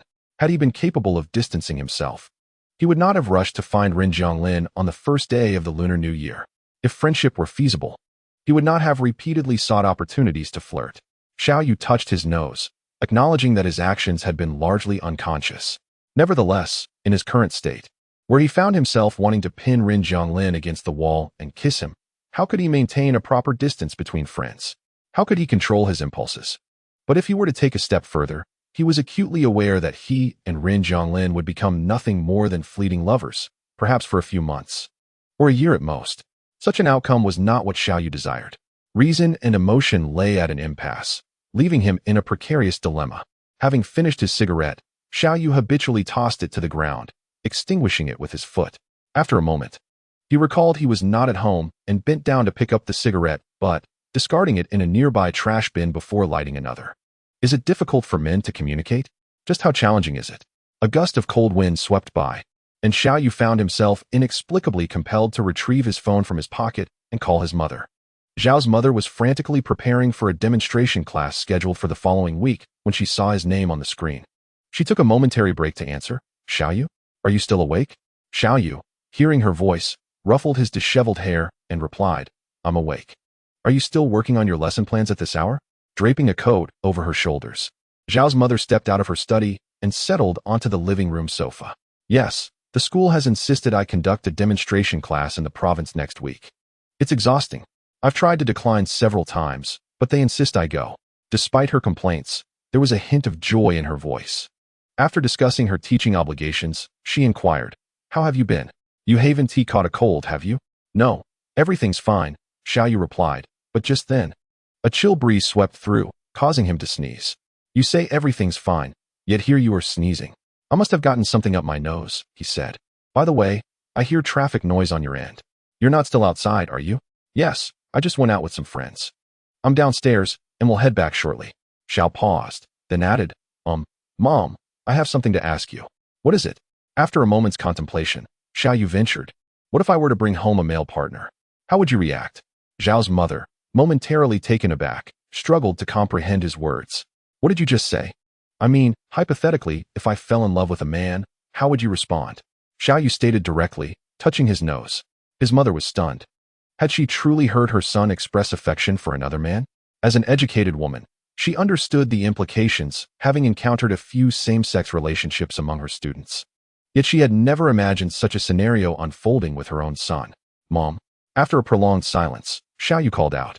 Taking a deep breath, Zhao's mother solemnly replied, Are you joking? I must warn you, Xiaoyu, your father and I allowed you to work in Shanghai. But that does not mean we are endorsing any poor habits you might pick up in those big cities. What? Poor habits? That's quite prejudiced. How is this a poor habit? Realizing he had grasped his mother's stance, he conceded. All right, let us forget I said anything. It's late. You should get some rest. I won't disturb you further. As he attempted to end the call, his mother interjected, Don't hang up. You must clarify this for me, otherwise, I won't be able to sleep. What do you mean by bringing home a male partner? I must tell you, there's never been a good outcome for homosexuality throughout history. As a high school history teacher, her words were laden with references, leaving Xiaoyu's ears buzzing. He suddenly felt a wave of regret for choosing this moment to broach such a delicate subject with his mother. All right, my dear, I merely spoke in jest. Why must you take it so seriously? Spoke in jest? Xiaoyu, do you think your mother is unaware of your character? Calling at such an hour merely to jest about this matter? When you are loquacious, your lips are like a floodgate, and when you are reticent, not even 10 sticks could coax a sound from you. You usually speak plainly and directly, were it not for some underlying reason. How could Xiao Yu casually mention bringing a male partner home? Xiao Yu found himself at a loss. If the matter were to be discussed, it ought to be done face to face. Thus, he resorted to a bit of improvisation. Weren't we at a gathering earlier? I was curious about this topic and thought to inquire what your stance would be. Xiao Mama, filled with skepticism, responded, "Are you serious?" Xiao Yu rubbed his nose. Yes. Xiao Mama pondered the credibility of her son's words for a moment before saying, "I don't care whether what you say is true or not, Xiao Yu. Let me remind you, jesting about such matters is one thing, but if you were to act upon it, what then? I would rather pretend I never had a son like you." A chill from the evening air left Xiao Yu with a slight headache. "Mother, please go to sleep. I'll call you another day." "All right, but you too should rest early. Don't stay up all night with that wretched computer of yours. I read in the news the other day that the highest mortality rate in 2017 was among those in IT. Don't take reckless chances just because you are young." Yes, yes. After hanging up, it was already past midnight. Once he parked the car and returned home, the thoughts swirling in his mind gave him a headache. Xiao Yu decided to stop pondering and merely washed up before heading to bed. The following morning, as Xiao Yu arrived punctually at Haotian, he discovered the office completely deserted. It then dawned on him that it was the weekend. His overtime on Saturday had been a special circumstance, and naturally, today was a day off. Perhaps even Rin Zhonglin was resting today? With this thought, Xiao Yu, who initially intended to seek out Rin Zhonglin after work, pulled out his phone and dialed Rin Zhonglin's number. After a few rings, Rin Zhonglin's voice came through. "Xiao Yu?" "Yes, it's me." Xiao Yu replied with a smile. "I mentioned last night that I would come looking for you after work, but I forgot today is the weekend. You aren't at work, are you?" "I'm handling some matters at the office." "You're working on the weekend?"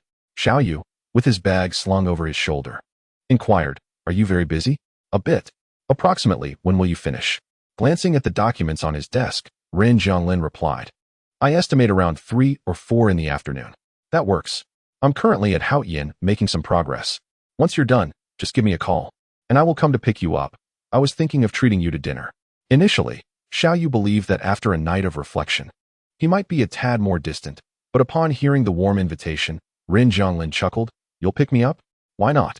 Your car is parked at the auditorium, right?" Xiao Yu laughed. Without reminding Xiao Yu that he had more than one vehicle or that he had a driver, Rin Zhonglin smiled gently. "Oh, so you were aware? But then, how did we end up discussing this?"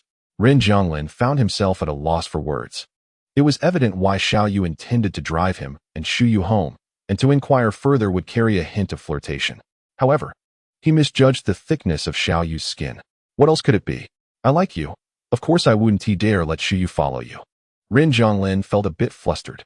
After a while, he helplessly said, "Did you really think it through when you went back?" Xiao Yu smiled and replied, "Of course. I followed the big boss's instructions last night, standing by the roadside, braving the cold wind all night, but in the end, I just couldn't help but think of you." Rin Zhonglin rubbed his forehead. He had never realized how well Xiao Yu could express his feelings. How could this possibly resemble a typical IT geek? It felt as though last night's events not only failed to deter Xiao Yu, but had allowed him to open up even more. "I'll go busy myself for now. We can talk more when we meet later." Hearing this, Xiao Yu couldn't resist teasing, "What will you say? That I like you?" However, as soon as the words left his mouth, Rin Zhonglin promptly hung up. Xiao Yu clicked his tongue, stared at his phone for a while, and then happily began typing on the keyboard. Once Xiao Yu was engrossed in his computer, everything else slipped from his mind. When his phone rang again, he was focused on the screen and absent-mindedly reached for the phone with one hand, answering without even looking. "Hello?" Yet all he heard was a busy signal. Unbothered, he tossed the phone aside, and it was only after finishing his work that he picked it up to check. He then noticed a missed call from Rin Zhonglin an hour ago, and the time was already 5:15. Xiao Yu thought to himself, "Oh no," and hurriedly returned the call. "I'm so sorry, I accidentally hung up and didn't realize it was you." "No worries, I just finished here as well." Rin Zhonglin surmised that Xiao Yu must have been busy, so he hadn't called back. While waiting, he took the liberty of arranging tomorrow's tasks in advance. "Shall I come pick you up now?" Xiao Yu said, shutting down his computer, tossing his keys into his backpack, and standing up to head outside. "Wait in the office. I'll call you when I arrive." "All right. Think about what you'd like to eat and pick a place." Hearing Rin Zhonglin's response, Xiao Yu smiled. "Once we meet, we can continue our earlier conversation." Chapter 38. The son-in-law. When did Rin Zhonglin first feel a spark for Xiao Yu? He was uncertain. However, He distinctly remembered the moment he realized his affection for Xiao Yu, which was after that kiss in the hot spring. Ren Jianglin had always been attracted to beauties, those who were both discerning and charming. Yet Xiao Yu was neither conventionally attractive nor particularly perceptive or engaging. In fact, he was quite unkempt, with stubble and somewhat sloppy living habits. Ren Jianglin recalled how Xiao Yu hadn't even removed his shoes while sleeping that night, which made him feel both irritated and amused. In essence, Xiao Yu's appearance and character were not at all what Ren Jianglin typically desired. Yet, in just a few short months, this very individual had effortlessly captured his attention. From initial curiosity to genuine admiration and ultimately to deep concern. Ren Jianglin pondered the reasons behind his growing affection for Xiao Yu, recognizing that Xiao Yu himself was indeed a significant factor. Had it not been for Xiao Yu's uniquely distinct attitude towards him from the very outset, he would not have unconsciously come to regard his relationship with Xiao Yu as particularly special. Yet, when he discovered that Xiao Yu could also be drawn to someone even more exceptional, the nature of his feelings began to shift. This affection diverged from the casual ease typically associated with romantic pursuits. It was unlike the thrill experienced during the chase. Instead, it brought him a sense of vexation. Yet, paradoxically, even the slightest word or gesture from the other would incite a flutter of joy within him. He yearned to draw closer but hesitated to act recklessly, struggling to restrain his impulses. Thus, upon returning to the country in March, he felt compelled to meet Xiao Yu. The unintentional intimacy between them, coupled with Xiao Yu's deliberate closeness, brought him delight. They shared mutual feelings, yet what could that possibly lead to? Relationships between men are inherently complex, as he once expressed to Xiao Yu in Zhejiang, suggesting that engaging with a man was merely a fleeting endeavor. However, Xiao Yu was not someone he could treat as a mere dalliance. He dared not venture into such territory. Therefore, they settled for friendship, which seemed harmless enough. The weekend drew many travelers, and considering the inevitable traffic Xiao Yu would encounter on his drive over, Ren Jianglin lost interest in continuing his work and briefly scrolled through the news on his phone. It was nearly 6 o'clock when Xiao Yu finally arrived. "I apologize for the wait. The traffic was quite congested," he said cheerfully as Ren Jianglin settled into the passenger seat. "You must be famished. Shall we find a place to eat and chat?" "Sounds good," Ren Jianglin nodded. "Head towards Guangfu Road. There's a lakeside restaurant there with a lovely atmosphere." "The lakeside restaurant? It's not Western cuisine, is it?" Xiao Yu inquired, maneuvering the car. "It's a local cuisine restaurant," Ren Jianglin confirmed. "That works for me. I skipped lunch and I'm starving. I could really go for a few bowls of rice. As for Western cuisine," Xiao Yu chuckled, "we can save that for another time to indulge in some romantic Western ambience, but not today." Although the restaurant was somewhat distant from the Ren family building, it was situated in a quieter area, away from the bustling hotspots of Shanghai. Xiao Yu drove for half an hour before they reached their destination. The restaurant, perched in the heart of the lake, was an exquisite 2-story glass structure. Its fully transparent design, illuminated by warm orange lights, glimmered like a beacon in the evening's twilight. It exuded an air of sophistication. Before they even entered, the handsome doorman greeted them with a courteous bow, softly addressing Ren as general manager. Before opening the glass door and ushering them inside, Xiao Yu glanced at Ren Jianglin and remarked with a smile, "It seems the esteemed owner is quite the regular here. As the staff are all familiar with you. I've only been here once. This restaurant belongs to Zhou He, so it's only natural they would recognize me," Ren Jianglin replied. "Zhou He?" Xiao Yu recalled the individual who had entertained 2 celebrities during the New Year festivities, suddenly enlightened. "No wonder the staff here bear a striking resemblance to you." Ren Jianglin looked at him, and Xiao Yu paused momentarily, then continued, "They seem to align with his tastes, effeminate men and graceful women." Ren Jianglin discerned the underlying implication in Xiao Yu's words and simply smiled, neither confirming nor denying it. However, the chef here is truly exceptional. Having been brought over from Suzhou at great expense by Zhou He, he never compromises when it comes to enjoyment and gastronomy. Xiao Yu wholeheartedly agreed with this sentiment. The door attendant guided the 2 individuals through the grand hall and led them to the far end of the dining area. Xiao Yu inquired, "Where are we headed?" "It's quite empty here, and there aren't many people. We could simply find a spot to sit."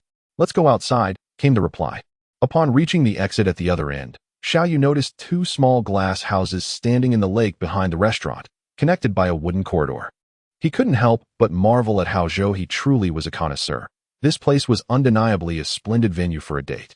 After ordering their dishes, the server poured tea and departed. Xiao Yu gazed at Rin Jianglin, seated across from him, and remarked with a smile, "Boss, this place is serene. Just the two of us without anyone else around. What do you intend by bringing me here?" Rin Jianglin paused, momentarily taken aback, and then replied, "I merely thought it would be easier to converse in a quiet setting." As he spoke, he observed Xiao Yu, lifting his teacup. "Did you not mention having something to discuss?" "I do have matters to address with you," Xiao Yu admitted, tossing a peanut from the dish into his mouth. Rin Jianglin lowered his gaze slightly. Although he had surmised what Xiao Yu wished to convey by inviting him out, he still asked, "What is it?" "I called my mother yesterday to gauge her reaction to the idea of me bringing home a male partner," Xiao Yu stated. Just as he finished, Rin Jianglin, who was sipping tea, nearly choked on it. "Hey, take your time drinking," Xiao Yu exclaimed, rising to pat Rin Jianglin's back. "What on earth were you pondering last night?" Rin Jianglin was bewildered by Xiao Yu's thought process. From what he knew of Xiao Yu, he appeared carefree and spontaneous in both speech and action, yet in truth, he was quite rational. Last night, amidst their emotional turmoil, Xiao Yu had inevitably crossed boundaries. Rin Jianglin had presumed that after a day, Xiao Yu would have calmed down, realizing that remaining friends was the best course for them at present. Yet now Xiao Yu was revealing that he had discussed it with his family. Rin Jianglin questioned, "What exactly are you thinking?" "Nothing significant. I merely wish to anticipate how challenging it might be to be with you," Xiao Yu replied, taking a seat and sipping his tea. "Challenging." Reflecting on his mother's attitude from the previous night, Xiao Yu frowned slightly. "Indeed, quite difficult." Rin Jianglin regarded Xiao Yu earnestly and asserted, "Xiao Yu, while I expressed my fondness for you last night, I have no intention of pursuing a relationship.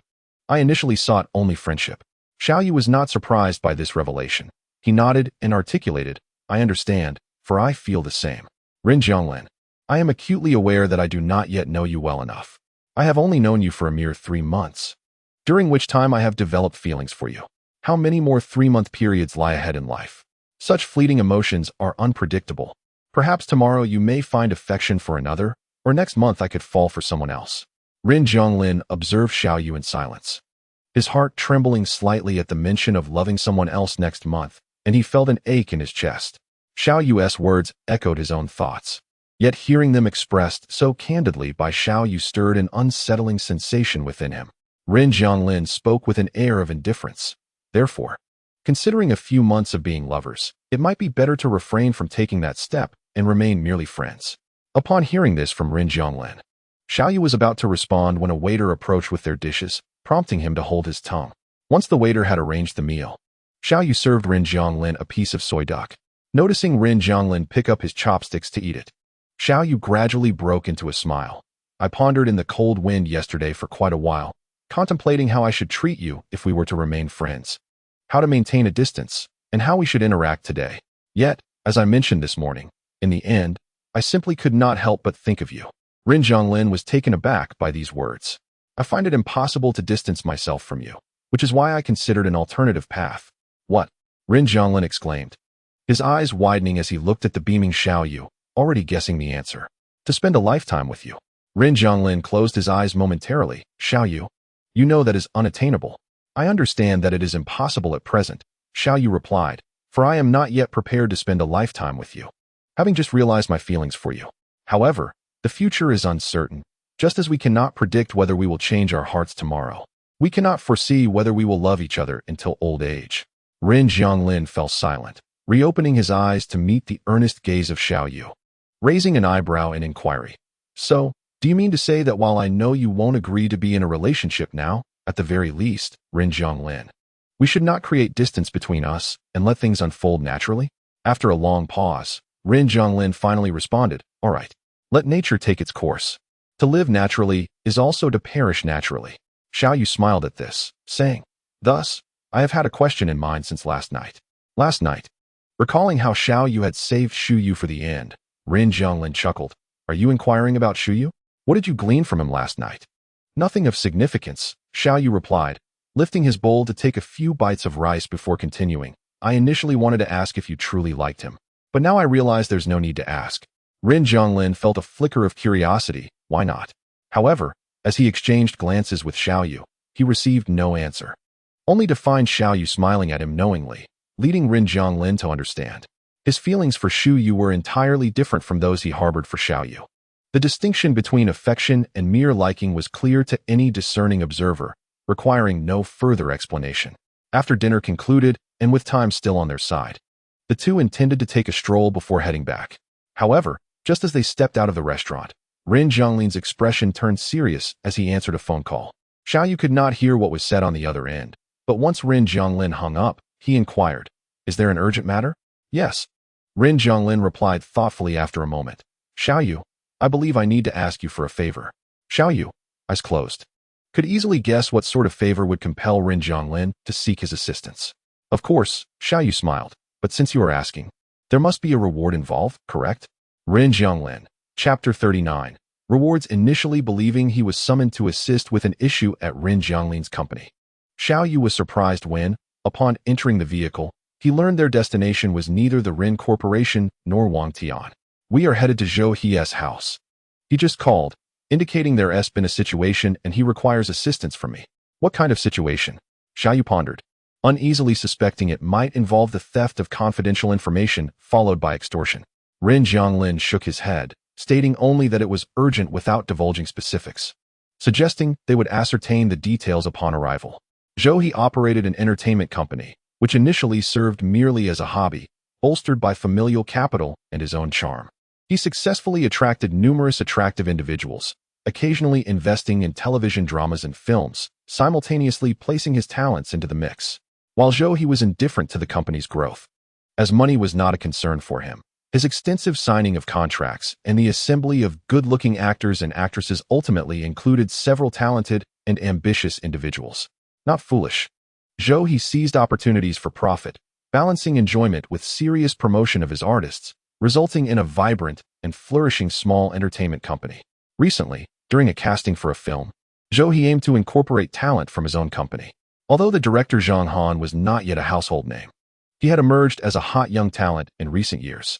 Having perused the script, Zhou He was confident that if Zhang Han executed it well, the film would undoubtedly become a dark horse, especially since the male lead's character resonated with the rising star Jiang Yuba from his company.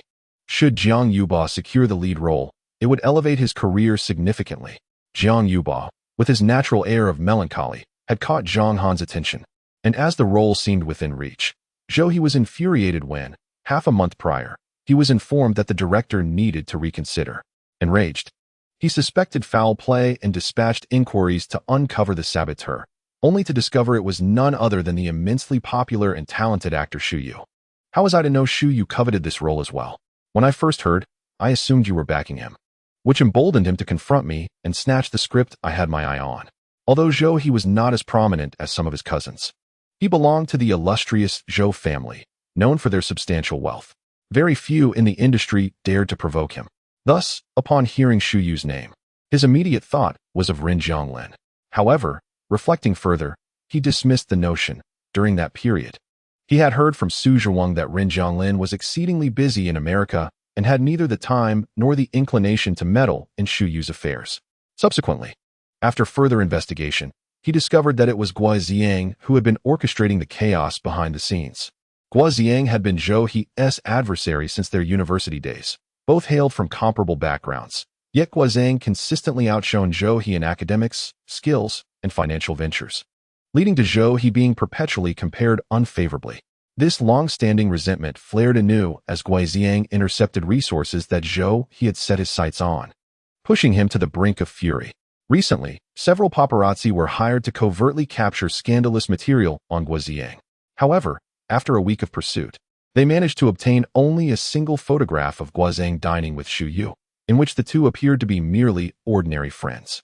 Although he could orchestrate baseless rumors to tarnish Guo Ziang's reputation, the presence of Xu Yu made Zhou He somewhat hesitant.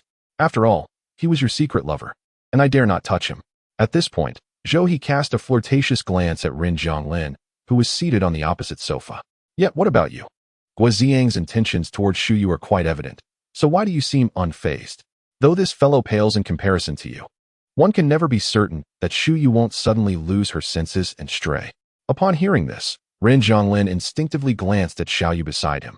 Your secret lover? Xiao Yu exchanged a knowing look with Ren Zhonglin and leaned in, whispering, so what do I count as now? The legitimate partner?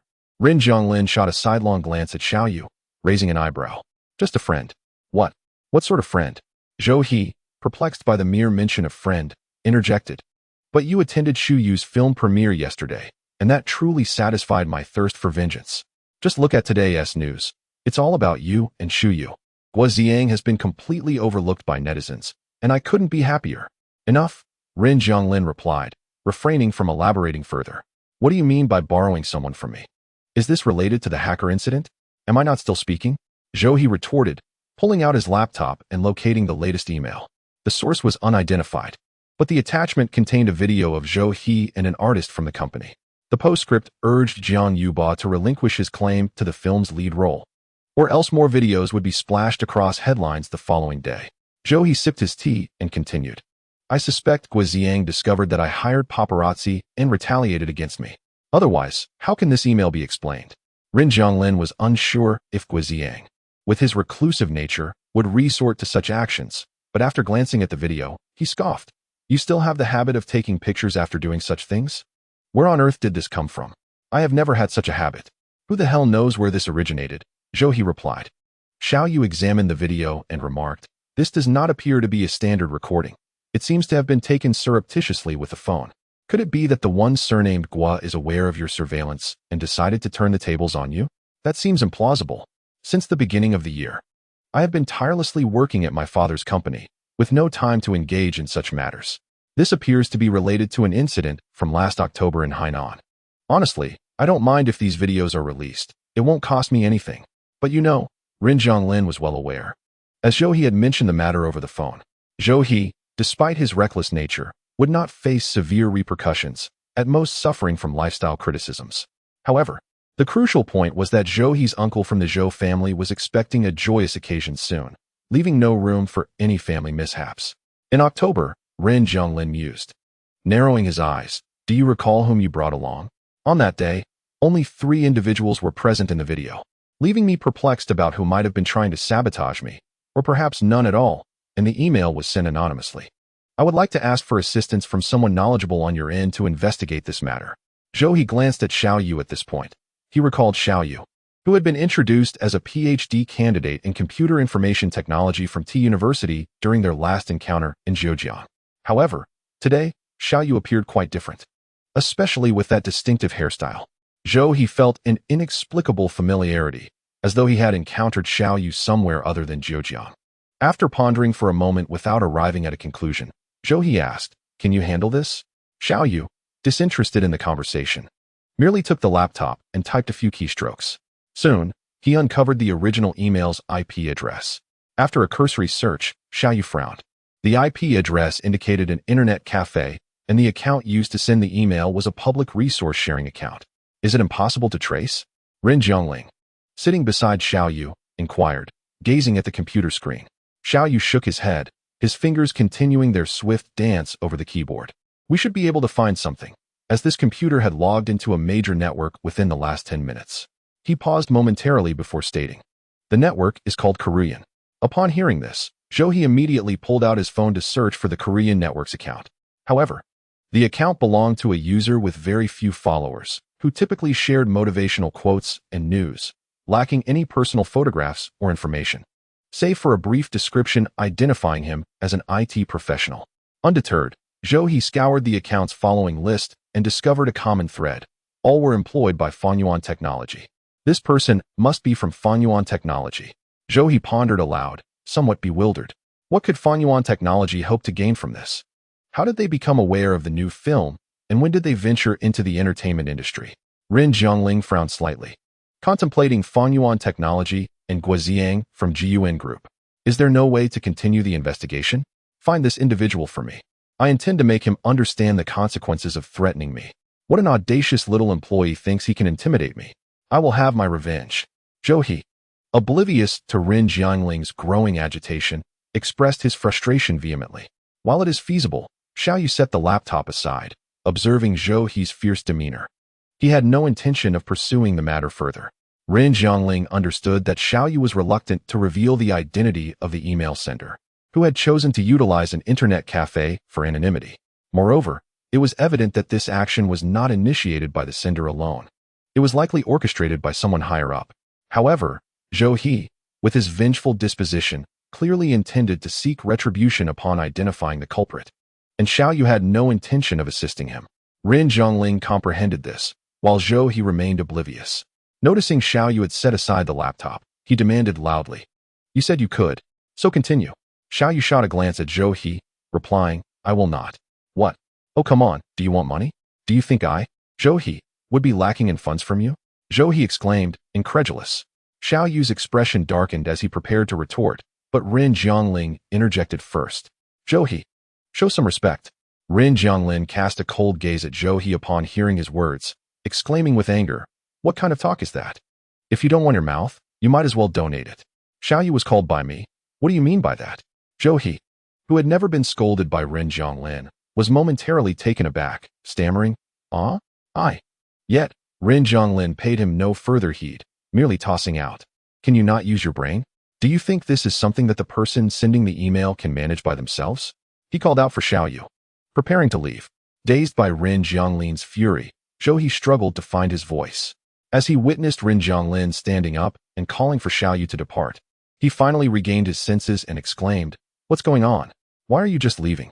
However, Ren Zhonglin ignored him, striding out of his house. Xiao Yu, witnessing Ren Zhonglin's anger for the first time, found it rather intriguing.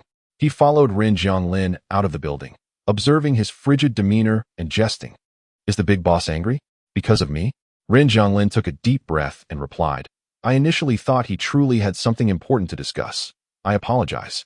Not considering Zhou He of much consequence, Xiao Yu had intended to tease Ren Zhonglin further. Yet, seeing his expression, he became somewhat dazed. Although he did not articulate why he did not assist Zhou He, Ren Zhonglin seemed to comprehend and sympathize with his thoughts, warming Xiao Yu's heart. "You, Xiao Yu, are quite charming," he remarked, somewhat at a loss for words. Ren Zhonglin, with his darkened gaze fixed on Xiao Yu, replied languidly, "Only you would say such a thing. Others often claim I am difficult to get along with." As their eyes met, a sudden wave of warmth surged within Xiao Yu. Glancing around to ensure their privacy, he seized Ren Zhonglin's hand and pulled him into a secluded alley, pressing him against the wall. Caught off guard, Ren Zhonglin felt the unexpected closeness of Xiao Yu and his heart raced. As Xiao Yu turned to kiss him, Ren Zhonglin murmured, "Did you not just say in the restaurant that you wish to maintain the status quo and let things unfold naturally? Xiao Yu, do you now wish to overstep?" Xiao Yu halted mid-action, the unspoken heat surging through his heart. After a prolonged moment, he embraced Ren Zhonglin tightly, confessing, I know, but I can't help it. I like you. I want to kiss you, to nibble on your ear, your chin, your neck. I want to be with you." He sighed, then added, "But since I just agreed to wait, I shall." Ren Zhonglin, not devoid of emotion himself, found Xiao Yu's words stirring his breath. He leaned against Xiao Yu's shoulder, slowly raising his arms to embrace him tightly. After an indeterminate time, as their breathing steadied, Ren Zhonglin finally spoke, "Let us return." Xiao Yu released his grip, replying, "All right." Familiar with the location of Ren Zhonglin's villa, Xiao Yu noted that their car was parked outside the iron gate. Once Ren Zhonglin unbuckled his seatbelt, he pondered for a moment before calling out, "Xiao Yu?" "Yes?" Xiao Yu looked up in response, and in the next moment, Ren Zhonglin pressed a kiss upon his lips. By the time Xiao Yu regained his composure, Ren Zhonglin had already withdrawn, gazing at him with a leisurely smile, a reward. Chapter 40. CP fans looking at the stunned Xiao Yu, Ren Zhonglin chuckled softly, "However, your stubble is indeed a bit prickly." Upon finishing his words, he exited the vehicle and approached the driver's side door, bowing slightly as he said, "Thank you for today's hospitality. Farewell." Without waiting for Xiao Yu to utter a single response, he turned and entered the house, leaving Xiao Yu outside the door. Removing his coat, he reclined on the sofa, and Zhongling couldn't help but recall Xiao Yu's stunned expression after their brief kiss. It struck him as amusing. Yet the fleeting nature of that kiss left him with a lingering sense of desire. The memory of Xiao Yu tightly embracing him in that alley ignited a warmth within Zhongling. How curious it was that something so simple as a hug could leave him so flustered, especially considering the prolonged absence of any indulgence of his desires. Shaking his head, Zhongling rose from the sofa and made his way to the bathroom. There was no time for such thoughts. He had a meeting to attend in the morning. Meanwhile, Xiao Yu contemplated chasing after him, but ultimately restrained himself. If he did pursue, The night would likely demand more than just a kiss to resolve. Upon returning home, Xiao Yu sat in front of his computer, mulling over Jiang Ling's kiss. So superficial, it left him wanting more. He clicked his tongue repeatedly, sighing in frustration. No matter how he considered it, Jiang Ling's actions seemed unjust. Was there not a saying that goes, "Only the officials are allowed to start fires, while the common folk must not light lamps"? He was forbidden from kissing, yet before exiting, Jiang Ling had taken the liberty to do just that. Jiang Ling was indeed a blatant official. Yet, the fire he had ignited made Xiao Yu's heart bloom with excitement. The only dissatisfaction stemmed from the fact that this official had set the fire and then departed, leaving Xiao Yu to toss and turn in its aftermath. The flames still raging within him upon returning home. One kiss was hardly sufficient. Xiao Yu sighed once more. Perhaps he should simply tell Jiang Ling that his desired reward was, in fact, 2 kisses? No, it should be 10. Yet still, it felt inadequate. With sleep eluding him, Xiao Yu turned to his computer to stave off his restless thoughts. Once he entered a work mode, time flew by, and by the time he finished his tasks, dawn was breaking. He finally returned to his bedroom and fell into a deep slumber the moment his head hit the pillow. At 8:30, after barely 4 hours of sleep, Xiao Yu slowly rose, casually wiped his face with a towel, brushed his teeth, and drove to Yuan Technology. The traffic on Monday was particularly congested. A short distance took him 40 minutes to traverse. As PhD students were not required to clock in, adherence to company rules was paramount. Xiao Yu had assumed that everyone would already be hard at work by 9:30, but upon exiting the elevator, he was greeted by boisterous laughter and chatter. What could be the cause of such excitement so early in the morning? Had Jiang Ling given them a raise? You and manager Xu Yu must truly have something going on, right? Did you see that video from Saturday night? I've never seen him smile like that. Wang Zhe exclaimed, scrolling through his phone. Look at the comments. They say that smile has made it into the top 10 most charming smiles of 2018. Manager Yu, don't you know the inside scoop? How could I ever dare inquire about the CEO's private life? Yu Tao logged into the Big Eye network after a long hiatus and remarked, "Which video are you referring to? I spent all day yesterday sleeping and missed the news.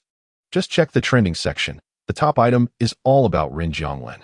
I heard that after Saturday night." The Big Eye network even saw a surge in discussions about the CP pairing of Ren Xiyu and Jianglin, with one account dedicated to this pairing gaining 250,000 followers in just one day. Ku Hongyi glanced at his phone and exclaimed, "Look at this Big Eye network. It now has 390,000 followers. I tirelessly try to make my presence felt in the comments of others' posts. Yet I only have a little over 200 followers. What nonsense CP is this?" Xiao Yu could hardly contain himself, walking over to Ku Hongyi, taking his phone, and after seeing a Q-version fan art of Ren Jianglin and Xu Yu, he scoffed. Don't these people have anything better to do? Shipping pairs. What do you know? Shipping CPs is a way of life for some. Zhao Yuan interjected from the side. Weren't you at the event the other day? Didn't you see for yourself? I heard from Kiki that when President Ren smiled, the entire venue erupted, with people urging them to get together. Kiki even said she couldn't help but join in the cheering. Isn't she averse to this gossip? You must understand that there is but a thin line between true fans and CP fans. It ultimately hinges on whether one can suddenly develop affection for the other party, especially for some female fans. They find it easier to accept a male idol's pairing with another male than with a female, as the latter often invites criticism. Xiao Yu expressed his surprise. Is there really a distinction based on gender? Indeed, Zhao Yuan nodded. You should check the comments on Xu Yu's Big Eye network posts. Previously, when President Ren wasn't in the entertainment news, fans would hurl all kinds of insults regarding Xu Yu and his relationship with him. However, after Saturday, with President Ren's striking looks, refined demeanor, and prestigious background, who wouldn't be enamored? Who doesn't love long legs? Xu Yu's fans are now saying things like, if you were with him, we would accept it. Come on, what's there to get excited about when it's all baseless? Xiao Yu tossed the phone back to Ku Hongyi and returned to his small workspace. Continuing, those two are impossible together. Yu Tao turned to Xiao Yu and said, I just remembered that among us, you are the one who is closest to President Ren. Haven't you heard him mention anything about this? Or have you not asked? After placing his backpack down, Xiao Yu stepped out to grab a cup of hot water. Sipping as he responded, you still want to ask me? I actually have something to inquire of you. Did you tell Ren Jianglin that Yan Kiki is my girlfriend? A jolt ran through Yu Tao's heart, but recalling that he had fabricated that for Xiao Yu's good, he sat up straight and replied, Yes, so what? Who told you to leave early that day? Right when President Ren caught you. The last time you missed work. President Ren happened to bump into you. If I don't find you a good excuse this time, what do you think President Ren will think of you? Wait a moment. Xiao Yu interrupted Yu Tao's words. You just mentioned that on the day I was absent, Ren Zhonglin came here, and he knew I was at home? So, did he deliberately go to his house to look for him that day? Indeed. He had just returned from Suzhou that afternoon and stopped by the company to check on the project's progress, but you happened to be absent. He visited again on Saturday. And once more, you were not there. I certainly had to concoct a reasonable excuse for you. Xiao Yu let out a cold snort, reflecting on that day. Had it not been for Ren Zhonglin stepping out to inquire about Yan Kiki, he might have unwittingly found himself eliminated. What a splendid excuse it was. Next time you fabricate something about my girlfriend, just wait for the repercussions. Recalling Ren Zhonglin's demeanor that day left Yu Taojin somewhat bewildered. Why the secrecy? Did President Ren suspect that he was being deceived? At this juncture, Yu Taojin remembered Ren Zhonglin's inquiries about Xiao Yu. Oh right. President Ren asked about you on both occasions. Was there something urgent he needed to discuss? Did you get in touch with him later? Xiao Yu chuckled, nodding in affirmation. There is indeed something pressing. Matters of the heart are always significant. Ko Hongyi, intrigued, leaned in and asked, what does he want from you? Is he requesting your assistance in obtaining confidential information from other companies? Indeed, it pertains to the acquisition of secrets, though not of the corporate variety. Rather of a personal nature. Huh. Ko Hongyi did not grasp the implication. Are you suggesting the breach of personal privacy? Wang Zhe was exceedingly curious. Xiao Yu whistled, dismissing Ko Hongyi and the others, urging them to focus on their own tasks rather than indulge in trivial gossip. If they were so enamored with this line of work, they should simply request Ren Zhonglin to transfer them to Wangtian Entertainment. Upon returning to his workstation, he sent a message to Ren Zhonglin. I heard you came to the company last week looking for me. Yu Taojin mentioned you had something urgent to discuss. What was it about? Ren Zhonglin, having left his phone behind during the morning meeting, only checked it after lunch. The screen displayed 2 messages. One from Xiao Yu that morning. Ren Zhonglin smiled, but after reading the content, he exhaled softly, tossing his phone onto the desk as he retreated to the break room, neglecting to respond to Xiao Yu. Indeed, Yu Taojin had been rather verbose.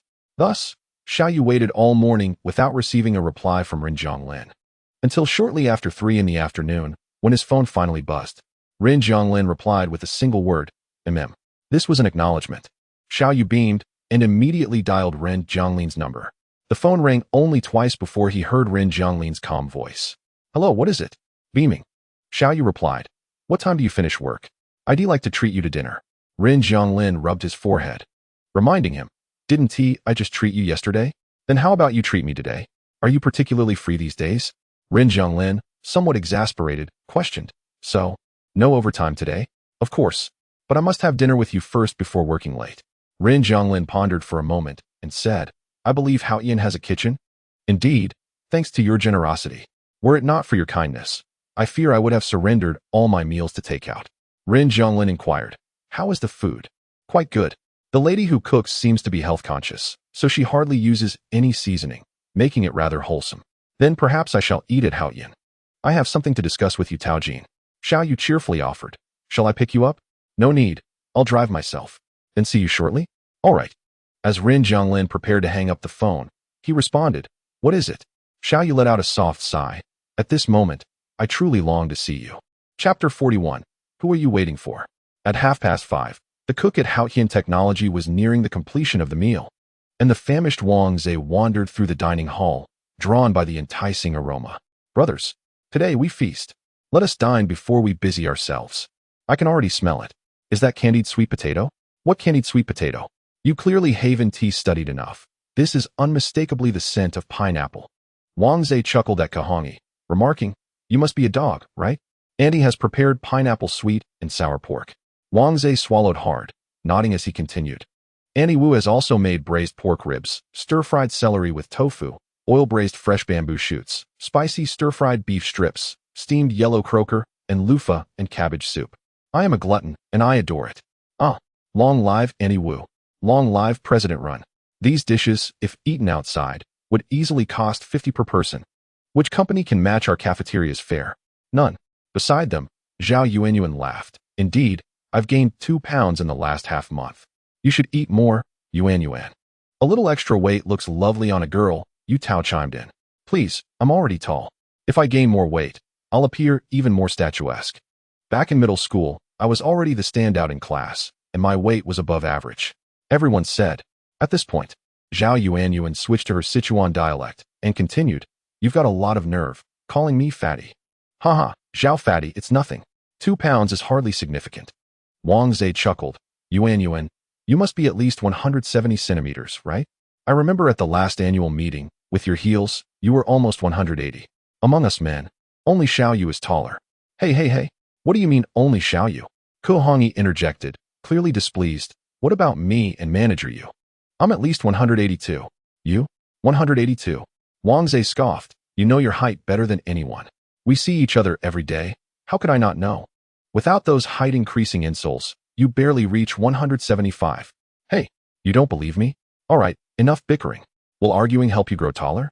Stop chattering and let us eat. We still have battles to fight later, Yu Tao said, rising to call out to Xiaoyu in his office. Hey, Xiaoyu, stop working for a moment and come eat.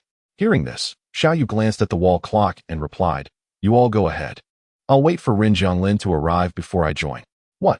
Yu Tao, having just reached the corridor of the office area, was momentarily stunned by Xiaoyu's words. Who are you waiting for? Rin Jianglin. Xiaoyu paused in his tasks, turned to Yu Tao, and smiled. I just forgot to tell you. Rin Jianglin said he would come here for dinner this afternoon, and I'm waiting for him to eat together. Yu Tao stood there, bewildered, staring blankly at Xiaoyu. Rin Jianglin? Coming to Haoyin for a meal? Eating cafeteria food? What does that mean? Is there something wrong with your ears? Xiaoyu observed the dazed demeanor of Yu Taojin and suppressed a chuckle, saying, This afternoon, our esteemed boss, Ron, called me and mentioned he would come by after work to have a chat with you and dine here as well. Is it that, Mr. Rin suddenly wishes to experience the tribulations of the mortal realm? Brother Yu, are you certain the boss intends to dine in our cafeteria? Did you hear correctly? Is it not Mr. Rin seeking trouble with manager Yu? Ko Hongyi exclaimed in astonishment. Shut your mouth, Ko Hongyi. The moment Yu Taojin heard that Rin Jianglin was coming to speak with him, a wave of dread washed over him. Ko Hongyi, in his foolishness, added fuel to the fire, sending another shiver down his spine. Xiaoyu nodded, affirming the truth of the dining arrangement, then glanced at Yu Taojin and remarked, As for whether manager you will receive a favorable outcome, that remains uncertain. Are we still going to eat? Came a quiet voice from the crowd. Yu Taojin shot a glare at the source of the sound. With the boss arriving, who would dare to eat leisurely? Would they feast first and leave the leftovers for Mr. Rin? On another note, why had Mr. Rin been visiting so frequently lately, even planning to dine here? This was indeed perplexing. As Rin Jianglin's arrival approached, not only did they forego their meal, but at Yu Taojin's command, everyone hurried back to their respective workstations, feigning productivity. Thus, when Rin Jianglin arrived at 6 o'clock, the office area of Haoyin was enveloped in silence, the only sound being the rhythmic tapping of keyboards. Rin Jianglin chuckled as he observed the overly enthusiastic greeting from Yu Taojin. Mr. Rin, what brings you here? This was the most exaggerated display of performance Rin Jianglin had witnessed since the establishment of Wantian Entertainment. Yu Taojin's obsequious demeanor was utterly unseemly. Xiaoyu remarked with a laugh. Rin Jianglin cast a sidelong glance at Xiaoyu and then addressed Yu Taojin, saying, I have a few matters to discuss with you. Noticing the nearly vanished sounds of typing in the office, Rin glanced behind Yu Taojin, and those who had been sneaking glances quickly averted their eyes, resuming their keyboard clatter. Rin Jianglin shook his head with a smile. Have you all eaten? Not yet. We were waiting for you, Yu Taojin quickly replied. As Xiaoyu approached Rin Jianglin, his gaze fixated intently on him. Were you caught in traffic? A bit, Rin Jianglin responded, feeling somewhat awkward under Xiaoyu's direct gaze. Let's eat first. I believe everyone is quite hungry. We can discuss the remaining matters afterward. Haoyin Technology employed 12 formal staff members, and with 6 doctoral candidates included. The total count did not exceed 20. Thus, when the cafeteria was established, only 2 family-style wooden tables were procured, each accommodating 4 individuals on either side and 1 on each end. Aside from Xiaoyu, no one dared to sit beside Rin Jianglin, leading to a peculiar sight of many crammed around the same table. The tardy Yu Taojin could not squeeze in, so he had to join a few doctoral students at Rin Jianglin's table. Aunt Wu divided the stir-fried dishes into 4 portions, placing 2 plates on each table, while serving soup in small bowls, ensuring each person received a portion before returning to prepare another dish of broccoli. Once the dishes were laid out, Rin Zhonglin noted that no one had made a move to eat and inquired, "Why is no one using their chopsticks? Is the food not to your liking?" Yu Taojin quickly shook his head in denial. Xiao Yu served Rin Zhonglin a bowl of rice, delivering the chopsticks to him with a smile. "They fear you. If you do not start, they would not dare to. Disregard them. Let me tell you, this group is remarkably timid, especially Manager Yu." With that, he picked up his chopsticks and served a piece of sweet and sour pork to Rin Zhonglin, saying, "Do taste the ant's culinary skills." This unexpected gesture from Xiao Yu left the others at the table utterly astonished. What? Xiao Yu actually served someone else food? No. Xiao Yu had the audacity to serve Rin Zhonglin. Was he not afraid that Rin Zhonglin would throw it back at him? Unbeknownst to Rin Zhonglin, the minds of his companions were churning with tumultuous thoughts. Under their watchful gazes, he calmly picked up a piece of meat from his bowl and tasted it, finding it quite delightful. Xiao Yu, with a smile, served him a piece of rib and some fresh bamboo shoots, saying, "Try this as well." Observing the array of dishes in his bowl, Rin Zhonglin chuckled helplessly. "All right, you eat. I can manage on my own." The astonishment of the onlookers was beyond words, compelling them into a silent meal as the scenes that had just unfolded replayed in their minds, rendering the flavors of the food indistinguishable. So Xiao Yu and Rin Zhonglin were this close. Wang Zhe discreetly formed a small group chat and sent a message. "I didn't know," Kahongyi replied. "Didn't Xiao Yu say he wasn't familiar with Rin Zhonglin last time?" Unable to contain his curiosity, Wang Zhe swallowed his food and inquired, "Mr. Ren, when did you and our brother Yu first meet? You seem to have a good rapport." Hearing this, Rin Zhonglin set down his chopsticks and replied, "Well, we've known each other for some time." Wang Zhe sighed. "I always thought you merely recognized each other." "Indeed," Zhao Yuan, seated opposite Xiao Yu, chimed in. "This is the first time I've seen Xiao Yu serve someone else food. Usually, these boys just snatch their share. When do they ever share?"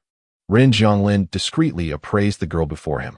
This was his first close observation of Zhao Yuan, the only female member of Xiao Yu's team. Dressed in athletic wear, without makeup, and wearing a pair of black-rimmed glasses similar to Xiao Yu's, she was not conventionally beautiful but exuded a refreshing cleanliness. Her slender and tall figure, coupled with her profound knowledge and poise, made her quite likable when she spoke. Rin Zhonglin squinted slightly, and after a moment remarked, "Oh, is that so? I'm not very clear on the duration of my acquaintance with Xiao Yu, but you all have known each other for at least 2 or 3 years. Haven't you?" Zhao Yuan laughed. "Not just 2 or 3 years. We've been in the same school for undergraduate, graduate, and doctoral studies. We met during our undergraduate years, so it should be around 8 years now."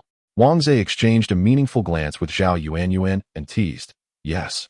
8 years. Time to end the war. What was that saying? Something about waiting for the clouds to part and the moon to appear. Oh dear, Zhao Yuan. Your footwork is quite impressive. Is it?" Rin Zhonglin lowered his gaze and picked up his chopsticks, preparing to serve himself. Yet, just as his chopsticks approached the beef, Xiao Yu intervened, saying, "You can't have this stir-fried beef. It's extraordinarily spicy for you." Xiao Yu looked at Rin Zhonglin, his gaze drifting to Rin Zhonglin's lips. As he smiled with narrowed eyes, "Boss, I remember precisely how well you tolerate spiciness." Chapter 42.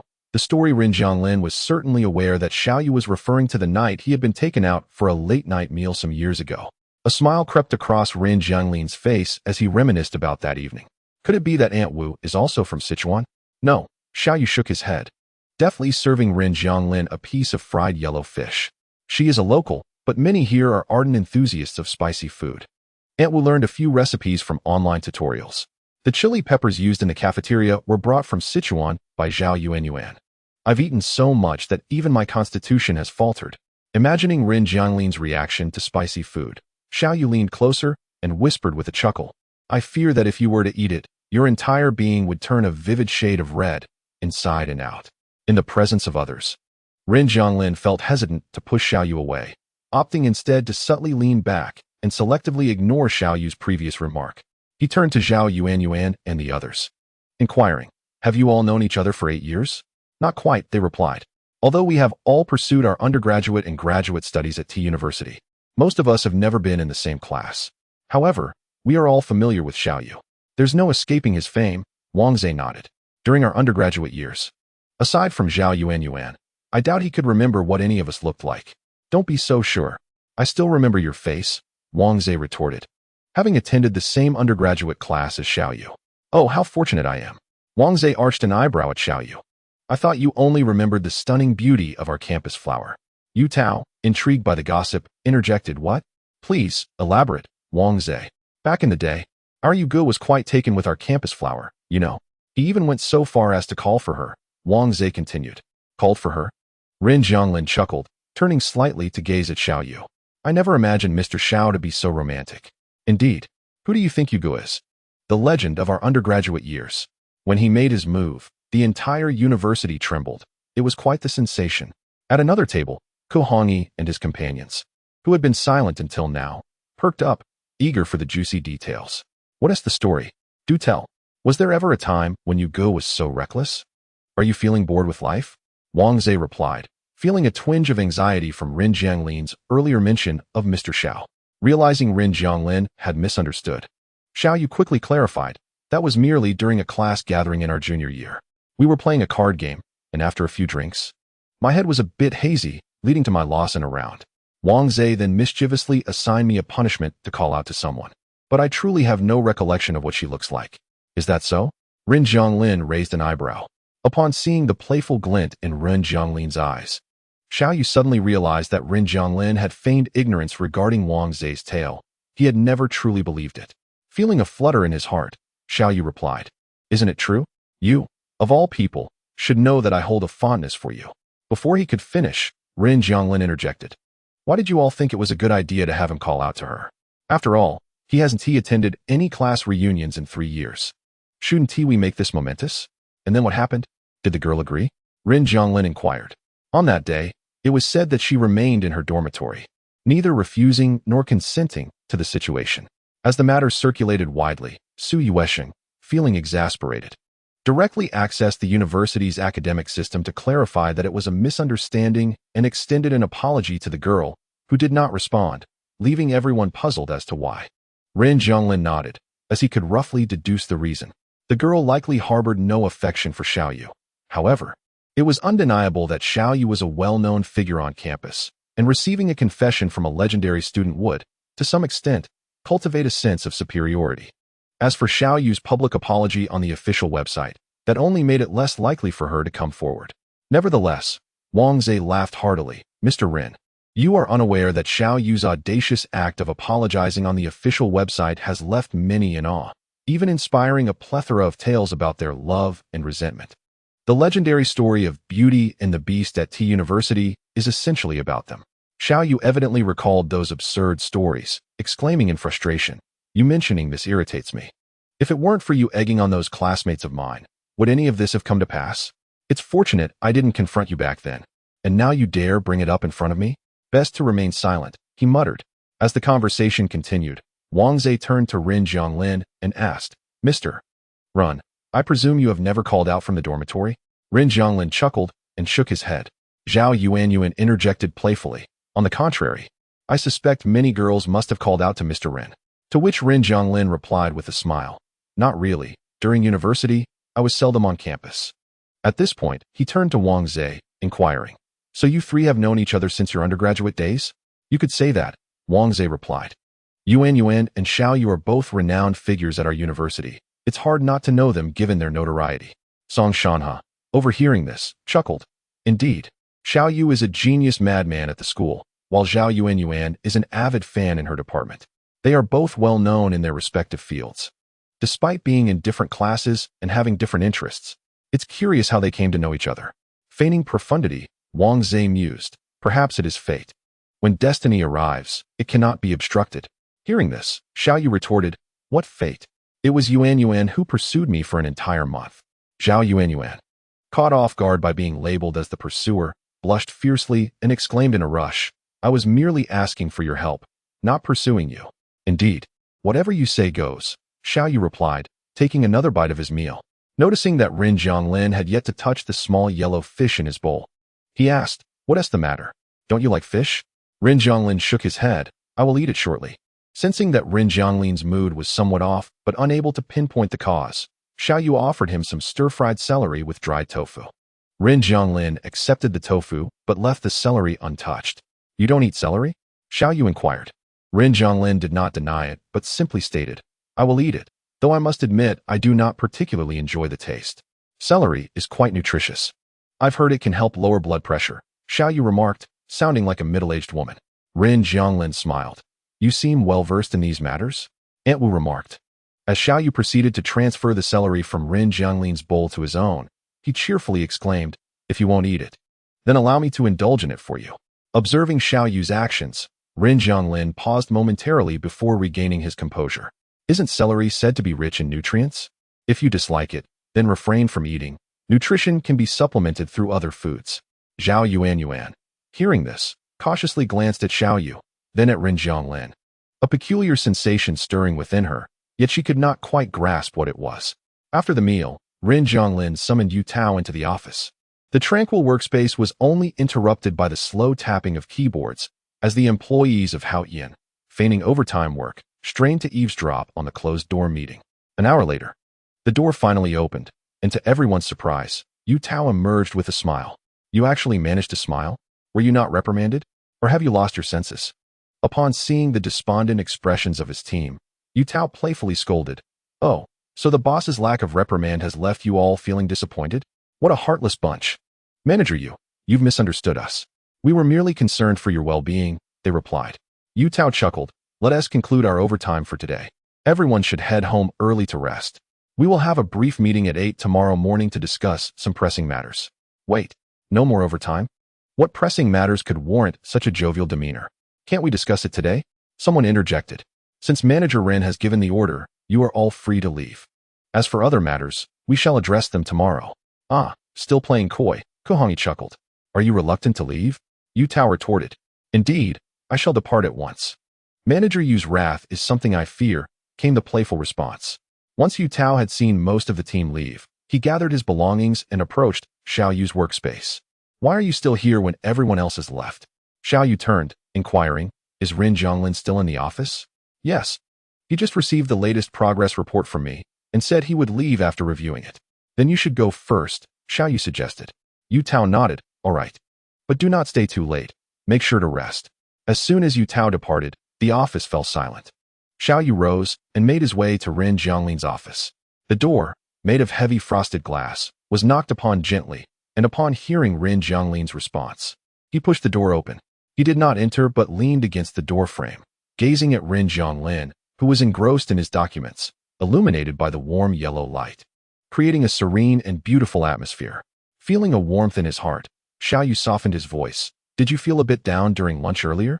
As Ren Zhonglin lifted his gaze towards him, his eyes mirrored the same expression they held that Saturday evening in the auditorium, and, just like that night, he refrained from answering.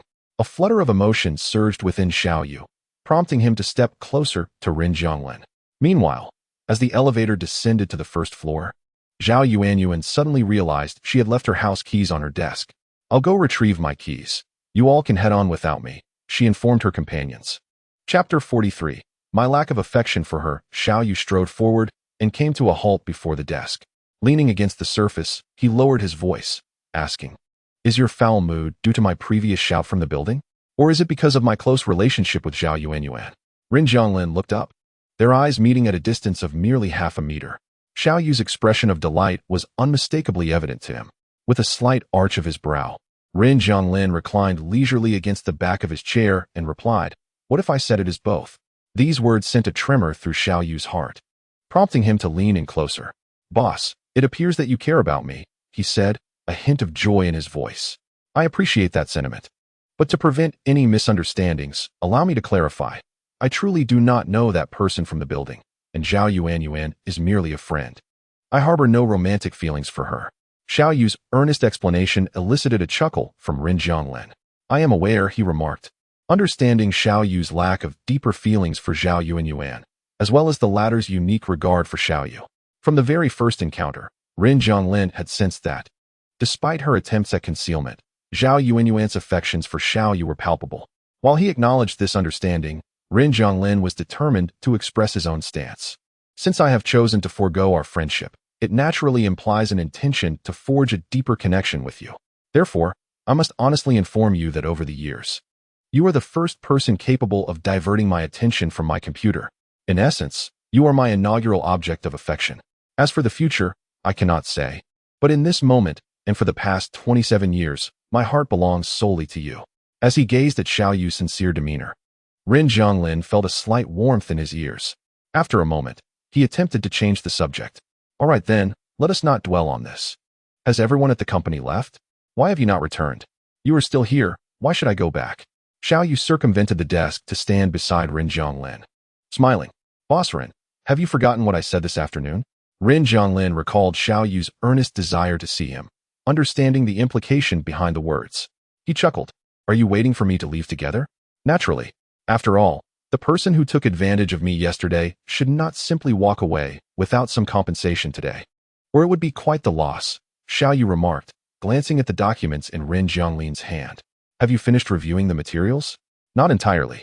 There are some sections I find rather perplexing." Xiao Yu nodded. "That is to be expected. Yuan Jin did not prepare the report with your presence in mind." He paused momentarily before adding with a smile, "Shall I explain it to you now?" With a grin, Ren Zhonglin could easily discern Xiao Yu's intentions. "Do you require a reward for this explanation?" Xiao Yu laughed. "The boss is quite aware of the market here. Shall we negotiate?" Ren Zhonglin did not respond with agreement or disagreement.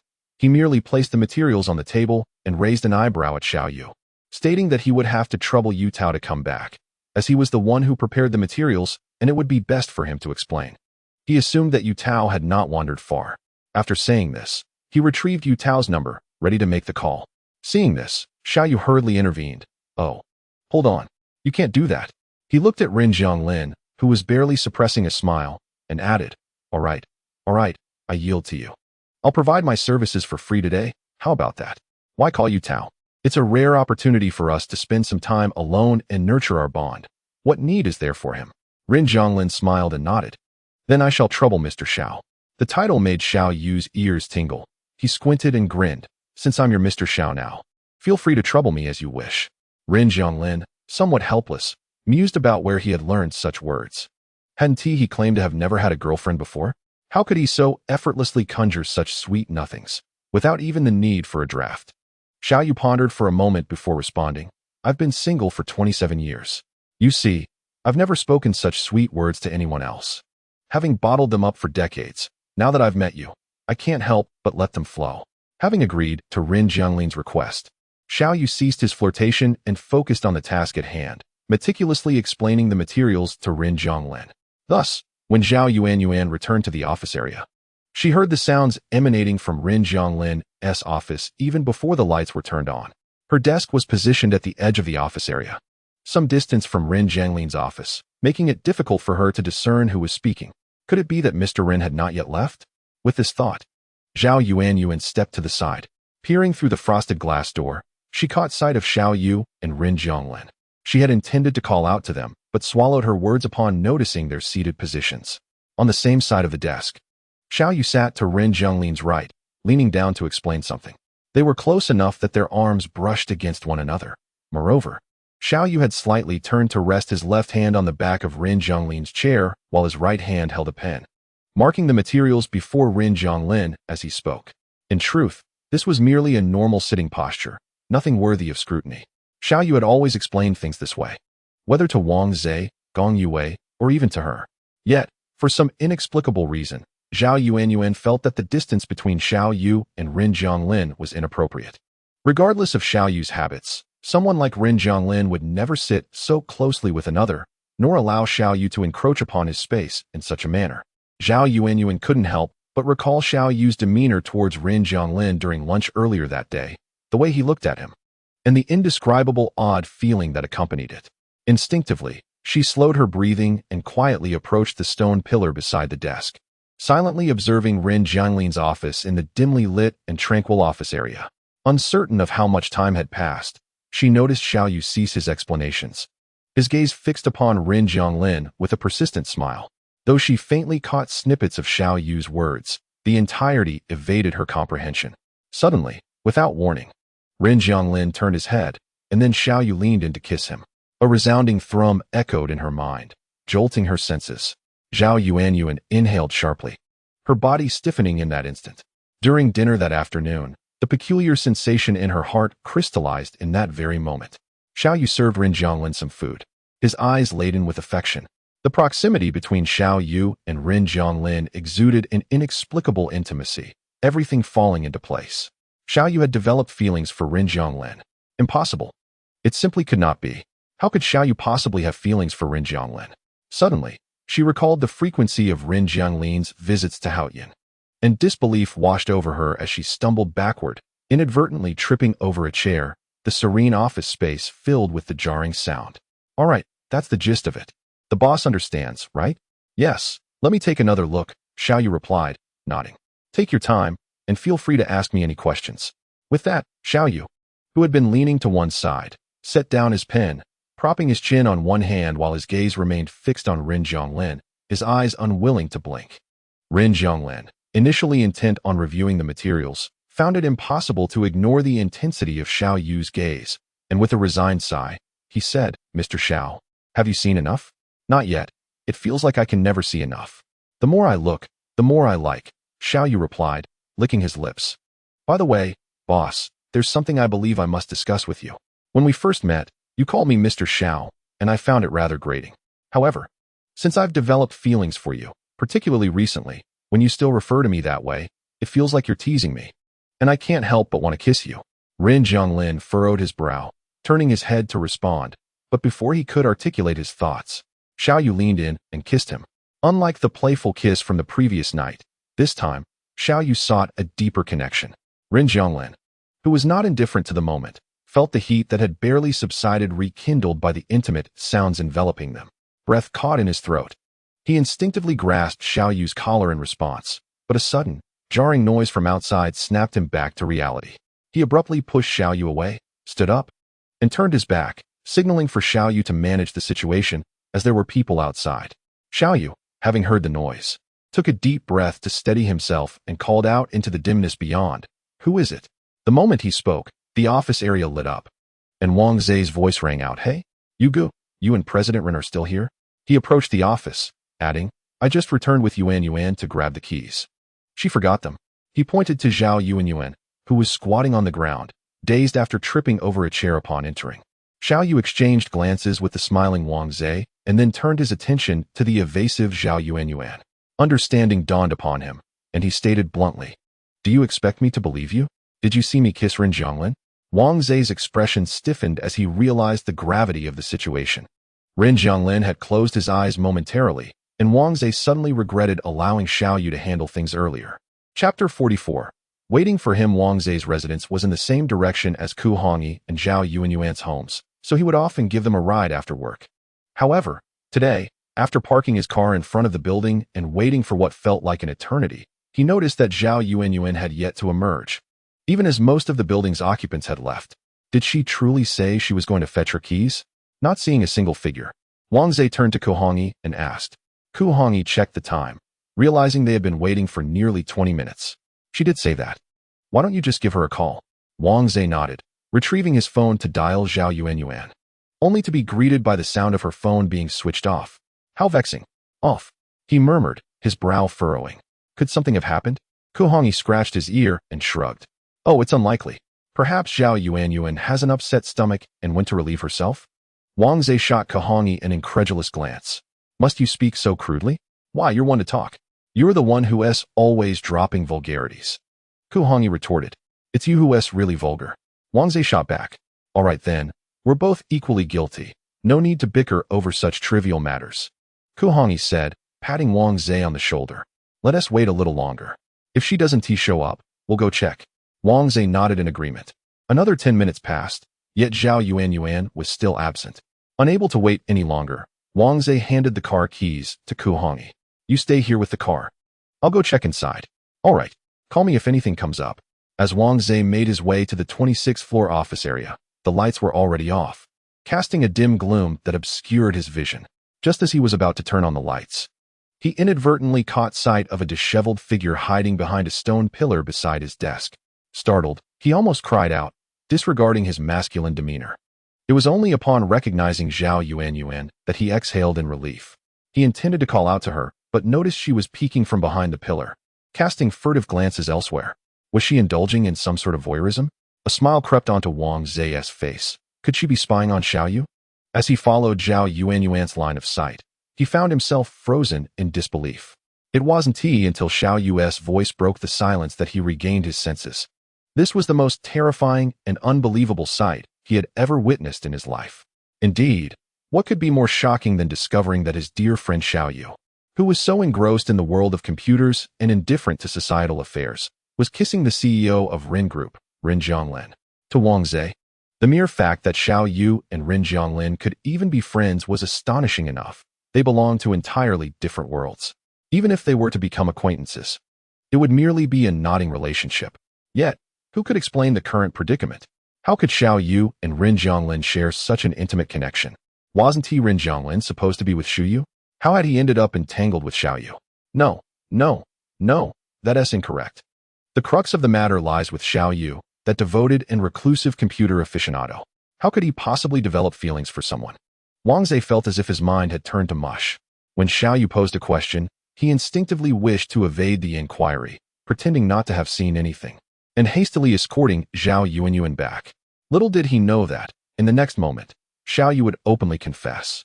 "Did you see me kissing Rin Zhonglin?" Xiao Yu inquired. Wang Zhe was rendered speechless, falling into silence, unsure how to respond, and even more uncertain about how to pose his own questions. After much contemplation, he finally managed to adopt a serious demeanor and said, "What transpired between you is ultimately your personal affair. As a friend, I should neither pry nor interfere. However, since you have admitted it, may I assume that you do not intend to conceal this from us?" Xiao Yu nodded and replied, "In truth, I never intended to hide it from you all." Wang Zhe glanced towards Rin Zhonglin in the other room, then back at Xiao Yu, and asked, "So, are you two a couple now?" "Not yet." Xiao Yu paused momentarily, at least not for the time being. Upon hearing this, Wang Zhe furrowed his brow, but chose not to press further. Xiao Yu sensed that Wang Zhe likely had numerous questions, but was mindful of Rin Zhonglin's presence, making it inconvenient to speak openly. After a moment's thought, he approached Rin Zhonglin and whispered, "How about I take you home first? They won't be able to interrogate me freely with you here." Rin Zhonglin frowned at the suggestion. He understood that this was a matter that required resolution between Xiao Yu and his friends, and he recognized that his presence was not particularly beneficial. Yet, if he were to leave now, it would feel as though he were irresponsibly tossing a bomb into Xiao Yu's lap and departing without a care. In truth, he was not obliged to bear any responsibility. He and Xiao Yu were merely friends, after all. He had never felt the need to take responsibility for past lovers. Moreover, it was Xiao Yu who needed to clarify matters with his friends, not him. He had no obligation to shoulder this burden, nor did he need to remain here. Leaving now would allow him to enjoy the fruits of their connection without concern, which seemed the most prudent and valuable course of action. However, this was Xiao Yu before him, not the past lovers he had known. Standing in front of him was a friend of Xiao Yu.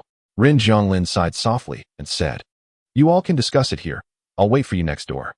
This unexpected response momentarily stunned Xiao Yu, but upon realizing Rin Zhonglin's intent, he smiled and said, "What are you waiting for? You're of no use here. It's better for you to return home and rest. Didn't you just say you wanted to leave work with me?"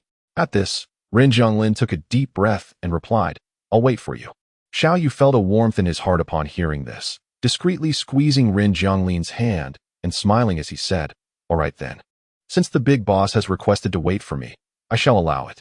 If anything comes up, just let me know."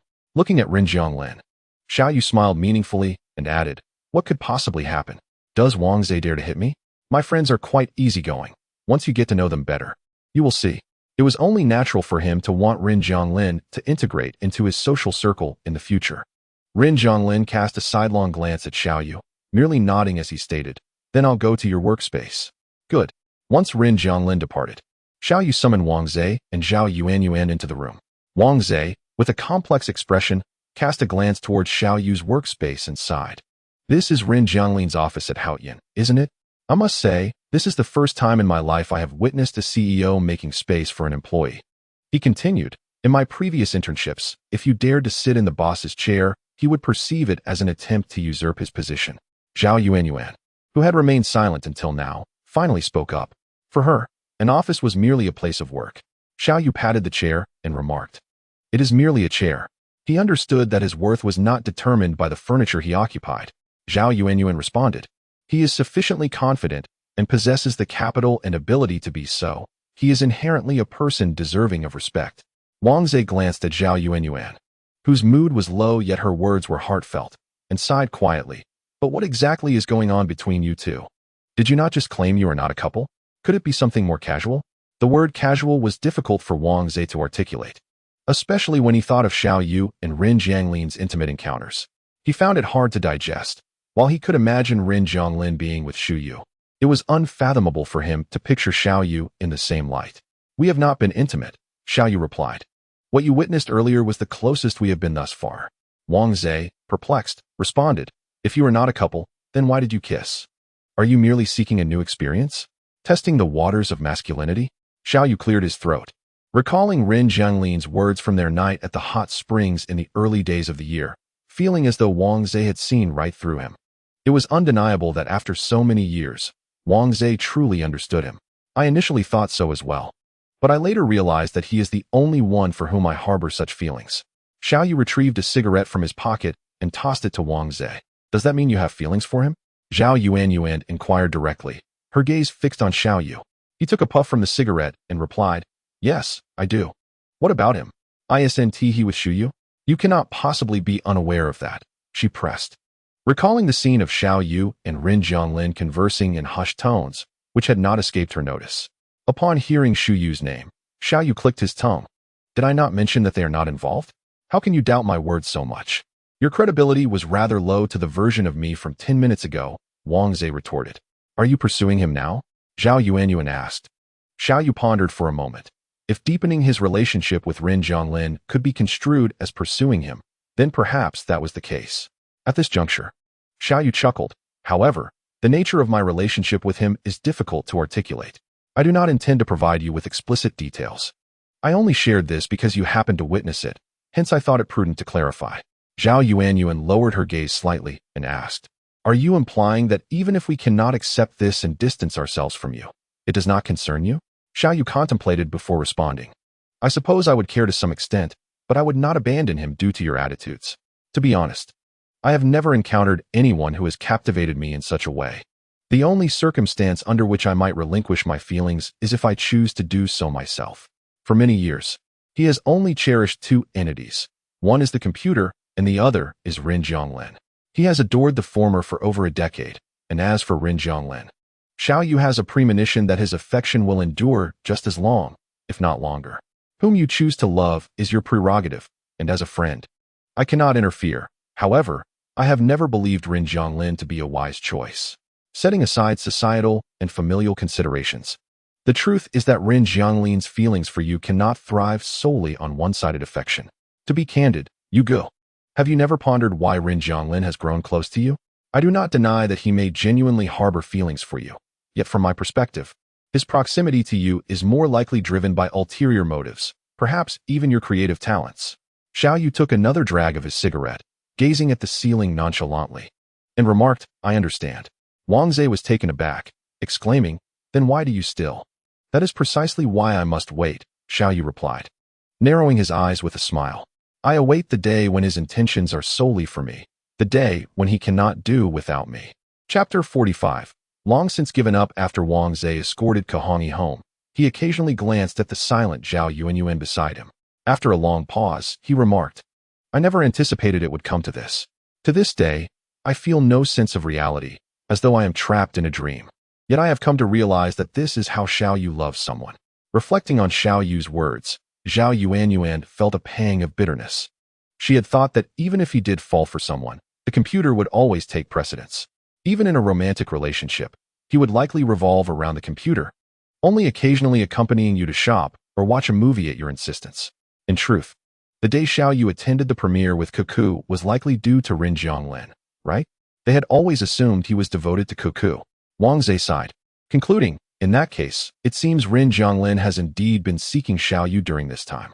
Noticing Zhao Yuan's silence, Wang Zhe whispered, I always thought you had given up.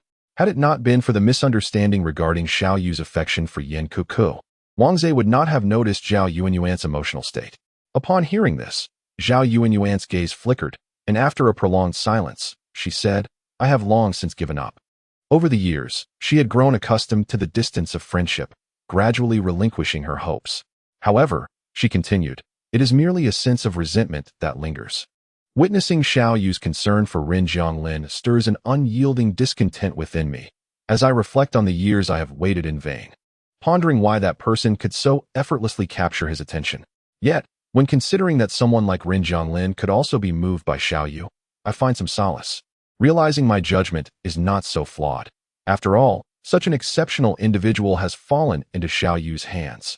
The soft sound of Zhao Yuan's quiet sobs reached Wang Zhe's ears, and he sighed softly. This hardly resembled the demeanor of someone who had given up. Rather, it seemed more like a reluctant resignation. He reached for 2 tissues from the side and handed them to Zhao Yuan without looking over. He heard Zhao Yuan's trembling voice say, "The 8-year war should come to an end."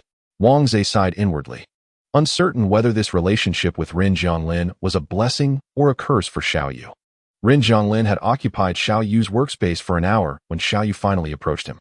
Setting aside the book he had been reading, Rin Jianglin turned and asked, "Have you reached an agreement?" Xiao Yu nodded affirmatively. "What was discussed?" "Just the usual declarations of affection," he replied, observing Rin Jianglin's furrowed brow with a smile. "Rest assured, although they may find it challenging to accept now, we've known each other for years.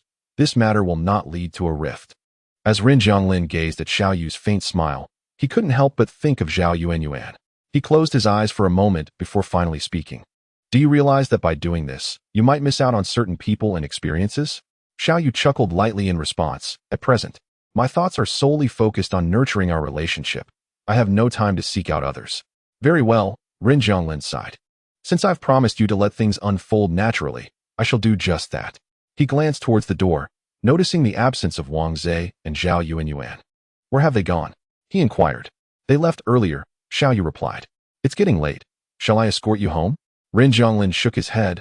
"No need, I drove here." "Then how about you give me a ride home?" Xiao Yu suggested with a thoughtful smile. Rin Jianglin chuckled lightly and replied, "That's agreeable." Yet he reconsidered. "On second thought, your place is in the opposite direction from mine. It might be quite late before I can rest." Xiao Yu looked at Rin Jianglin and playfully teased, "Why not stay at my place tonight? My bed is spacious enough for both of us, and after all, we have shared a bed before." Taking the cue from Xiao Yu, Rin Jianglin teased in return, "That is indeed a solution. Your residence is quite nearby, allowing for an extra half-hour of rest." With that, Rin Jianglin turned to leave the workspace, only to find Xiao Yu still standing there, bewildered. "What's the matter? Not planning to leave?" Xiao Yu gazed at Rin Jianglin, who bore a smile, and after a moment, he asked, "Are you serious?" Initially, Rin Jianglin had intended to jest, but seeing the glimmer in Xiao Yu's eyes left him at a loss for words. Recognizing Rin Jianglin's silence, Xiao Yu understood it was merely a joke. He touched his nose and cleared his throat. "You're joking, right?" "I'm serious," they both exclaimed simultaneously, their gazes locking in surprise, rendering the office area momentarily silent.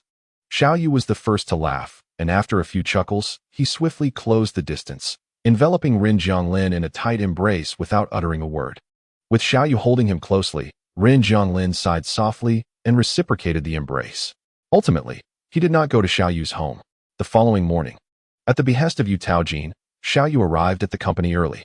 In the small conference room of just 18 people, Yu Taojin was animatedly speaking, while Xiao Yu paid no attention, engrossed in browsing the Daisy network on his phone. Ever since that evening, Rin Jianglin's Daisy network had also been quite lively. But apart from the photo of Xu Yu posted last month, he had not shared anything else since.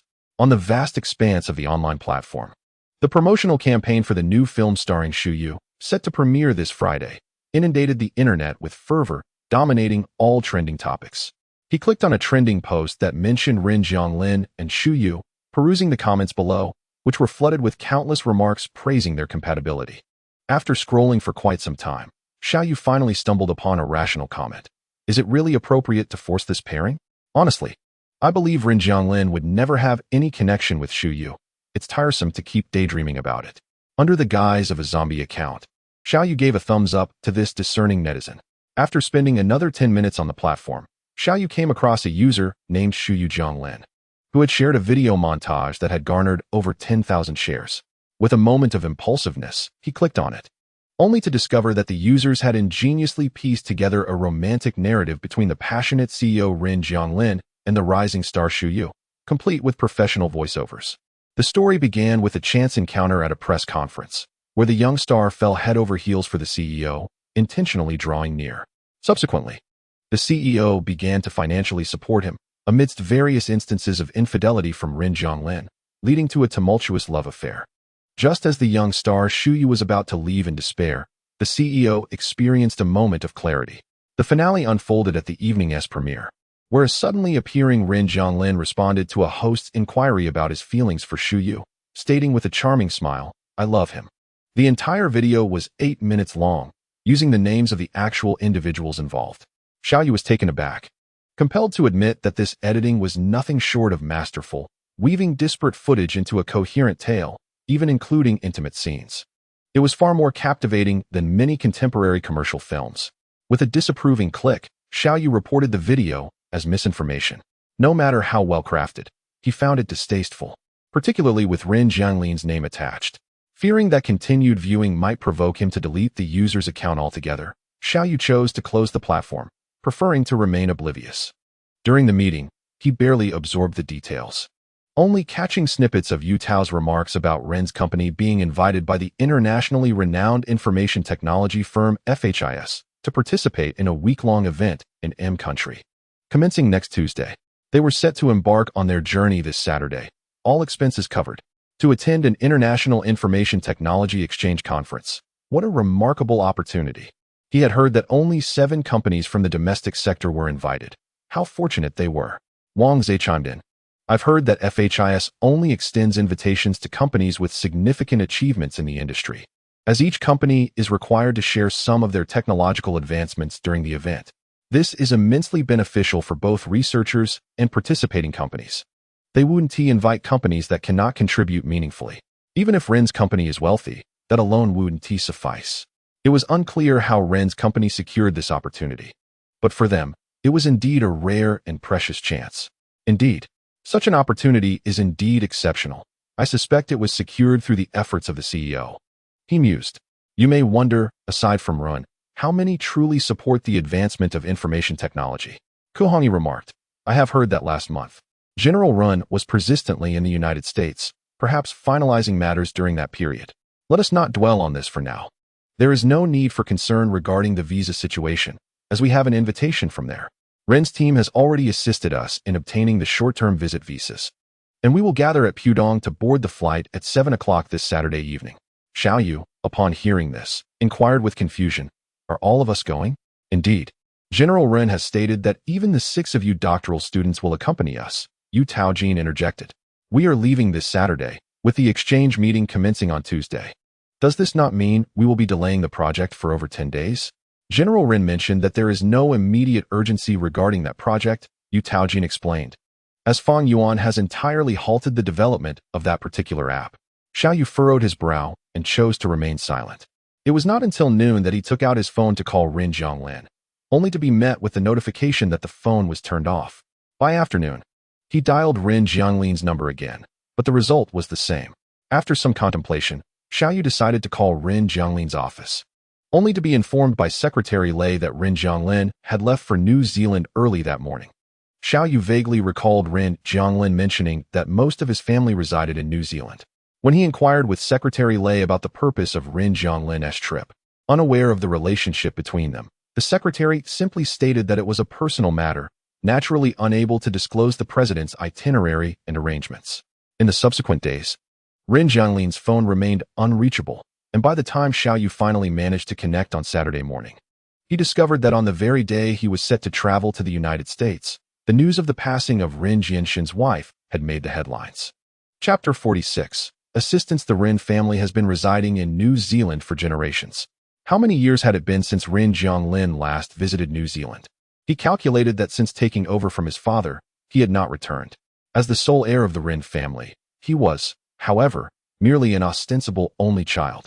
Rin Jianxun and Gu Mingjin had entered into a marriage of convenience, devoid of affection, as they led separate lives post-marriage, each undisturbed by the other. The Rin family has always exhibited a lack of emotional warmth, and Rin Zhonglin, as a member of the family, epitomizes this detachment. He has never shared a close bond with his parents. As the head of the Rin family and the daughter of the Gu family, with an impressive appearance and lineage, She was already the object of widespread admiration. Marriage, in this context, served merely as a tool for resource consolidation. Why should it become a shackle binding them together? Rin Jianglin, being a businessman himself, understood this well and saw no issue with such a perspective as he practiced it himself. Given that people flocked to him without aversion, what was wrong with having multiple lovers? However, Rin Jianglin was somewhat concerned about the reckless legacy left by Rin Jianshun during his youth, a stumbling block that sought to usurp the power he held. Rin Jianglin had previously paid little heed to the son, Rin Jiangran, whom Rin Jianshun had raised outside of their family. However, during his university years, Rin Jianshun unexpectedly brought this son home, bestowing upon him a name that shared the same generational character as Rin Jianglin. Despite having refrained from acknowledging this son for many years, it seemed that Rin Jianshun, perhaps softened by age, yearned for the warmth of fatherly affection and filial piety. Deciding to bring his dutiful son Rin Jiangran into the fold, intending to carve out a place for him within the Rin clan. Rin Jiangran, however, was not easily satisfied. He adeptly endeavored to win the favor of those around him, acquiring shares and even garnering the support of Rin Jianshun. Faced with this ambitious brother seeking power, Rin Jianglin found himself compelled to take matters into his own hands. As he gradually assumed control of the Rin family enterprise, he bided his time until the opportune moment arose to escort both father and son back to New Zealand for a peaceful retirement. In recent years, he had indeed received assistance from the Gu family, a favor originally solicited by Gu Mingjin. Thus, despite lacking a profound emotional connection with his mother, Rin Jianglin still acknowledged their familial bond. Upon hearing from Butler Lin about Gu Mingjin's grave illness, he made his way to her side. After a 2-year absence and no communication, he found his mother lying on her bed. Gu Mingjin, at the age of 58, was not particularly old, yet her severe illness had rendered her emaciated. The last time he saw her, she had appeared well preserved. Now, her once rosy cheeks had sunken, leaving him momentarily unrecognizable. Diagnosed with late-stage lung cancer last year, Butler Lin, his hair now graying, gazed sorrowfully at his ailing wife, remarking on her alarming weight loss over the past 2 months. Recalling Gu Mingjin's smoking habit, Rin Jianglin nodded and inquired, "Why was I not informed earlier?" Butler Lin hesitated, searching for the right words to explain, before finally articulating, "You were busy, and Madam insisted it was unnecessary." Rin Jianglin furrowed his brow, intuitively grasping Gu Mingjin's perspective. Their relationship had been distant for many years, living apart in different locales, with Gu Mingjin often abroad, her visits to Shanghai merely for brief greetings. The bond between them was likely more tenuous than that he shared with his friend Su Zuan. Naturally, Gu Mingjin would not think to inform him of her illness, as Rin Jianglin understood that even if she had, he might not have come. Had he not heard of her critical condition, he likely would have remained absent. He refrained from pressing the issue further, merely stating, "How could the problem go unnoticed until it reached such an advanced stage?" "Madam has always been reluctant to seek medical attention," Butler Lin replied. "She only went when she felt unwell, and after the diagnosis, she took some medication but refused treatment, claiming chemotherapy would be too harmful." Rin Jianglin shook his head. At such a critical juncture, she seemed surprisingly unconcerned. Butler Lin, at a loss for words, lowered his gaze and sighed softly, acknowledging that everyone has their own way of living. At that moment, Gu Mingjin, who had been resting with her eyes closed, tremulously opened them. Her gaze slowly turned towards the visitors, and upon recognizing the figure at her bedside, she paused, momentarily taken aback, before uttering, "Jianglin?" The once deep and resonant voice now lacked its usual vigor, bearing a hint of frailty. Rin Jianglin nodded in acknowledgement. "Is it you?" "Yes," he replied. As he settled into the chair beside the bed, he turned his gaze to Gu Mingjin, who struggled to speak. Her breaths labored. "Are you feeling unwell?" he inquired. Gu Mingjin slowly nodded. "Of course. Would you like some water?" Rin Jianglin asked. "Just half a glass," she replied. He moved to the bedside, gently propping her up. The cushion was too soft for her comfort, so he adjusted her position, allowing her to lean against him. Taking the warm water offered by Butler Lin, he carefully fed it to her, sip by sip. Once she had finished, he asked, "Would you like another glass?" Gu Mingjin took a deep breath and shook her head. "I wish to take a stroll in the garden." Noticing her labored breathing, Rin Jianglin glanced at Butler Lin, who shook his head in response. "You cannot stand up now, can you?" he remarked. "It's autumn in New Zealand, and there's nothing particularly beautiful to see. Just a glance, please," Gu Mingjin replied, her voice strained. If I were to die, I would not see even the most unappealing sights. Ren Zhonglin furrowed his brow as he observed Gu Mingjin staring out the window. With a resigned sigh, he carefully lifted her into his arms, the lightness of her form momentarily catching him off guard. He exhaled softly and instructed Butler Lin. Please prepare a heater, a comfortable chair, and blankets in the garden pavilion. Awakening, Gu Mingjin felt weak and, after a brief period of admiring the crimson maple leaves in the gazebo, succumbed to drowsiness. She did not reside at Ren's home, and for the next 2 days, Ren Zhonglin occasionally stepped out, but spent most of his time with her. On Thursday, he intended to call Xiao Yu, but unfortunately, his phone fell into the pond and was rendered useless. The process of obtaining a new SIM card in New Zealand was quite slow, and Ren had not made a point to memorize Xiao Yu's number. With his mind preoccupied by Gu Mingjin's situation, he delayed reaching out. The two had seldom spoken before, and now they found themselves in silence, occupying the same space. Ren attended to company matters while Gu Mingjin watched the falling leaves in the garden. It was not until Saturday afternoon, after acquiring a new phone and SIM card, that Ren Zhonglin received a call from Xiao Yu. Boss, your phone is nearly impossible to reach. I've been trying for days. Stepping out of the dining hall, Ren smiled slightly. My phone and card were broken. I just replaced them. Remembering Ren's previous phone, which lacked even a flashlight, Xiao Yu chuckled. It was indeed time for an upgrade. But you really are quick to leave without a word, planning to abandon me in the US for over a week? Just a week. Ren Zhonglin replied with a faint smile. Xiao Yu wished to express his longing, but realized that Ren's hurried trip to New Zealand must be due to pressing matters, making such sentiments perhaps inappropriate at the moment. The words "I miss you" were ultimately swallowed back. After a brief silence, he asked, Did you go to New Zealand? Ren Zhonglin responded affirmatively, Yes.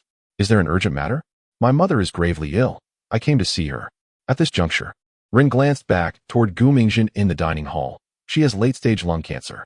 Xiao Yu found himself momentarily at a loss for words. Any attempt at consolation seemed insincere, and he struggled to articulate the right phrases. While he often bantered playfully with Wang Zhe and the others, he was rendered speechless at this critical juncture. Don't worry, I feel fine, he reassured. But as Ren Zhonglin heard the distant announcements of boarding calls from the airport, he inquired, Are you at the airport? Preparing to go to America? Yes, Xiao Yu replied. What time is your flight? 8:30.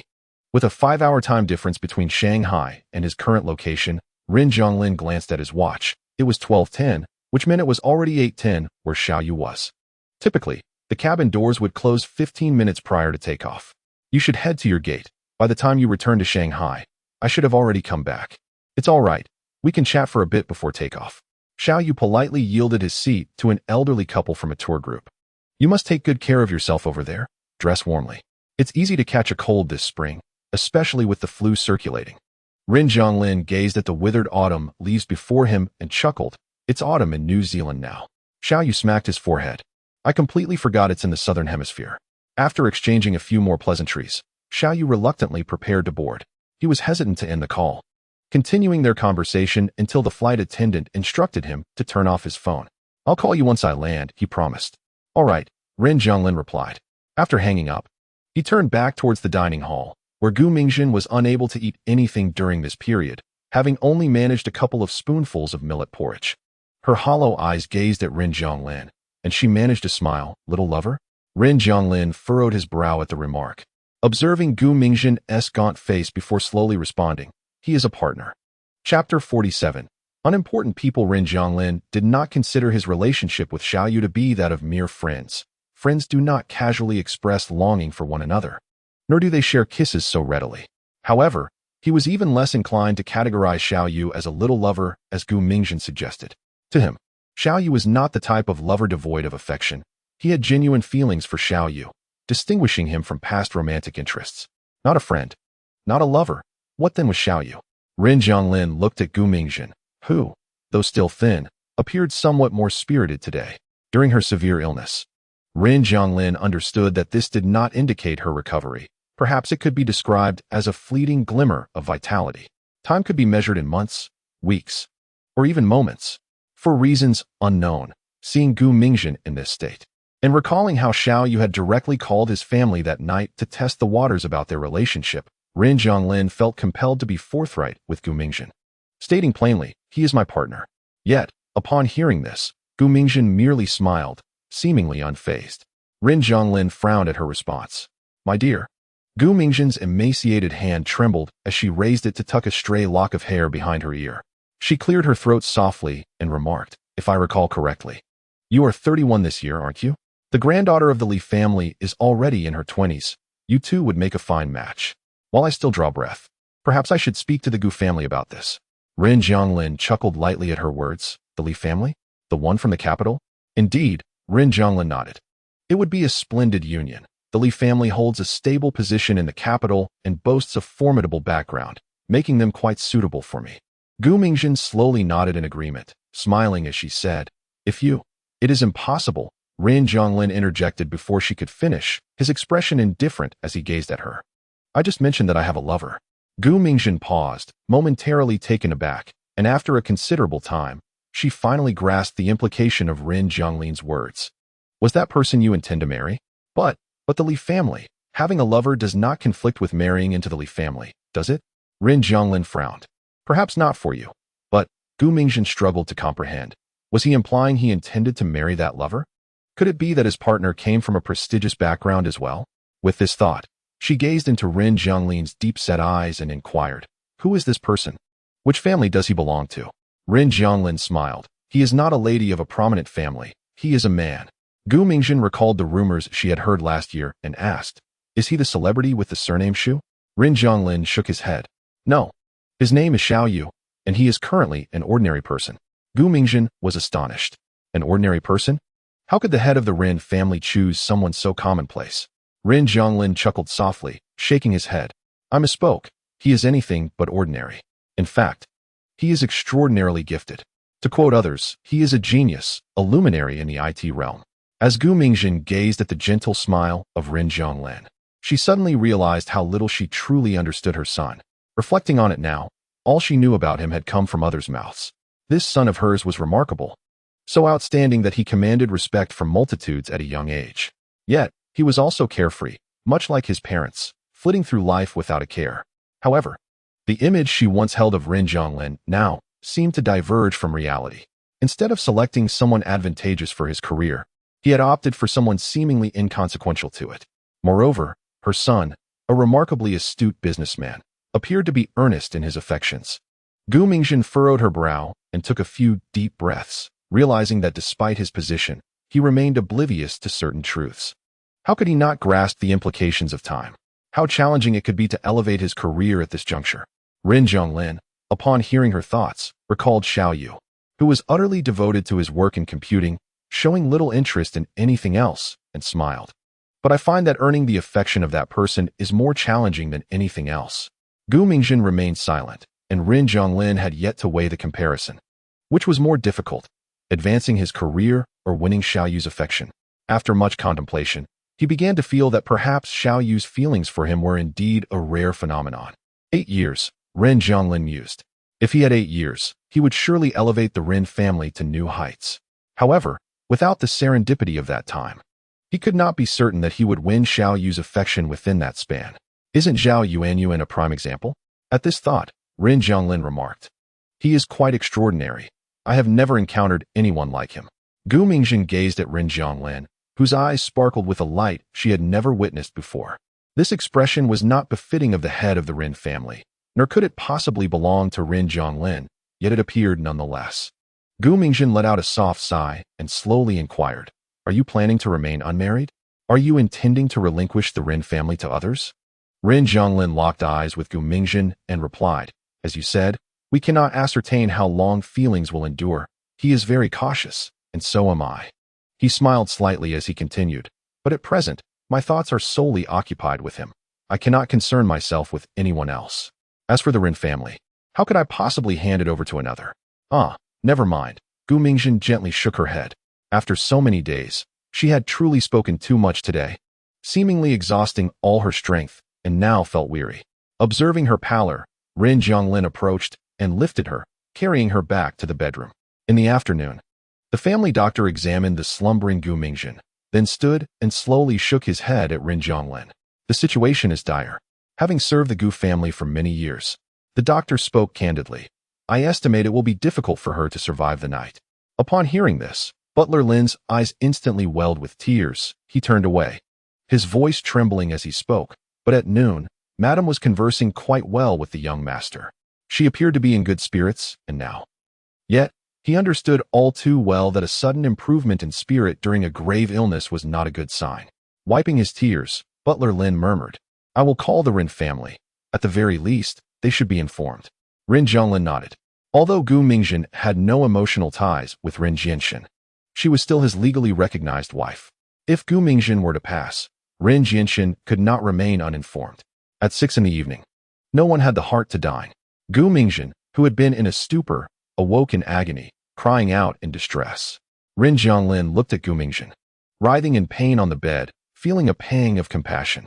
He turned to the family doctor and asked, "Is it possible to administer some pain relief?" She could not endure this suffering. A single injection might alleviate her torment. Yet, what does it signify to allow someone to endure such agony while they are still alive?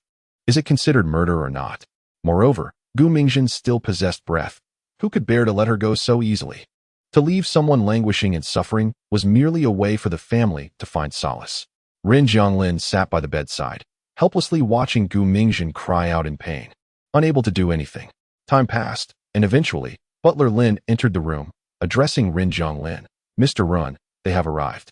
Rin Zhonglin turned in response to see Rin Jianxin and several members of the Rin family at the door of the bedroom. The two men, father and son, sharing a semblance of resemblance, exchanged not a single word, nor did they greet each other. Instead, Rin Zhongran, following closely behind Rin Jianxin, cheerfully said, "Eldest brother, it has been a long time." Rin Zhonglin scoffed lightly. "You all do not appear to be here to visit a patient. You resemble those attending a joyous occasion." Upon uttering these words, he could hardly muster the energy to glance at the multitude surrounding him, his gaze fixated solely on Gu Mingjin, who lay upon the bed. Rin Jianxin, unable to tolerate Rin Zhonglin's demeanor, let out a disdainful snort. "You haven't returned in years. Have you come back merely to claim your mother's inheritance? And if so, what of it?" Without turning his head, Rin Zhonglin squinted slightly and replied with a smile, "It is rightfully mine." Yet, just as he spoke, Gu Mingjin suddenly grasped his hand with an unexpected strength, pulling him in with a fierce grip. Gasping, she locked her eyes onto Rin Zhonglin and asked, "How does that person treat you?" Rin Zhonglin was taken aback for a moment before realizing she was referring to Xiaoyu. Observing the labored breaths of Gu Mingjin, his expression grew complex, and he replied, "He treats me exceedingly well."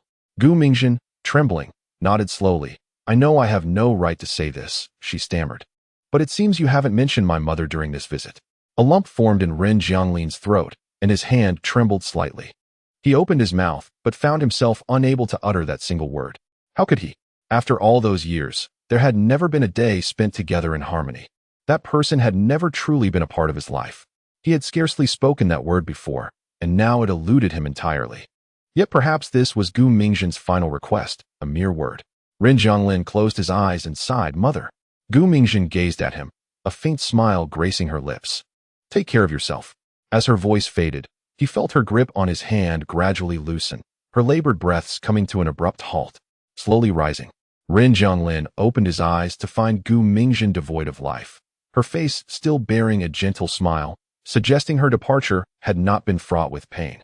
Feeling somewhat numb, he turned to the weeping Lin Guanjia beside him and said, "Make the necessary arrangements. Let her rest in peace." With that, he took a deep breath, his expression cold, and turned to exit the room. Xiaoyu. Suddenly, he found himself longing to see Xiaoyu. Chapter 48. Utilization. Stepping out of the bedroom, he left behind the cacophony of genuine and feigned sorrow, making his way to the garden. He retrieved his phone, searching for Xiaoyu's number, and dialed. It was only upon hearing the voicemail prompt that he began to regain his senses. The flight from Shanghai to the United States took 15 hours, and Xiaoyu was still in the air. With a slight droop of his hand gripping the phone, he gazed at the decaying leaves in the garden. His eyes clouded with uncertainty. The chilly winds of late autumn in New Zealand seemed to awaken him, and he suddenly realized that at this moment, the only person he wished to see was Xiaoyu. By the time he managed to reach Xiaoyu, it was already the following day. He had not slept a wink throughout the night. Time zones are peculiar constructs. When Xiaoyu boarded the plane on Saturday morning at 8:30, after hours in transit, he landed under a brilliant sun, yet it was still midday on Saturday, and it seemed only 3 hours had passed. Xiao Yu, who had intended to call Rin Zhonglin, glanced at the world clock on his phone. It was already past 4 in the morning in New Zealand, the hour of slumber. Not wishing to disturb Rin Zhonglin's rest, he followed Wang Zhe and the others to the hotel to check in. Once they had settled their accommodations, the famished group sought out a hamburger shop for a meal. And by the time they finished, it was already 2 in the afternoon. Despite having slept intermittently on the plane, the group, accustomed to late nights, did not feel particularly fatigued. Zhao Yuan suggested taking a stroll along the river back to the hotel to admire the North American scenery. As it was their first visit to the United States, and their curiosity was piqued, they readily agreed. Indeed, the cultural ambience of different countries is strikingly distinct. Yu Taojin gazed at a middle-aged man leisurely playing the violin by the riverbank and remarked, "It is truly a delightful sight." "Oh, come off it." Ku Hongyi scoffed at Yu Taojin's words. "The violin is a native instrument. To foreigners, it's akin to our eru. What is the difference between these people playing the violin on the streets abroad and the elderly in our country playing the eru? They are both engaging in art. Manager Yu, don't let your years abroad make you believe that the moon shines brighter overseas. That is sheer sycophancy." Ha ha ha ha ha. Ku Hongyi's point was well taken. Yij, I must have underestimated you. You have a profound understanding. Bah. Yu Taojin spat. Who is being sycophantic?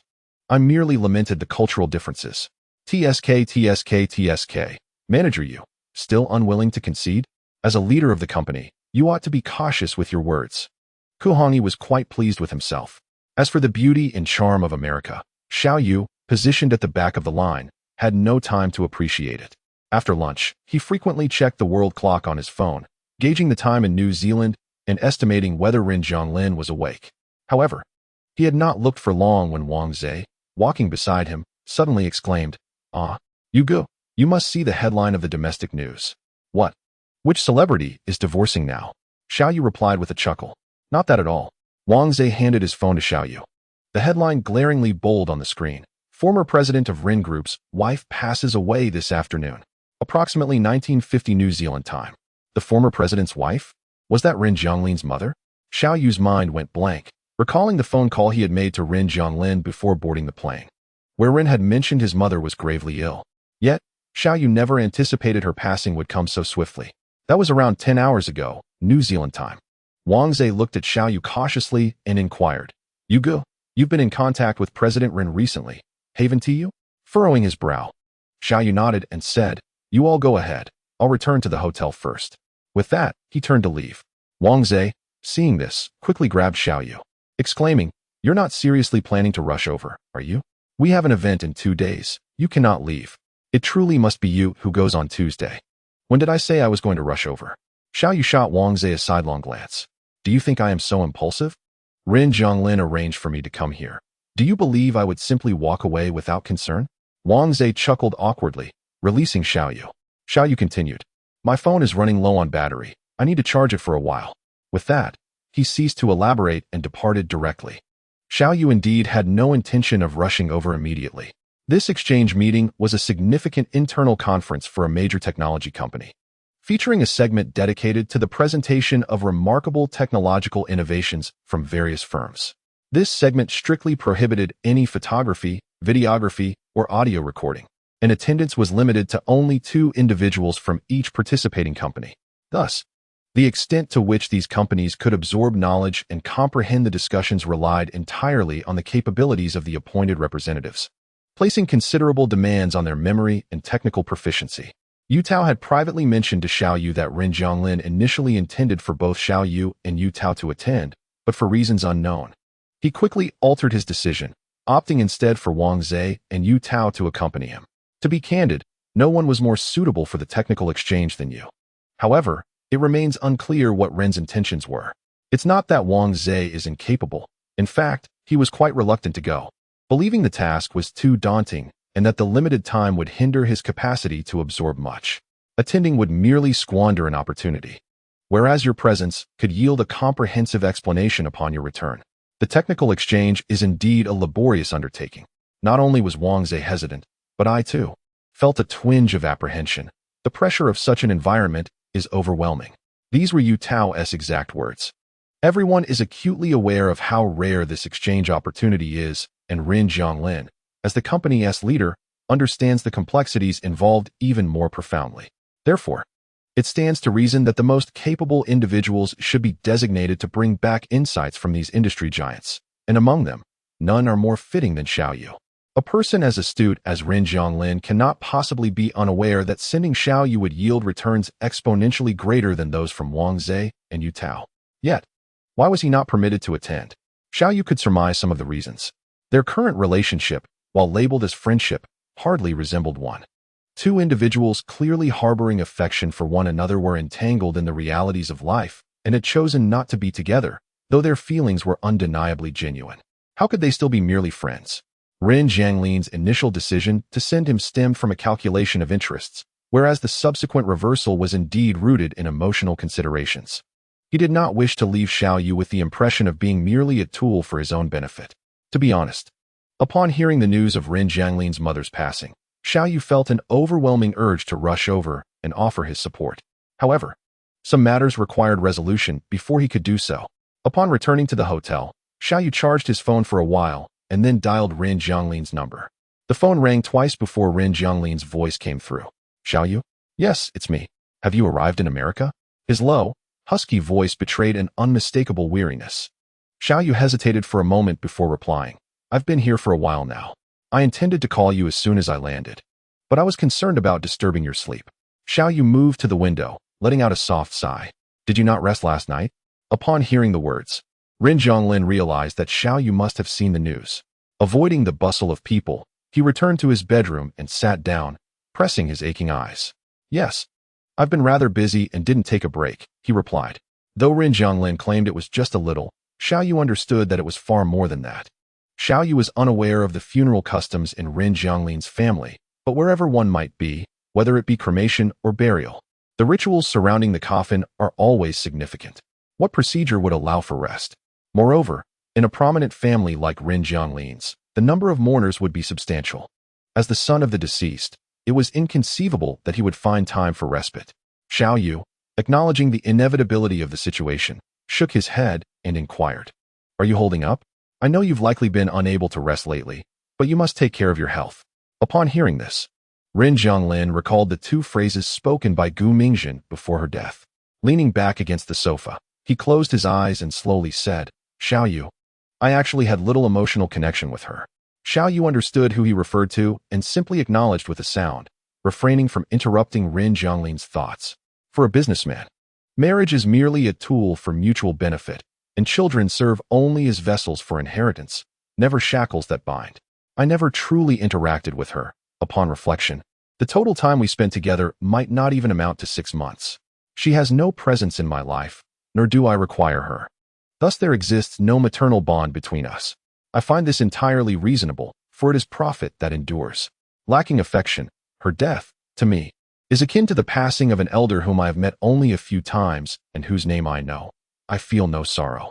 In the days I tended to her, I was even calculating her remaining time, planning my return to Shanghai, and balancing the interests at stake. Rin Zhonglin chuckled lightly at this point. I had thought I would remain unperturbed, yet, inexplicably, upon seeing her breath cease, I felt an unsettling agitation. They say that as one approaches death, their words become gentle. The thoughts they wish to convey are often their most cherished. However, Xiaoyu, I never anticipated that she would urge me to take care of myself. Rin Zhonglin fell silent, and after a prolonged moment, he sighed, Xiaoyu, for some reason. In that instant, I suddenly thought of you. Xiaoyu felt a surge of bittersweet emotion and heartache, an overwhelming sensation that compelled him to embrace the person who had been on his mind. How many days until the funeral? Xiaoyu asked. 7 days. The burial will take place on the 7th day. After calculating the time, Xiaoyu continued, in New Zealand? Yes. Taking a deep breath, Xiaoyu replied. The technical exchange is on Tuesday morning. I will head there immediately after the meeting, leaving the rest to Yu Tao and the others. Rin Zhonglin was taken aback. You intend to attend that exchange meeting? Yes, Xiaoyu affirmed. You should delegate such burdensome tasks to Wang Zhe. He has been smiling less lately. You wouldn't mind? Rin Zhonglin inquired. Mind what? Xiaoyu chuckled softly. Mind me taking advantage of you. Rin Zhonglin, then let me ask you this. You claim to be a businessman. So why ultimately decide to let Wang Zhe attend? Xiaoyu replied. Because you mind, You mind that you might exploit me? Rin Jianglin sighed softly, indeed. Xiao Yu chuckled lightly. In that case, I shall take my leave. Wait for me. All right. Chapter 49. What kind of relationship is this? Although Gu Mingjin and Rin Jianxin had lived apart for many years as merely a formality of marriage, she was still recognized as the daughter-in-law of the Rin family, and thus, her funeral was to be held at their residence. According to the ancestral customs of the Rin family, the deceased could only be sent to the crematorium for incineration on the 7th day following their passing. Before her death, Gu Mingjin appeared serene. Butler Lin summoned the mortician to prepare her appearance, dressing her as she had preferred in life.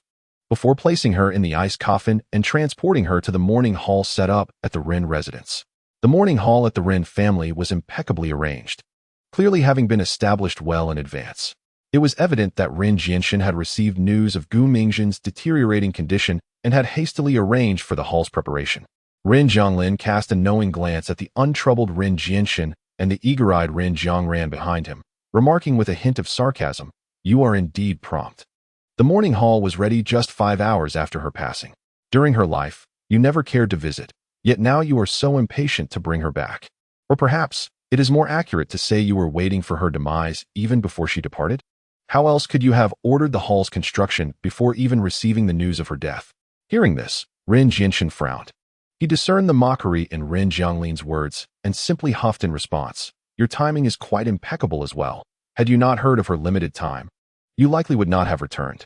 Rin Jianglin did not deny this, instead casting a profound glance at Rin Jianxin, one that seemed to pierce through him, as if to say, are you not relieved that she did not leave a will? Legally, since Gu Mingjin and Rin Jianxin were not divorced, and she had not drafted a will prior to her death, half of her estate during their marriage would automatically be inherited by Rin Jianxin, with the other half reserved for the primary heirs, namely, the spouse, children, and parents. Rin Jianglin smiled. By this calculation, Rin Jianxin stood to gain the majority of Gu Mingjin's wealth. How much wealth did Gu Mingjin possess? Rin Jianglin could not ascertain. But the several companies under her name, each worth billions, were coveted assets in any market. Initially indifferent to Gu Mingjin's estate, Rin Jianglin's perspective shifted upon observing the impatient demeanor of Rin Jiangran. Did they believe that the absence of a will would allow them to claim everything? This was directed at Rin Jiangran, whom he regarded with disdain, remarking, that is utterly impossible. With that, Rin Jianglin stepped into the mourning hall, leaving behind an irate Rin Jianxin.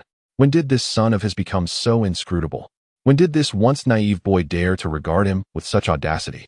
Before Rin Jianglin had fully spread his wings, when Rin Jianxin was still the sole pillar of the Rin family, he had harbored hopes that the future heir of the Rin lineage would be exceptionally talented. However, the moment Rin Jianglin attempted to usurp power from him, he suddenly realized that he did not particularly cherish such an extraordinarily gifted son. Who could genuinely appreciate a child who had been emotionally distant throughout his life while coveting his position? Observing Rin Jianglin, who seemed to see right through him, Rin Jianxin's expression became complex. Rationally, he understood that entrusting the Rin family to Rin Jianglin would be beneficial for their legacy, as this emotionally detached son was a natural businessman capable of elevating the family to new heights. Yet, emotionally, he felt a twinge of discomfort. No one would gracefully accept being dethroned by their own child. Watching the departing figure of Rin Jianglin, Rin Jianxin sighed softly. Ultimately, the Rin family had indeed raised an emotionless wolf. Death does not refuse mourners. Gu Mingjin's funeral welcomed anyone without invitation. The Rin and Gu families were both substantial and prosperous, with Rin Jianglin's career currently flourishing, despite the funeral being held in New Zealand.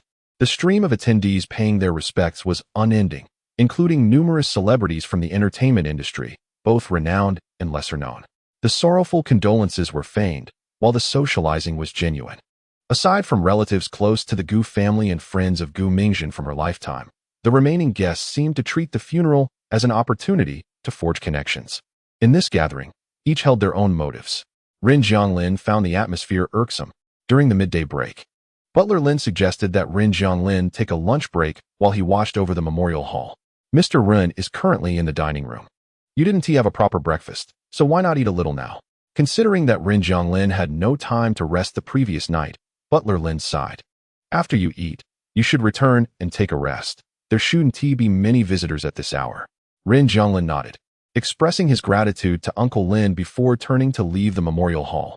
However, instead of heading to the dining room, he wandered towards the rear of the Yuan residence. In the past 2 days, his total sleep had not exceeded 4 hours, leaving him somewhat dazed, yet surprisingly devoid of sleepiness. Perhaps standing for too long had taken its toll. Today, he had not moved much, and his appetite was lacking. He merely wished to enjoy the breeze on the grassy expanse behind the house. The Yuan family, throughout generations, had mastered both commerce and the art of enjoyment. Their residence in New Zealand was vast, encompassing a small forest and a stretch of greenery. Even driving around it would take a considerable amount of time. And there was a clear stream that wound its way through the estate. The autumn sun in New Zealand was languid in the late afternoon. After walking for about 10 minutes, Ren Jianglin felt less foggy, just as he intended to sit by the stream when a familiar voice reached him. Feeling down? Upon turning, Ren Jianglin saw Shu Yu, clad in a black suit, his features as striking as ever, with a handsome and cool demeanor that he had once found captivating. Yet, the difference now was that he felt no trace of the previous intrigue in his heart. You've arrived? Without responding to Shu Yu's inquiry, Ren Jianglin merely smiled and asked, when did you get here? I just arrived, Shu Yu replied, glancing at Ren Jianglin, who had not moved closer. His eyelashes fluttered slightly. I heard from those inside that you came this way, so I thought I would come see you. Ren Jianglin nodded in gratitude, acknowledging the effort taken to travel such a distance. You must be quite busy lately. How has the recent film fared? He inquired. Shu Yu's new movie has been released for about 10 days now. The trend should be fairly established. It's doing well, Shu Yu replied with a smile. Understanding that this indicated both critical acclaim and box office success, Ren Jianglin offered his congratulations. Shu Yu shook his head, observing the fatigue that was evident in Ren Jianglin's demeanor. A sudden impulse led him to step closer, and he gazed intently at Ren Jianglin, saying, none of that matters now. You must take good care of yourself. Ren Jianglin glanced at Shu Yu and simply smiled, of course. Unable to discern the emotions concealed within Ren Jianglin's eyes, Shu Yu was at a loss for words. Having known Ren Jianglin for over a year, he was somewhat aware of his circumstances. He knew that Ren Jianglin was not particularly close with his family, and that the Ren family business had been wrested from Ren Jianshan, but the specifics eluded him, particularly concerning the relationship between Ren Jianglin and his mother, Gu Mingzhen. After pondering for some time, he could only offer a muted, please accept my condolences. The funeral had already reached its 3rd day, and Ren Jianglin had heard those words countless times, leaving him emotionally numb. Thus, when Shu Yu spoke them, he merely nodded and asked, have you had lunch yet? Shu Yu shook his head, not yet. Then let us go eat, Ren Jianglin suggested as he walked past Shu Yu, adding, I haven't eaten either. The Ren family had established a dining hall in the Northwest Villa's banquet area to accommodate guests, with chefs brought in from around the world to provide a buffet available throughout the day.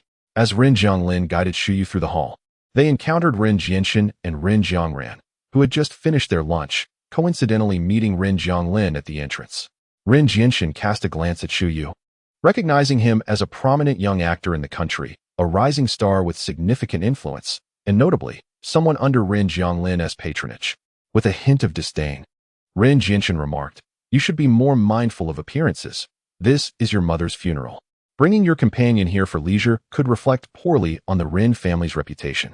Ren Jianglin laughed at this. It seems you have been rather idle these past few years, keeping up with unfounded gossip. Otherwise, how would you know he is my companion?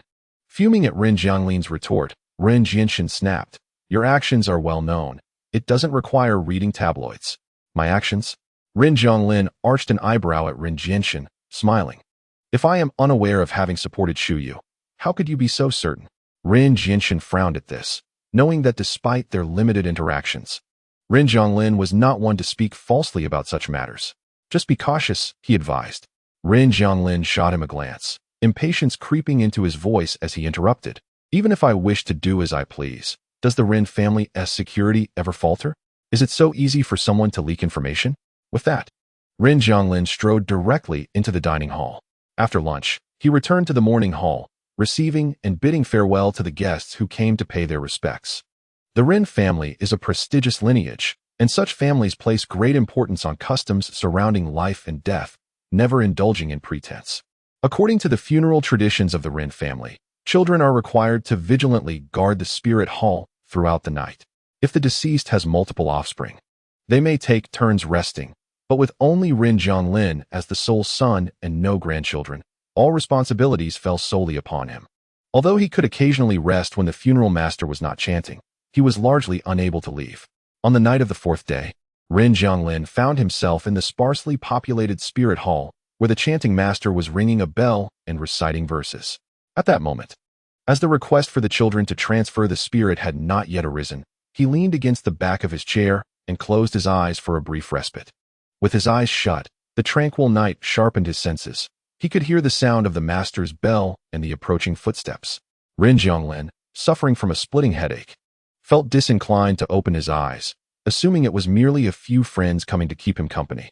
In the next instant, someone approached him. He heard the sound of a chair being moved and felt the person sit beside him, then gently embrace him. Taken aback, Rin Zhonglin was about to push the person away, but halted upon hearing a voice from above him. "You've worked hard." He recognized Xiao Yu's slightly breathless whisper, accompanied by a soft sigh. Having sent the address to him days prior, Xiao Yu had arrived directly from the airport without resting, taking a taxi straight to the Rin family residence, which was already deep into the night. While such hours are typically reserved for quiet slumber, the gates of the Rin estate stood wide open, brightly lit. Upon alighting from the taxi, Xiao Yu informed the gatekeeper of his purpose, and a host led him along the path to the spirit hall. The Rin family estate was vast, yet the spirit hall remained surprisingly empty at this late hour. The stark white walls, pale satin drapery, and grayish photographs contributed to an atmosphere that echoed with the sound of the master's bells. Walking through the hall in the dead of night, anyone would feel a twinge of unease, especially in such a solemn place. After all, who among the unacquainted would venture here at such an hour? Nevertheless, Xiao Yu proceeded directly into the spirit hall, and with a single glance, he spotted Rin Zhonglin in the front right corner. Clearly wearied, Rin Zhonglin leaned back in his chair, seemingly asleep. Xiao Yu furrowed his brow. Sleeping in such a position could lead to an unfortunate fall. Not wishing to disturb him immediately, he handed the flowers he had brought to an attendant and discreetly pulled up a chair beside Rin Zhonglin. Carefully, he wrapped his arms around him, allowing Rin Zhonglin to rest against him. Observing the dark circles under Rin Zhonglin's eyes, he gently sighed. "You've worked hard." In the next moment, Rin Zhonglin stirred and opened his eyes to meet Xiao Yu's gaze. "You're here?" he inquired. "Yes," Xiao Yu replied, deeply locking his gaze on Rin Zhonglin, who still leaned against him. He lowered his head and pressed a soft kiss to Rin Zhonglin's eyes, asking, "Why did you fall asleep here? Can't you go home to rest today?" As the vigil commenced, Rin Zhonglin turned his gaze towards the ice coffin and remarked, "Moreover, we will need to conduct the spirit circle later. We cannot leave just yet." Xiao Yu, possessing some knowledge of this practice, understood that certain funeral customs required the younger relatives to listen to the master's instructions and encircle the deceased's coffin at an appropriate time. However, he was uncertain of its specific significance. "Would you like to rest a while longer? The master will call for you soon, and I shall wake you then. And you? Did you manage to get some rest on the plane?" Rin Zhonglin straightened his posture and regarded Xiao Yu, whose unkempt appearance prompted him to gently caress Xiao Yu's chin, the slightly prickly sensation eliciting a chuckle from him. "You appear even more fatigued than I do." Xiao Yu, feeling the tickle of Rin Zhonglin's touch, quickly grasped his hand. "I may not look my best, but I assure you, my spirit is quite vibrant. I slept soundly on the plane, so fret not. I had anticipated being here with you and have rejuvenated myself accordingly. The real concern lies with you. You desperately need rest. Since we cannot return to the house, lean on me and take a moment to sleep. It is only the fourth day of the 7. After all, how can you endure this?" Gently brushing Rin Zhonglin's brow, Xiao Yu added, "You've been frowning often lately, haven't you? I can see the signs." Rin Zhonglin did not refuse and leaned back into Xiao Yu's embrace, closing his eyes and softly stating, "Having you near has certainly lifted my spirits." Xiao Yu retrieved a jacket from his backpack and draped it over Rin Zhonglin, pulling him closer. "What brings about this joy?" With his eyes still closed, Rin Zhonglin caught a whiff of Xiao Yu's sweat and commented, "You have a scent of perspiration." Xiao Yu turned his head to sniff his own shirt, exclaiming, "Oh, is it offensive? I actually showered before boarding the plane." He chuckled lightly, adding, "But you cannot hold me accountable for this. After a 10-hour flight, I rushed to the taxi without time for another shower. If there is an unpleasant odor, you will simply have to endure it." Rin Zhonglin chuckled softly. "I have welcomed numerous mourners these past few days. all of whom bore the refreshing scent of fine perfume. Understanding Ren Jianglin's implication, Xiao Yu realized that those who were truly eager to pay their respects would arrive in a hurry, much like himself, and would hardly have time to consider their attire or fragrance. You are the only one who came dressed in casual jeans and a white t-shirt. Everyone else appeared impeccably attired, their hairstyles and makeup undoubtedly requiring considerable time to prepare. Xiao Yu tightened his embrace further and remarked, I didn't bring any black clothing to the U.S., and I didn't have the opportunity to purchase any during my stay. I should have dressed more formally. It matters not. Seeing you like this has indeed improved my mood, Ren Jianglin said, slightly opening his eyes to gaze at Xiao Yu. I have clothes available. I can change tomorrow. You should be able to wear my clothes. You wore them at the last annual meeting. Feeling a bit shy at Ren Jianglin's words, Xiao Yu rubbed his nose and confessed, to be honest, I was merely eager to be here with you. As for your mother, I understand, but this is sufficient. Ren Jianglin looked at Xiao Yu and chuckled, your eagerness to be with me is apparent. Yet there are many who are equally eager to attract my attention. Alas, is such a thing truly possible? Pray tell, dear boss. Is there anyone who has caught your discerning eye? You seem rather unhurried in making your own impression upon me. Xiao Yu raised an eyebrow, addressing the boss. Do you not recognize who I am? I am Xiao Yu, the esteemed brother revered by Wang Zhe and Yu Tao. My confidence in my own abilities is not unfounded. I believe I can captivate you without relying solely on my appearance, hence my carefree demeanor. Ren Jianglin chuckled at this. Is that so? Indeed, Xiao Yu continued. Noticing a server discreetly glancing in their direction, enough of these frivolities, you should rest now. Very well. Ren Jianglin was genuinely fatigued. His mind had been taut over the past few days. Leaning against Xiao Yu, he felt an inexplicable relaxation of the tension that had gripped him, and soon fell into a deep slumber. Xu Yu, however, found himself restless, unsettled by the thoughts of Ren Jianglin's demeanor from the previous day. Unable to sleep, he considered that Ren Jianglin was likely still on watch, and thus took some snacks and drove to the Ren residence. The drive was brief, yet upon his arrival, he was met with the sight of Xiao Yu embracing a sleeping Ren Jianglin. Momentarily taken aback, Xu Yu gradually approached. Mr. Xiao? Xiao Yu turned, slightly furrowing his brow. He did not speak, merely gestured for Xu Yu to sit quietly to the side. The scene before Xu Yu stirred a tumult of emotions within him, leaving him in a daze. He sat silently with a box of dried fruit, observing Xiao Yu, who remained motionless, cradling Ren Jianglin. Time passed, and it was not until the server's bell chimed, prompting Ren Jianglin from his slumber, that Xiao Yu leaned down to gently rouse him. Ren Jianglin awoke peacefully, squinting at the clock, realizing he had slept for an hour. Although he was tall and not particularly light, he had leaned against Xiao Yu for that duration, undoubtedly causing some discomfort to him. Sitting upright, Ren Jianglin looked at Xiao Yu, who maintained his posture, and chuckled. Have you truly been sitting there all this time? Isn't that uncomfortable? Xiao Yu flexed his slightly sore arms, and, seeing Ren Jianglin's restored vigor, felt his spirits lift.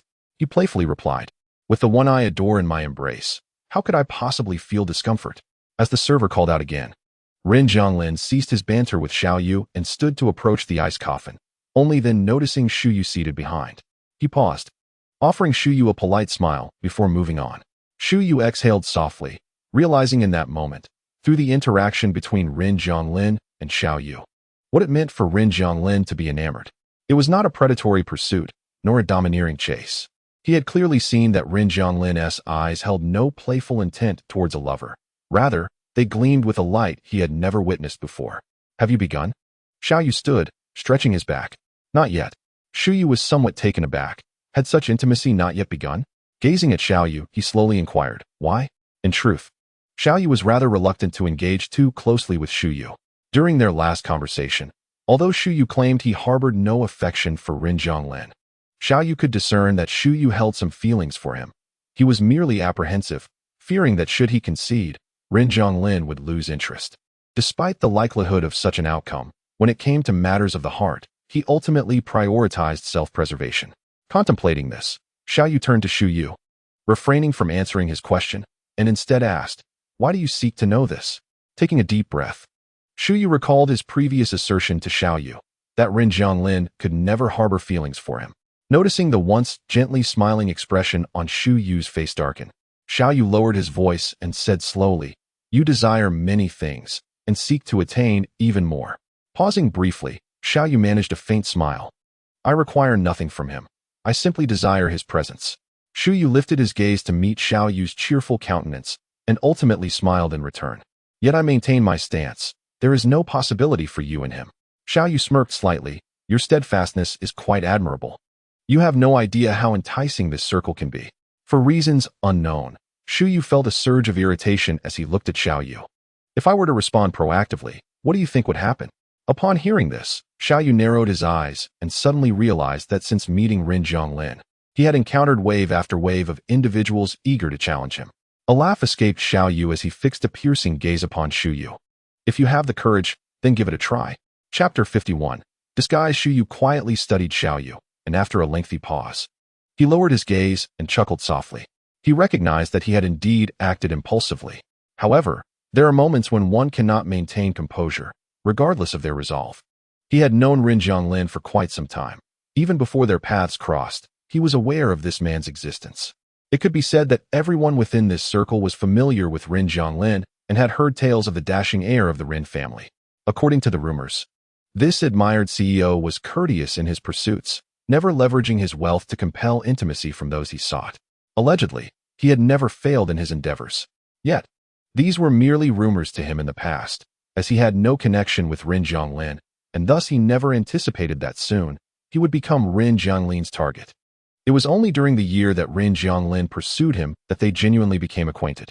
Over the course of that year, he gained a deeper understanding of the man, discovering that the CEO of the Rin family merely relished the thrill of the chase, never truly investing emotionally in this pursuit.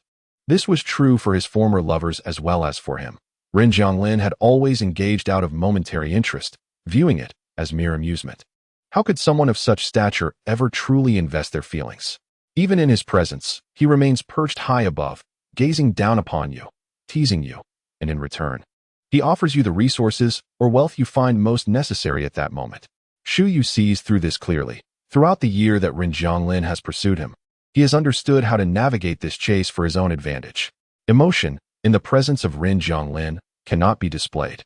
For to succumb would mean defeat, not only in losing the resources held by Rin Zhonglin, but also losing his own heart. Thus, he engages in this pursuit, playing the game that Rin Zhonglin enjoys, maintaining a delicate distance, neither too close nor too far, neither too intimate nor too distant. He secures the protection he desires and enjoys a full year of intrigue. However, he did not anticipate the emergence of Xiao Yu, a person he scarcely regarded. A disheveled individual, entirely unlike the type Rin Zhonglin favors. Yet within a mere few months, an unforeseen transformation occurred between the two. He had thought he would remain unaffected by this scruffy man, yet he found himself developing genuine feelings, even nurturing an undercurrent of resentment deep within. Resentment. What was there to be resentful about? He had long understood that a relationship with Rin Zhonglin was an impossibility, yet witnessing Rin Zhonglin's demeanor toward Xiao Yu, observing their interactions, left him feeling somewhat stifled. Did he harbor feelings for Rin Zhonglin? Xu Yu pondered, perhaps to some extent. Who wouldn't be swayed by the pursuit of such an exceptional man? But so what if he was? Ultimately, it was futile, for he believed Rin Zhonglin could never truly care.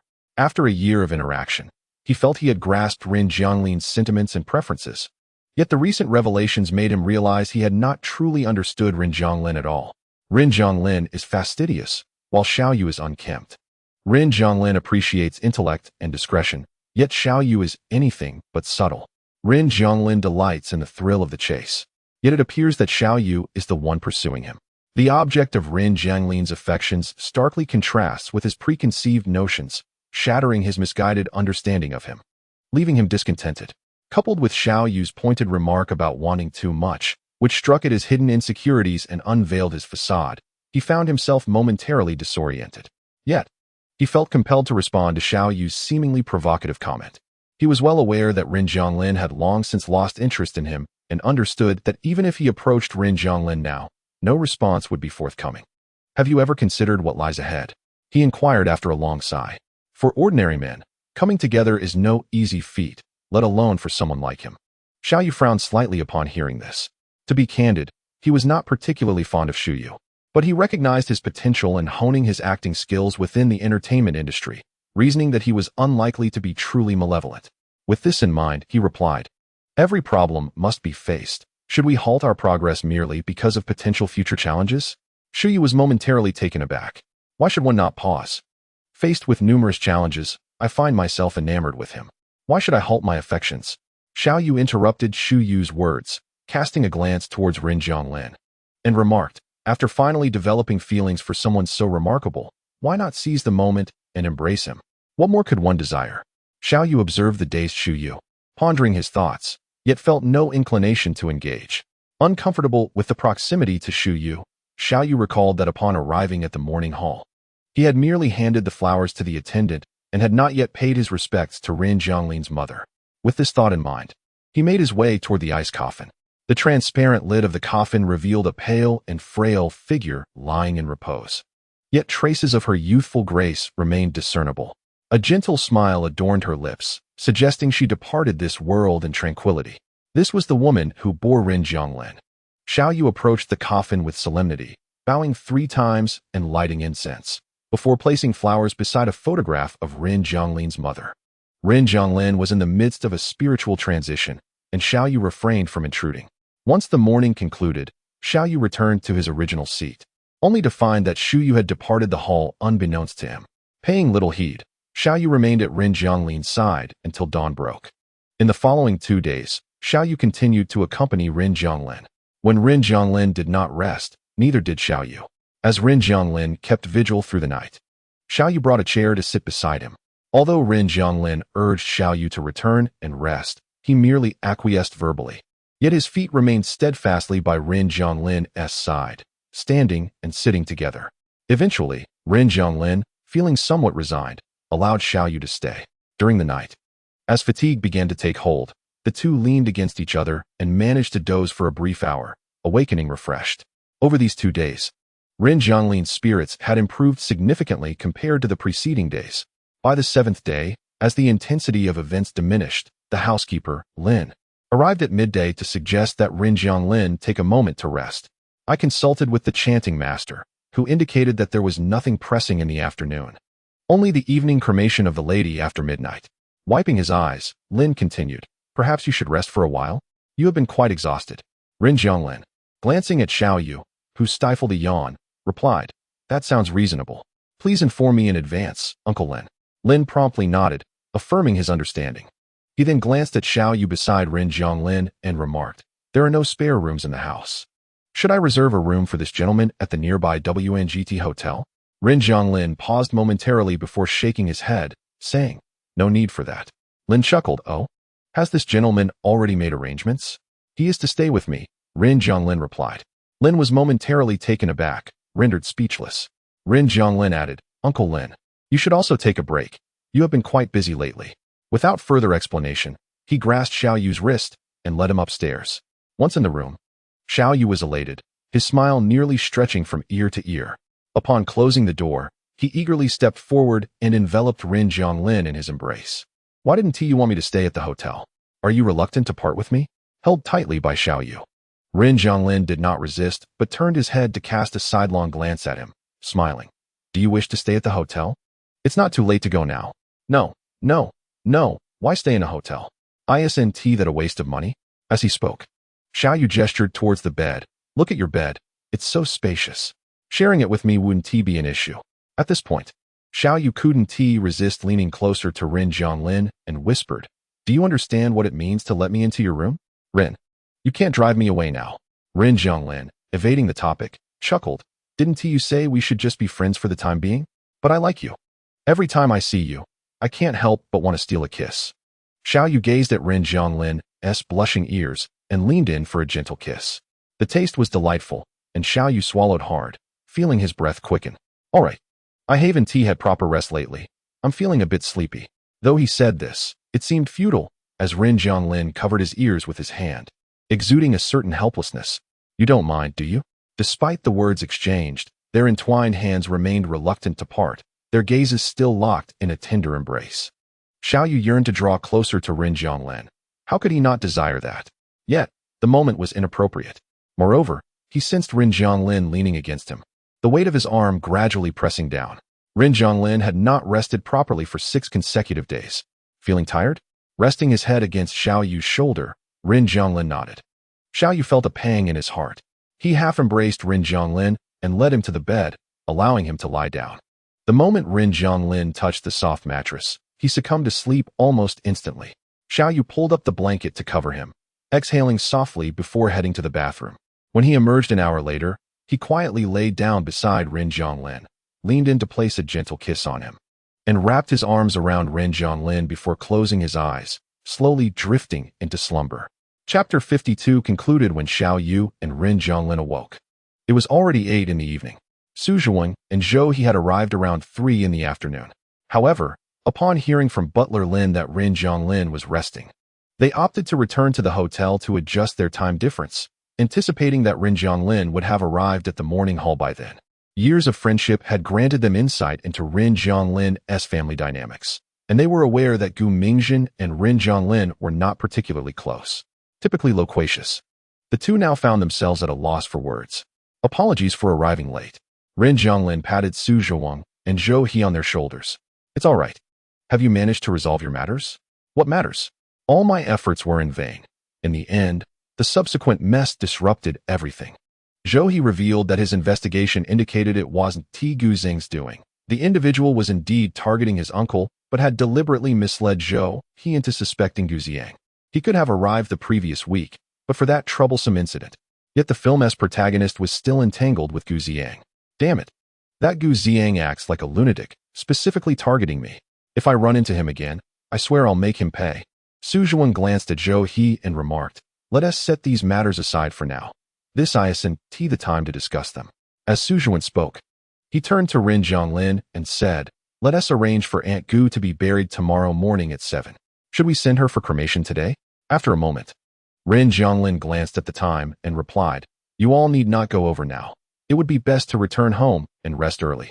Since you are here, at least allow us to send Aunt Gu off. The Zhou family and the Gu family have shared a close bond for generations.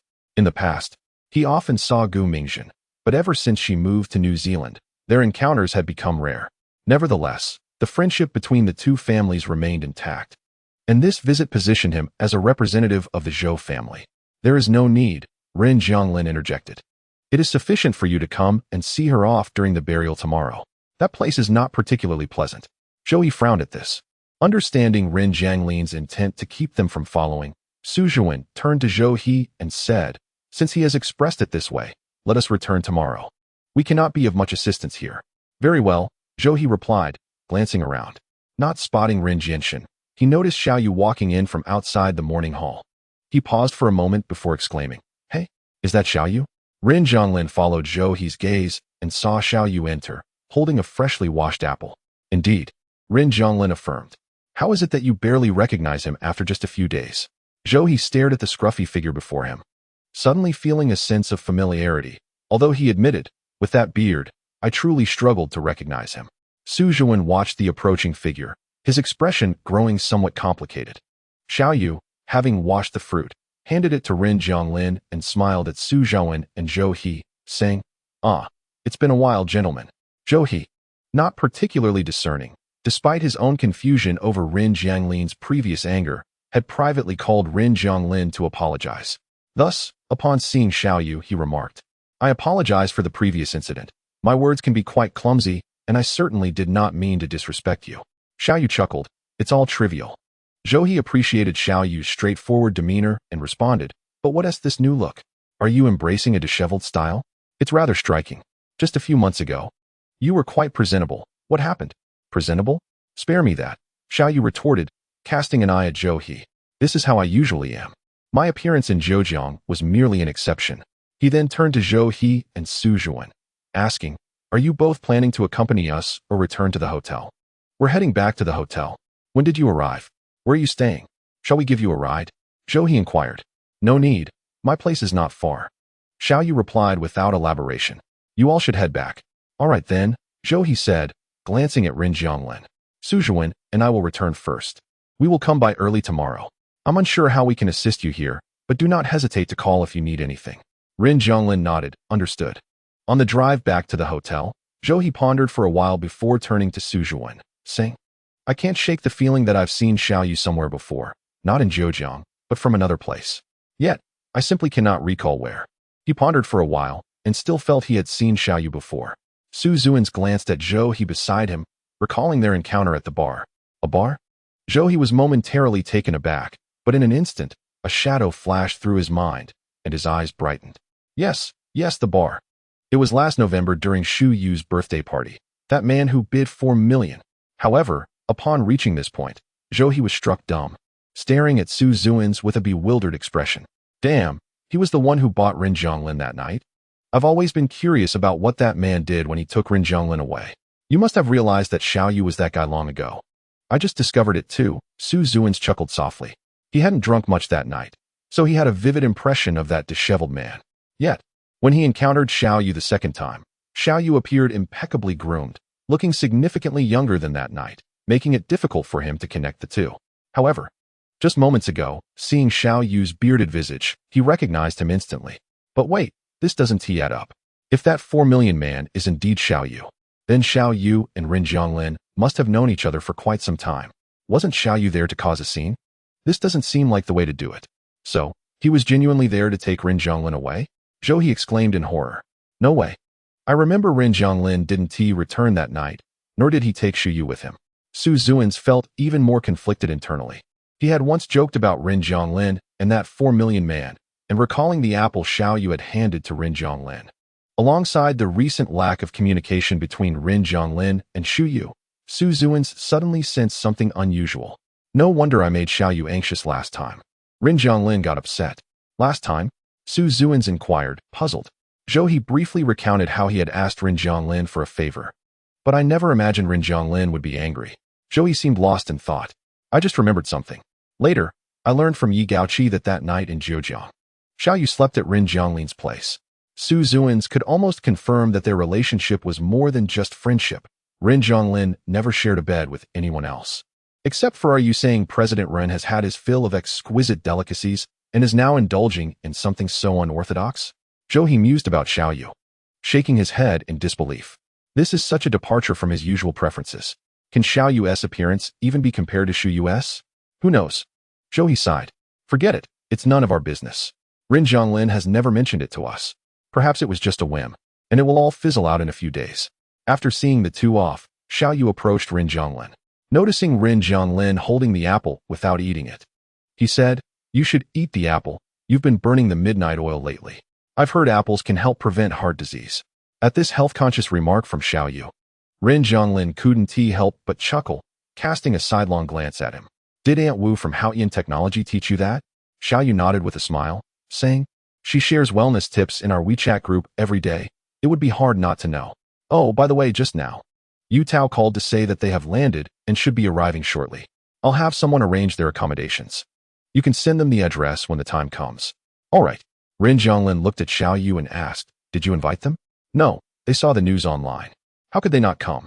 As Xiaoyu spoke, she noticed several people entering from the direction of the morning hall. Among them, a middle-aged man bore a resemblance to Ren Zhonglin, and Xiaoyu presumed this must be Ren Zhonglin's father, Ren Jianshan. However, considering it was her first time seeing this man during his visit, it seemed he seldom attended the morning hall. Beside the middle-aged man stood a younger man, whose delicate features shared some similarities with Ren Jianshan, leading Xiaoyu to conjecture his identity as well. Ren Zhonglin gazed at Ren Jianshan, saying nothing else.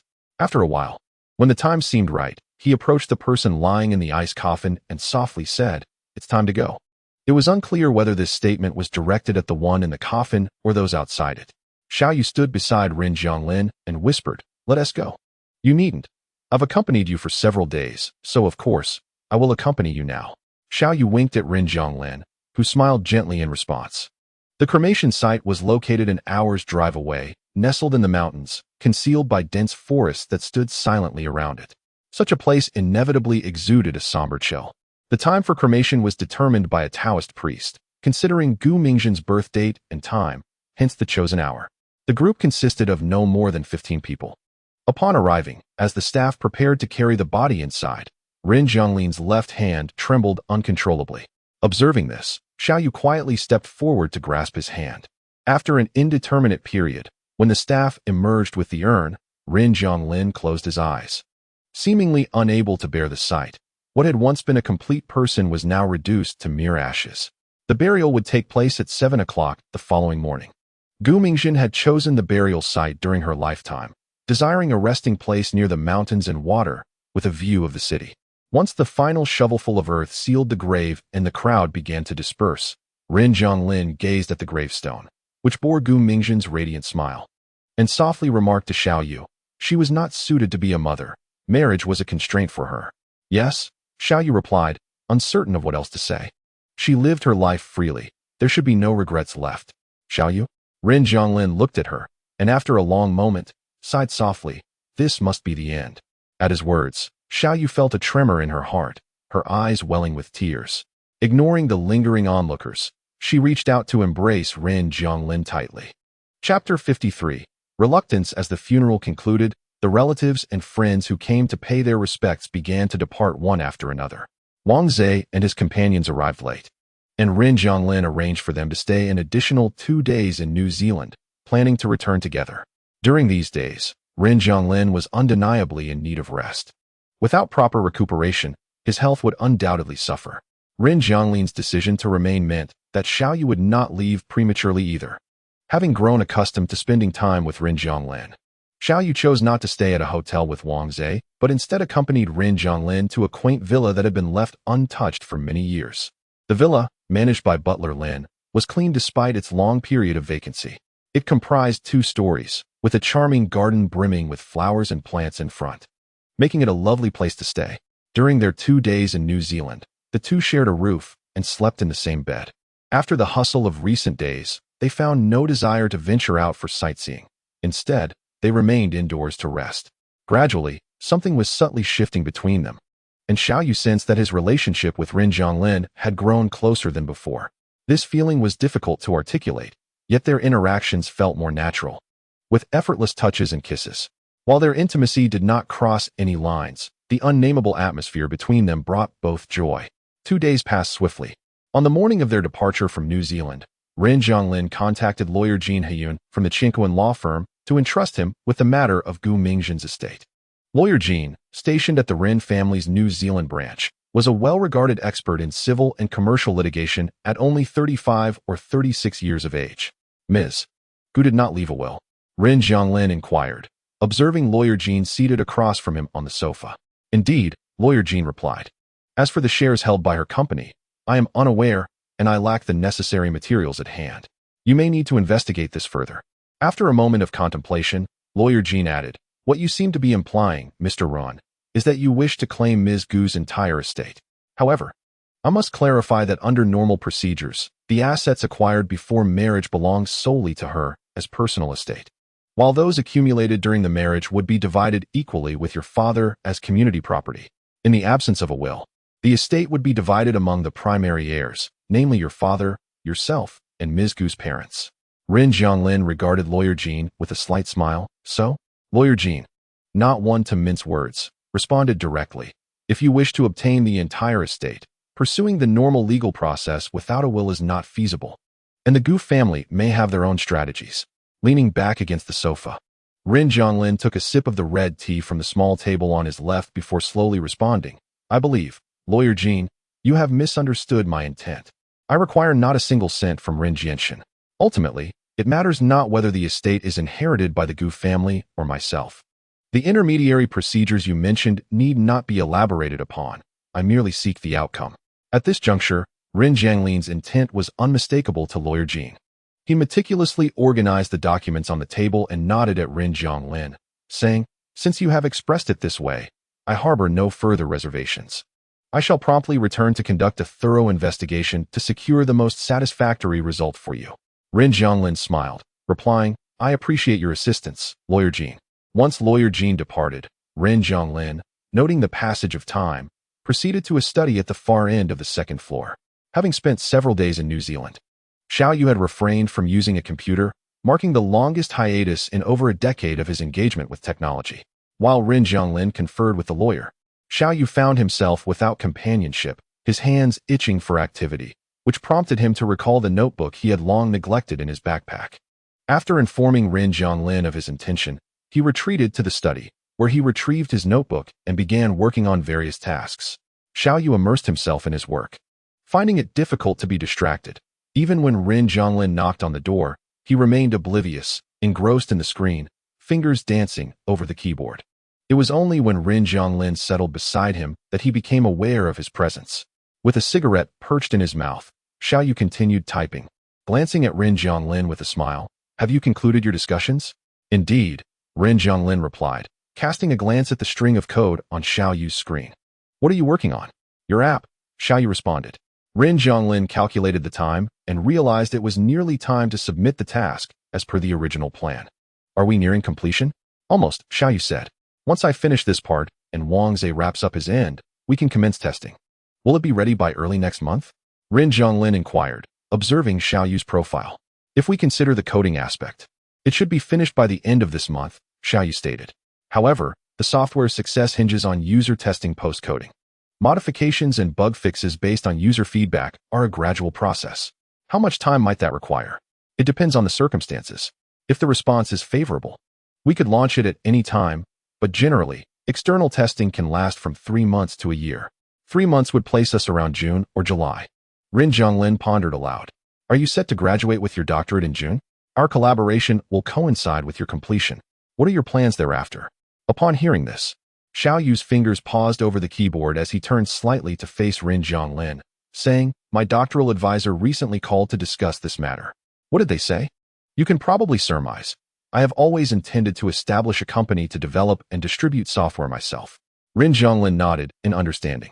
Xiao Yu tapped his index finger on the table, continuing, However, I lack manpower.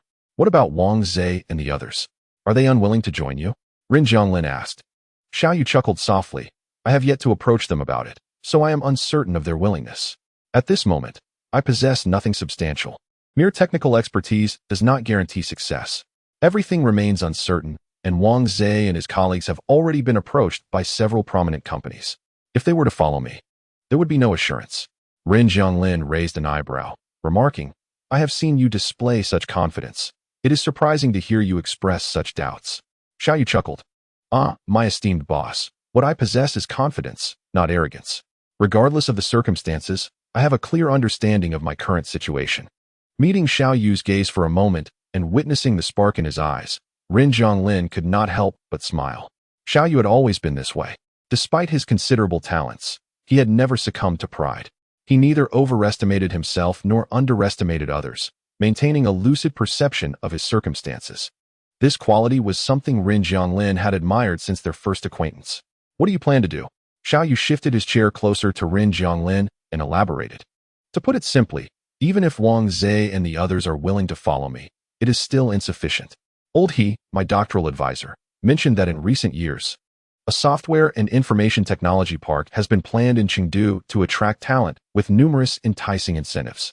These conditions have drawn a fair number of young individuals, many of whom are promising high-tech talents. The game Apocalypse was incubated there, but the company that developed it eventually left. Old He remarked that the software park is part of the city's new developmental planning.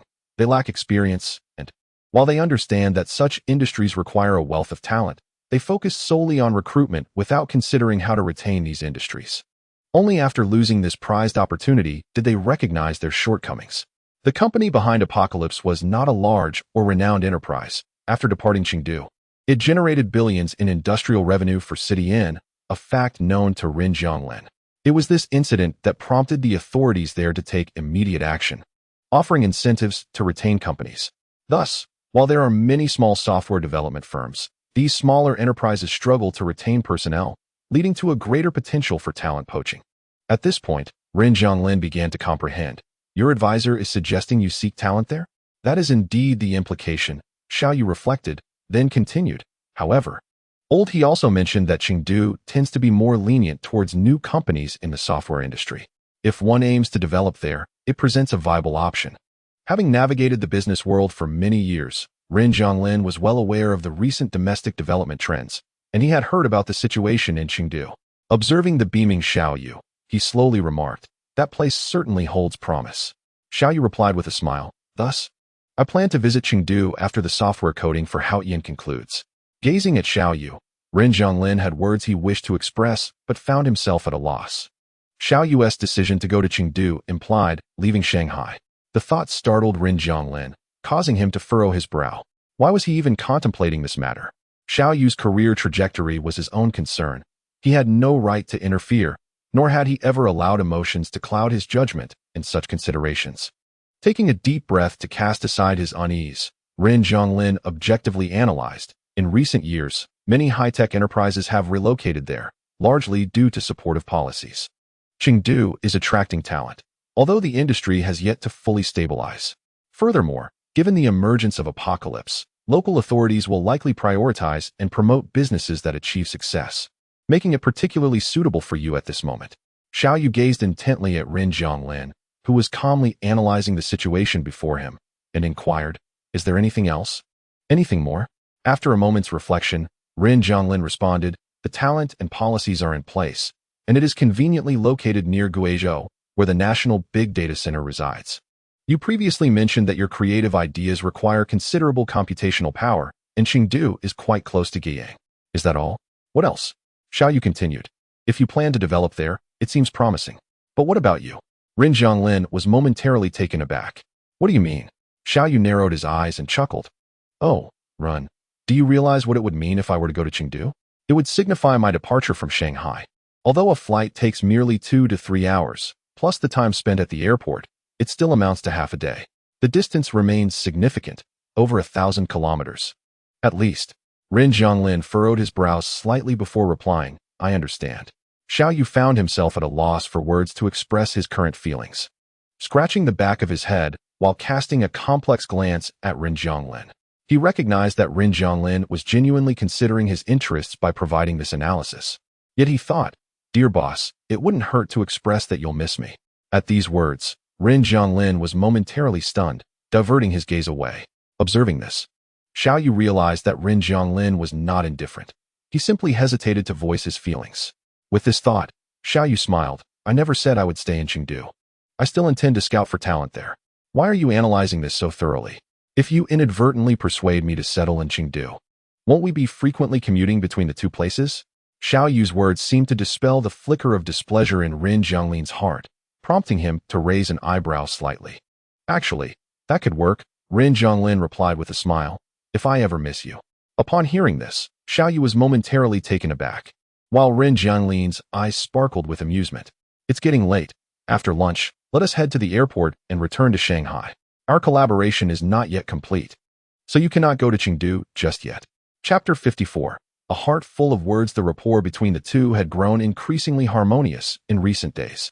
Upon returning to Shanghai, Xiao Yu resolved to capitalize on this momentum, nurturing their relationship further and elevating it to new heights. However, the work that had accumulated during his overseas trip weighed heavily on them both, leaving them overwhelmed and unable to spare any time for one another. Though the Ren Corporation and Haotian Technology were not far apart, the two found themselves with no opportunity to meet. By the end of March, as the app development at Haotian concluded, they had not seen each other for an entire week. Xiao Yu was preparing to visit Ren Zhonglin for dinner when he called, only to be informed by the person he had been longing for that Ren would be heading to Beijing that afternoon and would not return to Shanghai for nearly a week. Xiao Yu found it perplexing. Over the years, he had encountered numerous company executives, many of whom indulged in lavish lifestyles without a care. Yet, Ren Zhonglin was busier than anyone he had ever known. By the time they finally reunited, it was already April. In early April, the app commenced its internal evaluation. Ren Zhonglin, who had just returned from Beijing, attended a report presented by Yu Taojin. Along with him, he brought the promotional team from Wangtian Entertainment. This team has long been responsible for generating publicity for Wangtian's films, television shows, and celebrities, boasting extensive experience. Each promotional video they produce rivals the quality of cinematic masterpieces. Aware that the app's post-production work was underway, Ren Zhonglin decided to bring the team along. During the meeting, Ren Zhonglin sat at the head of the long table. After listening to Yu Taojin's report, he pondered for a moment before stating, "Since post-production has already begun, the promotional work should also commence without delay. The team I have brought is composed of Wangtian's elite. They will remain here with you for the next few days. Although you have not collaborated before, such opportunities will arise in the future. Let us ensure good synergy and cooperation for effective integration." Though the promotional team are not information technology professionals, They serve as users from another perspective. They may be unfamiliar with the industry-specific terminology, which necessitates that you explain the functions and features of the tour app to them in detail. Once the promotional plan and copy are ready, Rin Zhonglin abruptly halted, leaving the conference room in silence. The employees, who had been diligently taking notes, exchanged puzzled glances towards him. In the meeting room, in the front left corner by the window, Xiaoyu had been fixated on Rin Zhonglin since the moment he entered. This gaze was too conspicuous for Rin Zhonglin to disregard. Once he sensed the attention of the employees, he sighed softly and addressed the Wangtian promotional team. Once the copy and planning proposal are finalized, please present them to Director Wei. If he finds the plan feasible, we shall initiate the promotional work without requiring my approval. Zhang Hua, the leader of the Wangtian promotional team, quickly responded, "Yes, Run. Rest assured, the team will expedite the proposal." "Very well," Rin Zhonglin nodded. "Align your efforts with the testing schedule from Haoyan. Manage your time wisely, and strive to create a refined and distinctive promotion." "Understood, Rin." After concluding his directives to the promotional team, Rin Zhonglin organized a few more matters. As he observed the time, he stated, "If there are no further questions, we shall conclude today's meeting." Xiaoyu raised his hand, saying, "I have a question, but it requires a private discussion with Director Rin." Rin Zhonglin shot a glance at Xiaoyu and replied, "Let's adjourn."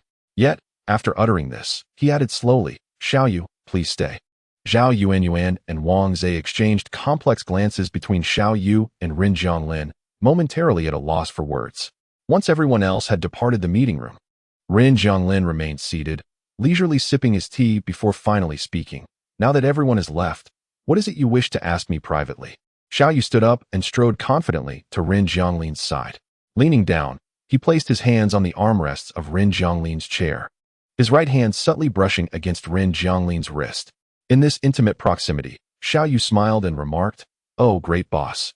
How long has it been since we last saw each other?" Glancing at Xiaoyu's hand, Rin Zhonglin leisurely leaned back, exchanging a momentary gaze with Xiaoyu that was both amused and enigmatic. 12 days have passed. What is this?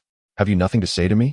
During these days, Rin Zhonglin had been exceedingly busy, and Xiaoyu, hesitant to disturb him, had not made many calls. When they did speak, their conversations rarely lasted beyond 2 minutes. What could they possibly discuss? Xiaoyu smacked his lips. "Oh, big boss, you have no words for me? I've been bursting with things to share." Hearing this, Rin Zhonglin chuckled lightly. "A belly full of words, you say?" "Indeed," Xiaoyu replied, grinning. "If you remain silent, I shall speak." Rin Zhonglin nodded. "Pray, do enlighten me." In that moment, as their eyes met, Xiaoyu perceived the brilliance in Rin Zhonglin's gaze, reflecting his own image. A warmth surged within him, and what he intended as playful banter transformed into a heartfelt sigh. "Rin Zhonglin, I've truly missed you these days." The sentiment lingered as their lips almost brushed. Xiaoyu's low voice resonated in Rin Zhonglin's ears, dimming his gaze slightly. He leaned in, closing the already minimal distance between them. Once their breaths steadied, Rin Zhonglin inquired, "Didn't you mention that after finishing your programming, you would visit Chengdu?" He sipped from the now lukewarm tea, using it to temper the warmth on his lips. "Why haven't you gone yet?" "No rush," Xiaoyu replied, shifting a chair closer to Rin Zhonglin. "I plan to discuss this with Wang Zhe and the others in a couple of days to gauge their thoughts. If they're willing to accompany me, I'll let them join. More minds make for better counsel." "Indeed," Rin Zhonglin nodded. "Given your rapport with them, it's wise to discuss it regardless of their final decision." "Right?" Xiaoyu continued, "but let us set that aside for now. How have you been lately? Don't forget to rest amidst your busyness." "Of course not." Rin Zhonglin smiled at Xiaoyu. "But your lifestyle is far too irregular. It's not a healthy habit. You should consider changing it." "Are you worried about me?" Xiaoyu chuckled. "Since the big boss has spoken, I shall make an effort to adjust. Early to bed and early to rise, and more exercise." He paused, then asked, "Do you have time this afternoon? I'd like to treat you to dinner." After a moment of thought, Rin Zhonglin replied, "That sounds good. You finish work at 5? I can come to pick you up then." Rin Zhonglin shook his head. "No need. I have an interview with an economic magazine at 4, scheduled for an hour. I'll come find you once I'm done." "All right," Xiaoyu mused. Most of their previous dinners had been arranged by Rin Zhonglin. "I recently discovered a Yunnan restaurant that's quite decent. Their bridge rice noodles are truly authentic. Shall I take you there?" "Sounds good." Considering the southwestern cuisine's penchant for spice, Rin Zhonglin asked, "Will it be very spicy?" In response, recalling a certain evening spent enjoying skewers. Xiao Yu repeatedly gazed at Ren Jianglin's lips and reassured him, not at all. Their mild spice is genuinely mild. Afterward, he leaned in closer to Ren Jianglin, his throat bobbing as he spoke in a husky tone. Ren Jianglin, may I steal another kiss? Ren Jianglin. After the meeting had concluded for quite some time, Ku Hongyi gazed at the still-closed conference room and could not help but inquire, what do you suppose Brother Yu intends to discuss? He and President Ren have been in there for at least half an hour. What could they possibly have to talk about for so long? Especially in such a mysteriously private manner? Wang Zhe cast a sidelong glance at Ku Hongyi, curling his lip in disdain. Who knows? Noticing Wang Zhe's lack of enthusiasm, Ku Hongyi probed further, what's up with you? Aren't you usually the one brimming with curiosity? Aren't you intrigued by what Xiao Yu has to say? TSK. Just look at your indifference compared to Brother Yu. He shares such a close bond with the CEO, almost like brothers. Wang Zhe shot a glance at Ku Hongyi, scoffing lightly. Oh, they're like brothers, are they? Aren't they? Don't tell me you can't see their camaraderie. Wang Zhe nodded, conceding, yes, it is evident. Exactly. That's why I say we ought to learn more from Brother Yu. We should actively engage with President Ren to cultivate a relationship. Suddenly enlightened, Wang Zhe slapped his thigh, exclaiming, you're absolutely right. Why didn't I think of that? Building a rapport with President Ren could lead to great success. Brother Yi, why don't you demonstrate for us first? Observing Wang Zhe's exaggerated performance, Ku Hongyi found the boastfulness tedious. When Wang Zhe noticed Ku Hongyi's silence, he patted his shoulder and earnestly advised, as a brother, let me offer you a piece of advice. Curiosity not only kills the cat, but may also lead to your own downfall. Huh? What do you mean? Wang Zhe did not respond, instead casting an enigmatic look at Ku Hongyi, adopting an inscrutable demeanor. He was certain that if Ku Hongyi genuinely intended to foster a relationship with Ren Jianglin, Xiao Yu would have some unexpected repercussions in store for him. Hey, don't keep me in suspense. What do you mean by that? Just then, as Xiao Yu and Ren Jianglin emerged, the keen-eyed Ku Hongyi noticed Xiao Yu's slightly reddened lips and instinctively asked, Brother Yu, what happened to your mouth? What did you eat?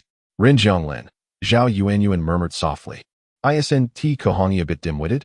Chapter 55. Frequent. The afternoon interview for the Economic Weekly took place in Ren Jianglin's office. Economic Weekly is a reputable magazine in the country, known for its authority, and Ren Jianglin placed considerable importance on this interview. Aware of Ren Jianglin's tight schedule, the weekly's reporter preemptively trimmed unnecessary questions, reducing the 1-hour interview time by 15 minutes. Once the interview concluded, the photographer sought Ren Jianglin's consent before capturing several cover photos of him in the office. The afternoon sun shone brightly, and with Ren Jianglin's cooperation, the entire interview wrapped up shortly before 5 o'clock. As the photographer tidied up, a female reporter seized the moment to assure Ren Jianglin, Mr. Ren, we will present the interview manuscript and photographs to you for review. Once they are ready, we can make any necessary modifications at that time. Ren Jianglin loosened his tie and nodded, thank you for your hard work. As he spoke, he glanced at his watch and, noticing the time was getting late, apologized to the female journalist. I sincerely apologize, but I have some matters to attend to, so I must take my leave. My secretary will assist you from here on. If you have any questions, please direct them to her. All right, the journalist replied with a smile. Thank you, Mr. Ren, for your support during this interview. Ren Jianglin smiled gently in response, saying, it's my duty. After issuing instructions to Secretary Lei regarding the follow-up tasks, he departed and drove towards Haoyan Technology. Following the completion of the coding, Xiao Yu found himself with significantly less to do. Previously, when there was little to occupy his time, he would often revisit past projects for minor adjustments. However, today felt distinctly different. As soon as the clock struck 5, his focus began to wane. He checked his phone and flipped through his contact list intermittently. When the clock hit 6 and he heard Ren Jianglin's voice resonating from the office area, his spirits soared. Turning around, he saw Ren Jianglin entering. Is the interview over? Xiao Yu inquired, rising and stepping towards Ren Jianglin with a smile. Would you like to sit for a moment? No need, Ren Jianglin replied, shaking his head. He glanced at Xiao Yu's computer screen and asked, is your work done for the day? Yes, it concluded early, Xiao Yu confirmed. Then shall we go for dinner? Ren Jianglin suggested. The others must have finished their work as well, right? Xiao Yu nodded. Yes, why? Ren Jianglin turned to glance at the office area behind him and said, let Yue Dao and the others join us today. Xiao Yu grimaced slightly. What do you need them for? Is the boss planning to bond with his employees? The collaborative efforts of the team were nearing a conclusion, and due to his busy schedule, Xiao Yu had not had the opportunity to speak privately with Yuan in over a year since Hao Yan's establishment. At this point, Ren Zhonglin looked at Xiao Yu and continued. Moreover, the collaboration between U6 and Hao Yan is soon to conclude. It would be fitting to gather before the new phase of tasks begins. Xiao Yu had initially hoped for some quality time alone with Ren Zhonglin, but he understood the intent behind Ren Zhonglin's suggestion. He sighed and said, "All right." As he stepped forward, he discreetly took hold of Ren Zhonglin's hand and whispered, "You've been quite busy lately. Haven to you? Let us make time for just the two of us next time. I have some things I wish to discuss with you." Ren Zhonglin smiled and replied, "Sure." Xiao Yu then glanced towards the office area and couldn't help but chuckle. "But are you sure they'll be able to eat with you later?" Ren Zhonglin raised an eyebrow at this. "Am I frightening?" Xiao Yu shook his head. No, not at all. You appear quite amiable, and I find that particularly appealing." The employees of Hao Yan Technology, having been checked on by their boss twice in one day, felt an unprecedented level of pressure. This shouldn't be happening. They were all aware of how busy President Ren was, yet his visits had become remarkably frequent lately. Their work had been progressing smoothly, and they hadn't done anything out of line. Was he really so apprehensive about entrusting their work to them? Did he need to rush over to check on them twice in a single day? Ku Hongyi discreetly glanced at Xiao Yu's private office and whispered, "TSK, TSK. One might think Mr. Ren is here to see a little lover." Wang Zhe added, "Zhao Yuan indeed. But on another note, it seems Mr. Ren truly values Brother Yu." Song Shana murmured, "Do you think he has intentions of keeping Brother Yu around? The last time I came, it was to seek him out, and this time as well." During lunch, Ku Hongyi remarked that Xiao Yu was attempting to cultivate a relationship with General Ren. "However, I can't shake the feeling that it is actually General Ren who wishes to forge a connection with our Brother Yu. Your observation resonates with me. Perhaps General Ren truly intends to retain you within Hao Yan. Who wouldn't endeavor to keep such a remarkable talent under their wing? It seems plausible. Just look at the recent developments between the two." Yu Tao subtly nudged Wang Zhe and inquired, "Wang Zhe, you are quite close to Xiao Yu. Haven't you heard him reveal anything?" Wang Zhe cast a cold glance at Yu Tao and replied, "My interactions with him have been no more frequent than yours. How could I possibly know?" This held some truth, and Yu Tao nodded in agreement. "Does General Ren visit often?" The promotional team from Wangtian had spent considerable time with Yu Tao and the others, and upon hearing Yu Tao's words, team leader Zhang Hua expressed curiosity. "That is indeed unusual. General Ren seldom visits our side." "Is that so?" Ku Hongyi leaned in, whispering, "I suspected there was something amiss. I felt it during lunch. Perhaps I should covertly follow them one day to uncover the truth behind their conversations." Zhao Yuan, unable to endure the gossip any longer, interjected, "Why are you gentlemen so engrossed in rumors? It baffles me that our group of 5 doctoral candidates remains silent while you, working under Mr. Ren, indulge in such idle chatter about your president. Is there truly nothing amiss?" At this point, Zhao Yuan shot a glance at Ku Hongyi, particularly targeting him. "Do you consider yourself a detective? You, with a brain no larger than a peanut? And you speak of uncovering the truth?"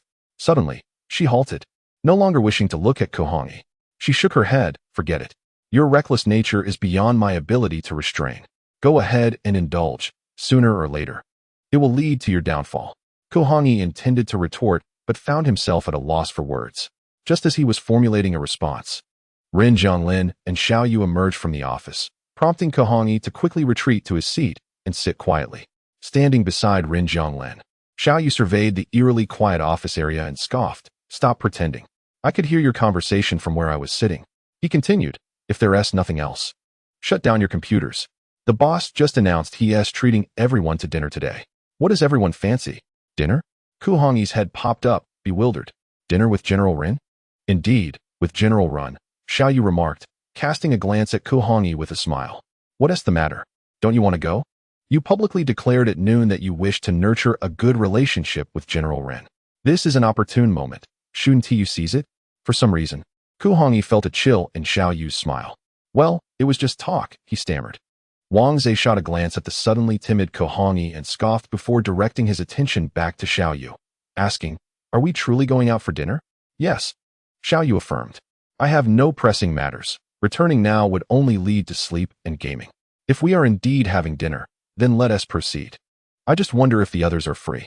Upon hearing this, Yu Tao eagerly nodded and said, "Here at Hao Yan, we all have free time.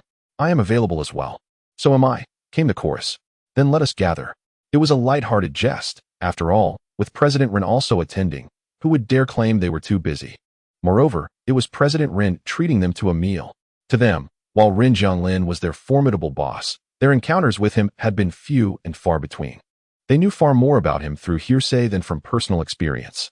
This was a rare opportunity to engage with such a notable figure. Ren Jianglin nodded and addressed Wang Tian's promotional team, saying, "If you have nothing on your agenda, you should join us as well." The team led by Zhang Hua was taken aback and quickly replied, "Not at all. We have plenty of free time. Since we are all available, let us discuss what we wish to eat and select a place to head to immediately," suggested Xiaoyu. "How about stir-fried dishes?" "No thanks. I've had too much stir-fry lately and can't bear it anymore." "What about Western cuisine?" "Steak. Steak."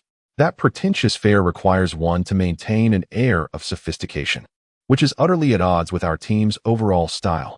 "Then how about hot pot?" "Ah, that sounds delightful. I haven't had it in ages. I've been craving it." "Hot pot?"